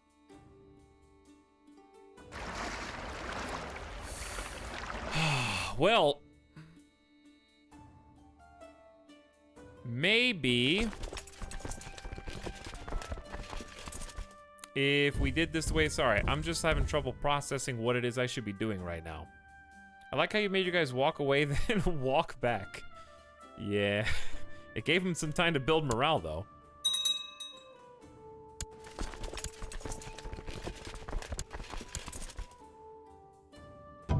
We're just gonna get wiped again. Very frustrating. Which is gonna set us back quite a bit. I don't know, I just can't see that spot. And then I made a series of poor tactical. I think our generals overcame the odds. We just got all 3 of them routed at the same time. Never mind, we're good. That was fast. I'm only on 3 times. I had to look up to see if I was on 4x because it was just so quick. So we ended up killing 2 to 1 actually. We lost 1,000 archers though. Ow. Captured some more prisoners. Barely even boosted the war score. So we're just gonna hang out there and like merge these armies, I guess. And stop defending southern Egypt and then just kind of reinforce, because it seems like the bulk of their forces are up there. Okay, so we killed these guys. They're probably too small to really matter right now. So we're gonna get in some boats, of which we apparently have 0. Okay, well, I'm just gonna send some over then. They'll be there shortly. So we're gonna wait till we get to full morale, and then we're just gonna rush this particular siege because it's less than 1,000. When it's like 2,000, it gets a little scary.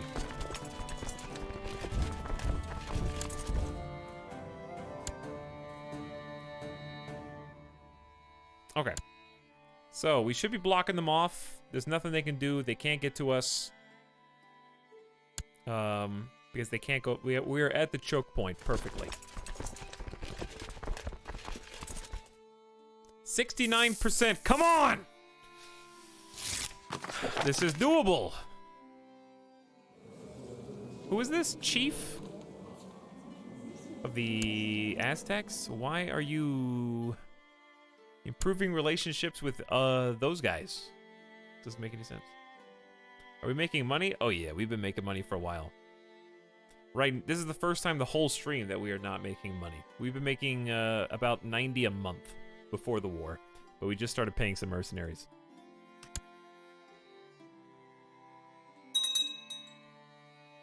While Dinsian heresy has appeared in Lucca. So yeah, southern Denmark, Egypt, aka, not really defended. I'm gonna move up one and start sieging that. We lost 3,000 men, and I didn't even rush. It's just a mountain fort. This place sucks. That's really bad. The 5.5 level fort. Whew. Almost a 6.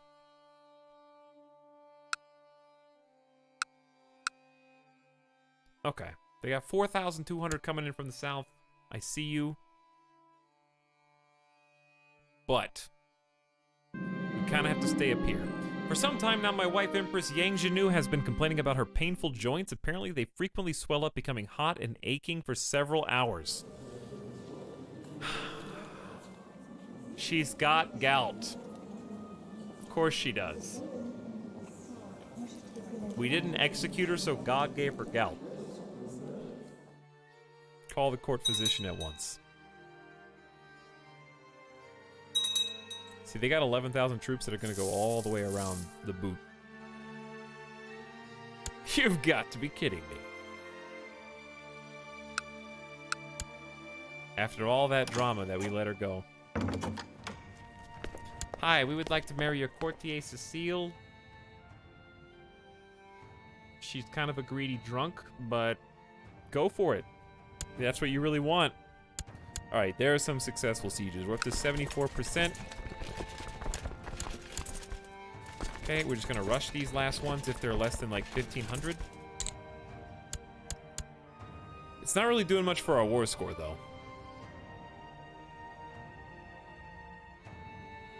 Yeah, they're just sitting on 11,000 people right there. But now they don't want to fight me because I'm the one in the mountains.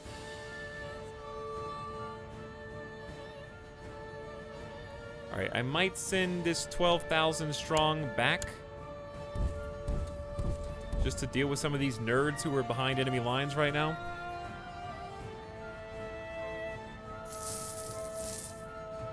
The people of Constantinople have progressed beyond our own technological level. My wife has got the first ever bit of stolen tech. We got economy. Nice. It's a good one to have. Well done. All right, 77. We're getting there. No general having 20,000 troops. Hey, who's leading us? Do we go? Is it time, guys? All right, charge. Wait, charge? It's time to retreat. I don't know. Are we walking this way? Where's the front line? Who's navigator?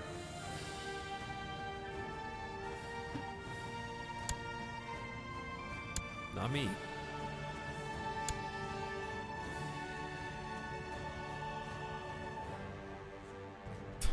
Lost 1,000 people in that, probably just due to the nature of not having a single general in that army. Very cute, though. Where are these guys? Sending some backup. All right, I'm just gonna go fast. Got to go fast. If we go fast enough, what? Who is this? Don't worry, I'll fix it. It's a random group of double raiders. 2 back-to-back raiders.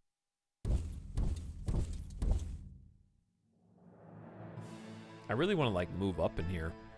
We got some allies. That might be exactly what I do. We're gonna move up.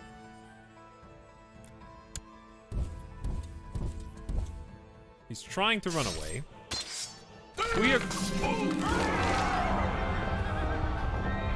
Emperor Bilbo the Glorious has accepted a call to arms from Pope Sergius opposing Hewitt Latuani, the Sword of Talak.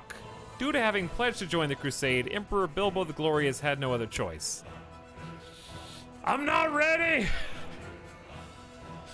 I'm trying to win the war against Islam right now, a Sunni jihad for Egypt. I ain't got time for a crusade too. In a grand announcement, the Pope declares another crusade for Burgundy. It was once part of the core Christian lands, and lords from across the world gather to fight in a grand war once more.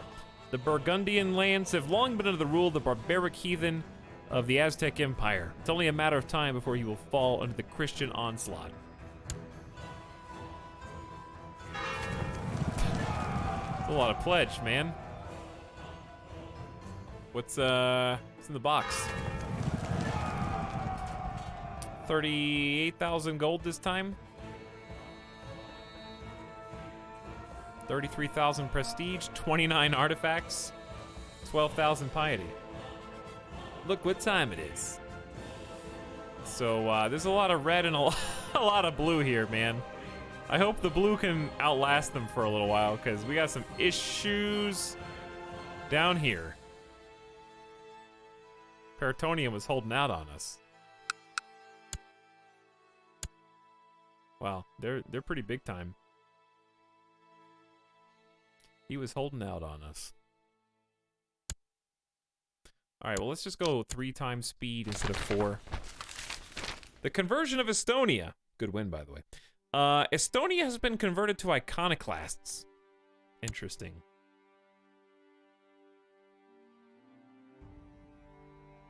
Chat, we got some problems. The map is big. Thanks, Duke Noob. Thank you, Duke Noob. Sounds like you're like Duke Nukem.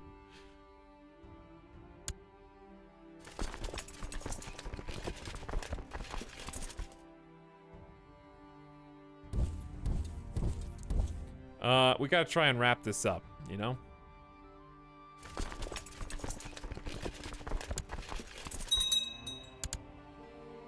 Okay, just get back on the boat. It seems like they're leaving, so let's come back over here.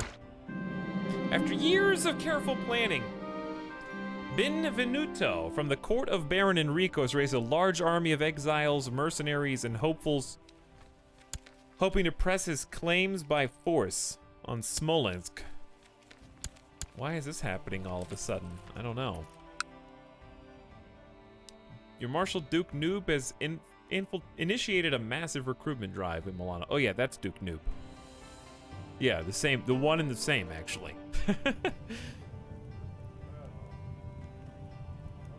Okay, well, things just got a little wild. Surprise crusade for Burgundy, a chance for greatness. Let's get your intrigue education up, because you have literally none. Prince Ree of Denmark.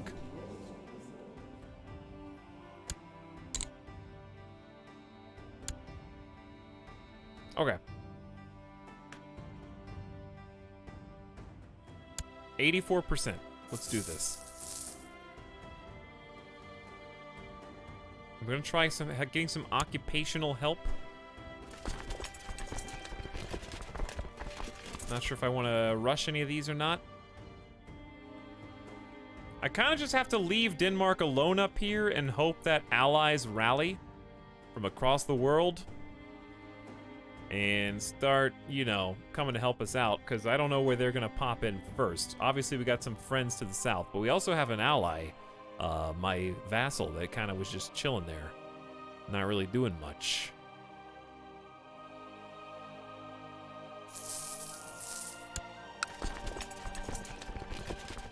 All right, I think we're at 86%. I'll rush a 1600 siege. 1,400 losses. That's why you don't rush a 1,600 siege. But did get us up to 87%. We need, how do we have zero? They have 0 occupation score. How do I see mine? I guess that's how. Okay.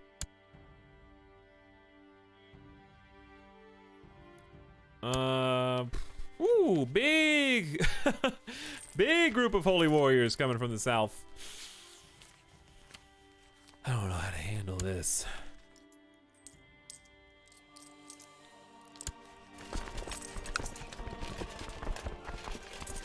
Maybe if we just all sacrifice ourselves at the same time.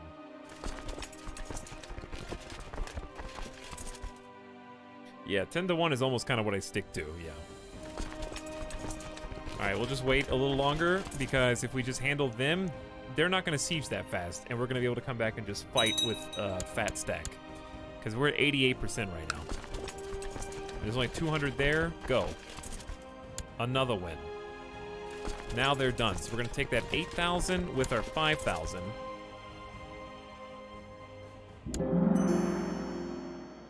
$12,000 allies from Khan and Bornu are in the house right now, though. That's pretty cool. I wonder if they're in the Crusade as well. Let's take a look. This is the sub sound. Nope, they're actually not. I wonder what if they were invited to the Crusade. How do you still only have 88%? I know, it's kind of crazy, right?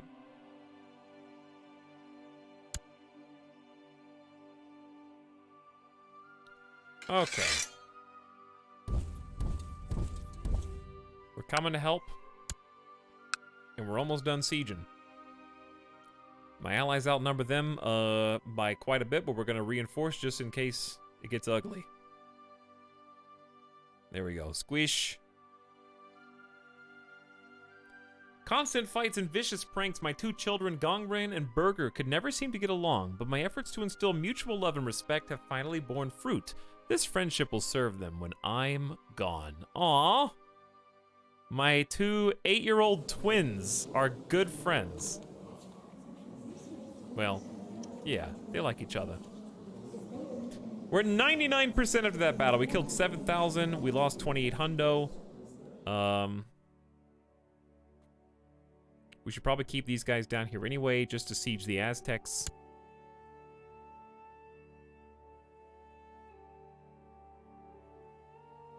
Khan and Bornu still tearing up some face. Chat, we just need 1 last percent. That's very quiet noise. Hang on, there was a peasant revolt in Lucca. All right, we lost 3,000 and still not enough for 100%. Insanity. Oh, there it is. Boom. Offer peace. Stop everything you're doing right now because we need to end this holy war. What do we get? 320 gold for our effort. Not worth it. Sunni Moral Authority goes down for 20 years. Catholic Moral Authority's up for 20 years. Some prestige, and that's basically it.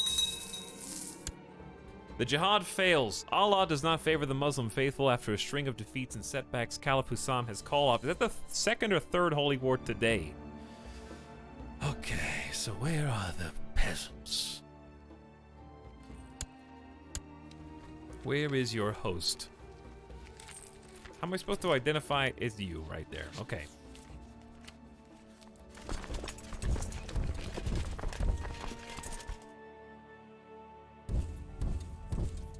Alright, we're gonna get out of here before we die of attrition. I never thought I'd see the end of this war. Can you call in an ally? No. Can't wait for another Sunni and Shia holy war for Egypt in 40 years. Well, I have zeal now. Mostly Moisen.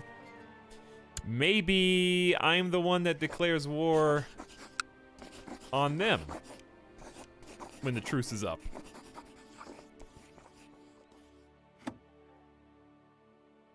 Actually,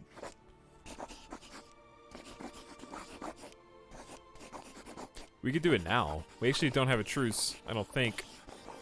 That would be pretty funny. Can you turn the war right back on them? But it's no point because we're fighting the Aztecs. We got big dogs. And the Aztecs are pissed. They're up in northern Italy right now. We kind of have to get all of our troops back. And I think it would be just faster to boat them over now. I'm going to send a squad of 15,000 elites to African Aztec in the southeast. I'm going to try and go for the 3, like, capital spawns. If we can afford them. Supply limits are going to be a little rough. But I think we can follow... We can split in 2 as well. So we're going to do a little split. I'm going to say half of you go this way, half you go this way.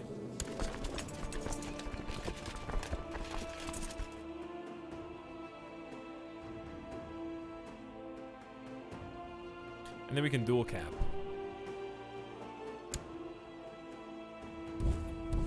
That place is called Wog. Pretty cool. Okay. The rest of you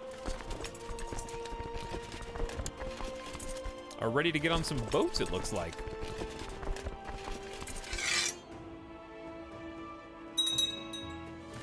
Okay, go ahead and board. And we are going to... Wow, there's already allies trying to siege their capital. What gods? Okay. Fair enough. We'll go for the different spots along the edge here.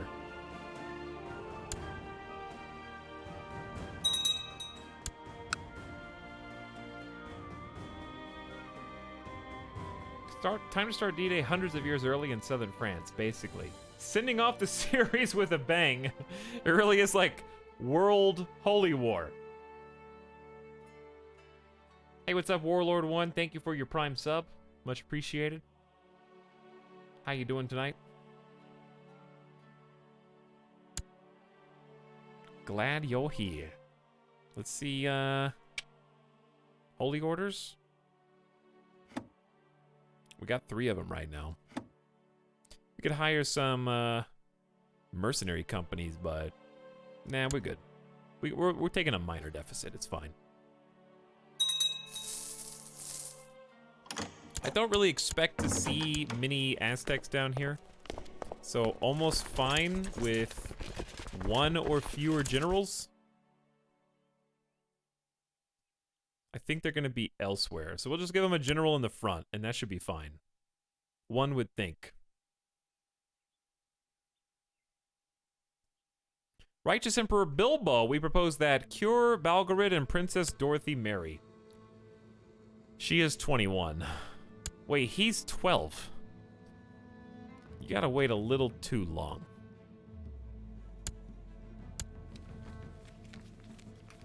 Alright, Dorothy. I'll find you a match.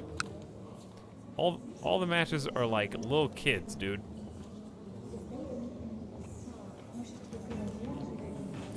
This guy is the Duke of Savoy, Duke of Transjordania. Who is this? We've got a Despot of Sicily, King of Burgundy. Hey, matrilineal. Do a matrilineal marriage. No, we want to like take over Burgundy. I want to vassalize them. But I don't know if we can do that. Cuz he's like 10. We got Princess D. Would that cause problems though?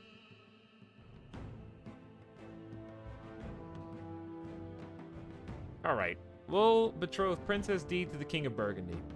I don't know if that's going to cause issues later, but it is what it is. Okay. So that's 1.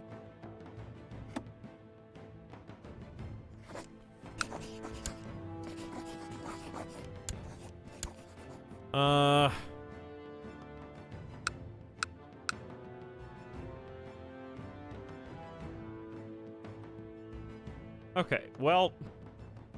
Despot of Croatia. Sure. We're gonna get alliances with all these people. She can wait 6 years. Also, he's iconoclast. Okay, I'm just trying to get something going while there's actually options on the table right now. Princess Clara.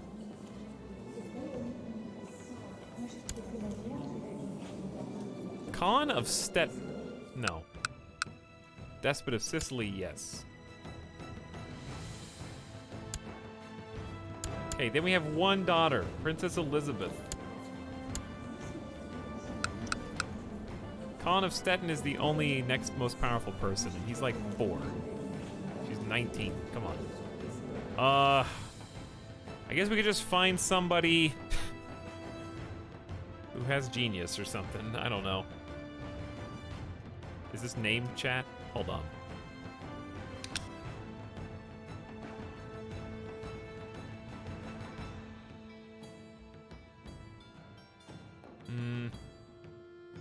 What's another one?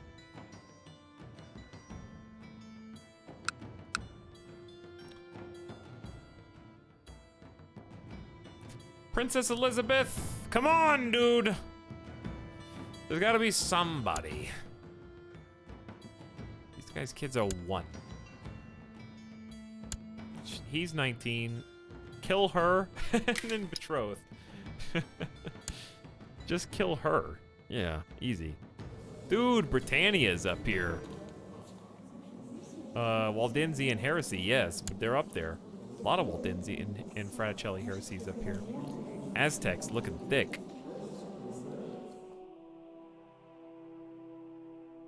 A Byzantine match would be really good. But these dudes is already married and stuff. Let's look at your vassals.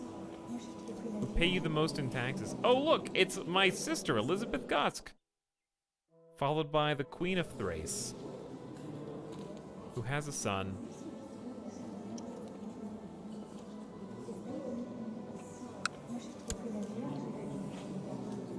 Wait, didn't I already arrange a betrothal with these guys? I did. Yeah, strong genius, attractive, and quick is how I would describe the Kraken crew. Those are the exact words I would use. Wow, look, Kraken chat is here. We were just talking about you guys. That's crazy.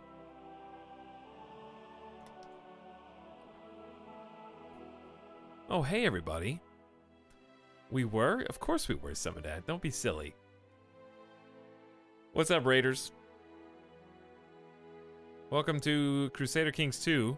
You're 1 day late for Total War Warhammer Sudoku. Okay? You're 1 day late. We just started a new campaign. But we're finishing an old campaign here in Crusader Kings 2. Let me give you the short version of what's happening. I, the great nation of Denmark, which obviously, as we all know, is exactly here on the map. I think if you looked at a map right now, Google Earth would probably show you that this is in fact Denmark, and also while we're at it, so is this. What you didn't know as well is that Denmark was actually one of the greatest contributors to the Crusades ever. Okay? We are able to field 50,000 troops for the Pope. Okay? Which we recently went to a crusade on his behalf versus the Aztec Empire in Hispania and Northwest Africa. So we're Denmark on a holy crusade against the Aztecs. You know, historical things. But thanks for popping in. Saying hi. What were you guys playing?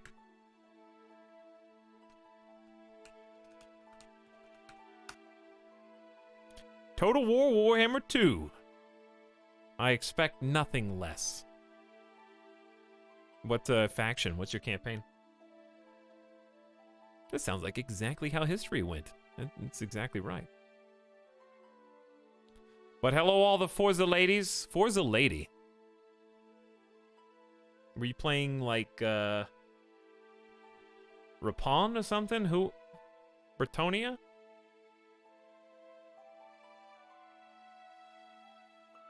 I got it right, actually.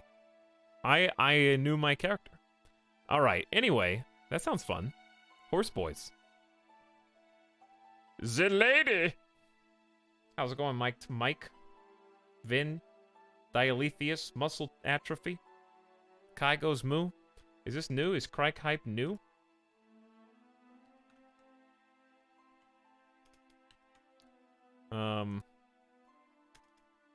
Did you know if you stop writing hype, it turns into crikey? You know? That's what I search for. Crikey. Does he not have a crikey emote? I feel like that would be so easy. There it is. All right. Anyway, welcome, Raiders. Thanks for popping in. Hope you're having a good night. We are basically just got done betrothing all of our sons and daughters, well, not all of them, to various superpowers around the world. I've had a bit of a troubled story as Emperor Bilbo. So welcome to the tale of Emperor Bilbo. He's towards the end of his life at age 56. We're trying to see his story through tonight to completion. And let me tell you, he's had a wild one. He's been married 3 times. His first wife secretly conspired to kill his father, the then Emperor of Denmark, and succeeded. He was unaware, found out about it, and promptly got the Pope to annul the marriage and burnt her at the stake, or cut off her head, either or. His second wife, at 16 years old, cheated on him with the emperor of the entire Byzantine Empire. Emperor Bilbo was not very happy about that, and secretly used his assassins and his connections to get the Byzantine Emperor secretly accidentally killed. I think he may have fallen off of a balcony or something like that, but nobody knows. Later, Bilbo would go on to write a book, and this is true, called The Confessions of Bilbo. So we can make guesses as to what was written in that book, but I suspect he confessed to the murder, even though that would have dramatic political repercussions. We sent the book and signed a copy of the leaflet on the inside to our father-in-law, who is, of course, was at one point the Emperor of China. So we're married to the daughter of a Chinese emperor. We have a lot of, like, Chinese superpower. We ask them for favors and stuff, and they send us super geniuses. It's pretty cool. So, unfortunately, she got discovered by the court chaplain as worshiping Satan and practicing Taoist religion. So, just to save face, we had to throw her in prison for just a year. You know, just throw your wife in prison for a year. I think she learned her lesson. When she came out, I became a zealot. Is that a coincidence? Yes, actually, it is. But I'm now a zealot. And we gave her one more chance to redeem herself, but she was excommunicated by the Pope. We had to lift it. It was a whole ordeal. A lot of paperwork. And now we're in a crusade. So we gotta kick Aztec ass right now. Everything in orange is the Aztec Empire. Everything in pink is me.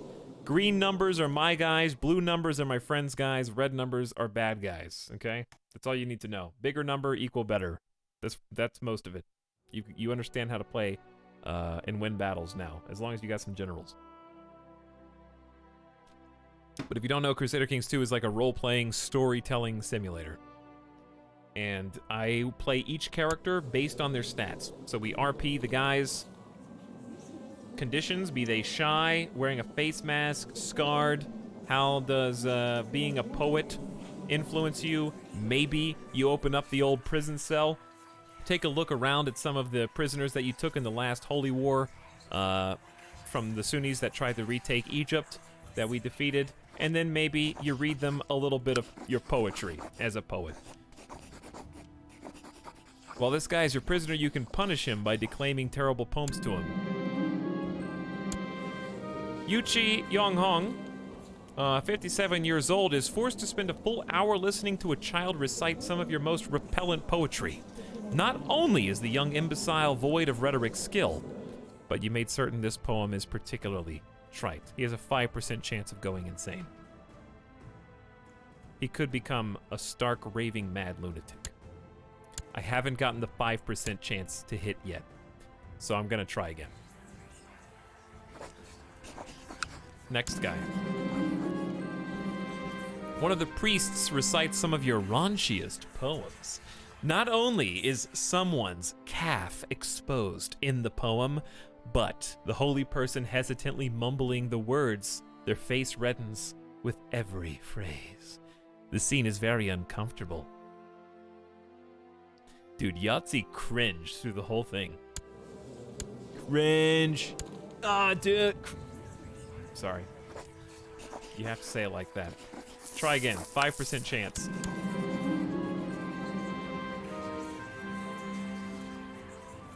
We got a mayor to do it. Not yet. Unless I have to unpause first. All right, one more chance. 5%. XCOM.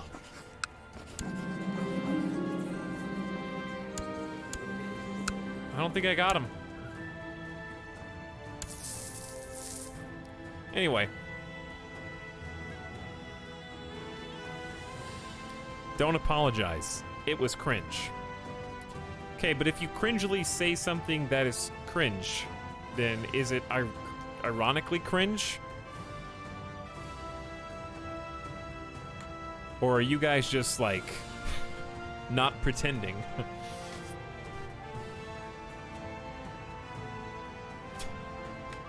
That was mean. Why are the Aztecs here? Because I have the Sunset Invasion mod. Alright, let's go. So, here's our goal. We got 20 some odd thousand troops. We're just gonna land them. We have a naval landing going on here. This is Aztec D-Day. We propose that Duchess Rakisa and Ewan Gotz get married. Your grandson and your wait, what? Someone came to me and asked if my grandson and my granddaughter could get betrothed. Hang on. On what side? Are they blood related?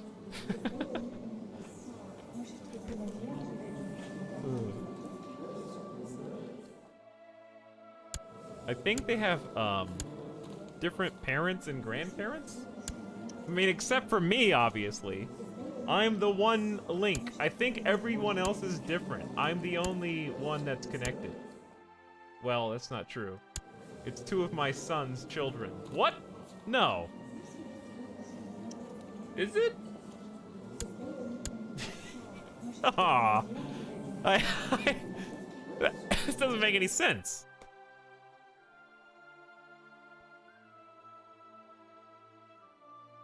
No.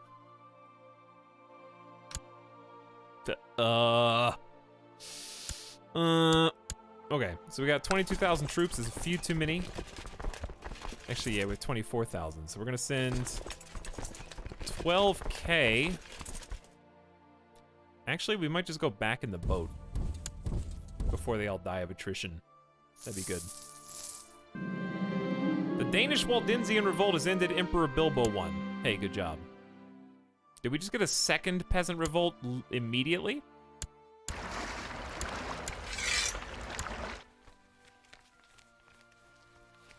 Like, I was paused. Not only was I paused, it popped up at the exact same time. These guys? What am I supposed to do about them, huh? There's 3,000 people in actual Denmark.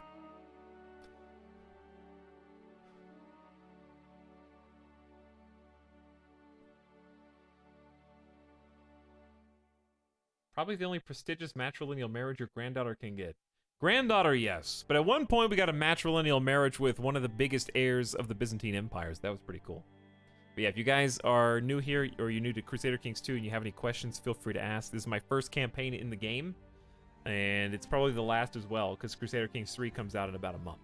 So we're trying to, like, get to a quote-unquote stopping point, if one exists, outside of the actual natural end of the game at like 1450 or 60 or something. We're trying to get to like a tail's end. So, because the other thing is, like, the larger you paint the map, and everyone who plays any grand strategy game will attest to this, the more exhausting it gets trying to balance the books on every single, like, new giant kingdom that you've got. There's a lot of micromanagement the further the sprawl gets. Will you come back if Crusader Kings 3 sucks? I don't think it's gonna suck at all. I think it's gonna be great. But, usually I take a big break in between campaigns and playthroughs. I don't play the same game multiple days in a row. Unless it's, like, new. So, yesterday we started a new Total War, Warhammer 2 campaign as Norska. So we're gonna continue that this week. We got a 7 Days to Die campaign going on right now. I'm gonna finish Pikmin 1 and maybe start Pikmin 2. Gonna play some Satisfactory. Kind of just bouncing all over the place. So, I like taking a big breather in between these huge, because we've been playing the same campaign for, this is stream 15, you know? It's nice to not dedicate your life and like let it kind of reset and refresh.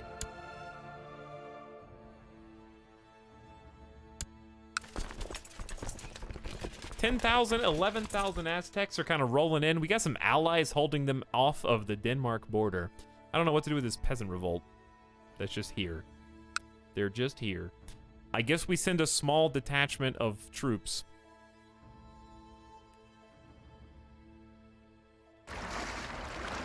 Okay, well, let's take the 400 boats, split them.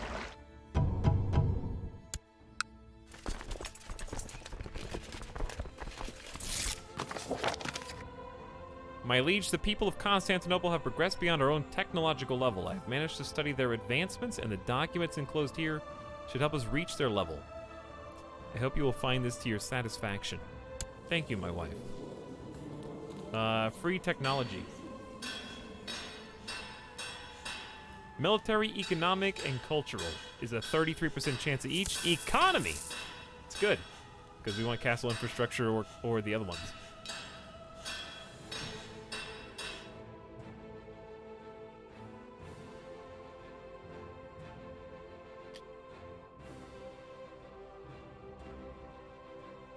Hey, Sawdust Bunny. Hi, Gamer Deathbot. Why was Gabby timed out? Did you say something? I don't know. It's Istanbul. Excuse me. It's not Istanbul, okay? Read it! What does it say?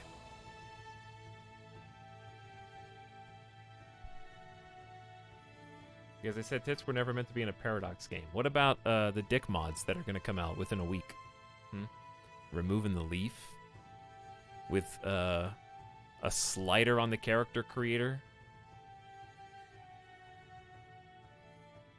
How about those?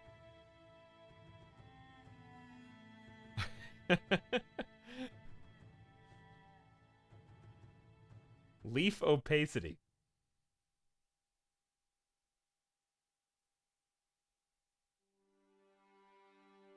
It says Jeff. Does it? I don't know. Maybe Syntax Squid. All right, I got distracted. Sorry. Chat, you're very distracting tonight. You know? Let's clear our inbox real quick. It's very easy to get sucked in to just reading the next line of chat that comes out. Got a new Duchess of Vestergotland. The reason this is significant is because this is our homeland. This is where we started the game, these four, so I like to keep up with what's going on in Otterworld from time to time. And yes, I renamed Suck.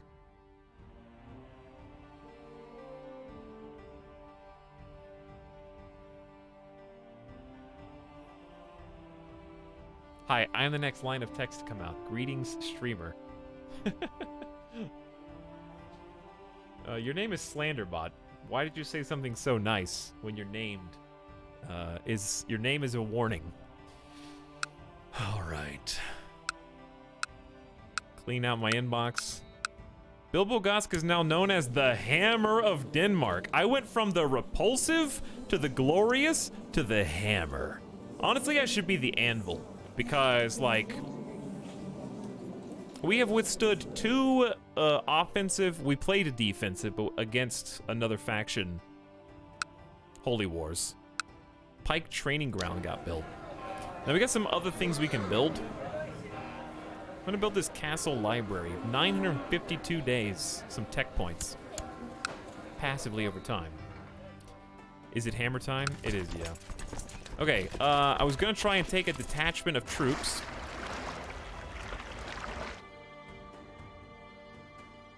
Back to Denmark, that's what it was. Meanwhile, where are all my armies? Oh, hi guys. Why are you losing? 1% attrition's not that bad. All right, we're doing 2 sieges over here of some important area in the Aztec regions, so we're dual sieging there. We got another siege going on right here, and I got 12,000 troops that I don't know what to do with them. I guess I'll send them over here to the Aztec actual capital, but I feel like I'm gonna get smacked down.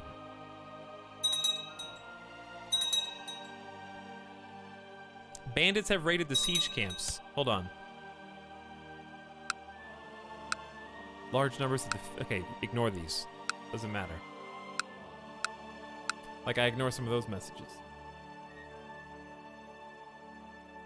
Yes, Vacchiaria always has something bad to say about Crusader Kings 3. And so it continues and so it goes. For games that haven't come out yet. Syntax, are you printing fresh chat messages? What do you got? Give me one. Come on, type one out. What's the next emote gonna be? Huh? VIP, say something funny.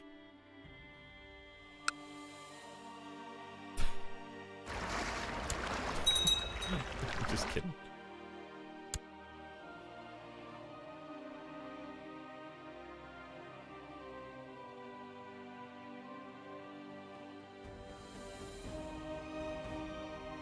Is this back when Army of Two first came out? Yes. That's a good. That's some comedy gold.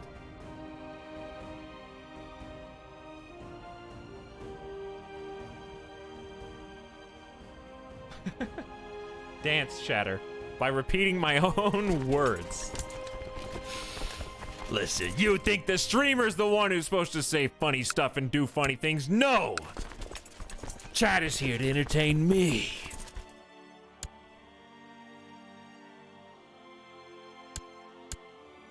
Now dance.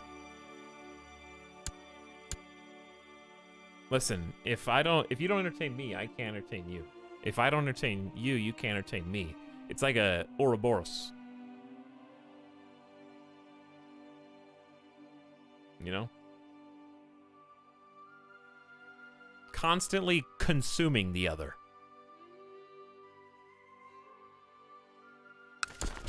Be done with this war. So here's the thing about this crusade. If we win, and not only if we win big, and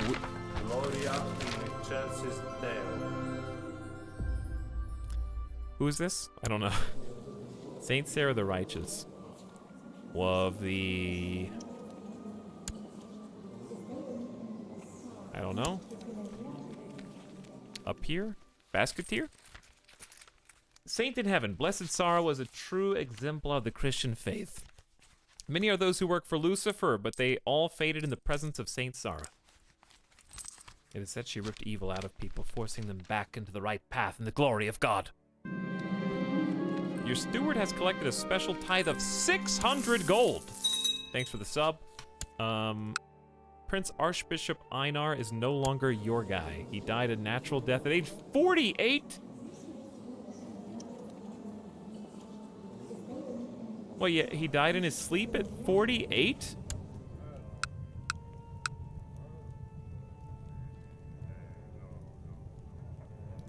Bro, I'm old, apparently. Not that old, though. Raising a diplomat. How do you do that? That's bringing... I don't think you can, right? Noble is stewardship, and holy man is learning. So we could either invite a character... Torquato. That's a cool name. Gregarious, zealous, charitable, brave, or we could just pick the guy who's already here, but he's commander in Denmark.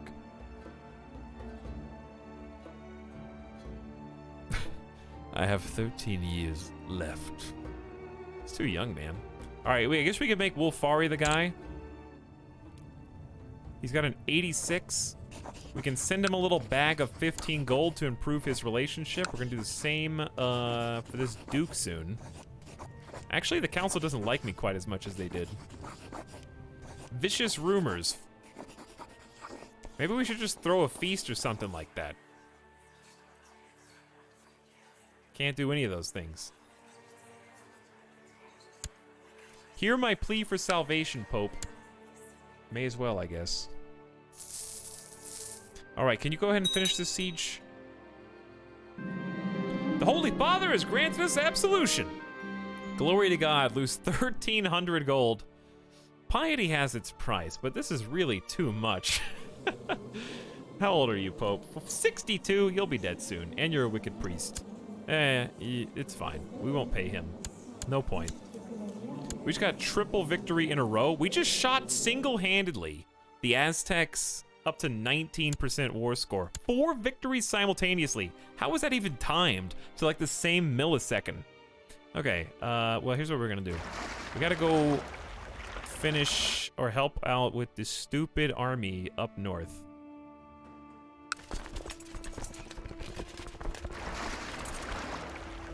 Are they already on the way? No. Oh, we're in the capital. That's what it was. We siege. Okay, we need to watch this area. We're gonna get in. We're gonna end up getting attacked from one direction. I'm not gonna know which one. Watch. We're basically just backcapping the Aztecs. That's what we're doing. We went straight to the capital. See, defeat, but this is the peasants. So if the peasants win the war, they get to steal my land. So we kind of have to do something about that. Yeah, we're just having siege victory after siege victory after siege victory. We're gonna need a new general here. We're gonna need a new general in general. Oh, no, we don't. It's full. But yeah, this is the capital, so this is probably the most important hotspot. So I'd say the guy that inspires and flanks really well. Then I'm gonna go back and check my generals here. At least we have 2. Okay, that's all I care about. And these guys should each have just 1 general. Okay, perfect. So that's a total siege victory. We're at the 47% war score on the Aztecs, and I bet we're gonna cap out occupation at some point. We have to win some battles. So, I'm just gonna stay down here and continue sieging. I think that's a great idea. What we're doing is we're looking for red blobs near us. Man, the peasants are beating us down. I've been spending more time with my wife lately, and though of course we did not marry for love, I can tell. It is growing between us. Honey, I remembered while you were down in the pits of my cells after you were discovered to be a heretic praising Lucifer, and we're all Catholic Christians here, and also worshiping via Taoist religions. I really thought, you know what? You're the one for me, baby.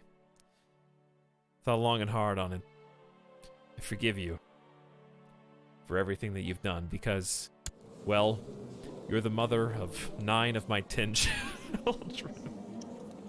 Honey, I know we didn't marry for love, but man, wasn't it fun having those 9 kids?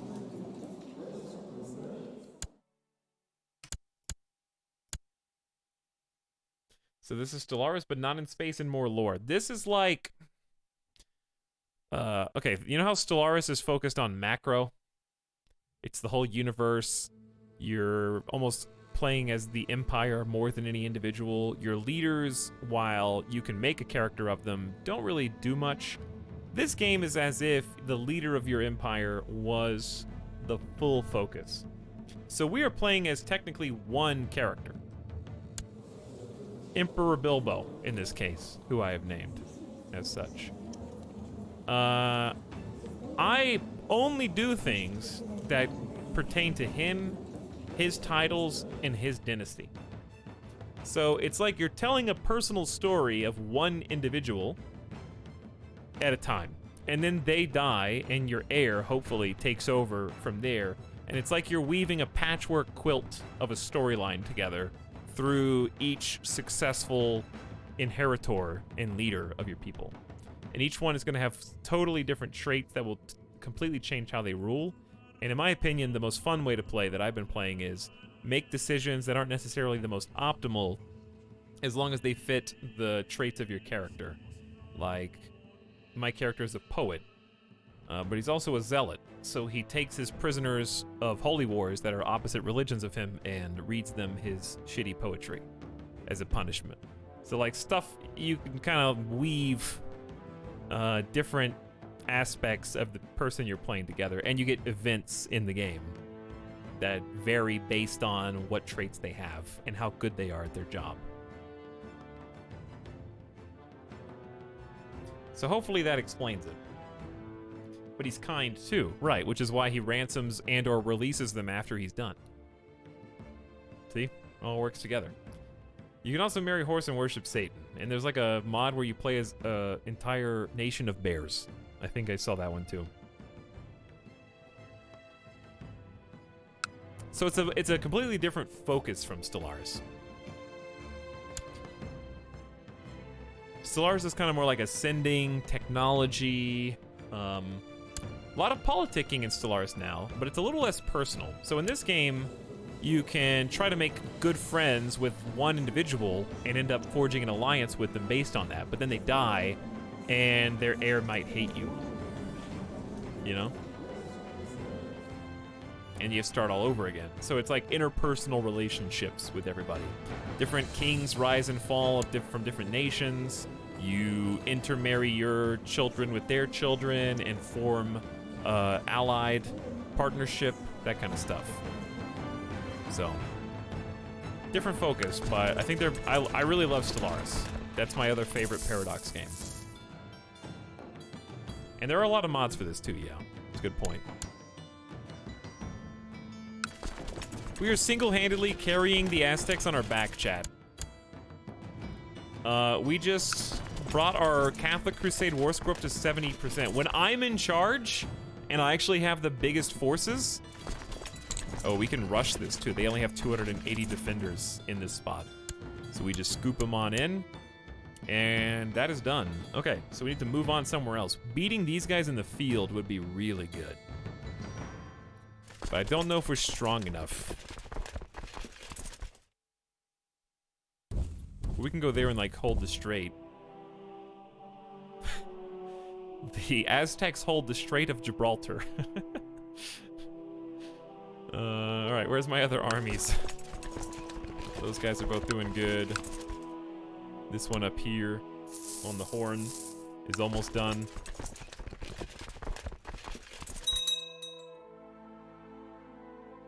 So we're just gonna get a strategically advantageous position. And if they try to cross back, we'll kill them. I think they're coming to relieve this. We're up to 81% war score.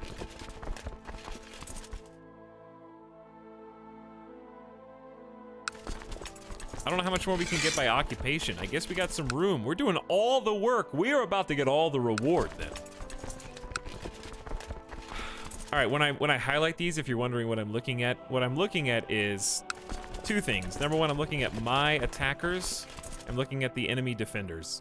So we want to demoralize them by lowering the green bar over time, and then they will attack once the defenders have been demoralized. So I keep checking to see how close we are. You can also look at a glance at the castle. When this green bar depletes, the castle's ready to be raided. You can rush and assault it, but you risk losing a lot more men. So it's a gamble. Looks like we're kind of catching a few of them at this choke point, which is really good. We just separated their armies. But if they turn around to come get us, we're in quite a bit of trouble. So, I would like to get some reinforcements. We've already got 3 holy orders. I could get some more mercenaries, but what I really think I need is to finish sieging down here. In fact, I might even send this 7,500 back up to Alexandria. It's going to take a long time to get there, but I think we've done what we need to do down here. My boy Bilbo is going to be greater than his dad. I asked earlier to chat, but I'll ask you directly. Did you manage to kill Ludwig in Bloodborne on your last stream of it? I finished Bloodborne. Bloodborne done. But if you're curious, you can either obviously check the VOD, but you can look at Kairotobi's Souls log. So if you do !Souls log, Kairotobi has a highlight reel of every single death from all of Bloodborne. See, if you want to see the progression, I died to Ludwig 54 times. Chat. 54. All 54 of them are cataloged in the Souls log. You can see any of the games we've played.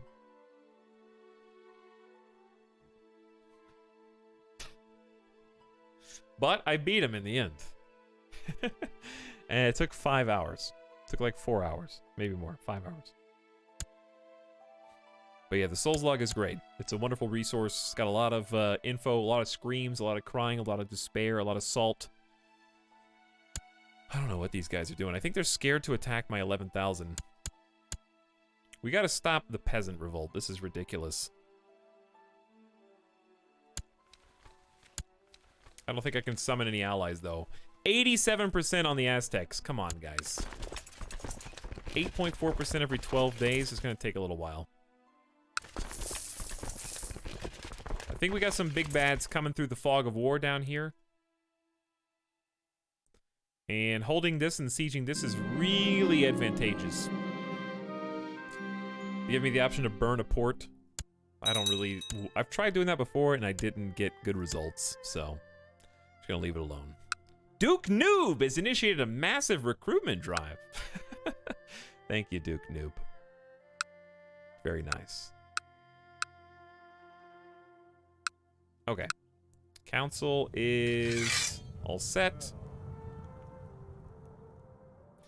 I wish I could play Bloodborne, but I sunk all my money into PC. Well, I'm planning on getting a PS5 later this year. I hope they make enough. Didn't they say, like, we're committed to making more than enough so we don't have any shortages this holiday season? They will.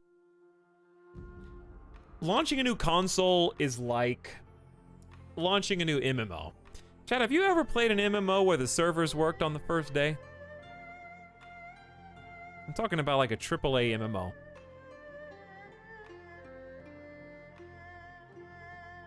Have you ever seen a console release where they actually have plenty of stock of consoles to go around? No. Have you ever seen a global pandemic have enough consoles to go around? No. I don't believe that for a second.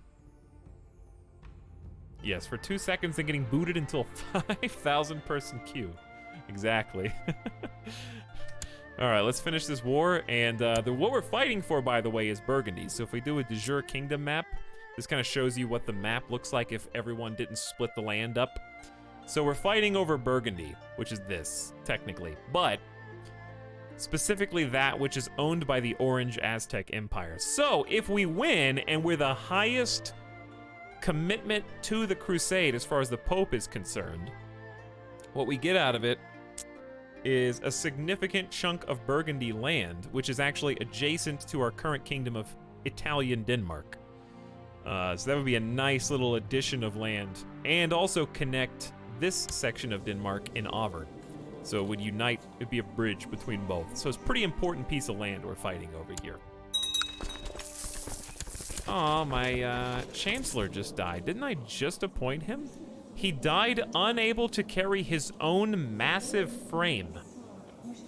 He died a giant's death at age 67, though. 67's pretty good. That's pretty solid, man. That's a good long life, but I don't have anybody else that's even anywhere good enough.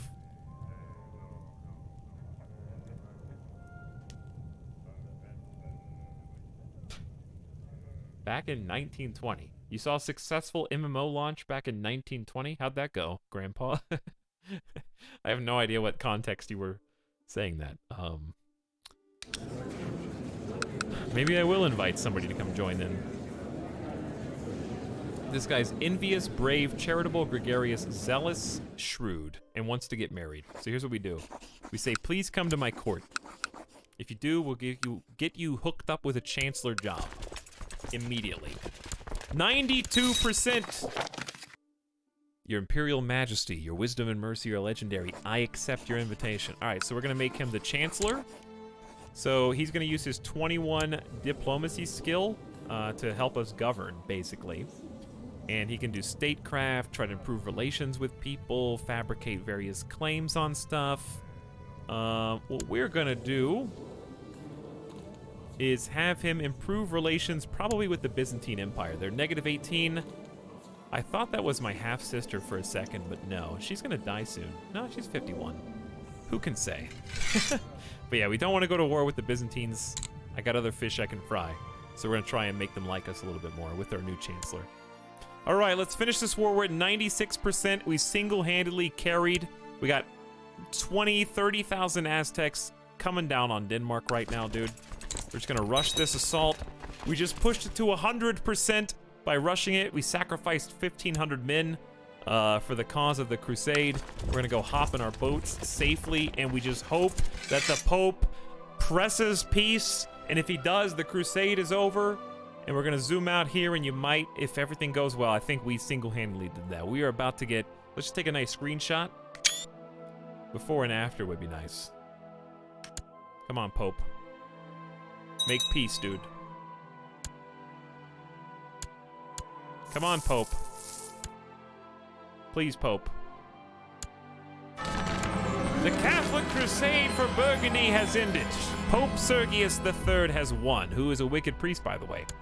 Victorious Crusaders. God has granted Queen Sisek of Bulgaria victory in the Crusade for Burgundy. I didn't get it. He screwed me, dude. Queen Sisek has granted the new lands of Burgundy to Godalbert Morganed. The Pope has made an announcement about the victory and virtues of the Crusaders. As true faithful protectors, with the pagans being pushed out of their lands, there are certainly more conflicts to come. Who is this? This is called Crusader Burgundy. Who is this chump? Kill the Pope. Here's what we do. I am a king. Oh, man. Okay, well. Non-aggression pact? Absolutely not.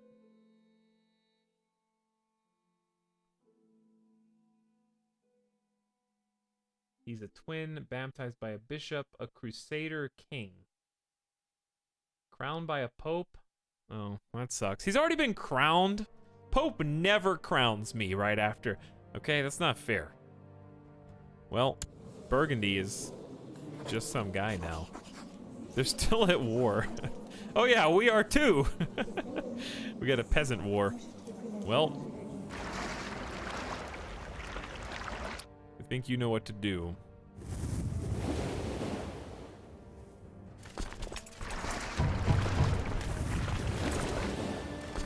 Okay, we're gonna hop on board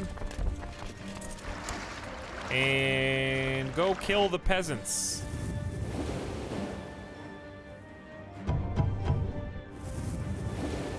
Go kill the peasants.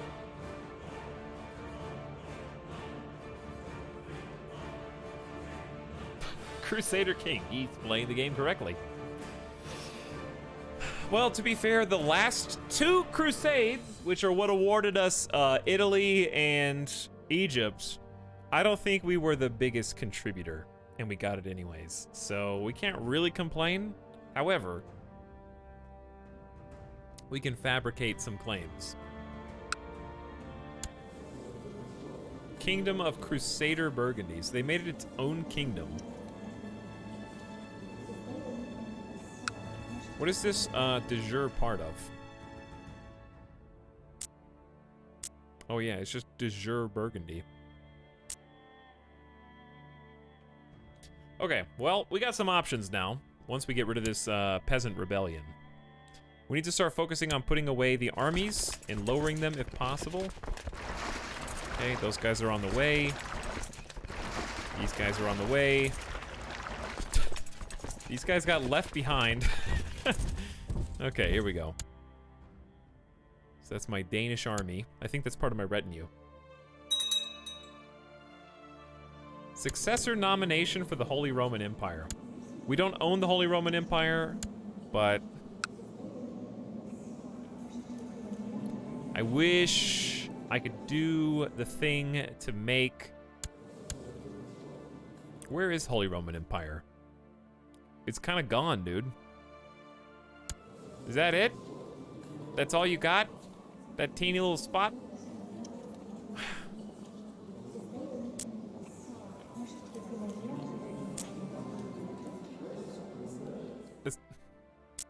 All this too.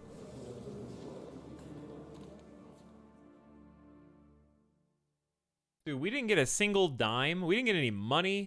We didn't get any artifacts. Pope didn't give us anything, man.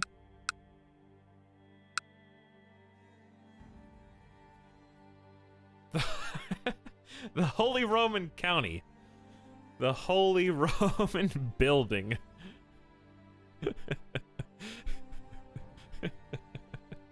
It's not an empire. It's like the Holy Roman attic room. They just live like upstairs.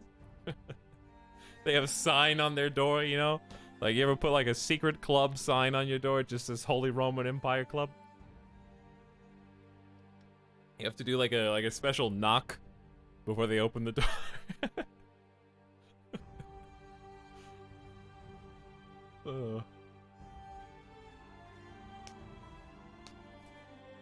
Okay, secret password, Deus Volt, I guess. I don't know. What do I do now? Obviously, just focus on putting down the armies. It's fine. Put down the armies, put down the boats, okay? That's all you gotta do.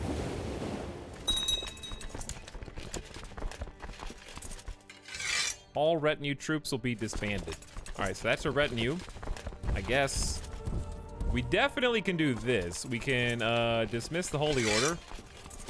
And I think we hired 2 mercenaries. Let's just... No, we didn't. Okay, we're good. Well, we won. We won. Now we can kind of do our own thing, because I'm a zealot. How old am I? 57. Bilbo's final orders are gonna be... We're gonna do something up here. Maybe in the old country. Since we failed down here in Europe. Alright, we're boats moving. Boats moving. Here we go. 11,000 hungry troops versus 2,000 should be a piece of cake. Then we just have to retake this land and the peasant revolt is over. Ding-a-ling. Just telling me that my lands are potentially under attack. Alright, we're putting all the troops away because that saves us money and it pleases our vassals. Same thing for the fleets. My vassals don't like it when I'm using their armies.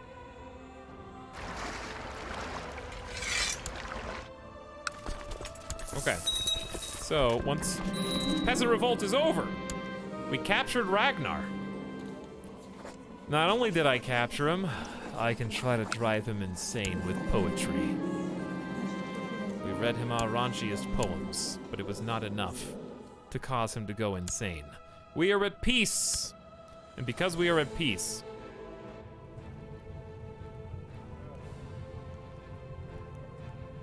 we got more raiders in Benghazi. They're causing a lot of problems. We're gonna put all the armies down. Okay. Kind of rebuild for a little bit. We have 4,000 missing here. My vassals have a 10,000 soldier gap because we've been in back-to-back-to-back holy wars, 3 in a row, won them all. And we're gonna hop on the boat. Try to get our retinue put back together. What are these boats?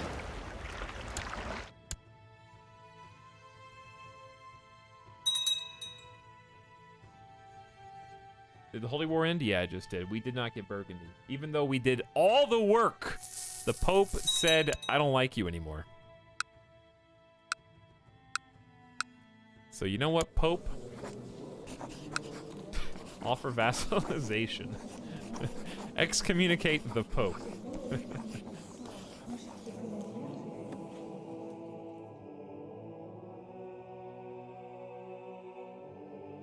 Wow, that 1600 score is quite large. Ferruccio.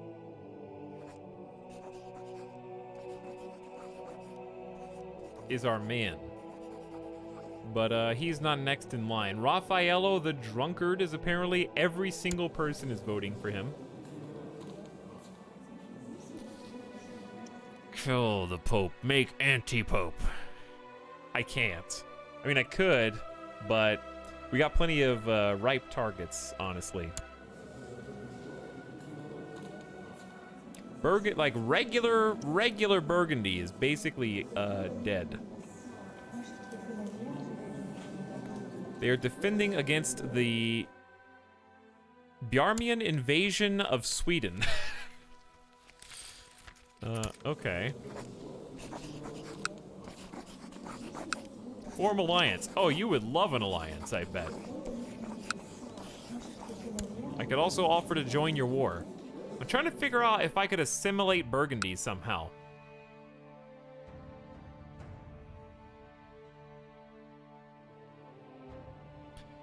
If not that, then just go to war with Ostrogothland. You know? The thing is, de jure Ostrogothland is really not that big. Let's do a holy war for Finland, which is kind of funny. We kind of need to do these like one at a time. Step one, I think, is just rebuild the military, which goes pretty fast, actually.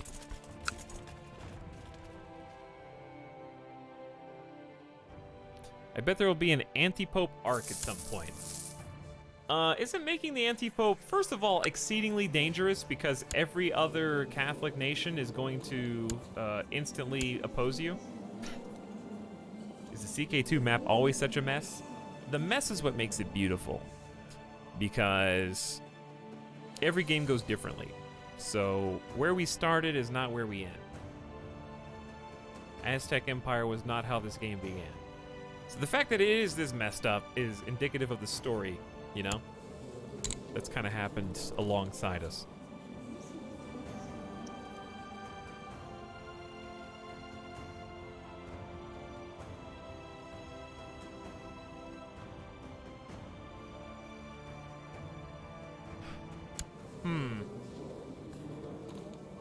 I guess you could argue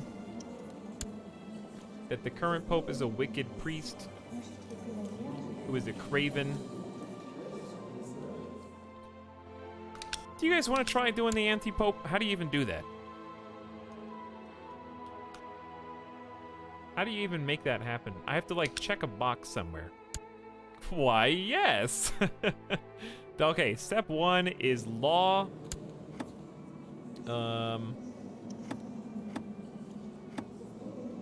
Free investiture, right? Bishops within the kingdom can be appointed by their secular lieges and will be more loyal to the liege. The Pope will not be pleased. Any liege lord may appoint his bishops. Everyone's undecided, even though they're loyalists. Which makes it extremely difficult because it's a lot of money.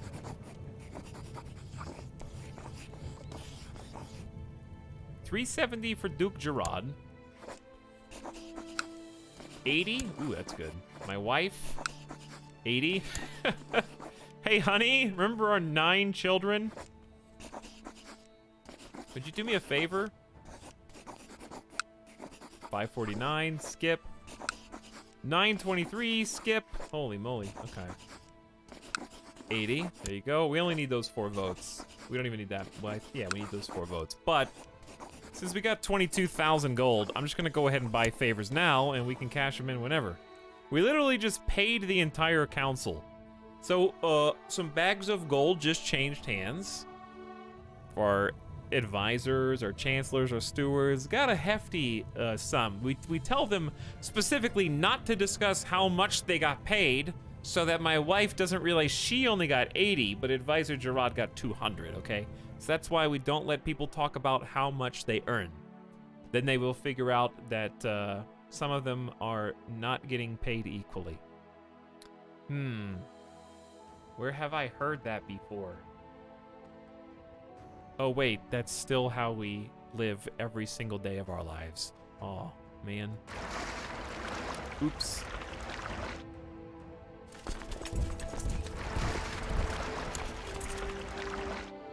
Hi, I'm here to see my friend Bilbo.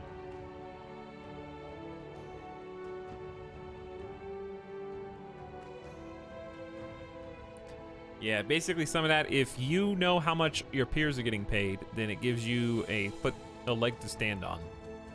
You can compare yourself to them, to your management, and say like, well, they're getting paid this much. Why am I not getting paid? I'm equal to them in terms of performance.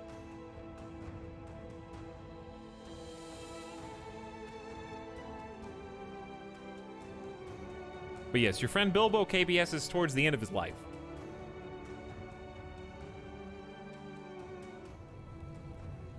How much are you getting paid, Etalyx? I get paid in channel points. So it works out pretty good. All right, we're going to release, I think, every single one of these prisoners from the last Holy War.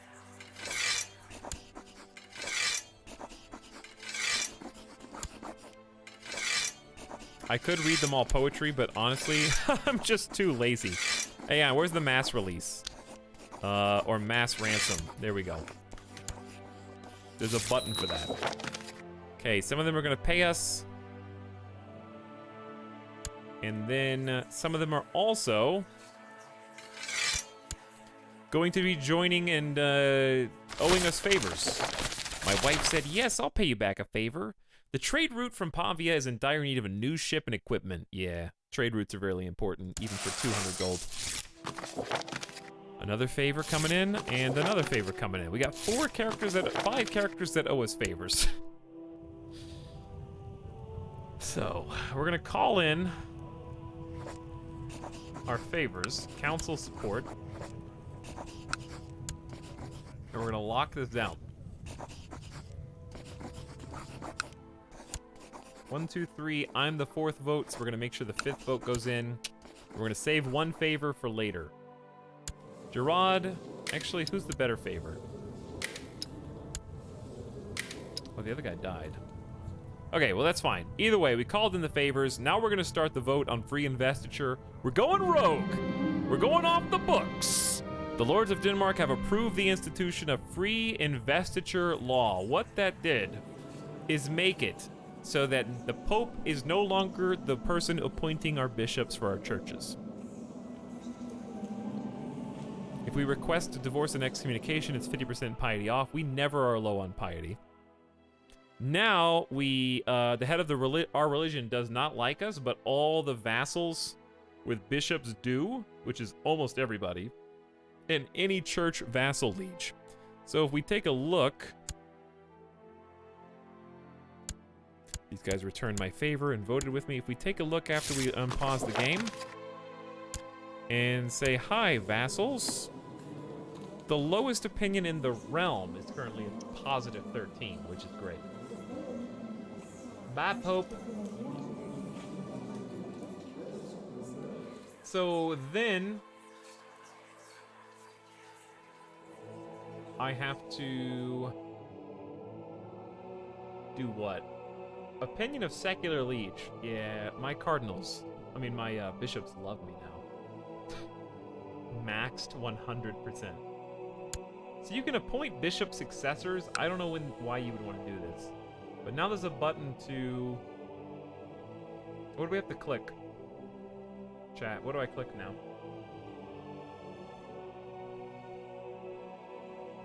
This is too brainy a game for me. I like the simplicity of spamming Priests in Medieval 2 so I control every seat in the church. Well, the thing about Medieval 2 is it's focused on the battle, right? Whereas this game is focused on the politics. It's called Crusader Kings, the Crusades are a religious entity, so there's hence a bigger emphasis on the religious micro-management, right? So it's kind of like completely different sides of the same coin. They're just totally focused on different things. You need a bishop that's at least count tier. Okay, so like any bishop that is count tier. This so is the sub sound. we probably want to look at every bishop's stat. So could it even be my own chaplain? If I land, do I have to land him?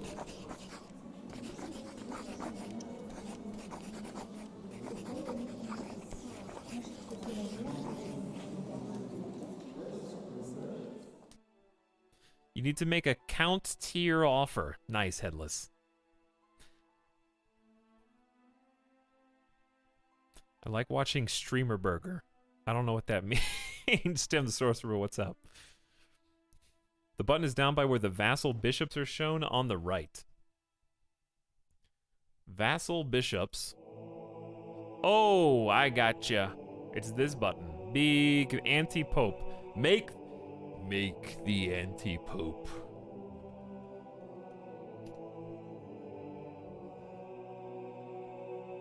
So like this.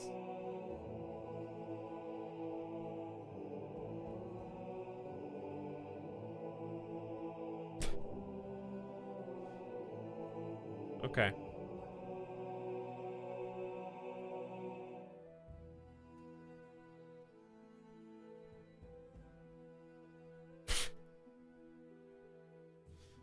And what? Then it has just like...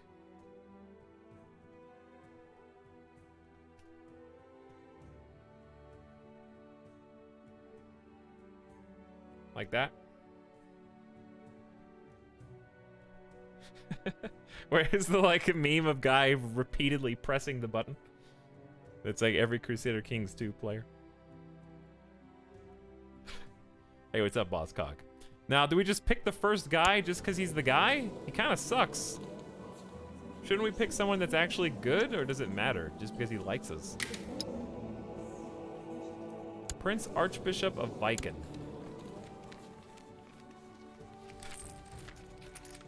Does it really matter? That guy's like an 18. The Pope just needs to do what we want, doesn't he?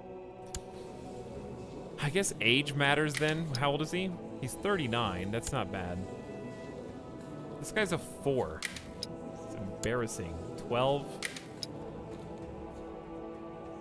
I don't have any, like, land to give out, so it's hard to make a new one. Do it. Do it.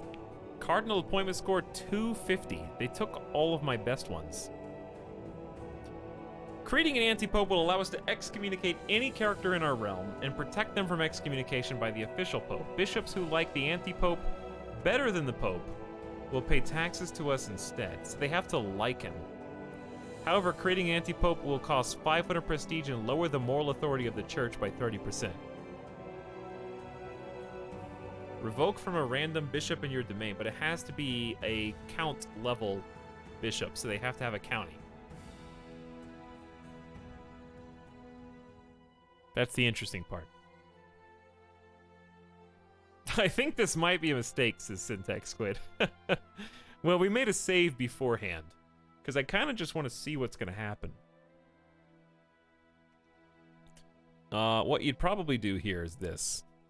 You'd probably go to the religion overview.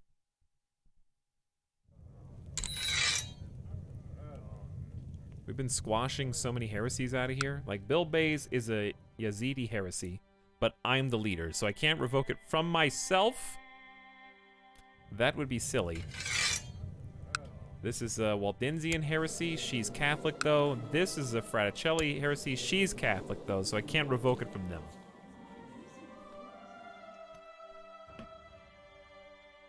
I'm trying to find someone's county I can revoke for some reason, but everyone's just too gosh darn peaceful.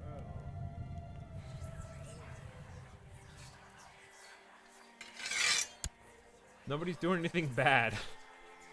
All my vassals like me. At least to some extent. The only one who doesn't is the Duchess of Vestagotland. Check your plots for... oh, for what? There's only 2! Kill Katarina and fabricate a claim on Auvergne. Like, I have 31% independence faction, I guess.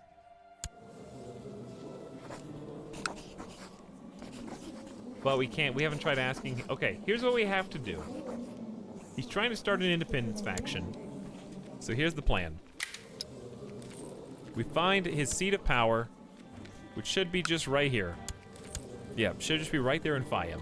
We send the spy to discourage nobles from joining factions and hope that they say no.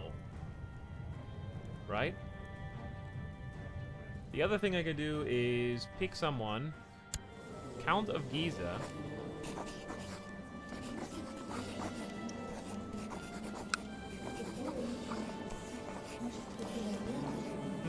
How do I...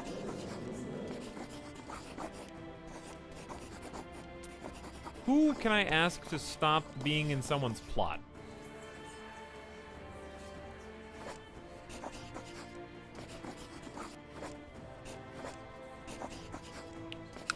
But yeah, if I could just... I think I just send my spy over here and see what happens. Yeah, you can spy on people. I've had bad luck with that. I've tried that a few times. Ended up not working out very well. To the just poet Bilbo, I accept paying your ransom and for the safe return. Idle council members, that is... Oh yeah, the proselytizer. Let's go to Bilbay's. Pick an ambition. No, because I'm not going to see the realm prosper. Your child, Princess D, lacks an education. We'll train her up. She's got insane intrigue. She's 12 years old with these god-tier stats. Let's do stewardship. Still have no idea what to do with the Holy Roman Empire inheritance issue.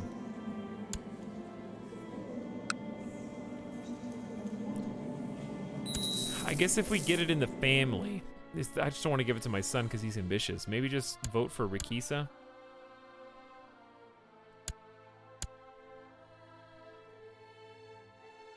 My granddaughter.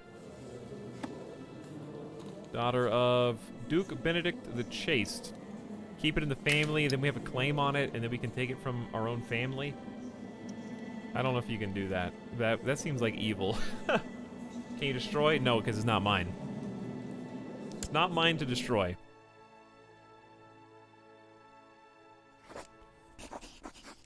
I just have a vote. I have an elector vote.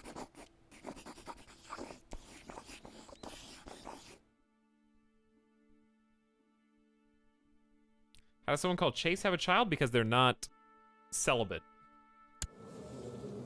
Chaste does not inherently indicate that you are, you know, not having the sexy time that you want. You know what I mean? There's like too much going on here.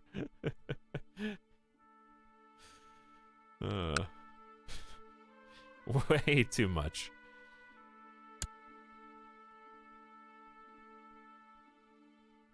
Dude, Danny is back.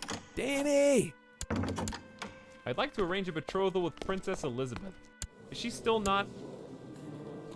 Khan of Stettin is really the best, like, highest ranking guy.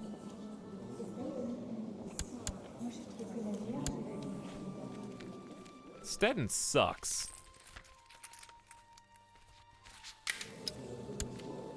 Stettin's like real bad. She's 21 though, and she's literally the only daughter we have that's not married to somebody.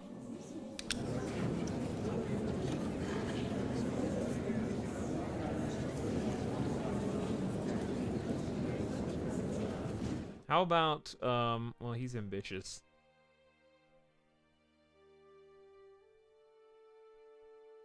This dude's 33. He's a commander of a Teutonic order. That's the celibate guy she was engaged to before, I think.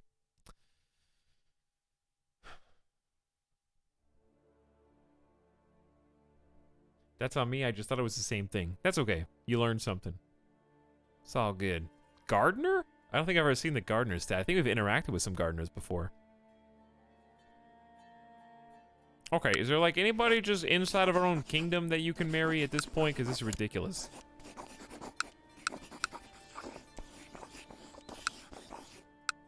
Like, you kind of just need to get married and go. Oh, the steward of Denmark is not married.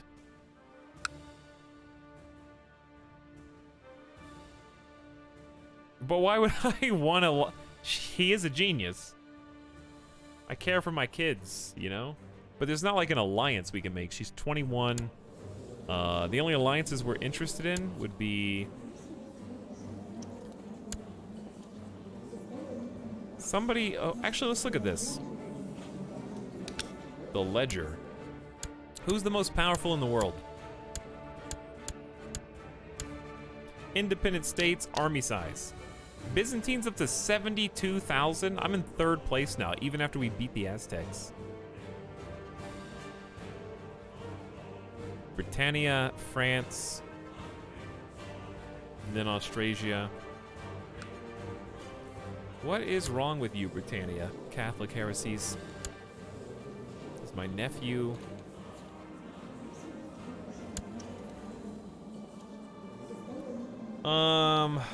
Pretty sure these guys are already. Why? Can you tell someone to break off a betrothal, dude? All right. Aegidius Carling. More Carling marriage. Okay, then. There you go. We'll wait. She'll just have to wait. Why is this map so ugly? I don't know. It's beautiful, you just have to look at what's inside, okay?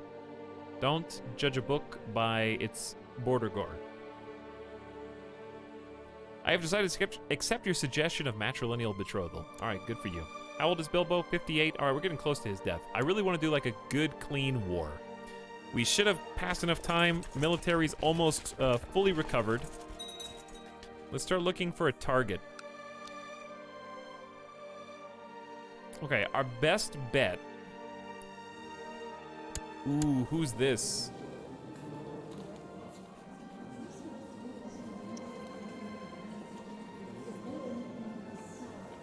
Did they already have a rebellion immediately? Look at this helmet, man! King Goddelbert, decked out. Thing is insane. With the crown on it and everything. That Crusader King already got blasted. He did already got blasted. Part of me thinks it'd be funny to just... I don't have a valid casus belli against Germanic pagans. Holy War? Have you heard of it? Stettin would say no, because I am a king, bro. Forced vassalization of Stettin. They're weak in need of protection. I lose 2,500 prestige. I have 16 grand. We get an old territory, Heidmark. We get Stettin down here, which really sucks. Is that all you got? Duchy of wait, is this? Who is this? Dude, is that a valid casus belli on Iceland? Who is this? It's just a single county. What's going on here? Held by a Waldensian Catholic heretic.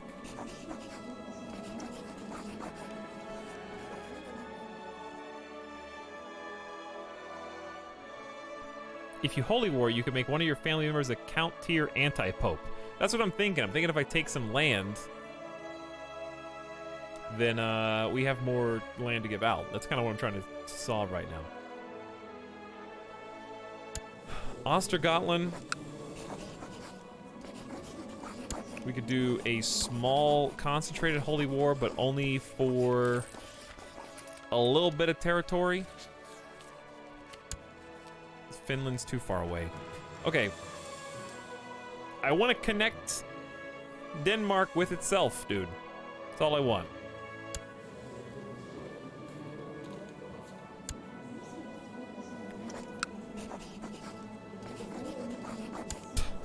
Holy war for Jerusalem.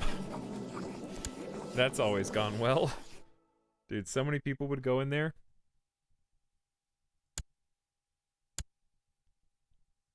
That'd be such an... Holy war for Jerusalem. Huh. Do we have another name for that? Yeah, I'm looking it up in the dictionary right now, and there's this Crusade? Huh, no. Must be thinking of something else.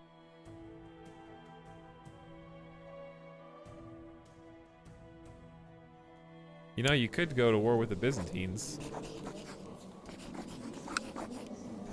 Embargo. Destroy all of their trade posts in your realm. Claim Georgia.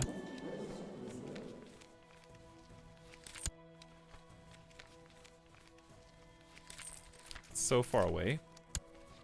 Take Chieti back. We did siege Chieti a long time ago.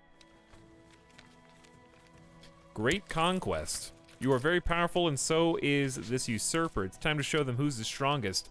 By spending a significant amount of prestige and piety, you can go to war for an entire kingdom, as long as they are as strong as you. Or stronger. If I declare war, I lose 3,000 prestige and 1,500 piety. But I can vassalize or take everything in certain kingdoms. Wowee, dude. Great conquest indeed. Is this gonna be my legacy? Maybe. That's Croatia, Epirus, Greece, Italy, which really only has Chieti in it, so it's kind of useless. Jerusalem, which actually does have some Byzantine in it. Sardinia. Sardinia might be worth it just because it's so far out there. Then we got Serbia. They got so much. Sicily. Why don't we go for Sicily, dude?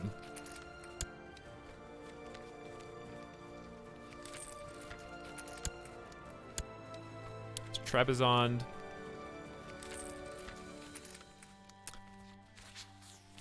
If you took Jerusalem, it would make a great argument for your anti-pope. That's true. That is true. What is this? Okay, that's the de jure kingdom of Jerusalem, right?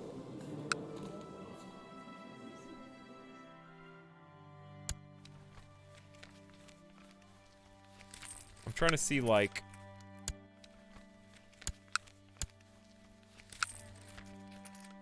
Tyrus, Beirut, Acre... So it should just be right there, right? Is that Jerusalem?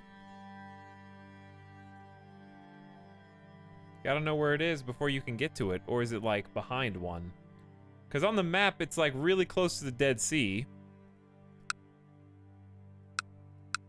So like, I don't, this is just out, okay, this is technically Jerusalem, like right there. Oh, well this is Jerusalem, but like on an actual map, this is Jerusalem. Like literally that little indentation.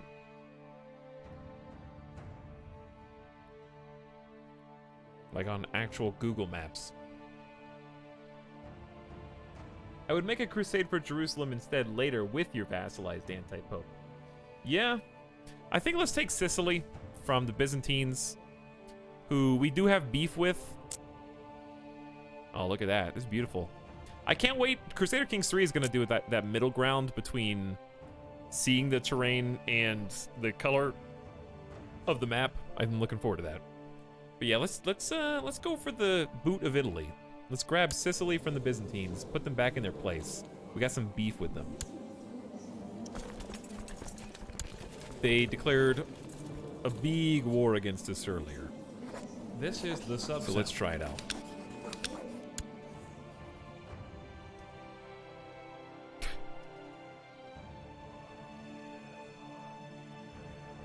What's up, Potom? This is the Sub Sound. Love your content. Thanks for everything. I appreciate you. Also, thank you, Mr. Figs, for 27 months. Potom and Mr. Figs, welcome. Good evening. You're here. Now we don't have to sit back and say, well, we didn't make any progress today. We just defended a bunch. Which in and of itself is fine. Because imagine if we had gone to a big war and then gotten a holy war declared on us, we would have been stretched really thin.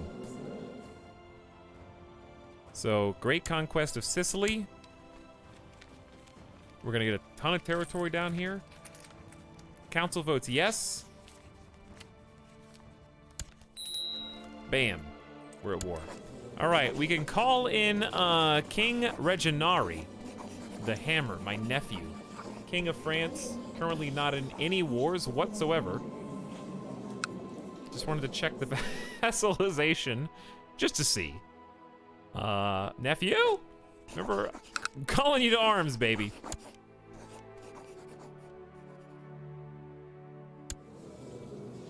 So these guys have any pacts? Yeah, they're at war, I mean, Britannia as well. Psh, 5,000? Psh, easy.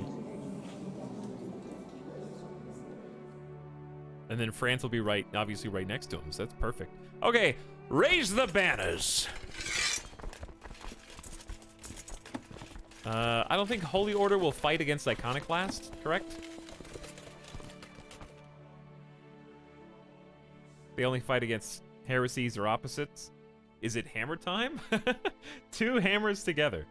Yeah, more or less. Okay, I think our strat worked really well last time. We need to just go ahead and raise all the boats. 735 from vassals is kind of insane. Let's meet...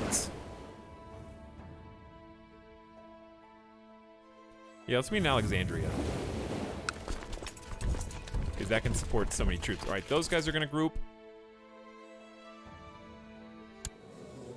Then we're going to grab... Ooh, we got 2,000 freebies from Chinese Honor Guard.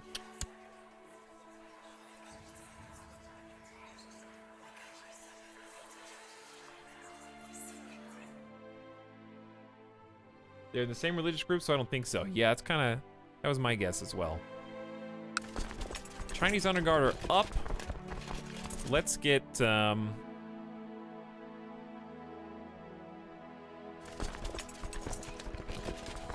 It's 23,000 troops. It's 25,000. Hold on, I'm trying to get like a smaller number. Because I need a front line here and a front line here, basically. And then we're gonna send this Navy SEAL squad. We had some we did a practice run of this earlier, and it worked out pretty well. That's 8,000. We can do better than 8,000. 9,000. Not you. Hold on.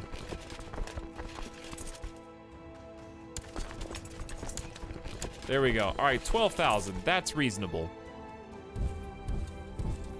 Okay, those guys are in. We're gonna head down south. We got this squad of 12K. Can't really see who's who and who's moving and who's not. Also, we got some Denmark troops who are just gonna meet in Skane. Simplifies things quite a bit. Okay, we're just gonna move slowly because I honestly can't even tell who's moving and who's not.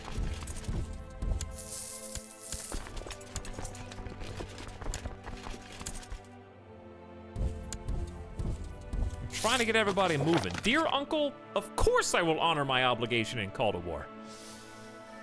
All right, that's good news, nephew. Justice is a harsh mistress, and I can't love her anymore.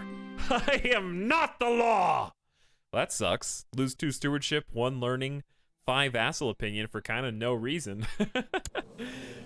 All right, he's zealous and no longer just. Okay, then. Yeah, I know some people are still sitting around. It's hard to auto-select everybody. But we'll get them all.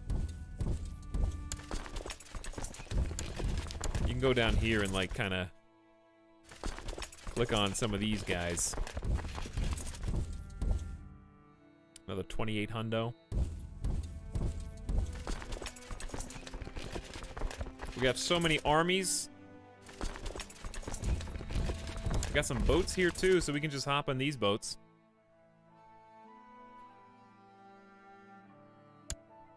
Soft trait limits. Is that what's going on? I don't think I have that many traits though. Lacks a childhood focus.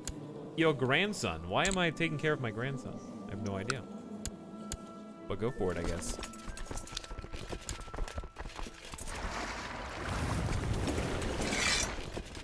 Alright, I'm gonna send you guys around over here.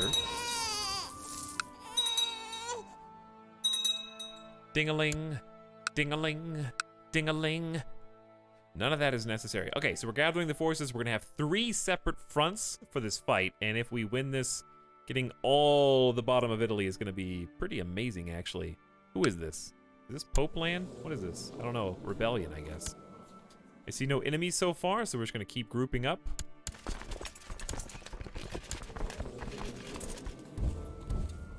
I think I missed one, so you guys go on ahead. I'm gonna send some boats around. Who's this? Just a random group of raiders?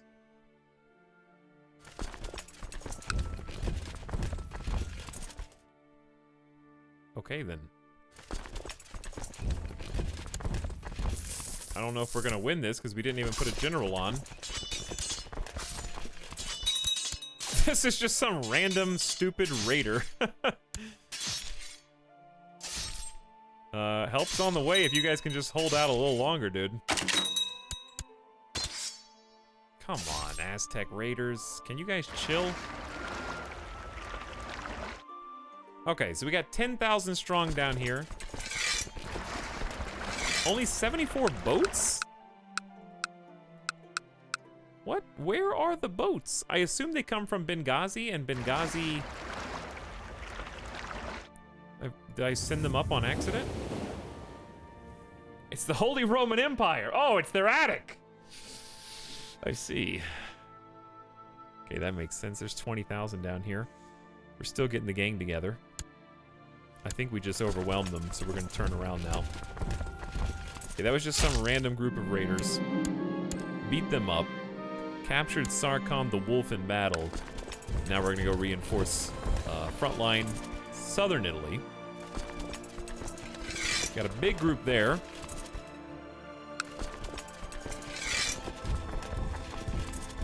Trying to group these up to make the army list a little easier on the eyes.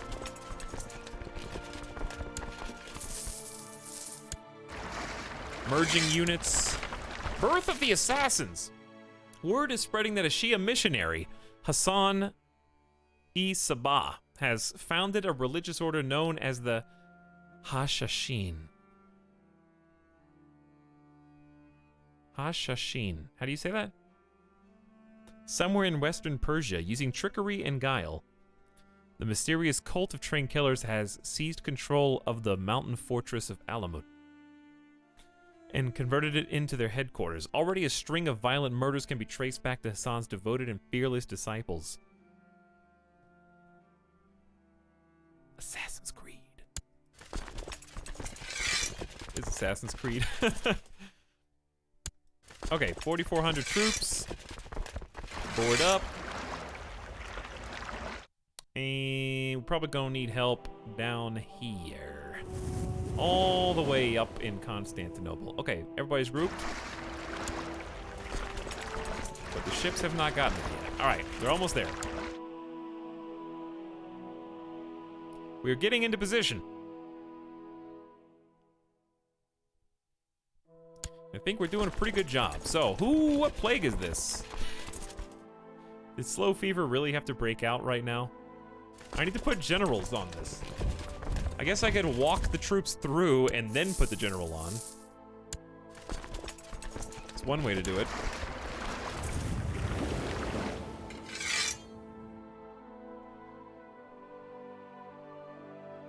You guys got missions? Where are you going? Okay. The new boats have arrived. We're gonna embark our army and we're gonna send them, disease and pestilence across the lands and all the places. Measles outbreak over there where we need to be. My heart burns with fervor upon hearing the poor Catholic souls being oppressed by Emperor Thursidal the Mutilator. God intended all true believers to be free to decide their own fate, but God is preoccupied with divine things. Perhaps I should carry out his will. Gain 1 use of Liberate Religion Casus Belli used on any valid target of your choosing. Of Britannia. Emperor of Britannia and Basilius of the Byzantine Empire.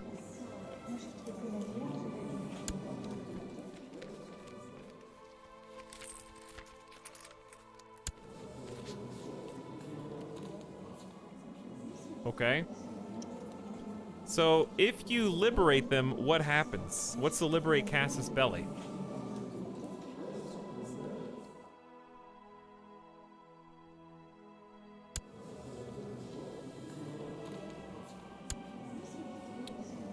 Chat, that's why they have an alliance, because she's the queen of the Byzantines, or the Empress, and he's the Emperor of Britannia. What a match.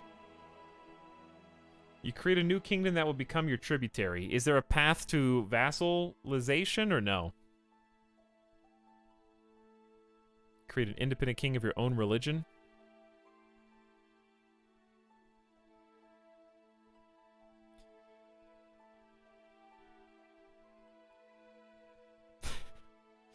White Claw and Mike's Harder equals gross. Okay. What are you guys talking about? Anyway, I think we could try this just for fun. I guess I could have declared war on him anyways. Alright, sure. We'll get 1 use of the Casus Belli for later if we want.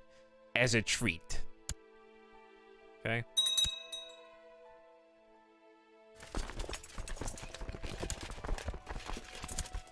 I'm just kind of like keeping an eye on the armies. Seeing how many bad guys we got. Alright, we just got a 21,000 stack. Everybody's almost grouped up. All ships are going to group up in the middle here. My armies are ready to go, man. I'm going to risk the measles, dude. You ready to risk measles? Uh-oh. They just landed here. But there's only 1,800 of them, and there's 10,000 of us. What could go wrong? The Pope is upset with our law of free investiture. The Father is asking us to change it to comply with church doctrine. Decline on theological grounds due to your high learning skill. Okay. My liege, says my wife, I believe one of your vassals can be discouraged. Ooh, that's the guy. From joining any factions. We will use legalism to obligate him to not join an enemy faction against us. Hey, Pope, no. Hey, Pope, no. Alright, I need to give these guys generals even if it causes problems.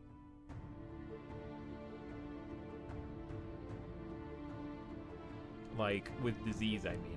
So this guy is movement speed and inspiring. I'll put him on the right flank. And then this guy is aggressive and also good at leading the center. 2 generals is hopefully enough for that. We need to catch these guys up, though. Where are we trying to raid? I think it was here? Yeah, I see the shield behind it. Okay. Group these dudes up, and we do the same thing. Gary, you are definite. Wait. Yeah, Gary needs to be on this one. Save him. Conan is a direct leader. All right, he can stay in the center. And then we'll put Way of the Tiger, flanking bonuses, and aggression on the side.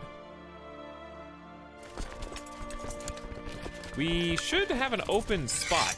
We have 2 open spots. People have been dying, chat. Commanders are expensive. 304 gold. Genius! Usually find it easier to invite somebody, but they have to accept our invitation to court. 25 is still amazing. Ugly, lisp, genius, direct leader, strategist. Crusader boy. You got it. Come to my court. We're going to have a great time together. And then a siege leader with a 22 skill. Come on over. A heavy infantry leader with a 21. 22 even. Yeah. All 3 of you can come to my court. Have a good night, Debbie Dartis. Take it easy, dude. Thank you for obligating me and reminding me of my duties. My pleasure, anytime. How we doing over here? Hopefully good, so we can go ahead and appoint... Oops. All right, there's 1 commander. Good. So we got a teeny tiny... Okay, we're bouncing around the map, sorry. We got a teeny tiny victory. We're gonna sit here and siege this for a while. There's the new guy, the siege boy. So we're gonna put him on the squad. Then we should win this. There's another commander. This is the heavy infantry leader. We'll hold off on that for a sec. And then this is the other guy who's the direct leader genius with a higher score. So we'll get him appointed first. Okay, so where there's no characters here, we're gonna get Otgary, which is a good defender and also just plus 20% damage god. This is the most important siege we're gonna do in this war. It's the capital, it's Constantinople. Then we're gonna get someone to assist you. Where's Maynard? I don't know where Maynard is. Guess what? Maynard is with you now. Because I'm not sure who he's leading. And then this army's already pretty solid. This army's got 3. I need a 3rd. I'm not sure where Guang is. Guang. I don't know where he is. I think he was on this side. Who do I still have? I guess you could put the direct leader guy in. It's not that big of a deal. He doesn't get a debuff from being on the side. It's still useful. Okay, anyway, here's what we got going on. If you're having trouble following along, because I'm moving all over the map. We got 1 big green army here. And they are going to move into Chieti, which is one of the capitals of this particular area in Sicily. So we're going to try and siege that. We have a 2nd army across the Adriatic Sea, currently in Zaglumia, doing some sieges of their own. And then 3rd, we have an army in Constantinople, which we are going to be augmenting with a seaborne, like 4,000 extra troops. 3 separate fronts. Doing all of them simultaneously, keeping an eye out for big bad doom stacks from the enemy. So we just kind of like stay zoomed out here. Watch for fat numbers. My steward just collected a 600 gold tithe. That's incredible. So I see a few thousand of them. Ooh, there they are. 20,000 troops. We're just on the plains. I think we should move while these guys are preoccupied. Uh-oh.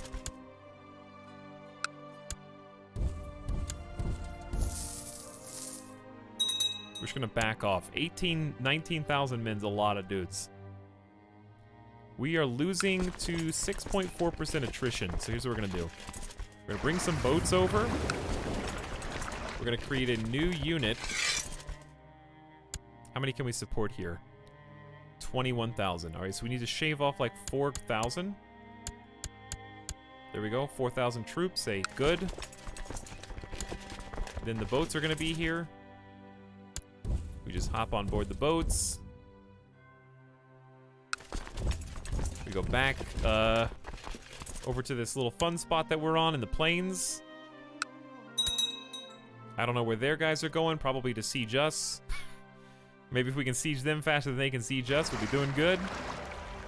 De jure Denmark reinforcements have almost arrived. We're gonna drop off our friends on the other side of the pond. Another 600 gold tithe? Are you serious? What a money god. All right, so they're sieging us too, but guess who's gonna go faster? Guess who's going... Where did that 22,000 stack just come from, dude? Oh, we're not even gonna move. We're just gonna keep retreating. I ain't going in after them. They can kill the 2,200 men. Sudden Doomstack, yeah. Created from the ground. Like, where are they now? They're like hidden behind my unit. We're just gonna sit here. Hopefully we can win defensively. Alright, anyway. Where's my other Danish troops? I think I sent my Danish... No, there should be 4,000 troops right here. Leave me alone. Hurry up. Emperor Bilbo the Hammer has inherited Barony of Berg. Thanks. A barony is beneath me. I am just going to create a new vassal right now. Enjoy. Man, I haven't read my messages. Castle library has been built. We can upgrade the castle library even more for additional tech points. Make a personal study. A garden, a wine cellar, secret passages. This is part of the mod. Why not make a little observatory? That sounds fun. A little bit of tech spread rate. Okay. I guess we're fighting the 22,000. We're outnumbered by quite a bit, chat. Watch this magic trick. It's called I Got Boats. So I got 18,000 reinforcement troops who are here, and now they're there to augment my 15,000. Hey guys. I don't think we even need you because I think we're just winning. But they're here anyways. Instantly 31,000. Now I'm the magic Doomstack. Oh, isn't this fun? As you walk along your library's corridors, you wonder if you will ever have time to read even half the books stored in your Steam, library. Through your high learning skill, gain 2 learning and lose 10% fertility. Is this a mod event? 2 learning seems like a lot, but I am 59 years old. When I get the chance, I will read something interesting. You still gain a learning? Yeah, I can lose 10% fertility. I'm 60. Thanks for the extra learning, nerds. All right, we killed almost 9,000. We lost almost 3,000. That single battle was worth like 20% war score. We need to take the 12K and get back on the boats immediately. Meanwhile, over here, we're going to group up. The first siege of Constantinople is almost good to go.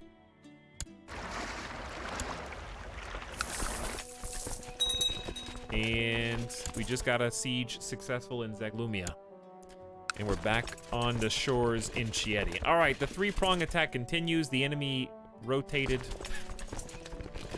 into our territory, I'm pretty sure. So I have no idea what to expect. There's Constantinople. We're up to 47%. Good job, boys. Let's make this fast. I'm going to go ahead and rush this one just so we can be done because they got 19,000 coming back our way. We lost only 184. Nice. Do it again. Only lost 167, man. We're up to 63% war score now. Looking good. Take the whole territory, man. All right, so they're coming back. So what I'm going to do is take the hills before they can get here. We're going to move up.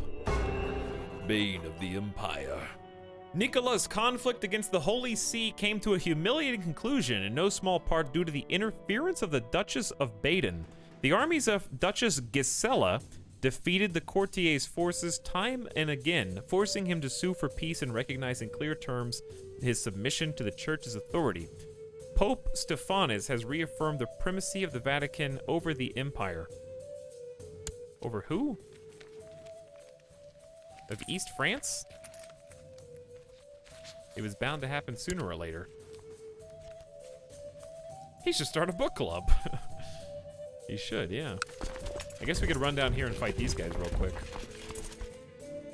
I'm worried that I'm gonna get snuck up on, so I kind of want to just stay put.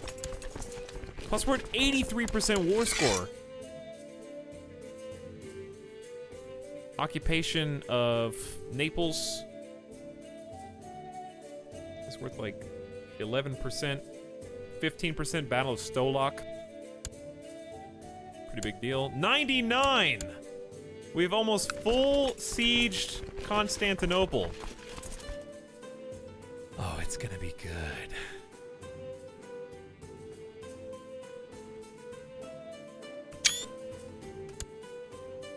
All right, 20,000 in the bank. About to fight on the mountains. What if I just said, no. We lose 3,100 men, which is about how many we'd probably lose in this battle in the mountains. So let's just say, good job, guys. You rushed it. I really didn't think you were going to lose that many troops. Enforce your demands. I'm sorry. We've been playing the same game for 300 years. Now, we just lost 3,000 men. It was worth it. Acceptable casualties for the Byzantine Empire. What a great battle. What a great war. Etalyx just shows 3,000 lives over 3,000 others. But they won, didn't they? Vassalize or take everything held by Zine the Usurper in Sicily. Emperor Bilbo the Hammer has usurped the title Kingdom of Sicily. Wow. Emperor Bilbo of Denmark has won. And now look at us. That's a pretty big chunk of land, dude. Also, importantly, guess who gets to hold the Strait of Otranto against the Byzantines in the future? We just gotta get Chieti back. Denmark now technically stretches from Egypt up through Sicily and into the de jure Kingdom of Italy. Pretty big deal, dude. Not only that, we hit the Byzantines where they hurt. We got revenge for them declaring war on us to try to take our Kingdom of Italy. So not only did we not let them take the Kingdom of Italy, we took it back on them. So now I got 16 domain. I got some options. We have 36 vassals. You are threatening 50%. With over 50% threat, all defensive pacts of other religious groups band together if you attack one of them. Over your vassal limit, pick an ambition. See the realm prosper for 5 years probably isn't a bad idea. What we need to do is get our troops down.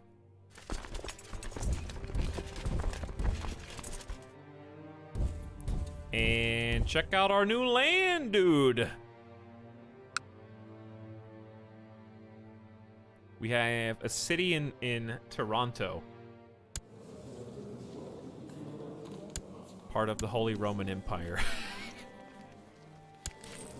I wish I could see my war goals. But if we go to peace, if we, not peace, we're at peace. If we can declare war on them if we lower our levies. Imagine Denmark owning Italy. Time to pause for an hour to sort out the kingdoms. No, I think it'll be easier than that. It's really going to come down to creating a duchy pretty much immediately.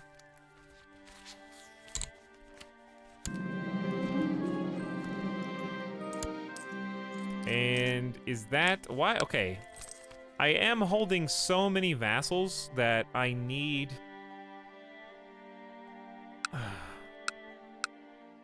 I think it's going to change once I get rid of the new duchy titles. Right? Because we have this duchy here is ours. We need to get rid of it, and that's 2 vassals. Just give it to this guy. He already owns both the lands. But he's an iconoclast Christian, so now we have to... How do I revoke his title? Hey, we got a defensive pact formed against us. By the Catholics, actually. Okay, anyways. I guess iconoclasts are not heretics, so I can't revoke his title. But why isn't the option even there? Iconoclasts are not heretics. What did I say?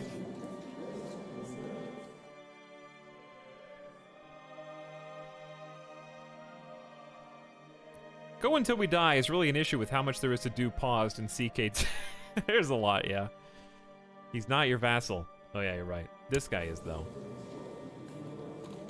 He has the Duchy of Sicily for some reason.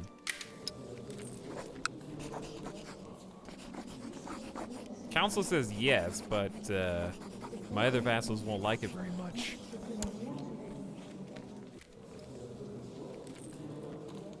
He is considered powerful. Now, I could basically take this vassal away from that guy by giving him the duchy to make him less powerful. But then I end up creating an extra vassal for myself. Yes, I have religious revocation, but again, they're not heretics. Maybe if you... i.e. Maybe it's because he's only got one county, though. Do I have to find someone that has 2 counties? Minor vice royalty. Titan? Do you want ... Hang on. Ellipsis chat is on. Everyone, stop talking! Good. Well done.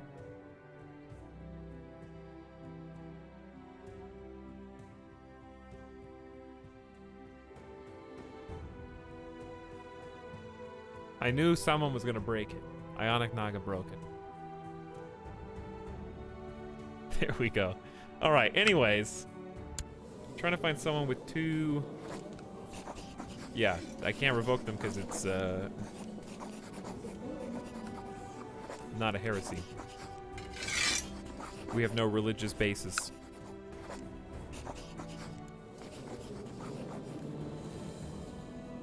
Kingdom of Sicily is also agnatic cognatic, which is not a problem right now. Controlled realm inheritance, good.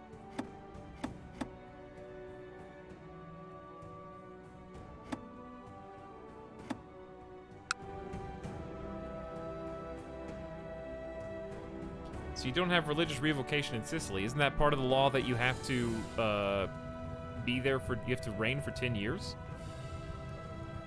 Isn't that part of the limitation? Because we're gonna get debuffs on any of our de jure, well not de jure, any of our owned terrain, right? Yeah, recently conquered, new administration for a long time. Either way, chat. All right, pedants. I'm gonna stop looking at chat. Chat, you've been hidden. Okay, so I can play. You're telling me information I don't need to know. You're bogging me down. The fact is, I can't revoke any of these titles, okay?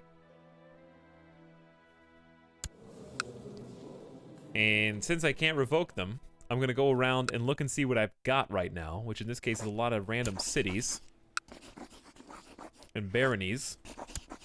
And we're gonna give these away.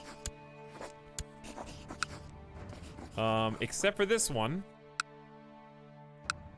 We only got 1 county out of the deal, but 1 county is all we need to do what we need to do, which is make the anti-pope. So, even though this is a pretty cool city, even though this is a nice leveled up hotspot, and I would like to keep it, we are going to ditch just one territory. And as much as I like to give away some of these smaller, worse ones, I have to keep them because they're all part of the de jure capital duchy. Genoa is the only exception there. And also, we're gonna get debuffs for, like... Actually, this expires next year. It's a local tax modifier that doesn't expire for 20 years. So we're just gonna give this to whoever we want to be the anti-pope. So let's go to find characters. Within our realm, we're gonna clear all filters. This guy is 41. He is a genius, 27 learning skill, a theologian, patient, a little greedy, but brave and erudite, and has decent good stats across the board, and likes us a lot.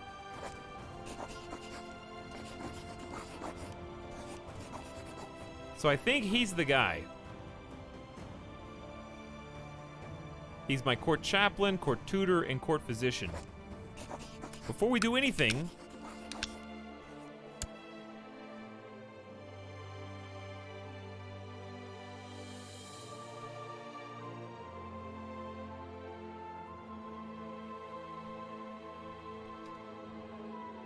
landing our chaplain. Yeah, what's wrong with that? Makes him even more loyal.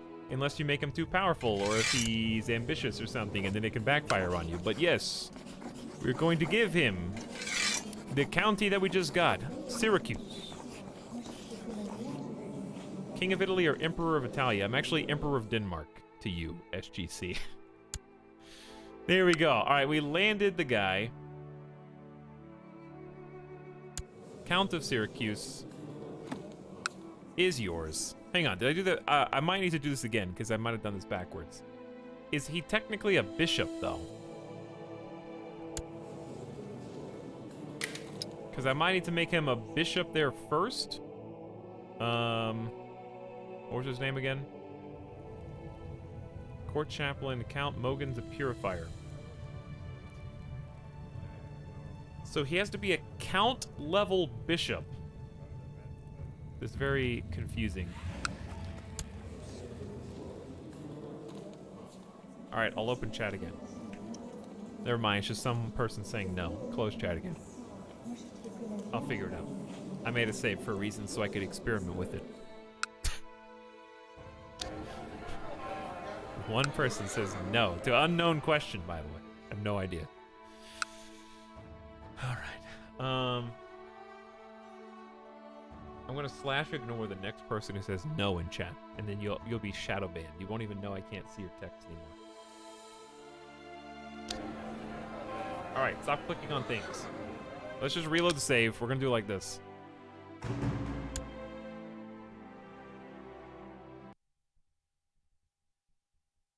Alright, let's see who did it. Summonat, you've been shadow banned.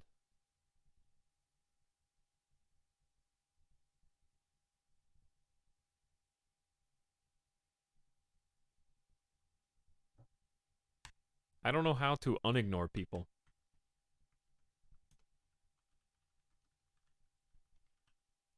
Actually, I think it unfollows you from my channel. I don't think I'll do that. I just crashed Crusader Kings 2, which is fine, because I just made a save. And that's exactly why we made that save. Dude, we played for 208 hours. Alright, let's finish this dude's life, make an anti-pope, and absorb the papacy and the Holy Roman Empire. You guys can't see the loading screen. I love the art for each one of these. I'm really excited to see the art for all the events in Crusader Kings 3. Alright, now you should be able to see. There it is. Luckily, there's nothing to butterfly effect either, because we didn't do anything. No events happened.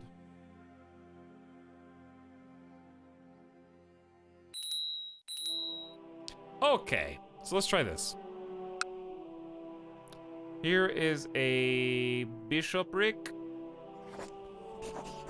I want to find the guy who's the bishop. He's iconoclast. I revoke his title. What? All my vassals are -15 for this?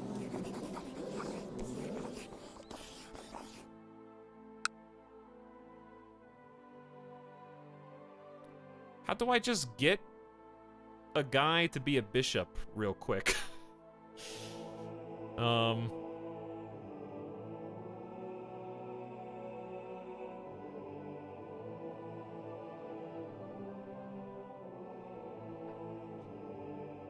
Okay, so it has to be a bishop who's a count. How do you do that while maintaining them for the purposes of the vassal bishops page? I guess it'd be easier to choose someone who's already a bishop and give them the land. The problem is these guys kinda all suck. 15 is like the best we got here. 7, 10, 8, 16, and a poet. Master schemer, just, diligent, cruel, cynical, charitable. But this guy's 62. You don't want a 62-year-old anti-pope. A wicked priest.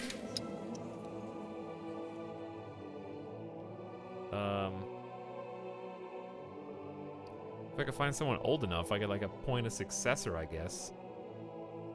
This guy's 61.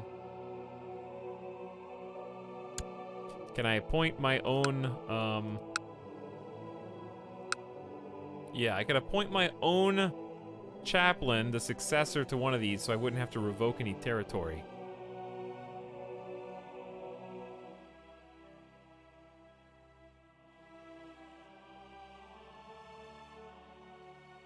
So, we're gonna try that. Okay, so there he is. He's the successor to a 61-year-old bishop. Now we just wait, I guess, and check back on him every so often. Well, yeah, let's get the game unpaused here.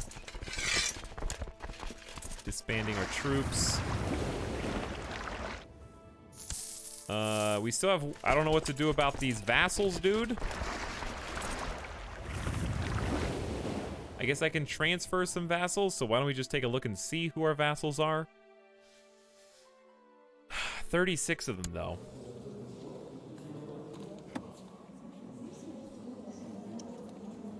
So it only counts people who are, count and above, right?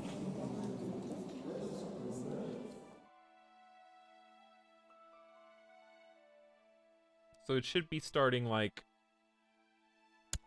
right here. Only counts, man, but the menu doesn't remember where you were. Oof. Maybe you can sort by opinion. Your kinswoman. Anthusa of Apulia. Related to Queen Elizabeth, your half-sister. So she's almost my niece. She wants control of the grand city of Apulia and Bari.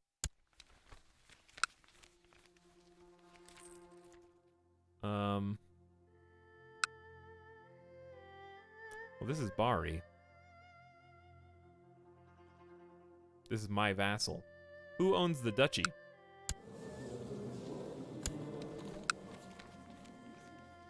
I know it's in the Kingdom of Sicily, but this is the grand city of Bari.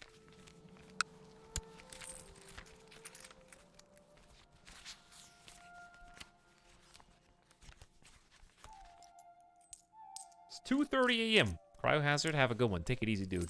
I can't... This is a lot going on at the same time. We've never done this kind of gameplay before. So it's a little slow while I'm trying to figure it out. Because there's kind of a lot going on. What's the best way to figure out... Yes, I know I have too many vassals, but like... I don't know how to sort them now.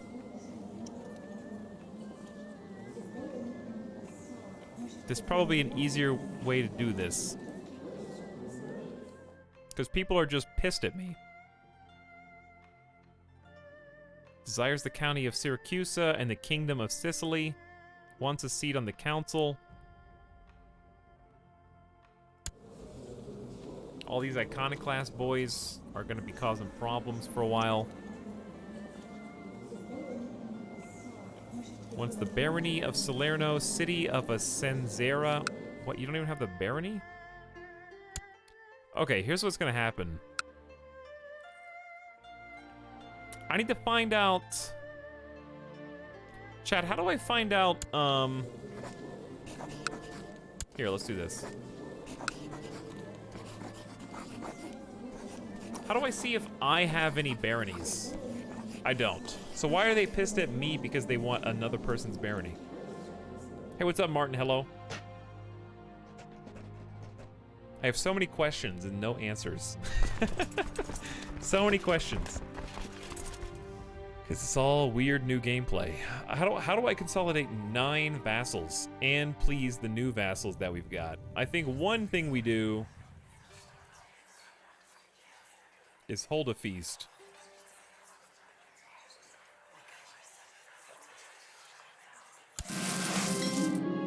preparations begin. They're probably mad the Baron is your vassal instead of theirs. So that's what I'm trying to figure out. Where can I see my list of Baron vassals in such a menu that doesn't only show 4 people at a time and also doesn't show their location? So I have to click on every single one of them simultaneously. Or independently, you know? Like, I wish there was a barony list over here on the quick menu.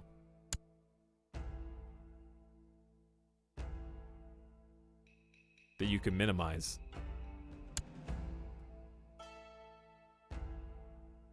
I'm too drunk to know what's going on, honestly.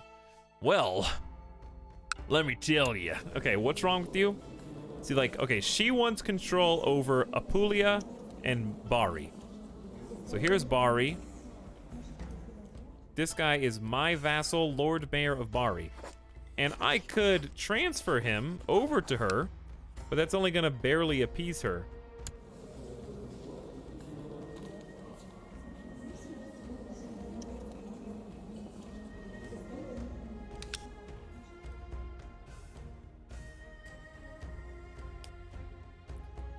The easiest way to fix things is to give the Kingdom of Sicily to a vassal to centralize things. Yeah, that is an option. But I don't have vice royalty, so I would actually just be passing the title, I think. Like, let's say I made my heir the King of Sicily, which the council's totally in favor of. But then he's his own guy. He's kind of already his own guy. That might, hang on, that might work. Then I could bounce back to the Holy Roman Empire title.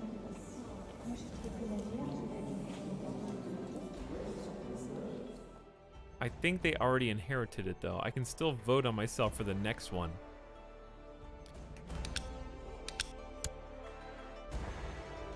The Great Holy Roman Empire title trick. So here's what's gonna happen. I guarantee you someone's gonna assassinate my son. He'll inherit, his son will inherit Sicily.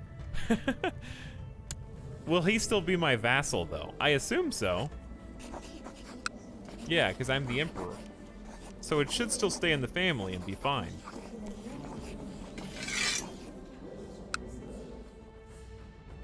Lowers your threat by 0%, increases his opinion of you by 200. Print jam. Let's just, I made a save to specifically test this out.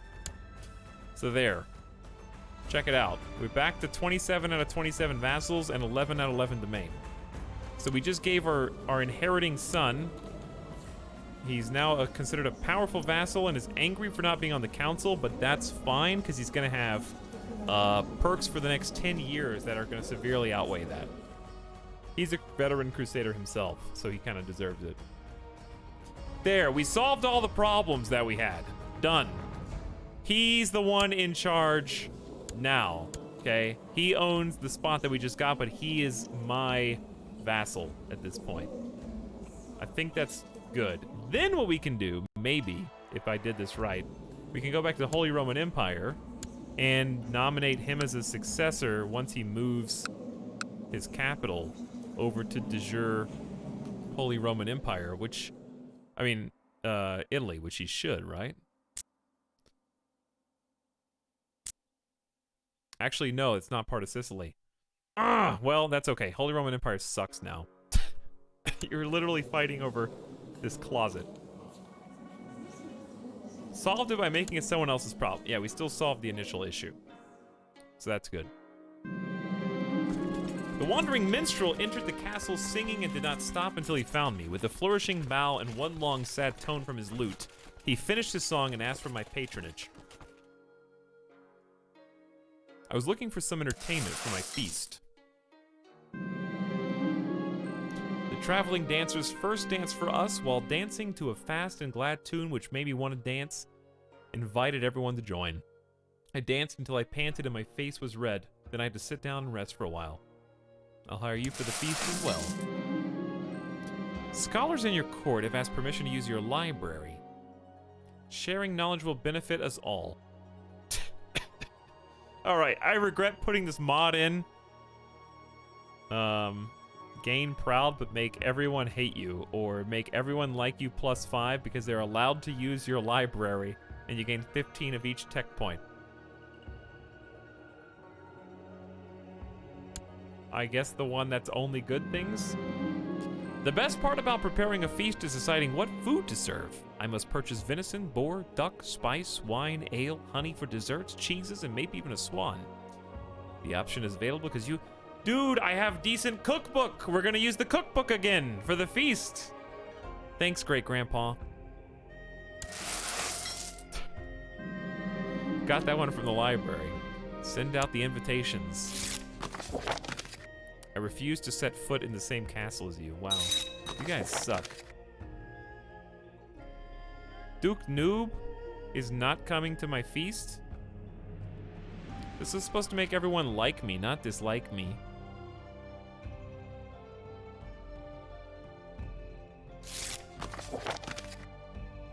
Are they coming or not? I didn't know. I didn't read those. I kind of just skipped.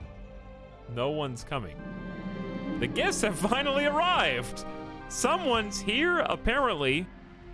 The cooks have worked day and night preparing the food, and the castle's never looked better. Oh. News from China. The status quo in China is over. China has suffered droughts, and the people are starving as a great famine upsets harmony in the divine land. The caravans and ships of the Silk Road have virtually ceased, and the great Chinese artisans are simply trying to survive.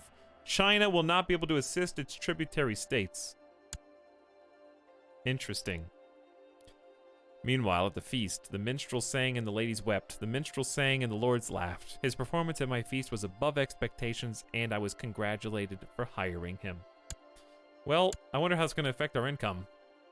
Because we actually have Silk Road trading posts down here. At least 2 of them.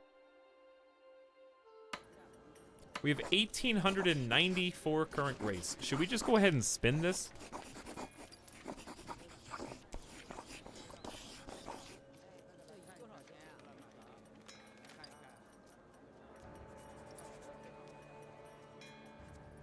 Before something bad happens? Or... saving up to 5,000 is going to be too much. Because the guy that's there hates Germanic cultures. But it sounds cool, I guess. I think save it until you need something. Don't just use it for no reason. Oh, we're trying to make, you can stop trying to improve diplomatic relations with the Byzantines. That's pretty funny.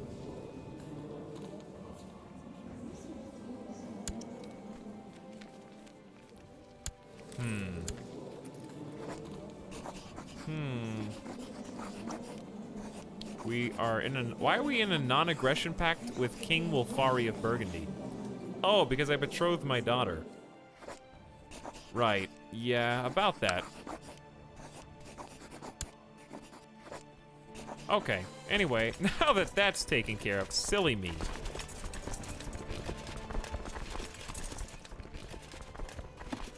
We're gonna lower all the levies. We can have the 40k vassal troops. And also, I think it's time to change some obligation laws. Let's get a little bit more of that sweet, sweet tax money. Imperial. I really want to change the council, but... ooh, they all support it. Okay, before Emperor Bilbo dies, what are we gonna strip from the council? Revoke titles, probably. Grant titles. Execution, banishment, or imprisonment. All of them have great value. I would say revoking titles is probably the one power that I would want alone. However, that doesn't stop your vassals from disliking you.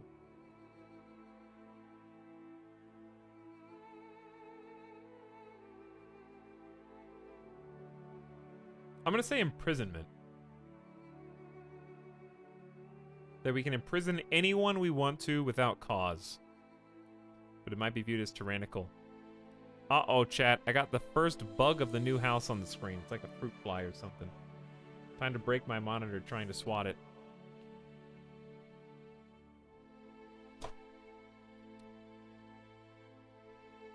I don't know if I got him or not.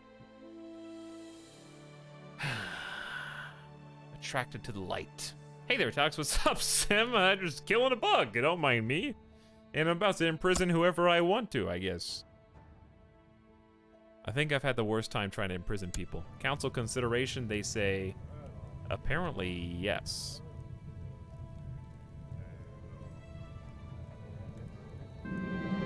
We've approved the institution of ruler imprisonment sovereignty and made the first step.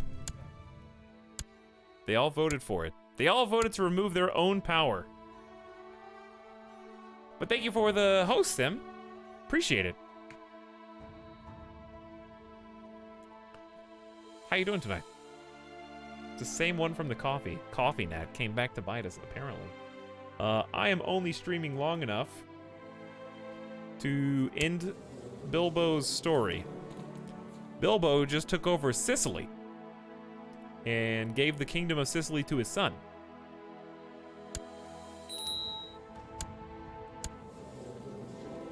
So we've been making some progress. We fought in 3 holy wars today, including a Catholic crusade. Doing great. I did a game of Sudoku and failed, but I had a lot of fun. Nice. That sounds like a good time. I am shocked that I inspired someone to play Sudoku. Other people in chat were like, hey, Etalyx, I played Sudoku for 3 hours today. That sounds great. Maybe I should do an easy game of Sudoku before I go to bed. Or before I get off to cook. I'm not going to bed. I'm gonna make food in a bit. But yeah, we are just grouping up our armies and kind of deciding what we want to do next. We're considered threatening after we basically fought the Byzantine Empire. Oops, who did I just tell to move? We fought the entire Byzantine Empire. Earlier they declared war on us. My sister is one of the Byzantine queens. So it makes for interesting family dinners. The last of the guests arrived, and wait, the last of the guests returned home, and everyone agreed this was the year's best feast. We're not sure anyone actually got there. I don't know if anyone accepted my invitation, but apparently we get a little bit of a bonus to opinion for that. Good luck. I don't think I've ever tried revoking a county from a plot. I'm just not good at the game, I guess. I should try that.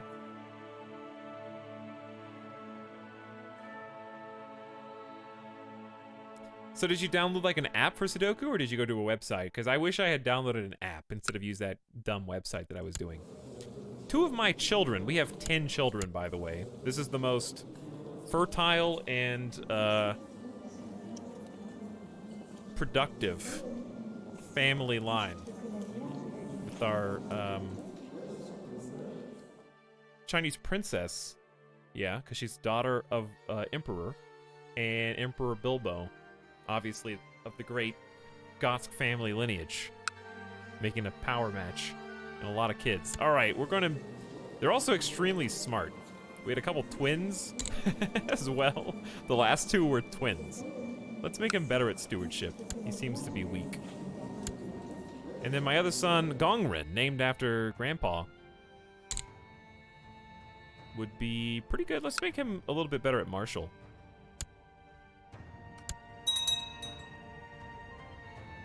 Just use a website. Yeah, I was thinking about, you got a Switch. It was recommended to me to play, Picross. I never played Picross, but they said if I liked and enjoyed Sudoku that I would probably enjoy Picross. So I was thinking about it. They have all the games on Switch. Oh, one of my generals just learned a bit of Chinese strategy from one of the strategists. Way of the Leopard. 50% siege bonus? Dude, siege leader with Way of the Leopard? That's double-dipped siege bonus. He's only 33 years old as well. He's gonna be a siege god.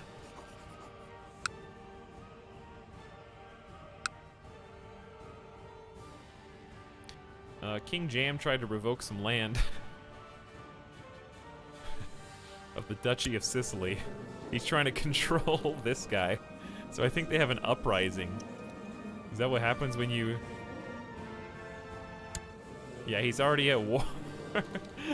I gave the Kingdom of Sicily to my son, and in less than a year, there's a revolt. Which I'm sure is fine. Do I need to, like, step in and help? Oh, I can also do some dynastic meddling. Listen, my son. I've got a few words for you about your image. Because you seem to be frail like dear old dad. If he's going to represent me, his bearing should be impeccable. Gains the trait uncouth. Gains 1 martial, 1 learning. Would it kill him to brush his hair? He becomes groomed. Attraction, opinion, plus 15. He always looks so frail. Does he eat anything at all? Try to convince King Jam to eat more. A new diet might improve his health, or convince him to eat less.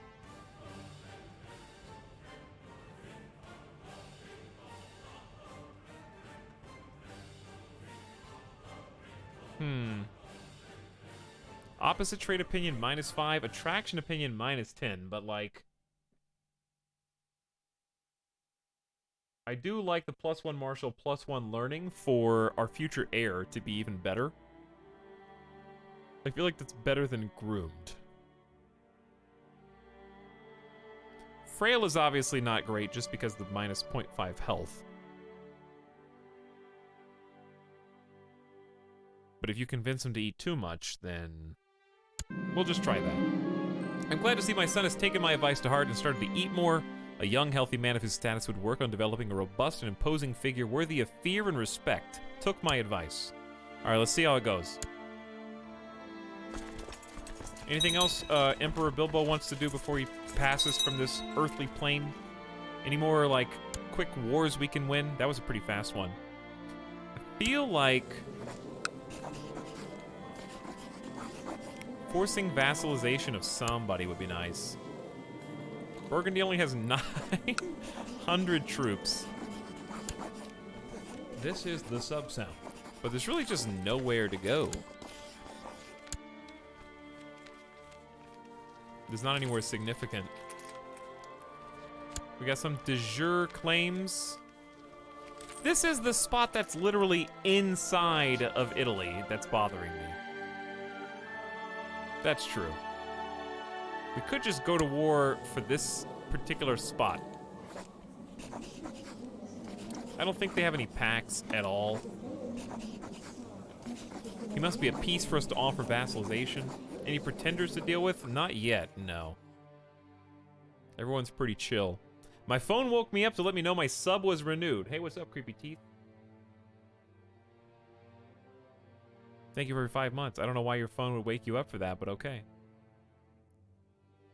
Why don't we just crush Burgundy? Because I don't have a casus belli that would let me take all their land, basically. They're not a different religion. They're not... We could do a border dispute over certain things, but that is a bit more expensive and not quite as surefire. So we have a few spots we can claim. Why do I have 2 different... Oh, I can claim that for myself. Yeah, I think claiming this for myself is probably the only thing. So it's just 1 spot, but it is right smack in the middle of us.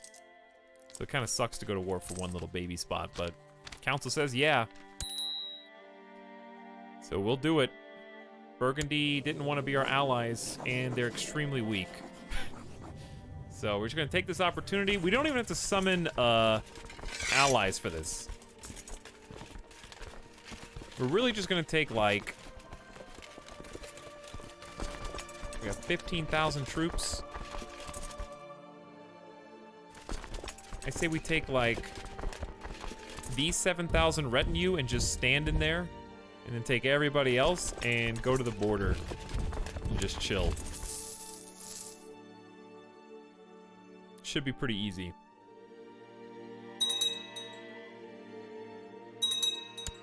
Defeat. Can someone... You got vassals. that can handle these raiders, man. I don't need to be the one that does it. Okay, so I see Burgundy kind of moving up.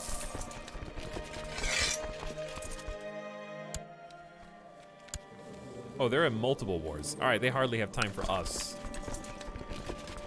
So I am just gonna go, I guess I'm just gonna walk straight in and try to siege their capital. Oops, I guess I'm locked into fighting this Germanic uprising on a mountain. So, not my finest moment. Hopefully we have enough troops that it doesn't matter. We do. This is the subset. Good. Okay. So we took that. We're gonna go straight in for the capital of Burgundy. And then we're just gonna keep fighting over the land that we're trying to claim right here. Passively. Uptime, dude! Double X, my lord, we were talking about you! I think. Didn't you recommend Picross? Chat deserves suck before Bilbo dies. Do they, though? Would that really be that important? They call me Kelvin. Welcome back. Hello. We're at war with our this is the first time we ever declared war on another Christian nation. But you know what? They shouldn't have, they should have taken my offer for an alliance and or a, vassalization. It wouldn't have been a problem. Oops. But if you guys have any questions about what's going on, feel free to ask. Don't be shy. I'll let you know real quick.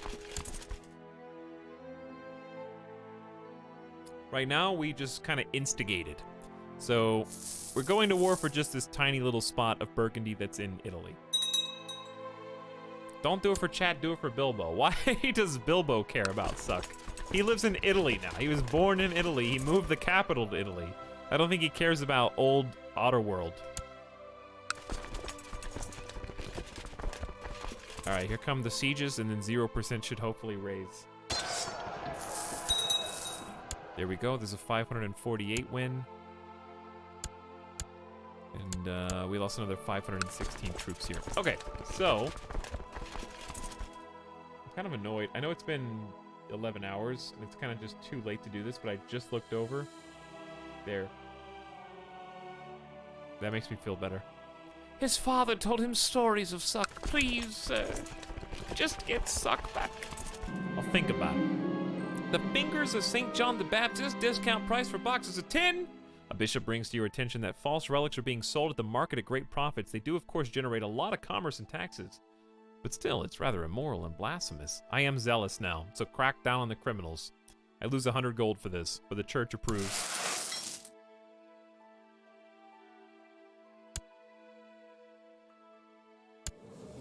Did the thing do the thing? All right, my guy is still here. The guy is 61 years old. He hasn't inherited yet, so no, he has not done the thing.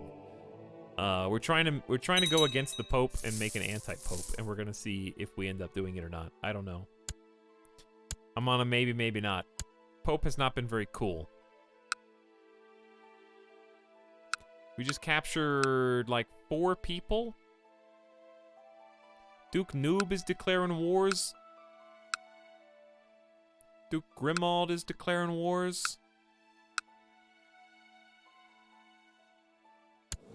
Paratonium and Thuringia just got taken over, I think.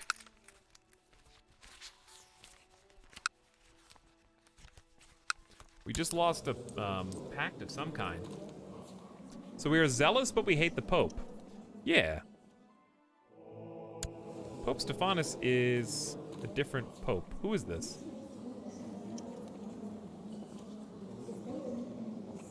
Where's the other Pope? What'd you do with the other Pope? Did he... Is it the same Pope? This guy was the last Pope, and he was a wicked priest, so yeah, it made sense. He wasn't a good Pope. Now I guess this guy died of clutching his gut, like last year. And they elected Pope Stephanus, who actually is okay. He's also a poet, so we probably wouldn't declare an anti-pope here. However, we got free investiture, so we can assign our own bishops, so he doesn't really like us that much. Wait, he'll get over it. We did that while the Wicked Priest was the Pope. Now we have Drunk Pope. Alright, we're at 23% war score. It's gonna go up a lot faster once we do a couple more sieges here. We just have to break through 1, 2, 3, 4 different spots. So I think we're doing this one right now. And we're simultaneously sieging their capital, which just helps. Okay, go for it. There we go. We lost 344 and we shot up to 43% war score. So we broke through the city here. Now they have to assault the bishop, another city, or actually a castle, and then another city. So at this stage, we can cut.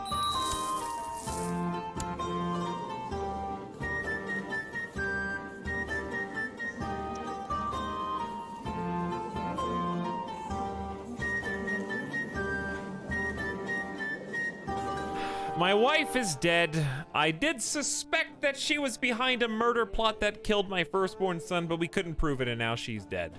She was also a heretic that worshipped Satan at one point.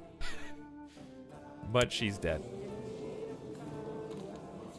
Rip Yang Zhenu, a wonderful mother.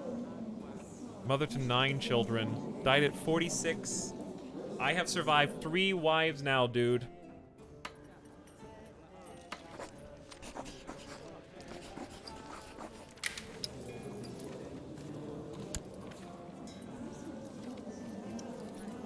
Yo, my son's wife got murdered? Like this year. By who?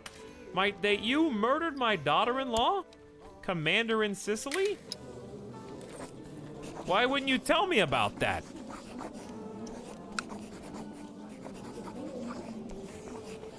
Since he's the leader of a plot, no one will object. We have a 19% chance to catch this guy. So which one does he live in? Duchy of Benevento, so I assume here. So we're gonna send... Why are we so bad at intrigue, dude? I like the plus health to keep Bilbo going. Plot power increase doesn't really do much right now. So yeah, my wife got murdered last year. Sorry, Dad, forgot to tell you. And we know who did it.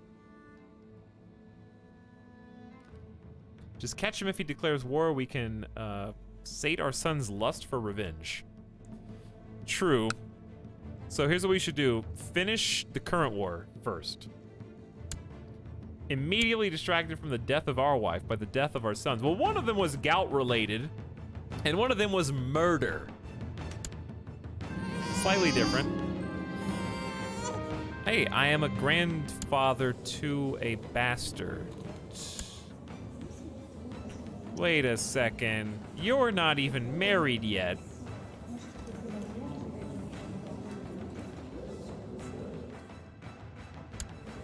Whose dad is this?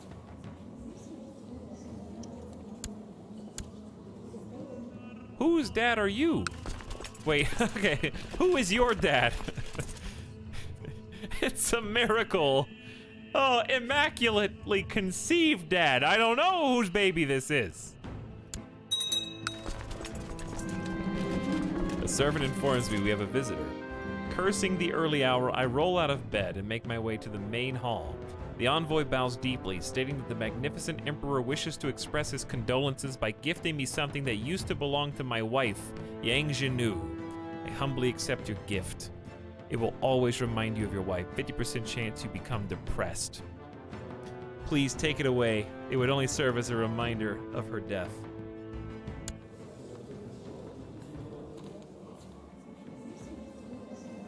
I wonder what else might remind me of my wife. Well, she was the only one who loved me despite my disfigured, scarred, masked face. I was quite shy. And a poet. Wow, what a nerd. Kowtowing to China. Poet nerd and frail. So I say let's humbly accept the gift.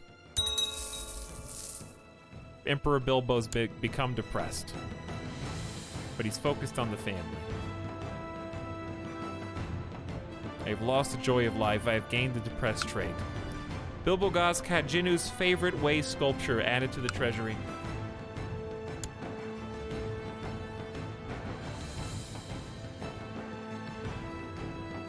Way Tapestry? No. That was the one we got earlier. Quality 2. A favorite item from Yang Jinu's childhood sent to her family upon her death. Build time, minus 5% forever, and then free prestige. Well, we do have the option of just asking for another Emperor's Daughter, but I feel like wait and hope that King Jam doesn't get...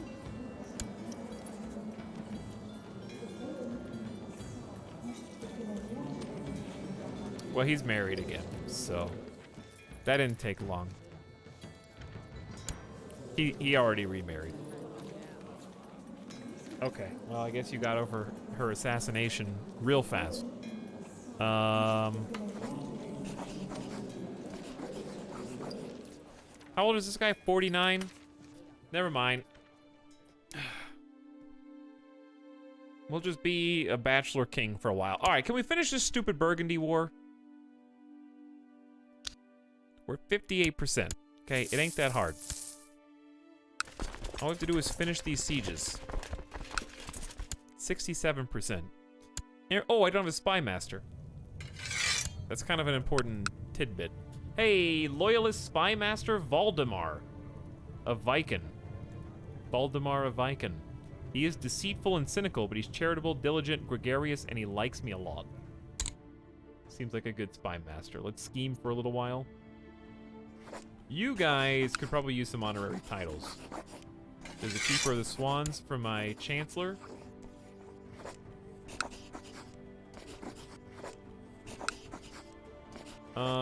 And from my Chaplain... Okay, we have some other minor titles available, though.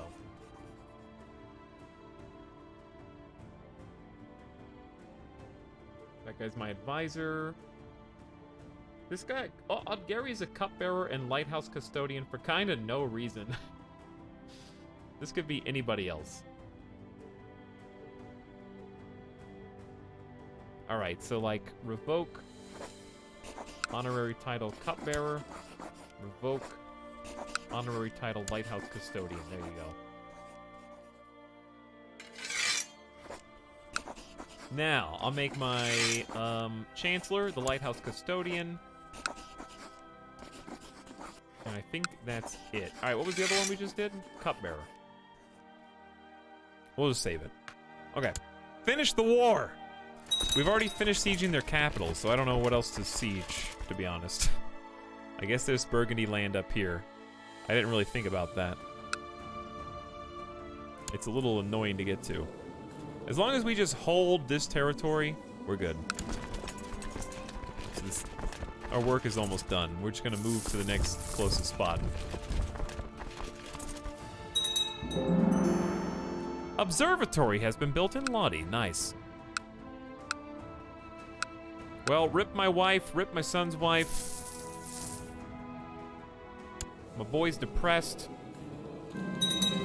Your Marshal Duke Noob of Peritonium has come to you with a suggestion, my lord. It's my opinion that Christophoros would make an excellent commander. He's aight. That's the guy. No, I brought him over specifically to make him a commander. So, yes. Here you go. Oh, the Chinese strategist taught another one of my generals, Way of the Tiger. Plus move speed, bonus to flanks. Your vassal, Cardinal Odowin, was given a seat in the College of Cardinals. How many colleges of cardinals do we... Like, how many cardinals do we have? We can usurp the theme of Neapolis. From... Oh, yeah, do that. Emperor Bilbo has usurped title Duchy of Capua. So down here, Lord Mayor of Sicily. So I can grant it to him. Or I can give it to King Jam, right? And he can just give it to whoever he wants. Right? Give it to King Jam, he can give it to his own vassal instead of me making him my vassal or something. Is he the dude that killed our son's wife? Hold on.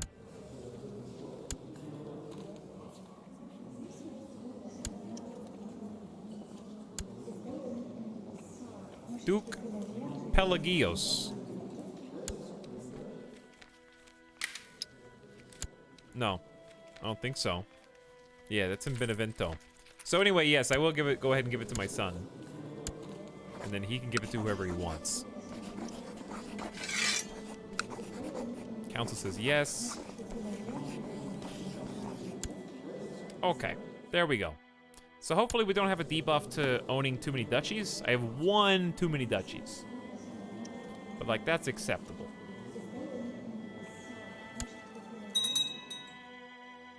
Okay, 2 more sieges. We're up to 79% war score. It's only a matter of time now. We just have to finish them off. 90%, and we just have to hold the line.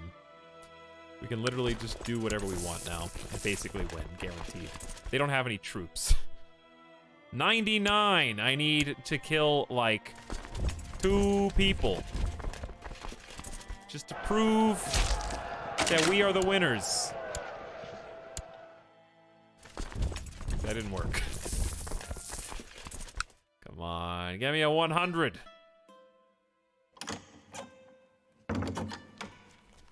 Oh yeah, we are no longer getting bonuses. That's true.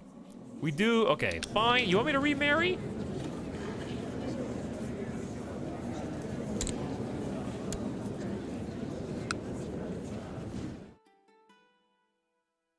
You want me to remarry? This is the it's the only genius who would join our court. Actually, we don't need that. It just has to be married, no. Okay. These are geniuses, but I'm pretty sure arranged marriage is overriding of joint court or not. Preferably same religion, just saving face, or at least religious group. Don't remarry, that breaks RP. She died almost a year ago. How does that break RP? He's not, is he chaste still? If he was chaste, maybe. We're still depressed over her death, though. You don't think depressed people do things that make them feel good, even though they're not long-term solutions to their problems? Bam, I just hit you with some hard truths. Hide your depression with a fake marriage. That's what I mean. Some people just keep up the act. Some people just go through the motions. This could be a go through the motions marriage. He's supposed to be married, so he gets married. In a loveless marriage.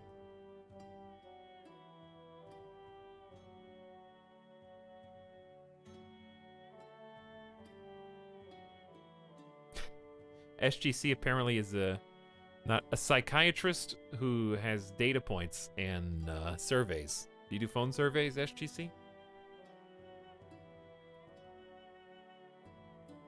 I didn't know you were the expert here.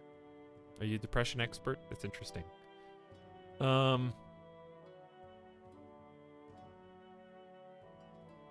Also, not everyone who is depressed knows that they're depressed in a clinical definition. So Emperor Bilbo may be aware of his state, or he might be enduring in spite of it. There's layers there, chat. What I'm trying to say is when you RP, you can do whatever you want. So stop arguing. And let's pick, honestly, Flavia. It's probably the best all-around choice.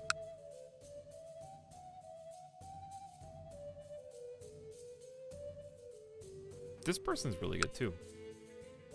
She's 48. She's a military strategist. Kind, diligent, charitable, cynical, wroth, and a genius. Let's see if she would accept a marriage proposal. Oh, of course, yeah. You didn't want to join my court, but you would be okay to getting married.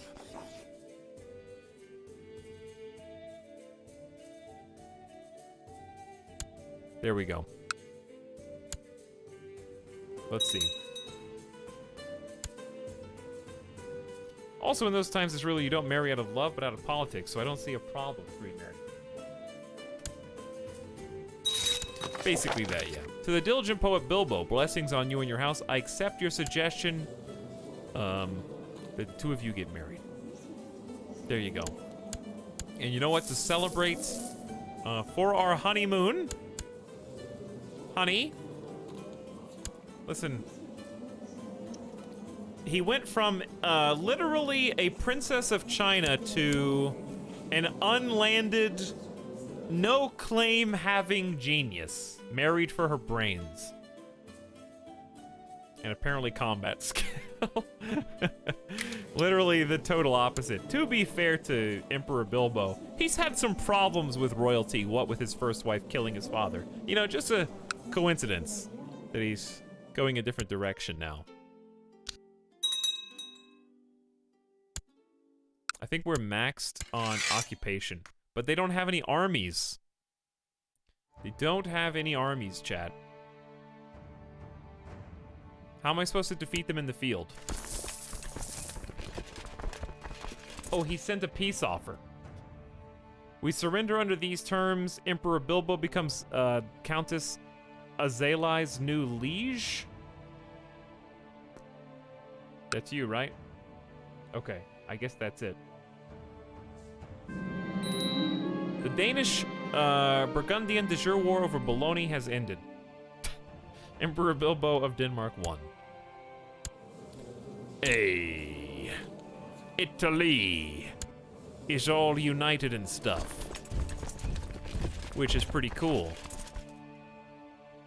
Now get Suck. Suck's already been sieged, so we can't even siege it. So no, I will not. However, didn't we get this sick war goal against Britannia? Magnificent Bilbo. We propose that these two actually marry matrilineally finally. They've waited a long time.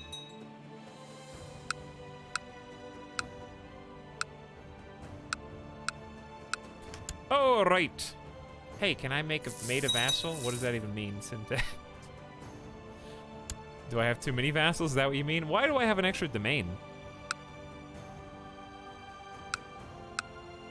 Oh, wait. Yeah, because I just went... you are my vassal. Okay, well...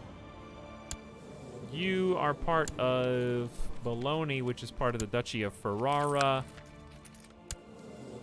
You're the Duchess of Ferrara, so I'm gonna transfer a vassal to you.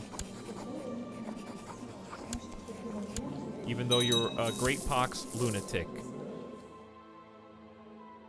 What's my extra domain, though?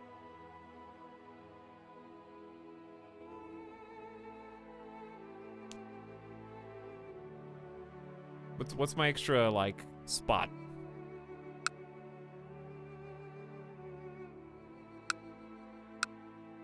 Oh, did they give... No, they didn't give me a barony here. What? What's the 11 out of 10? Did I... Oh, I lost stewardship from not being married. And now she's not as good at stewardship as my previous wife. Well, that's okay. Now we got sick, nasty Marshall. I'll keep the one extra domain. It's fine. We're good. Go ahead and lower the levies. You should invest in a technological advance. You can do anything you want. Pretty much any of these, actually. We have... I would say probably a need... I really like just infantry. Archer defense, pikeman defense, heavy infantry defense, everything defense, and morale. So let's just go infantry. And then we're pretty close to just being able to do melee techniques right after that. So that's going to be a nice double perk. Economy-wise, when did we get that much military tech? It's crazy. I think we want to go improved... Nah, we don't... Keeps are good here.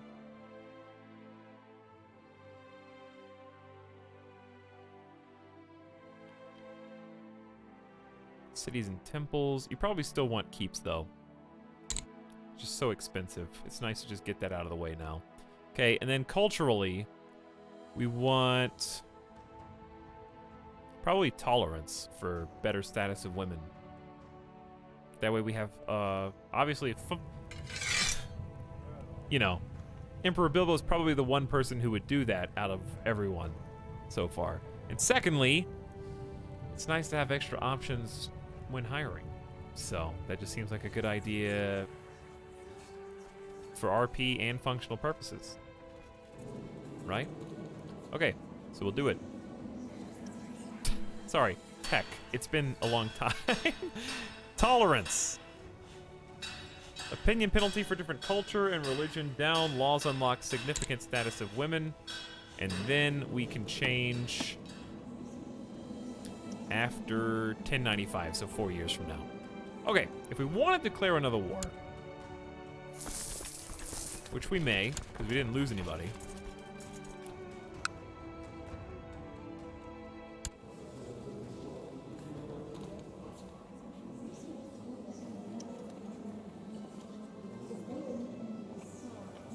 Apparently we have suck.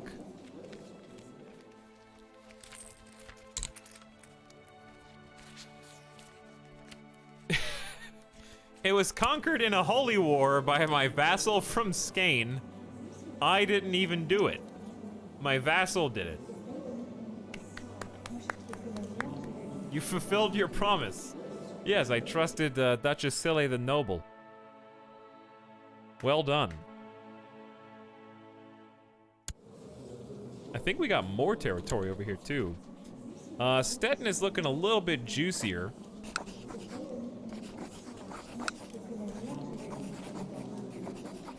Can't excommunicate a 9-year-old. But you know what you can do? Woo! Wait, are we dangerous still with a defensive pact? Yeah. Monthly decay is only 0.21%. Okay, so we won't be declaring war on any more Catholics for a while, yeah? I think that's a good idea. So declare war on the Pope instead. That would be really dumb. Look at all those allies. So funny. What about Oh yeah, it was Britannia! The religious liberation of England. Nearby Waldensian rulers may ask to join.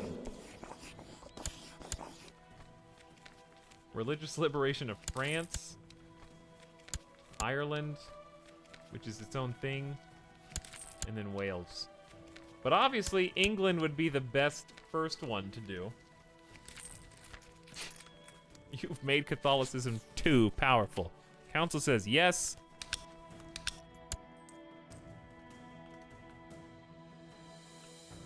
We're pulling out all the stops tonight, chat. War for the liberation of Britannia?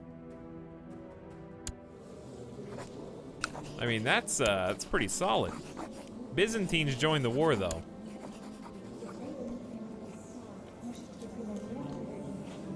Puke.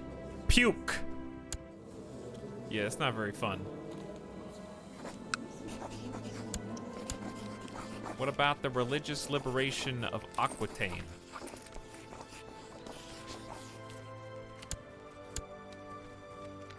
Go to war with the Aztecs by yourselves. Yeah, this is just such a... That would take so long. Is there easy picking somewhere around here? Catholicism's too powerful, chat. Everyone's Catholic. Like, everybody. Oh! Bavaria! Hello, Bavaria. I wish I could take over all of you, but you just have a bunch of random small places. I guess I could do the religious liberation of Bavaria. Or Pannonia. Let's just do religious liberation of Bavaria. It's right next to where we are.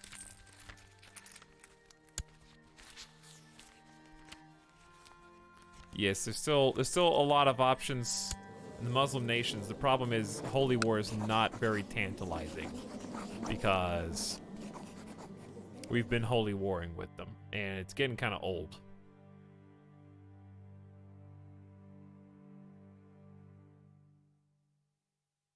I'm down with taking this chunk out of Bavaria.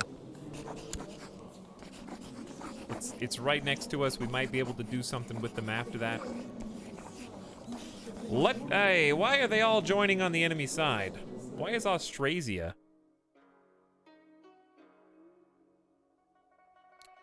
Why is the world joining up with, well, like, Lollard Catholic heresies? Why are they included in Christian defensive pacts, I mean? If they're heretics.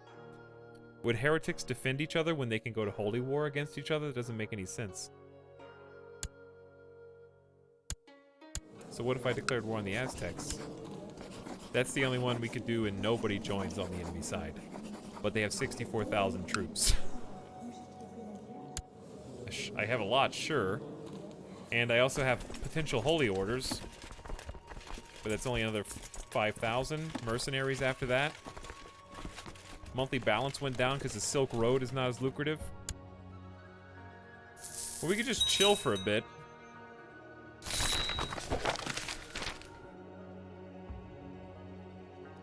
Never mind. The mighty Fylkja Helena has decided that it is time to teach Emperor Bilbo of Denmark and the believers of the dead crucified god another lesson in humility. All free Germanic men are invited to partake in the scouring of Norway. Narrow-minded weakling Bilbo, may your years be short and miserable. This is a formal declaration of all caps war.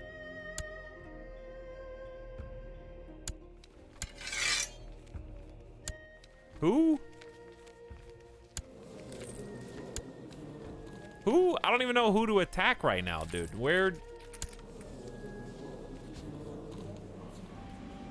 The Fylkja rate. No de jure vassals. That's their religious leader like the Pope. So who am I actually at war with?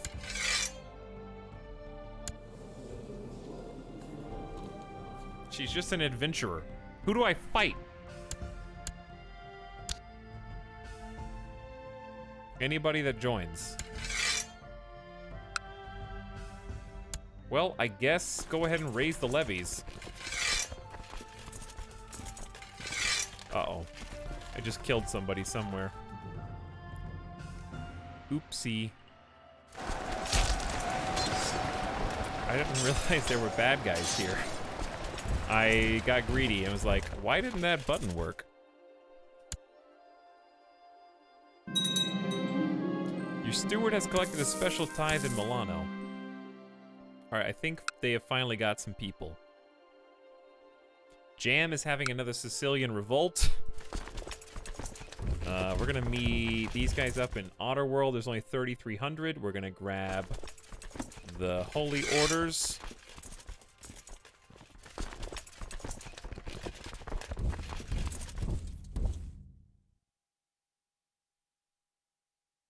We're gonna get boats.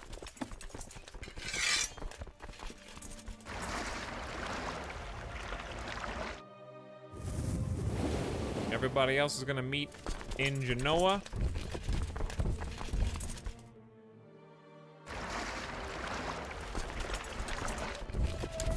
These guys are dead. It is what it is.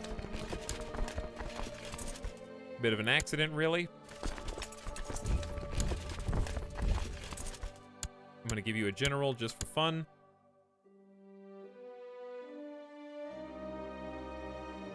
Alright, we need some backup. Hurry. How long does it take to cross these stupid mountains? There we go.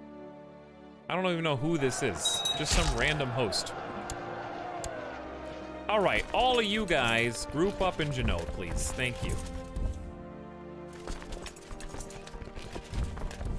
All together now. Call in allies. Of course I'm calling in Great Holy War of Norway allies. And then Egypt. I know we need to share some boats over here because they never have enough boats.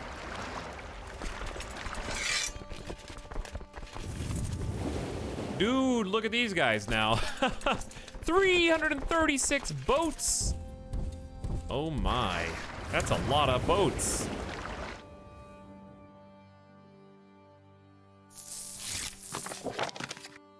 course I will answer your call to arms. Of course you do this. Who did this?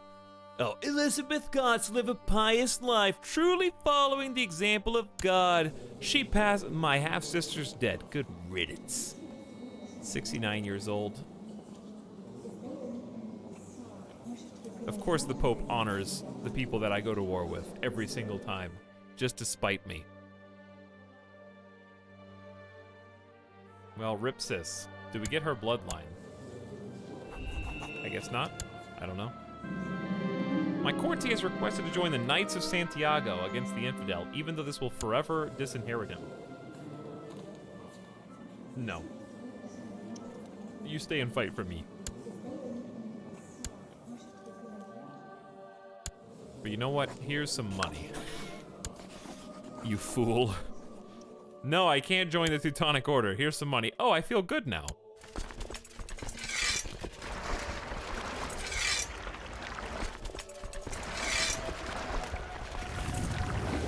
Okay, we're sending all the boats to gather the forces. Don't see any bad guys yet, so I still don't even know who to fight. Literally, this is the only dude right now. Wait, where are you? What?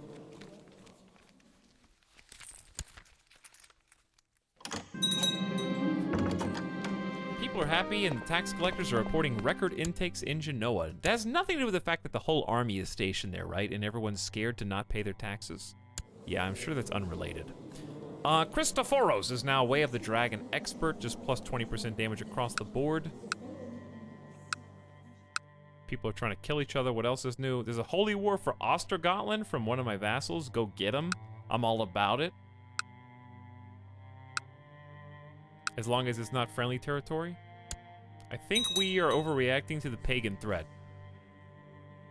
Listen, you don't declare pagan holy war unless you're ready for some big guns.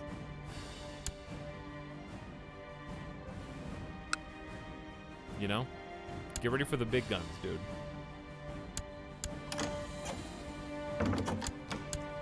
Diligent poet Bilbo, I was gonna call him Bobil. We propose that Despot Serapion of Croatia and Princess Dorothy marry. Correct.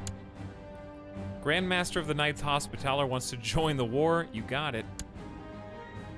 Bobo. Come on, Bobo.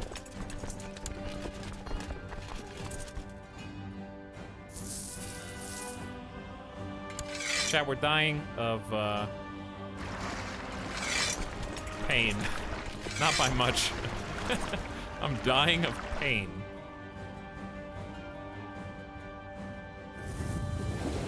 Where are these stupid... How am I supposed to get a war score like this?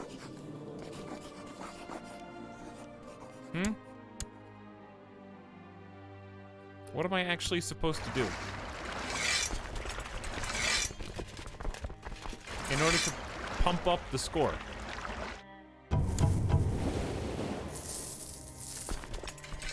Just fast forward, I guess. What is it even for? Norway. So, like, they're gonna be up here.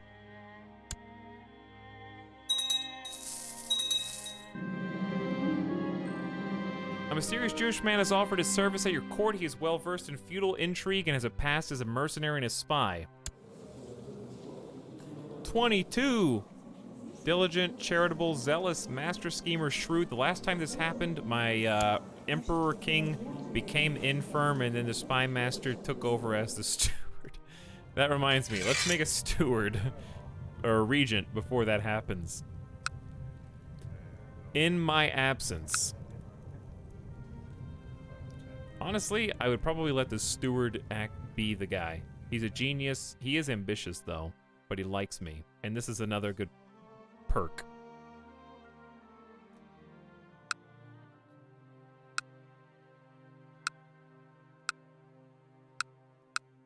I could just let, like, my own son, King of Sicily, take over. He's not terrible.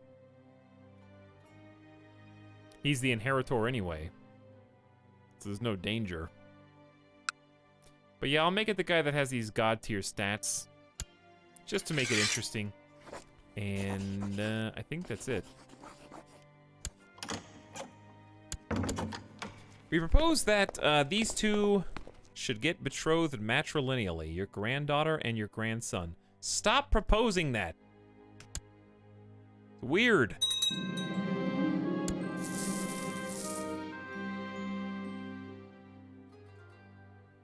Money continues to flow through the trade post. Do you want to burn it down? Nope. We've seen that too many times. All right, Bilbo, how many more years you got, my dude? You're 62. You're stressed and depressed. Your family focus, I guess, is countering that somewhat.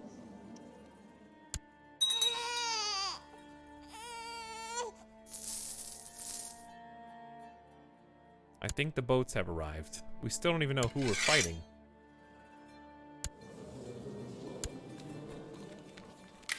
Wait, did the Knights Hospitaller join the war on my side? It's just this one guy. Dude, I'm literally just gonna put down every single soldier. Because I think you guys are right, there's nobody. I thought there was gonna be people, there's nobody here.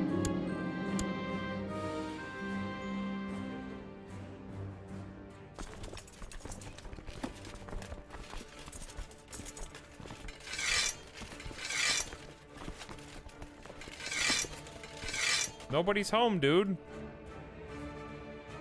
I'll just delete all the armies then and speed through the time. Your mother-in-law.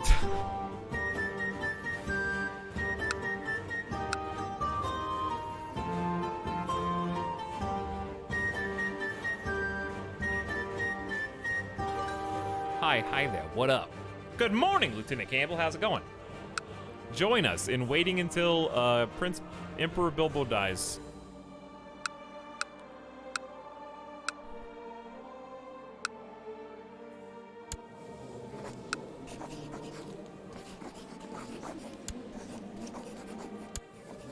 The only people we could go to war with, really.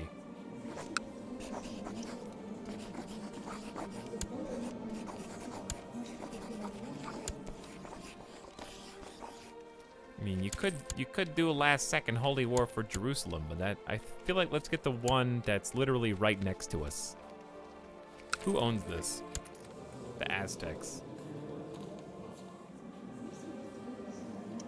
Let's try and diminish Karen a little bit. Oh, we'll wait. We'll wait. All right, did the guy that I want actually inherit finally? Nope. Dude, 64. It's been 2 years. We're not even gonna do the anti-pope anymore. Ignore all these. We're in fast-forward only mode. What's going on with East France?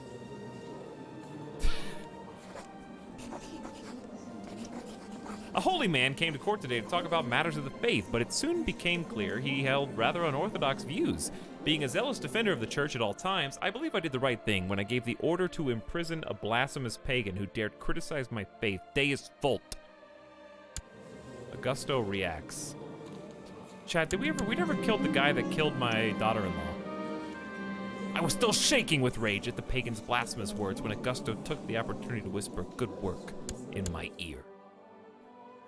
It was this guy, right? It's probably too late to do anything. No one will care. 54% chance at intrigue success.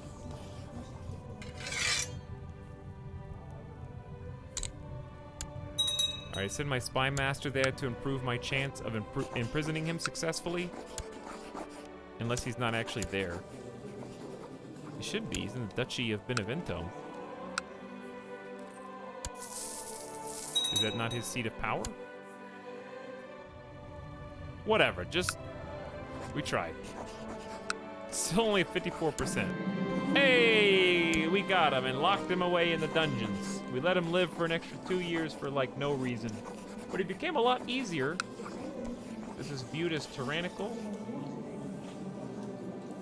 We'll read him some poetry. Reading him our raunchiest poems. The scene is very uncomfortable. Alright, enjoy your stay in my dungeon, my son. I got... Oh, here's what you do.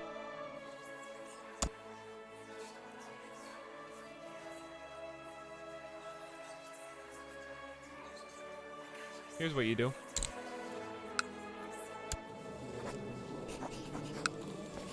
Make him mysteriously disappear in prison. And auto-invite people to join the plot. No. No one exists. Oops.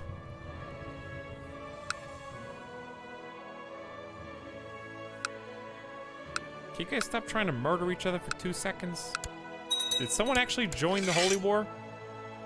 Bohemia? Bohemia's like 900 troops, dude.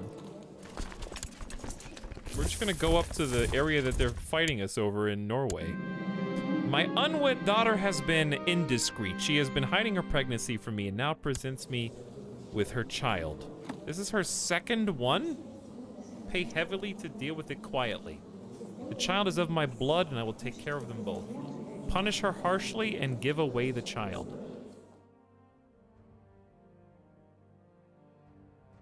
Give away the child. Well, I am kind, charitable, but zealous.